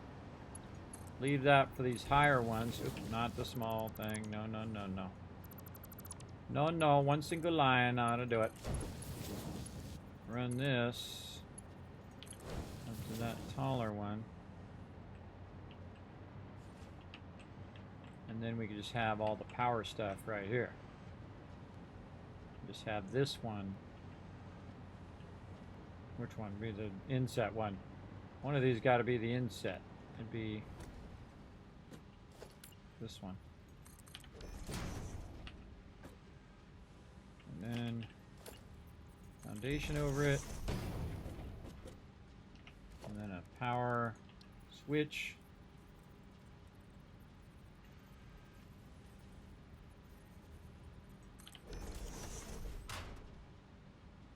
Okay. Digging it. I'm digging it. Maybe power switch up closer to the front. Oh no, I need it back there so I can chain it from one to the other to the other. Take this out, and we have our power switch A, and we have our power switch B. A to chain that, B to chain it on down the road. I have to chain it on the outside.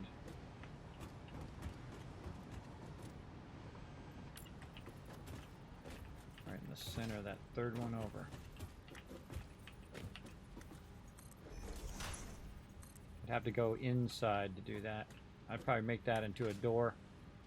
Make all of that into a door. Yeah, so I can just go inside there and chain it. Let's put this as a door.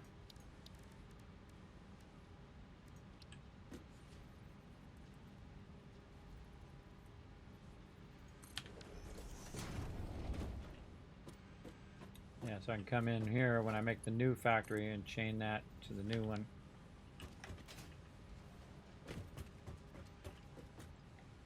And then the A we can chain from another one, and we'll just come across and hit it and then go back out.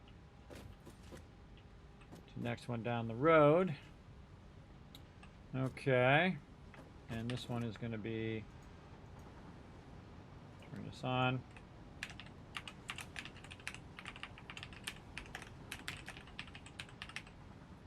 Heavy mod frames.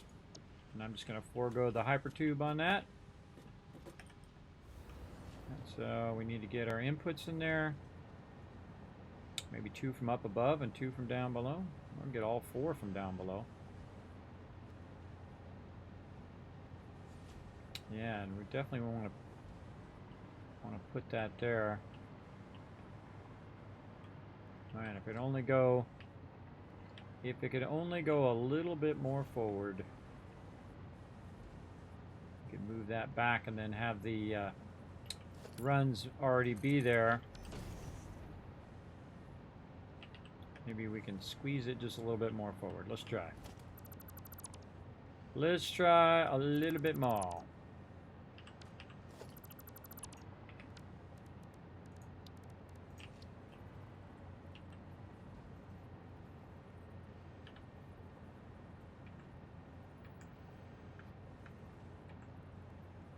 That's as far as it's going to let me go. All right.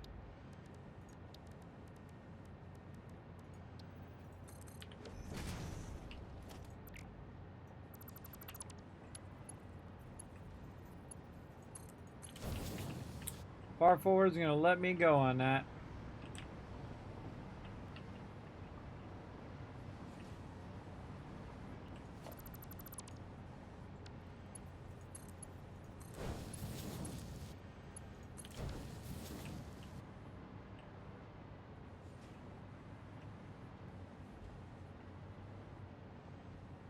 I like the way those stack. That's cool. Okay.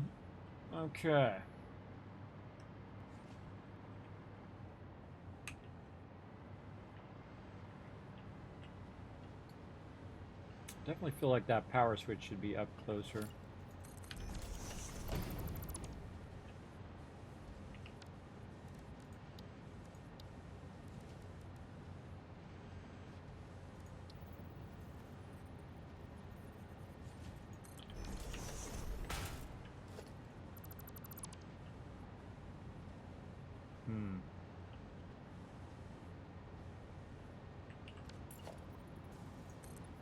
Yeah, see if I could build it out that way. I could put the switch thingies right on that side.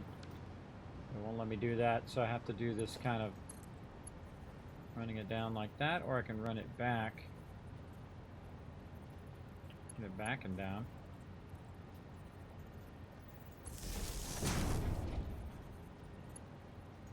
Or I can run it just down into there. What do I like better? I don't like either of those. I don't like either of those options. What if I just connected it to the back wall? Ran that down. I don't like that either. What if I put this up above in the foundation of the next one?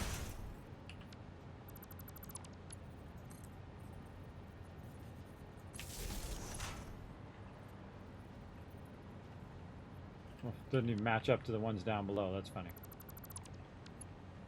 Alright, let's try to match it up at least.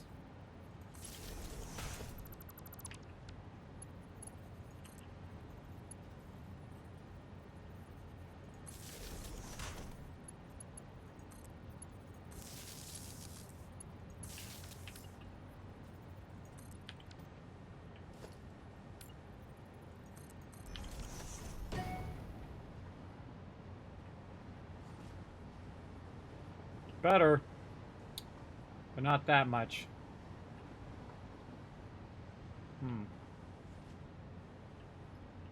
Poking through my foundation of my next one. I don't like any of that. I don't like it at all. I think I liked it how I had it before. I liked it the other way.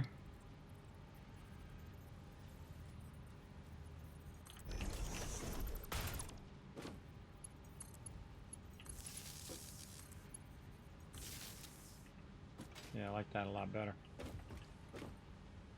Make sure our connection's still going to the back. Take the thing out and see. Oh, yeah.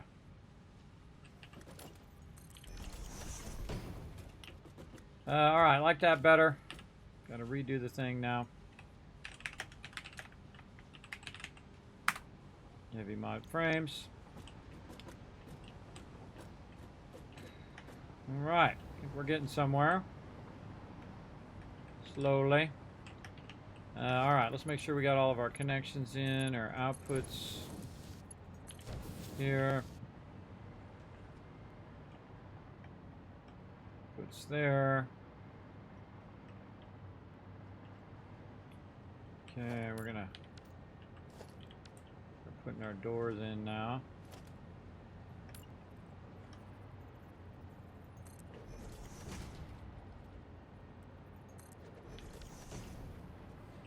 So cool.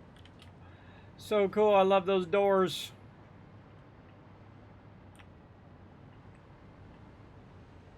That one I'm not going to put a door.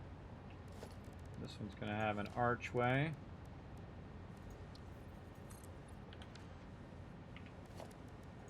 Put it in. There you go.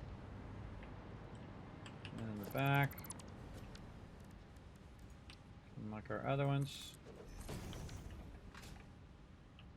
It just feels so much closer together.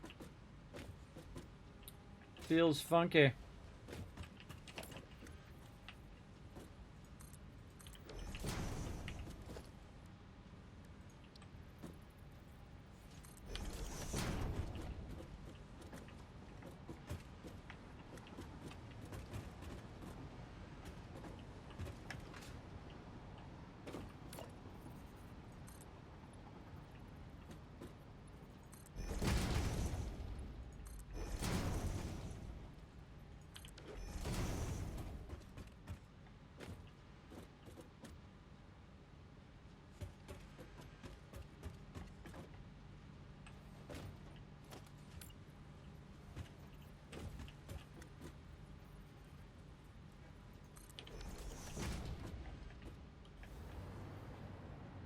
This is going to just be open.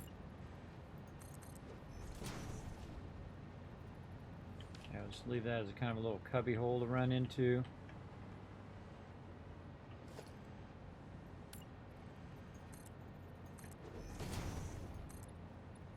All that. Go into this way if we need to. I feel like that door needs to go the other way. Door needs the flippity flop. I have that door somewhere.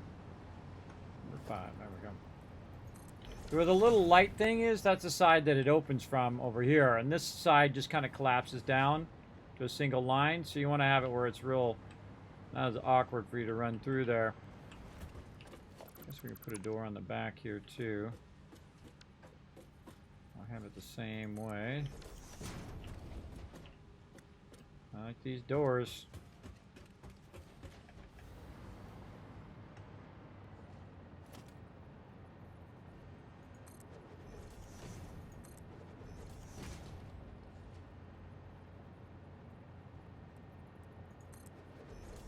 Make this whole thing out of doors.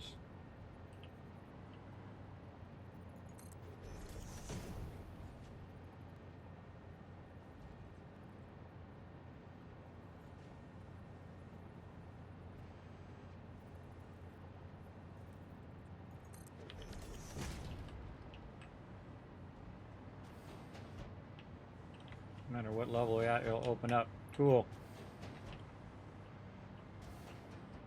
Cool.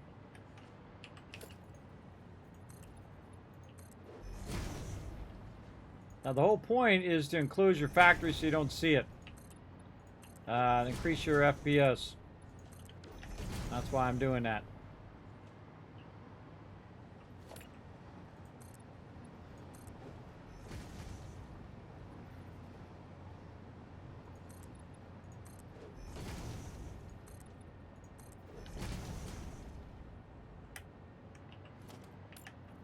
Yeah, very much like my other design where this has a little flat piece there. Instead of being perfectly square, it has a little notch, which I actually really like. I like the little notch.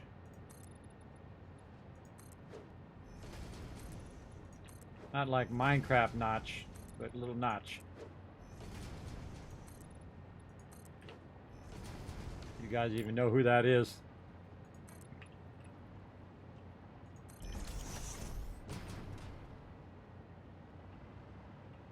Oh, and yeah, the last time we went in and we did... did we make glass something? How did we do that? Those are ceilings. We took this out.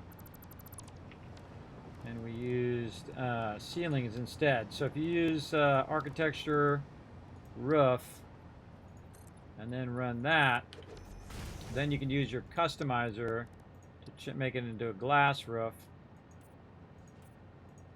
And you can look right down in there, which is pretty cool. And we'll just say that we went in with a little bandsaw and cut out that glass and etched it out and make it fit and all of that stuff. RP in your own stuff, everybody. There you go. When in doubt, RP. Okie dokie. Let's save this. And again, the biggest problem with this is making your inputs and outputs. You're going to have to run all your lines on the exterior and whatnot. It's looking pretty good so far. So far, we are making some progress. Again, did we change this to heavy modular frames? We did not. We need to go ahead and redo every single lifter in here to make sure we got it right. It's all going in. Going in.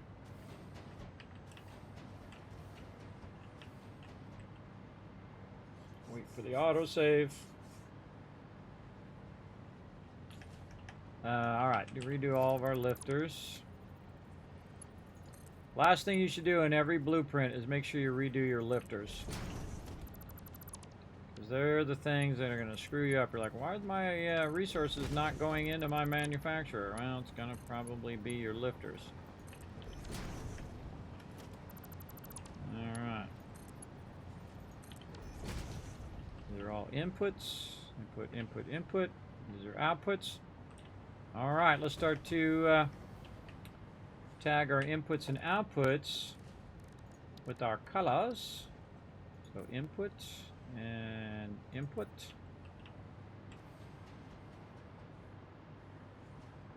Around the back here. Say input and input. And then these are going to be outputs. Kismet, it's not turning blue. It's not doing the thing. Well, that's because we have to do something to make it work. And we'll do that here in a minute. We shall do that in a minute. Okay, and these are outputs. Outputs. And then we shall go and we shall build a wall. Actually, just pick it up. And if we build a wall out here, it's like magic. All of a sudden, they're colored in. It's like a bug. The bug in the game. Oh, look, there's two of them there. Yeah, so that's telling me there's two of those when I changed the color and it started flashing. There we go. See, so you got to change the color and then put a thing down as a workaround to make that work. All right. I feel like we're looking pretty good. Got this power in the back. Which we don't need because we are already run our power on the floor, and we're going to run it out the back of the floor. And then we can chain those all together. Okay, that was only one way to find out, everybody. We're going to get this going. This is going to be... Actually, let's save what we got so far over that one. Time to get up and stream, everybody. Let's see. Or almost stream time, not time to get up. I would have got up an hour and a half ago. Let's see. This is heavy mod frames. Let me take the word blueprint out of there. I think that's pretty obvious. Heavy mod frames are going to be kind of a color like that. And save.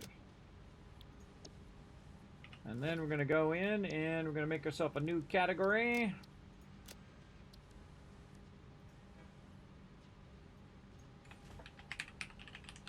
Yeah, man, what's how you spell manufacturer? Man, my brain just like went off right there. Oh God. Cancel. Apply changes. Let's see. Totally.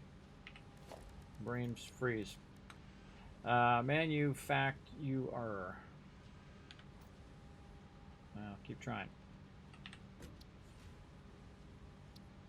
In here.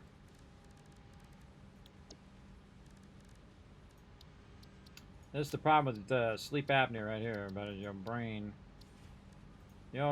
stops working. Forgot. Manufact.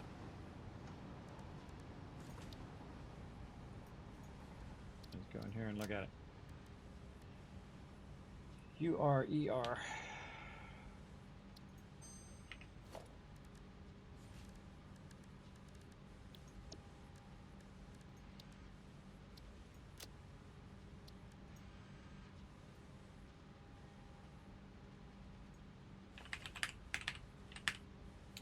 Manufacturer.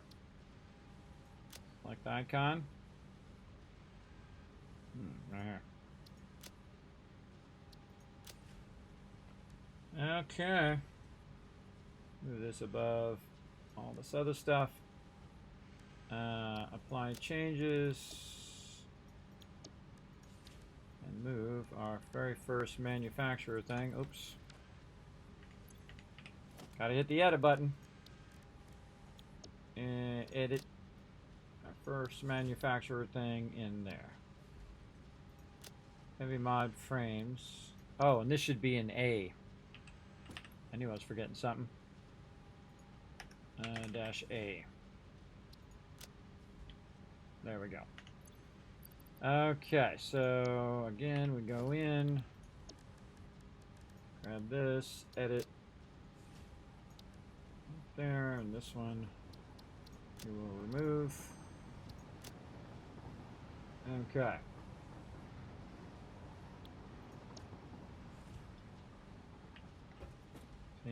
Seems legit.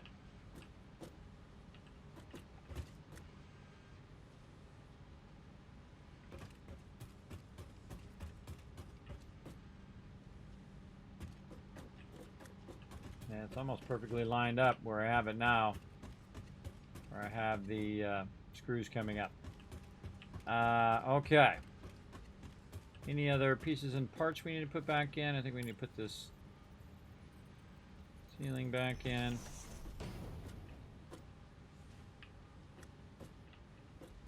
Put walls in there? Probably not.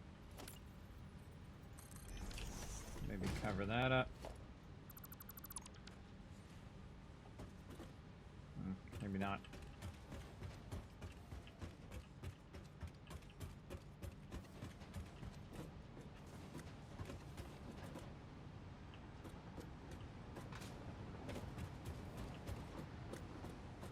That thing is really bugging me. That's really low like that. I don't know. Maybe it's just me. Could be just me. Freaking out over nothing.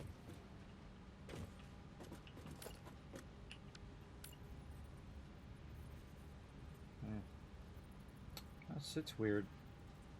Kind of a weird way to sit on that thing where it should sit up a little higher. That's just my crazy thoughts.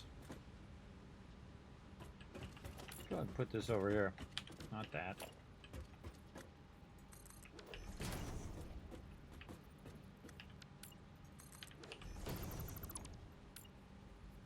Now it still sits the same. All right. Well, just thought I'd check. Okay.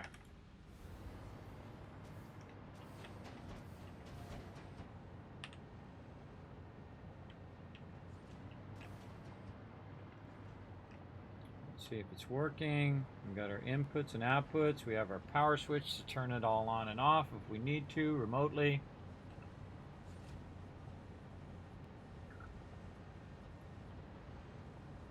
Probably want to bring this one down.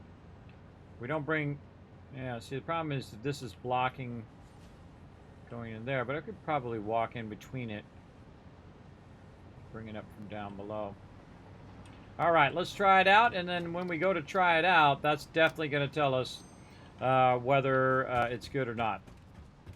Let's do it. All right. So we're going to do our blueprints. Add one of those. We're going to clear our blueprinter so we don't get confused as to what's what with what. Okay, is there anything left over when we did our blueprinter? No, everything seems to have been fine. If there's something left over when you do your blueprinter, that means it's not going to be part of your blueprint.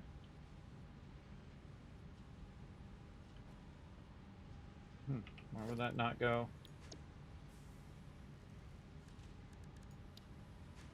Oh, back over there again. Oh, here we go. Here we go. Won't trash. That down there. It won't let me throw some of these away. So I try to go in and I try to edit it and do this and say remove blueprint. Goes away for a second. I say apply changes. I come back. I look at it again. It's right back there again. Yeah, it is a beta game, everybody. Alpha game, as a matter of fact. Alpha experimental, or basically early access experimental. Okay. Now we got to get this to line up with our first input.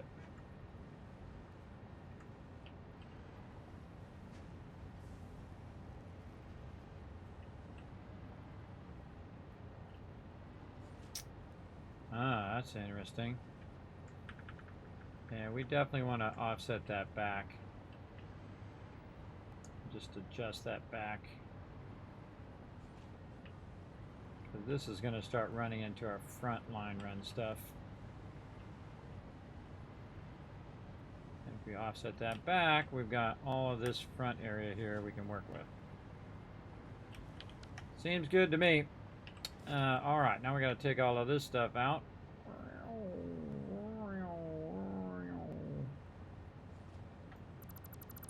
All of that out.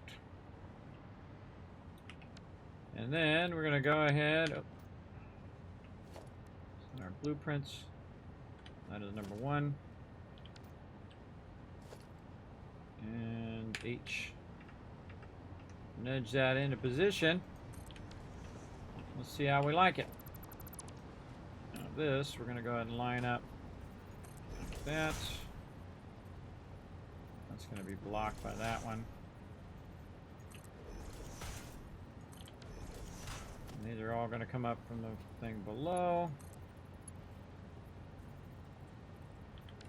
And we could have put that inside. We could have put that inside the thing right here. Since we offset this, we could have put our lifters there. But we'd have to go in and make each one anyway. We definitely could have put that inside the factory. Yeah. Let's revise that.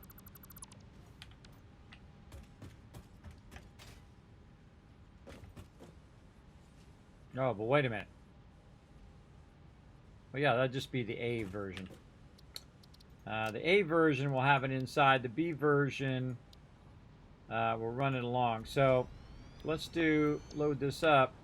and then just very quickly say this is B, not AB, just B. Save that, then clear it, load the A back up again.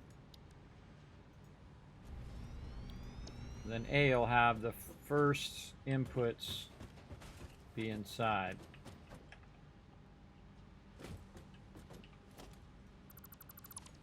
Yeah, from down below. Okay.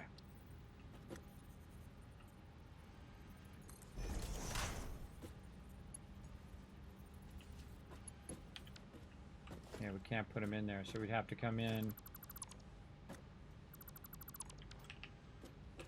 and put those all in.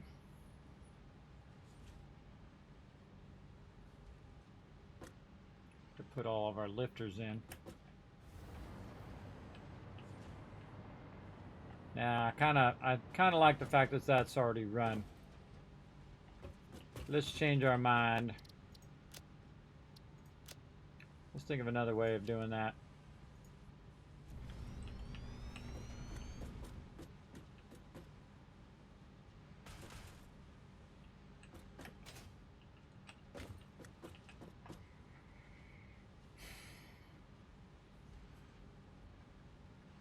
Maybe set it 2 back. I don't like the way that's running. I don't like it. Not going to do it. Yeah, I got all these line runs here, so really I want to start it after this.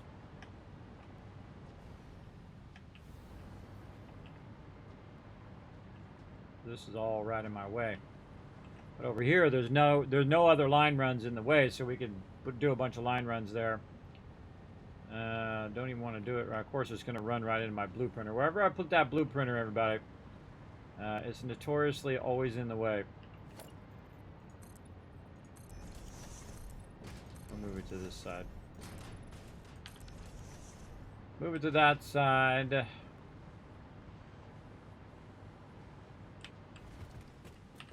Doesn't matter where I put anything, it always ends up in the way.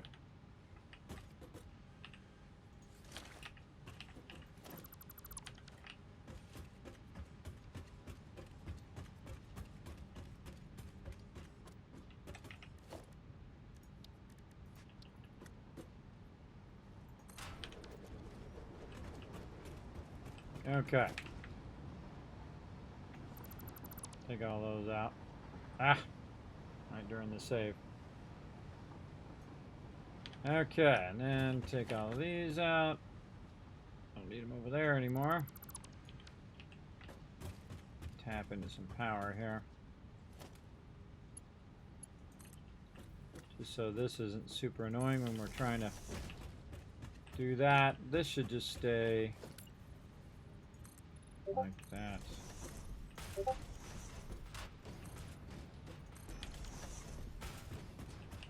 Start right here.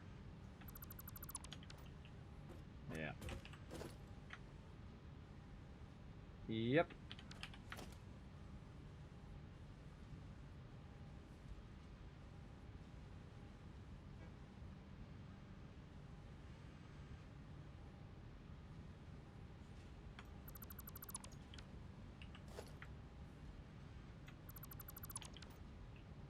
Yeah, away from those other line runs. Okay, and I can always run those screws underneath, no big deal.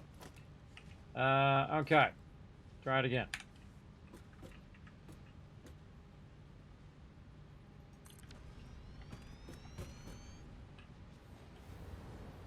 Let's take a look. All right. Then we have our inputs.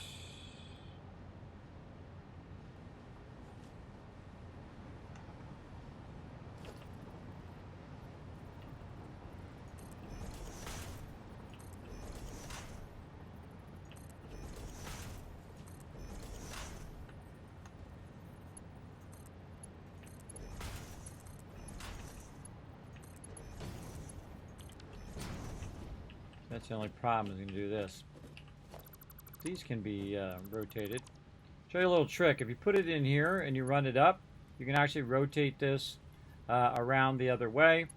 but you can see that it doesn't connect. But if you go to the top one first and then run it down, you can actually rotate it where it's actually the other way, which I really like, because then I can see the resources going up and down, and it still works as long as you have it going the right direction. So I really like it that reversed way like that. And then we have our power there, and we can just go ahead and tap our power into some of this power down here. Or we can just run our power up. Let's go see what we want to do here.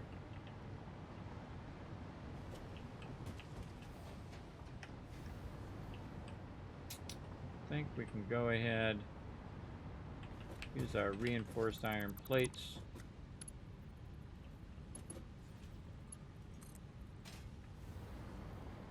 Run that straight up.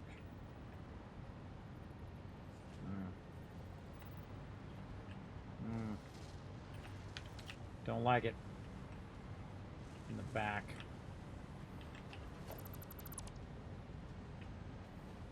Where's that power connection?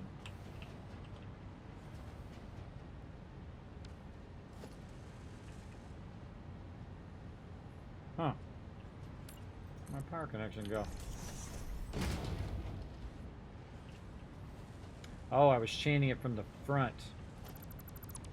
Yes, on that one I was chaining it from the front instead of from the back. Okay.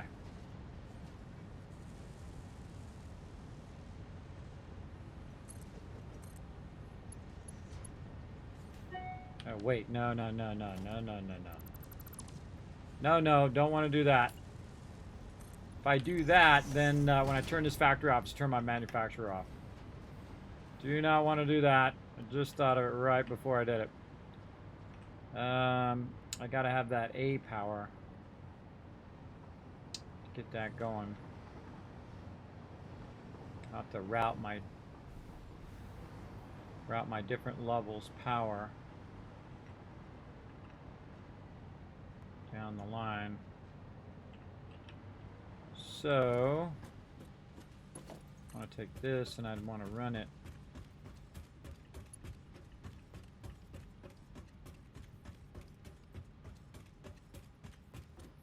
Too far. Alright. Say the center of this one. Let's say the center of this one.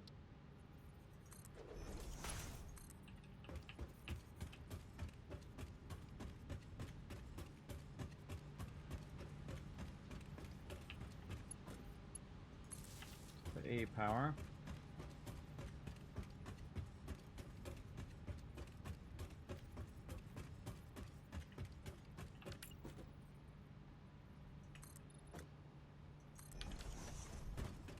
Now, see, one of the cool things I'm doing right now is I'm going to make this power line run this way, right? I'm running it this way to connect into that power. But eventually, it's actually going to cause it to actually pull the power from over there and run along here and then actually supply it with power. So I don't have to have my ones from down below. And it's going to reverse the direction of the power. Right now, it's going all the way to the end and then coming back. And this way, eventually, when I build it all the way down, it'll be going in the other direction. So thinking that stuff way out ahead of time, everybody. I think very, very cool. I'm going to run some nice long power lines over here. Because this side over here, I'm not going to build anything in the short term. And then we can just connect that right up into there. Yeah, or we could just run that further if we wanted to. But I think that's probably good. And we'll just leave that open for now. Leave that open for now. Soup the rest of that back in. Just so it reminds us that there is a power thing there. And we'll take all that out. There we go.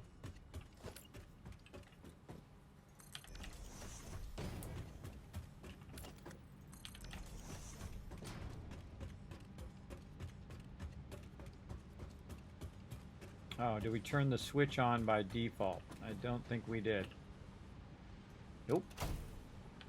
Switch is off by default.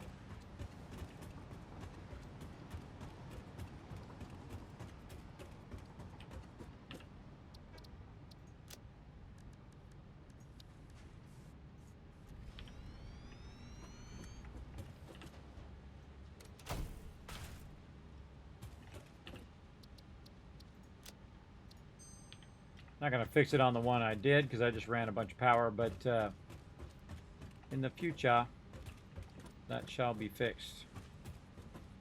And once we have that power run, we can leave it open to run it to the next one.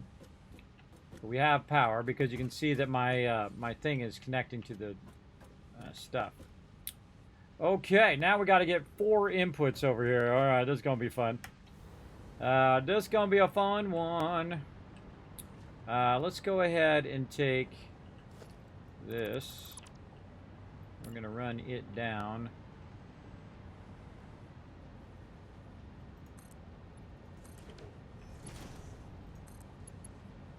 Into this corner. And we can go ahead and do our screws as our first input.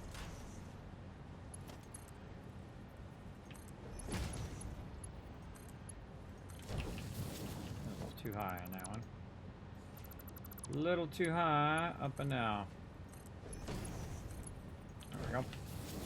Alright, screws is the first input. What else? Encased industrial beams, modular frames. There's some reinforced iron plates there. The screws done. Now we're going to definitely need modular frames. Where's our output of our modular frames? It's going down right now. No worries. Let's go ahead and also make it go up. Let's see. We have some problems there. We're trying to end up over here.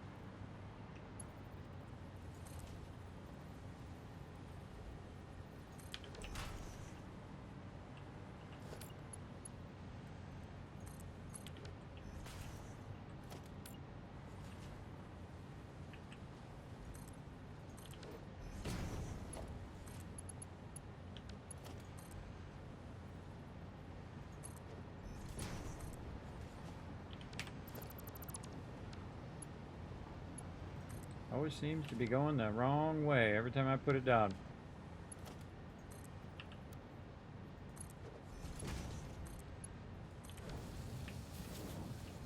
Okay, modular frames.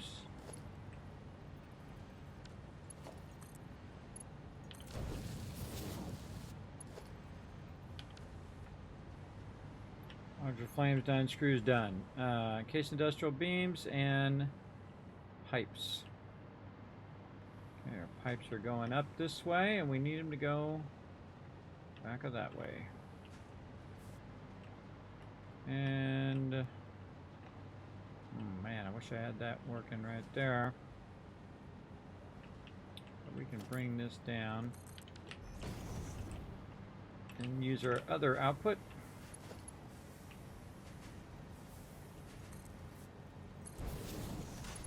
The great thing about using the double output is the fact that if one thing backlogs and finishes, then what will happen is then the full amount of the whole entire other factory will go to the other thing, which is what I'm doing right now.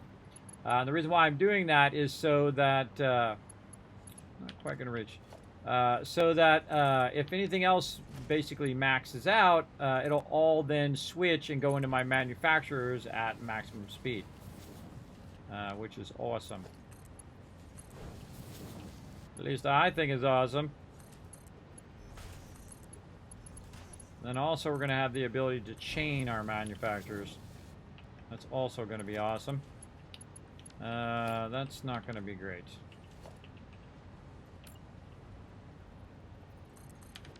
Let's do this.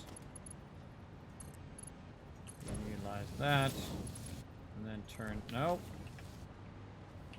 What are you doing? Don't stop being so crazy. Stop being so crazy. Okay, and then this out one, we can use this one. Get it there. Go hunt down where our encased industrial beams are, which is way down here. And these are outputting to nowhere. And we are trying to get those Go right there. Now this is where you start to have a little bit of this spaghetti going on, but if you keep it under control, you should be fine. This one I'm just gonna turn the other way, because why not?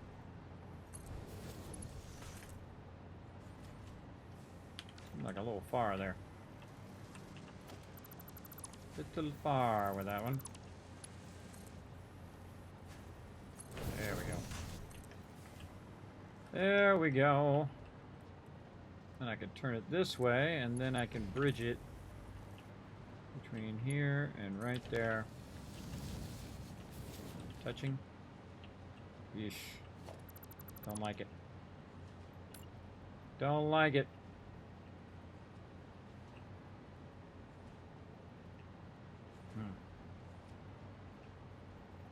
Way we could straighten that out.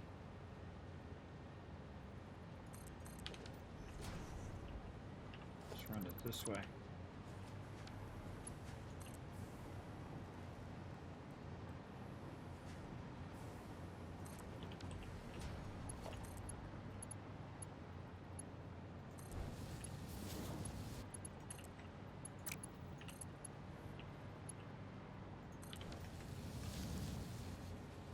That was purely a cosmetic thing, but that keeps it from clipping, so I can run it back and then loop it back this way, and that'll keep it from doing that.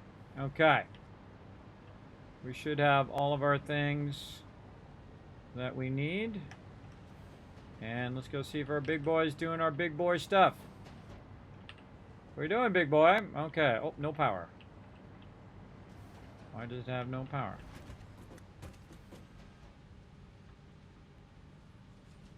Power on. Oh! I forgot to run it to the manufacturer. Duh. Duh. It's gonna be a real important thing. So let's run it. Run a power plug back here. Actually, let's run it even further back. And I knew there was something I was forgetting. I'm just going to run it on this one, but we're going to fix it on our other ones. Oh, it's got to go back a little bit. And it's going to be on the B plug. Let's do that. Bring that straight up.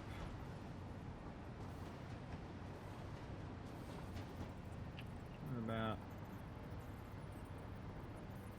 save lag? Come on. Always throws me off.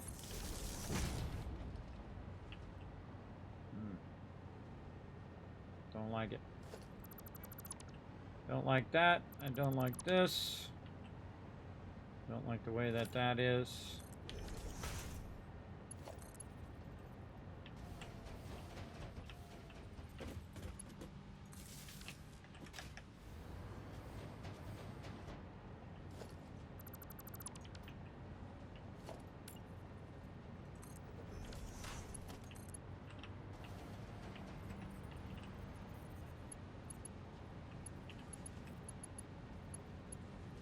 Got to put in the B connector in the second side, otherwise we can't turn it off when we need to turn it off. Alright, that looks much better. Now we'll run that to the manufacturer. It should start to backlog a ton of resources. Let's just give it a bunch of screws so it'll start right up. And there we go! We are off and running. Holy moly. Alright, that was some work right there, everybody. I say we save it before we get fun detected up in here. There we go. So your belts and logistics on the floor are always changing, correct? Well, not really. If you're doing it right, then they shouldn't change all that much. But most of the time, as you progress through the game, obviously you're going to get upgraded belts and all of those things, which you want to upgrade your stuff. So you do quite often readjust what you're doing for sure. Put that in there, so that's already plugged in. In future versions, save. There we go. All right, and you see that we're finding little things that we're fixing and iterating on so that that stuff is looking good. And now all we got to do is see if it's pumping out some heavy modular frames in there. Oh, we got to make a little... Do we want to put a little gap here? Yeah, we're going to put a little manual gap there. And we have to do an output in the back manually. Ugh, maybe when I click it, it's right at that moment at which it moves. About as sensitive. All right, there we go. So we just have to add that to the back each time so that comes up and starts to go in the boxes. Let's see if we see something come out. If you don't see nothing come out, something's wrong, everybody. Oh, there we go. Okay, it's working. Okay. So there's our A one, and now we want to figure out our B connections. All right, so let's, do we save that? I can't remember. Let's save it again. Let's clear it. Load it again. Ah, keeps putting it back over here. That's so annoying. So annoying.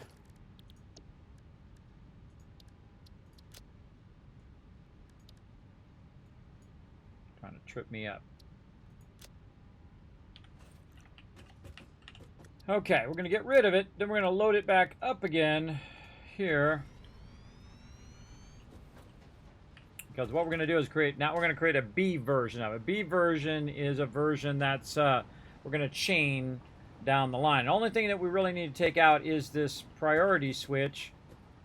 Everything else should be the same. So we're going to take out the priority switch, take all this out, and then this will chain to the one in front of it. And so we're going to call that B. And of course, we already made all the other changes as well. I'm going to have to go track it down because I bet it's going to move it. No, I left it there. Okay, it actually left it there that time. Awesome. And then we're going to clear this. And then we're going to try our A thing with our B thing. Right over here. Let's see. Our B. So that we're lining this up. Yep.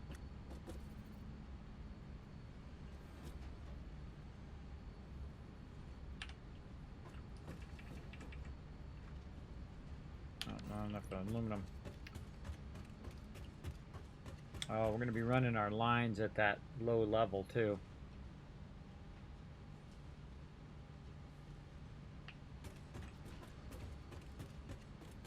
From one to the other. Yeah, we should have switched that.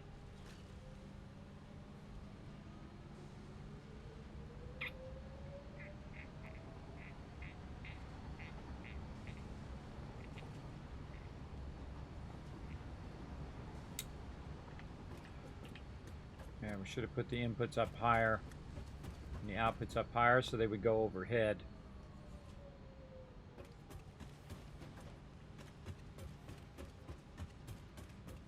All right, we're modifying that. Let's do it. Start back with A. And we're going to readjust the way this is. Because when I chain it onto the next factory, it's going to be in the way. So let's take that out. We're going to go ahead and take all of these out. And then we're going to run this down and down.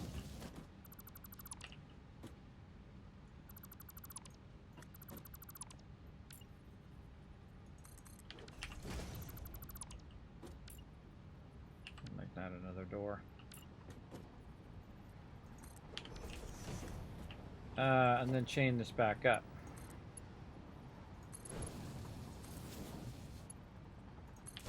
That'll just make it more convenient for us to chain it from this one to the next one. Let's put our green in there. And our blue over there. I have to take one of these and make one somewhere.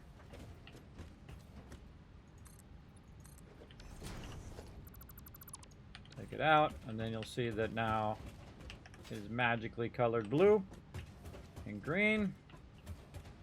Okay, we made all those other changes to it too. I think I'm gonna like that better. All right, let's save it over A. Now that we did all of those changes, we might as well just take this out at this point. Redo it all. Boom. Redo all of this stuff. Take that out. Take all of these out. Like so. And then let's try that again. Blueprint number 1. And get the arrow to point us. H. Nudge that over. All of that stuff is nicely lined up.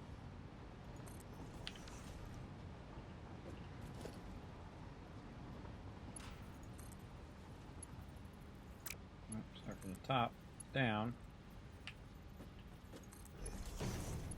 Top down. Now we can see all of our inputs coming in.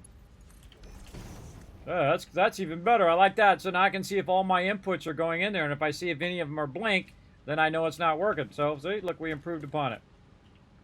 Did we not put the wall there? Did we not put the wall back? Apparently not. Let's just make it into another door. Very cool.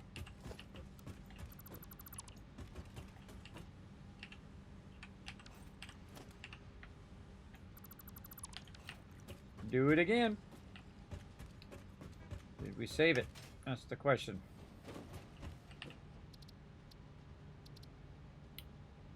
Save. Keep iterating on it until it is beautimous. Until you got it down, and then once you got it down, you can just keep it on down the road. Put this one in here too, so I don't feel like I'm about to fall every 2 seconds. So again, we start from the top. Actually, should probably run the power first. That's going to be smart. Oh, I should have left this one out if I was going to redo it. Let's say this one. That's the one.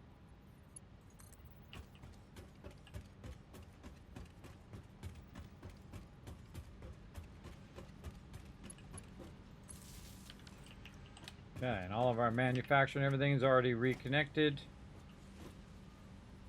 Yep. And then, again, doing these backwards so we can see the resources going up there. That's too cool.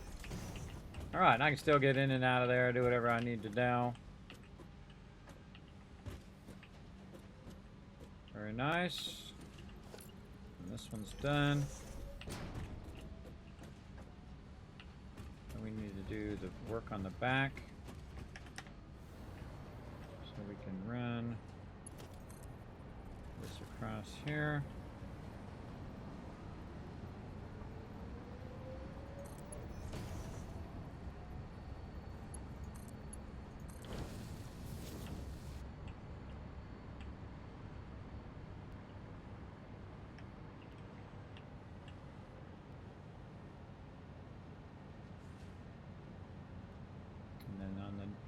B version, we would run that up to chain it.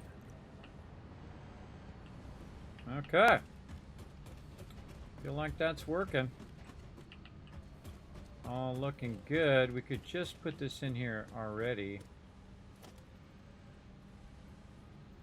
Oh no, because it's right on the edge, so we can't put that in there. Have to put it in afterwards. All right, all that's good. I'm liking it. Digging it big time. Definitely firing up and definitely working.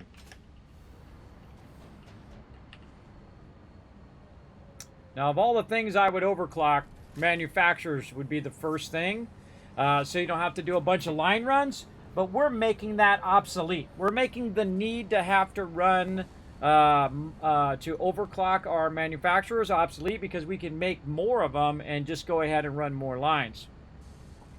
The thing is when you start running your lines just in the moment, that's when you start getting that spaghetti. When you're very systematic and say, okay, I need this line here and this line here, and you're running them all together, then they have a less chance of just being like this and like that and like this all the time. And then of course, they're run very specifically to a certain part, and then you can be chained down from where they are. And then we start to offset them so that you have your main line runs of the stuff down below, and then the stuff you're running above, you're kind of running offset, which is what I'm doing right now. And these are going to be the larger manufacturers, and they're going to need a bunch of various resources we're going to need to run to it. But once we have this part down, and this is the part that you really want to work at, you really want to work at the ability to just keep these going. Now, I'm running into my Fallout 76 thing, into my Fallout 76 stream, everybody. We may continue on. We'll see. We'll see how it goes. We may continue to stream 76 later. But I definitely want to finish this first because I'm in the zone. Whenever you're in that zone and you really feel like you're doing something, you should definitely finish because if you don't, then coming back to it is much harder afterwards. Though sometimes sleeping on it and coming back, you might think of a new idea. That helps as well too, and I will. You'll see when I go rest and I come back and think, oh man, I thought of this other idea. Because it churns away in there while I'm sleeping. Okay, so instead of worrying about having just overclocking the manufacturer, we're going to go ahead and work on this. So this is going to be in the manufacturer. Oh man, why is my brain not able to spell the word manufacturer today? U-R-E-R. Okay, that's what I thought. U-R-E-R. Manufacturer. And that is going to be, let's make that red. And this is going to be heavy mod frames. I don't need to spell it all out. Just saves me time. And spelling errors. Saves me time and spelling errors all at the same time. Modular frame, steel pipe. Let's write that down. Mod frame, steel pipes. What else we got? Encased industrial beam. And then screws. Okay, and then what is it we got to do? 10, 30, 10, 200. 10, 30, 10, 200. I think that was 10, 30, 10, 200. Yes. Okay. Now, what's the thing that's going to slow us down the most? I guess we'll find out. And this is going to be 1. And so we'll make that red like the other side. And we're going to see what is the thing that's going to tell us that we need the minimum amount of factories. We're about to find out. I'll just put that on all of those. And we'll put this on all of these. And so the limiting factor of all of this, total factory 0. Oh, I haven't put the input rates yet. Mod frames. Are we using mod frames elsewhere? I can't remember. I don't think so.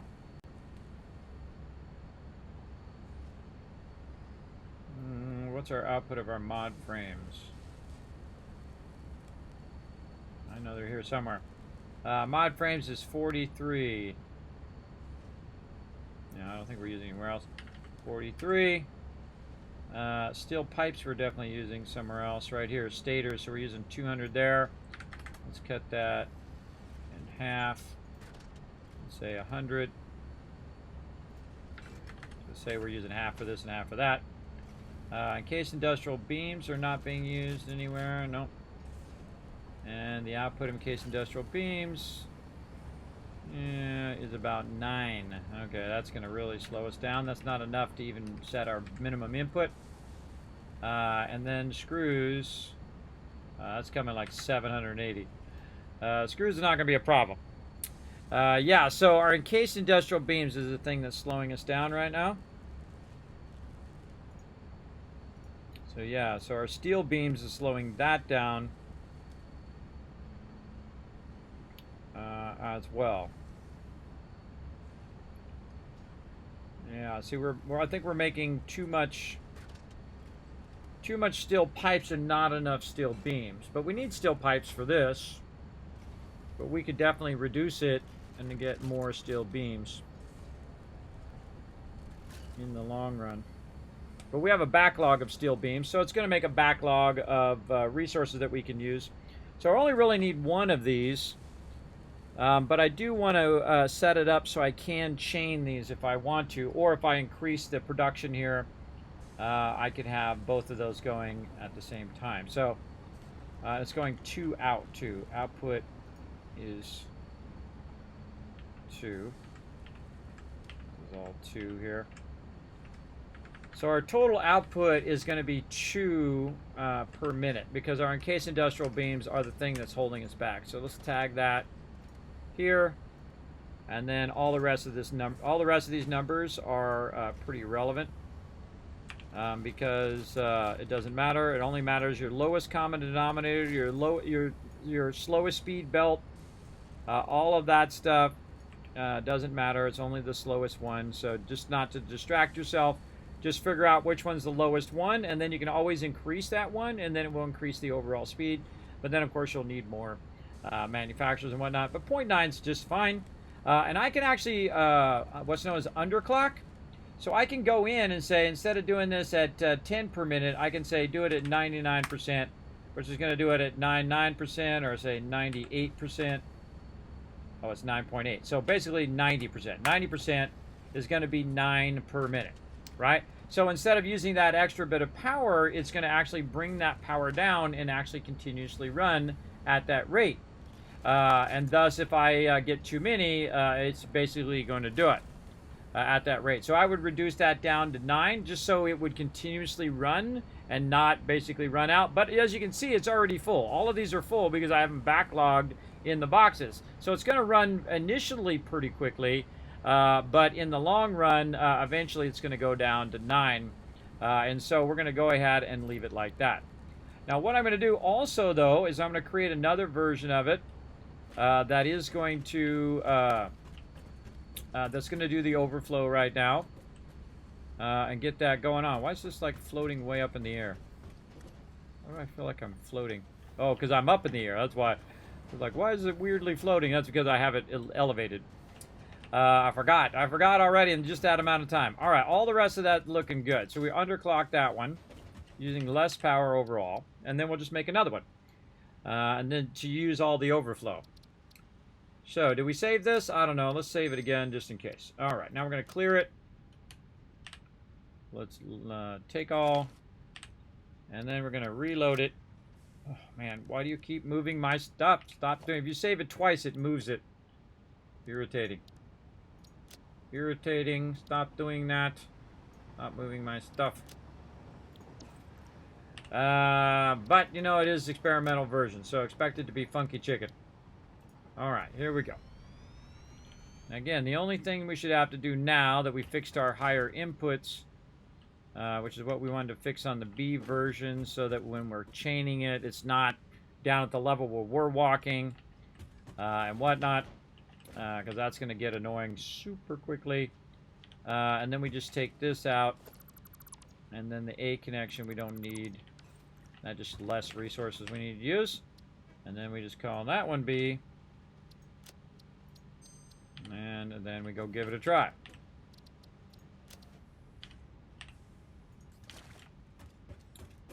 Okay, let's throw a B connector down here. Our B version of this. Rotate it this way. And there we go. And we got this. We can connect straight across to there. And then we can put this back in. Wow, that worked out nice. That's very nice. And then all of our inputs and outputs should line nicely up like this. Oh, now that is nice. Look at that. See, and I don't have to rerun it all. I don't have to run it in tandem. I don't have to run it at different levels and run it along like that. I just connect the two factories together, and it does all the other line run stuff for me.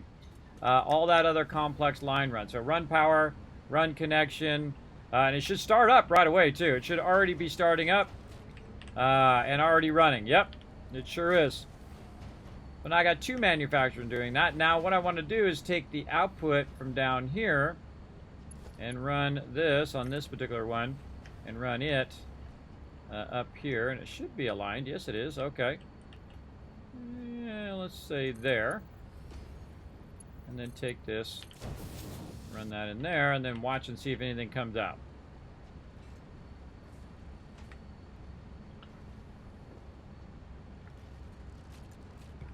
This is the ultimate test right here. If anything comes out. Nice long stream. I love it. Yes, this is our super long stream. This is like 10 hours. What's today? Today's Thursday, too. We got to do our weeklies. Or re-roll some of them. Come on.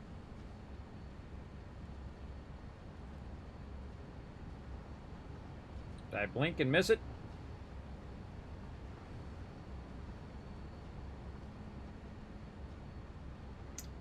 Patience is a virtue. So these heavy modular frames take a really long time. But if I get enough of these going, I can make a bunch of these because I have a backlog. So they're really running in at 780 right now. But I definitely want to get these going. Now, the second I start using the manufacturers, this one starts burning up a lot of power. All right, I feel like I've waited a good amount of time. Oh, we didn't do the output on the back. See, that's I knew I forgot something. Not going to go anywhere unless I fix up the back of it. Which is supposed to be right here. And this is the problem with, yeah, it already did a bunch. Yep, there it goes. Yeah, okay. And that's why you test that, everybody. Look, we got our green light there. Kind of feel like I want to do one more. One more. Yeah, let's do another one. What do we care? Let's go, baby. Boom. We got enough resources? Sure don't. Let's do 3 of those manufacturers in a row. We all about it. We got to go grab some resources. And then we should also start to bring our resources up there, too. All these various resources we got down here, we're going to need to run back and forth for. Stop it. Not trying to go to that. Trying to land. Pressing the wrong buttons. Talking to myself, by the way. Talking to myself to stop pressing the wrong buttons. A lot of buttons in this game. I'm usually pressing all the wrong ones. Alright, more wire. There we go. Now, this is definitely going to boost our power usage big time. Look at that. Multiple manufacturers running in tandem there. That's pretty cool.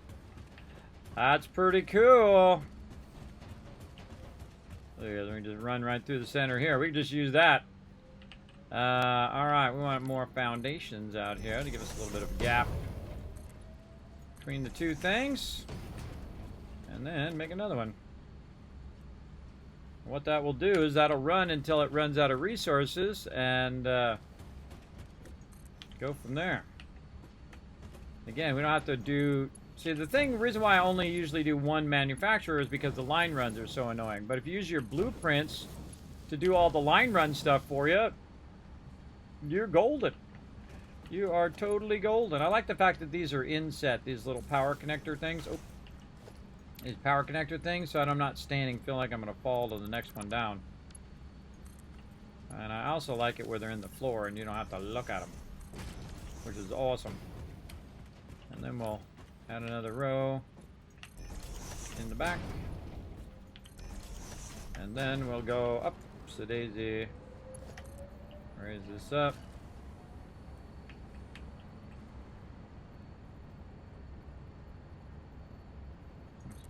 Looks lined up, but let's see if it really is. Sure is. All right, so there we go. That's going to get its dealio on. We got that going. We got our connections going. Yeah, screws are going to probably be our toughest thing there. But we go in here, and it is firing up, and I'm going to give a little boom. Oh, yeah. Oh, yeah, that's got plenty. I'm running that at 780, so... Yeah, that's going to pump out a bunch of those... heavy modular frames, and run this top one all the way up here,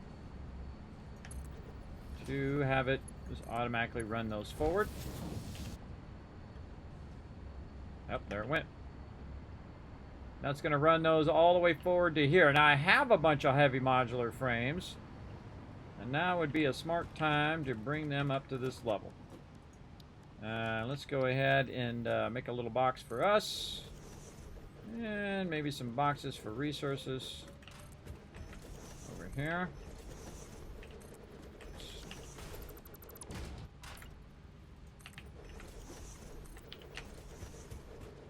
This is like my I'm working with that stuff box. Anything in here I can just wipe out. Yep. What else?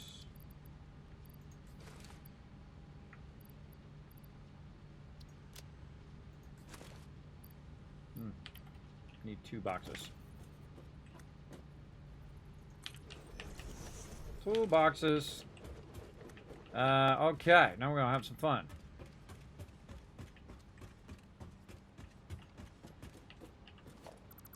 Boom.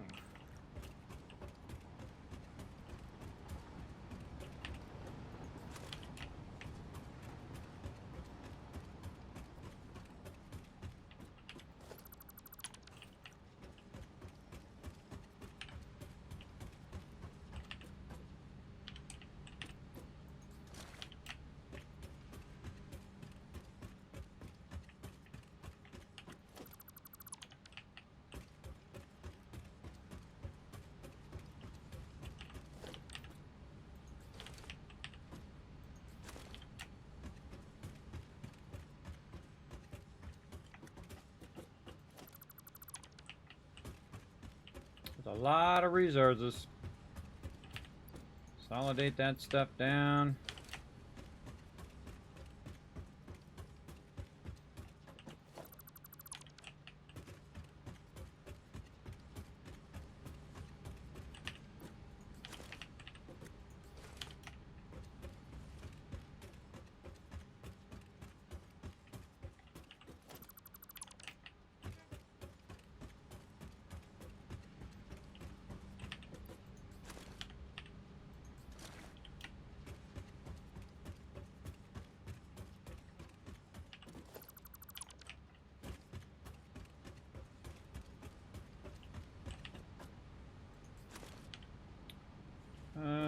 We're changing this power this way now. We'll no longer need this. Yeah, changing that power from the other side. Let's go back and find those thingies. Make more boxes. Need more of the other thingies.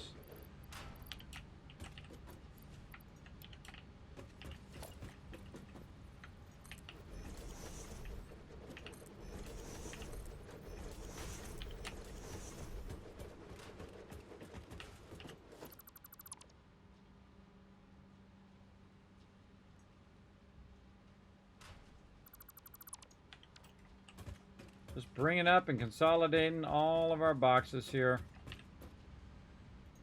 Store all of that.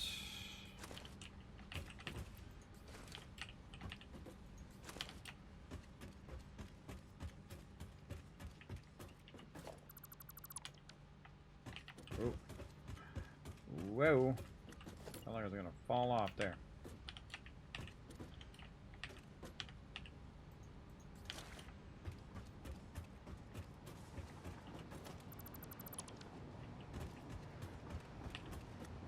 Trick is remembering which one you were working on last time.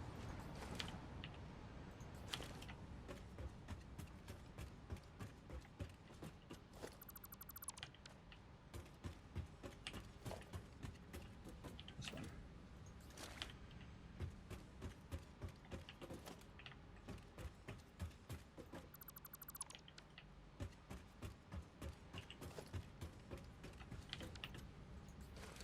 Oh, this way we want to be separate. Separate one. All by itself. There we go.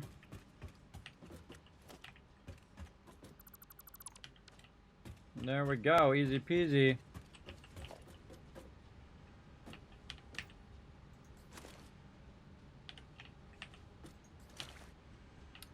Okay, so now we brought all of our resources up here where we're going to be working with our manufacturers.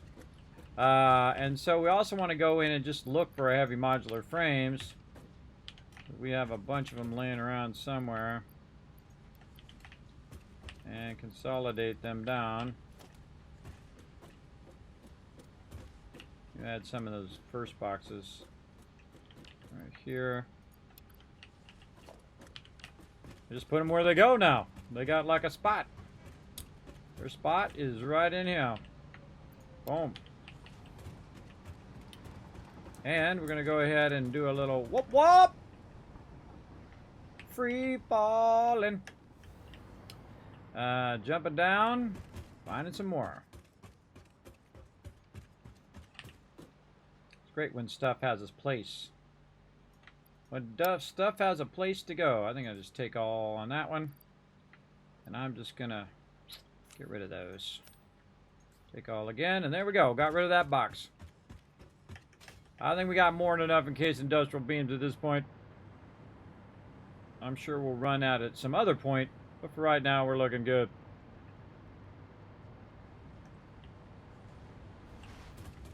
Okay. And again, since we have a place for all of this, we can just pump that in there. Be good to go. Some of these in here. Okay, man, that was an incredibly great run. Let's see. We're looking at parts. So we got our heavy modular frames. We got every single thing other than a few of those biomass and whatnot. But we got all of this stuff running now. Including our versatile framework, our smart plating, our automated wiring, which is going to start to backlog right now. And then when we get to that later on, when we need to make a bunch of that stuff that's in the phase 4 stuff, we'll be able to do that. We've already got plastic running over there. We need to revamp our plastic factories. What we really need to do next, actually, is what I would do computers. Because computers are going to require circuit boards. And circuit boards are going to be required for a bunch of computers. Now we have wire, we have screws, we have plastic, we have all of that stuff that we need to run down there. And I'm tempted to move my plastic factory much closer to where the computer factory is, and run that oil much further down this way. As well, because oil power can be over here real close to my base. It doesn't really matter, but I definitely want to have the computers up here on the top side, and then everything that goes with computers, and we'll clear this out, everything that goes with the computers should be down below. Oh, Kismet Love Train! I am Death, coming in with the 17 months of sub love. You guys are enjoying a super mega stream. We are 10 hours in, everybody, and I'm feeling strong right now. As long as I feel strong, we're going to keep going. I'm trying to get back into my cycle, my sleep cycle I was before. So I'm just going to stay up for a while. Then I'm going to sleep in between streams, and then hopefully I can get, somewhat back in the same deal. We'll see how it goes. Let's see. So, what are we doing? I forgot. Computers is what we're going to try to do. That would be the next one that I would work on. And since we already have the whole setup of it, we could literally just plop that down and do computers. But what we need circuit boards. And circuit boards would actually be the next one I would do. And then I would put the computers on that side, I think. And then we could just run the screws across. And we could cut into the screws that we're using right now and just run them across, tie them across underneath to the other factory. And then we'd have 480 screws. And even if we had 480 screws coming into here, that's still a lot of screws, everybody. The input is 200. That's enough for 2 manufacturers right there. But we'll figure that out in a bit. Now, also some other screws that we might be running in right here. That's 100 input in assemblers. How many assemblers we got? 8. So that's just about enough screws there. And that's actually what's limiting that, is the screws. And then also we have it going into the assembler. which is using how much screws?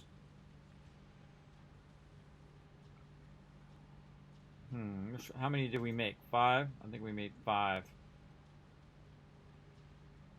I can't remember. Let's go look. How many reinforced iron plates things did we make? And we made 1, 2, 3, 4, 5. We made 6. Okay, we made the higher end for the overflow. So we made 6 of those.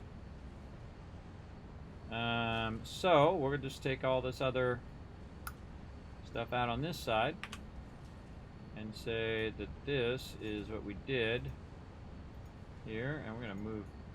I'm going to create a little row in between these so they're easier to visually see. And I'm sure this one we did modular frames.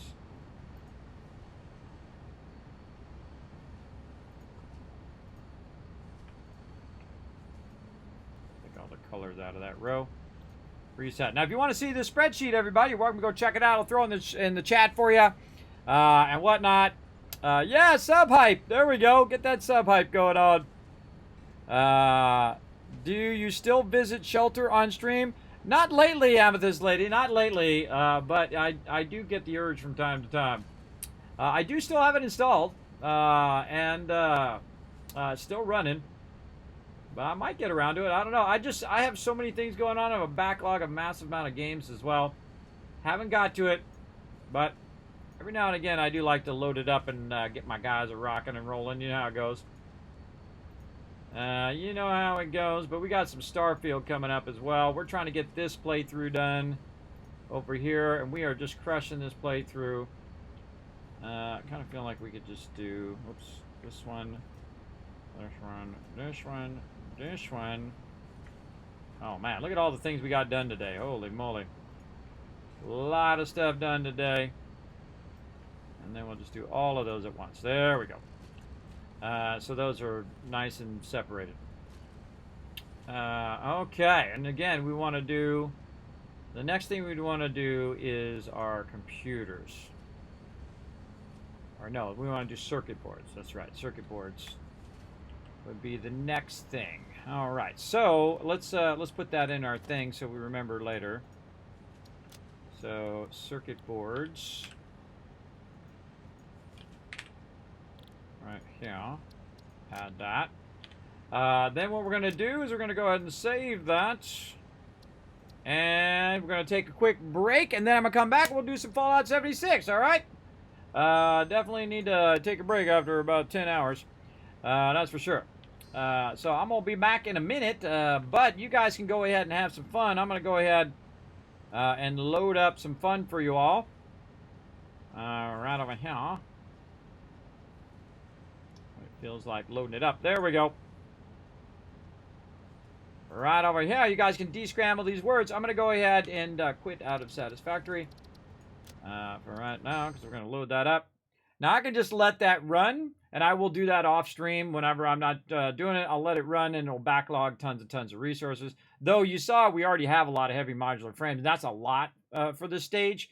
But again, I can just let it run, and all of those resources will backlog for as long as I let it run. Now again, playing on the server is even better because then the server can just run for days on end without me having to even touch it. Then I come back and I'm like, how's it looking? Okay, tons and tons of stuff. That's going to be my favorite thing when I'm able to use the server along with all the stuff that I am doing. Yes, experimental update 8. Did they come out with a stable version? I don't think they came out with a stable version yet of update 8. Yeah, I'm in the experimental over there because it has all the new stuff. And the new stuff is cool. I dig all the new stuff. You're still on 7 for stable, says Reaper. Oh man, the features of 8 is just, it's totally worth playing experimental, everybody. It is totally worth it. It has reinvigorated my my love of Satisfactory. Not that I didn't already love it a lot as it is, but it's just so good. And the ability to put your plans down and then nudge them into place, your ability to take out your entire plans at one time and then put them back in again. It just adds a whole nother level to blueprinting that makes it worthwhile, because you do a lot of iterating on your blueprinting, like you saw me do for several hours there, just iterating on that one manufacturer and to get it just right. And then once you get it just right, you put it down. Oh, wait, I want to do this. Oh, wait, no, the other thing. Oh, what? But this. Oh, I got to move my lines up so they're running. Again, you'll see those things that you didn't see when you're building, because sometimes you're a little too close, right? Until you start to build and you start to see the problems once you try to connect multiple factories together, then you're like, oh, okay, now I know what's up. Okay, I got to fix those lines and do that thing. All right, everybody, don't let just one person do it all. We're going to go ahead and we need you guys to work together in the chat. I'm going to start that up. Come on. Waiting for the host to start. There we go. All right. I'll be back in just a moment. Enjoy. Wow, you guys crushed that one. Nice job, everybody. I am back. All right, we're going to get into it. We're going to go ahead and jump from Satisfactory to Fallout 76. Nice job. Nice job. So let's go ahead and again switch on over there. Let's go. Hey, thanks for watching this video. Help support more videos just like this one and keep the Kismet love train a-going by dropping by my Patreon and showing your support. Big thanks going out to Resident Spike, Rotisserie G, JC Hunter, AMZ, Carlos, Jeremiah, the Notorious TDK, and Scriplin. Click to watch more videos, and I'll see you next time.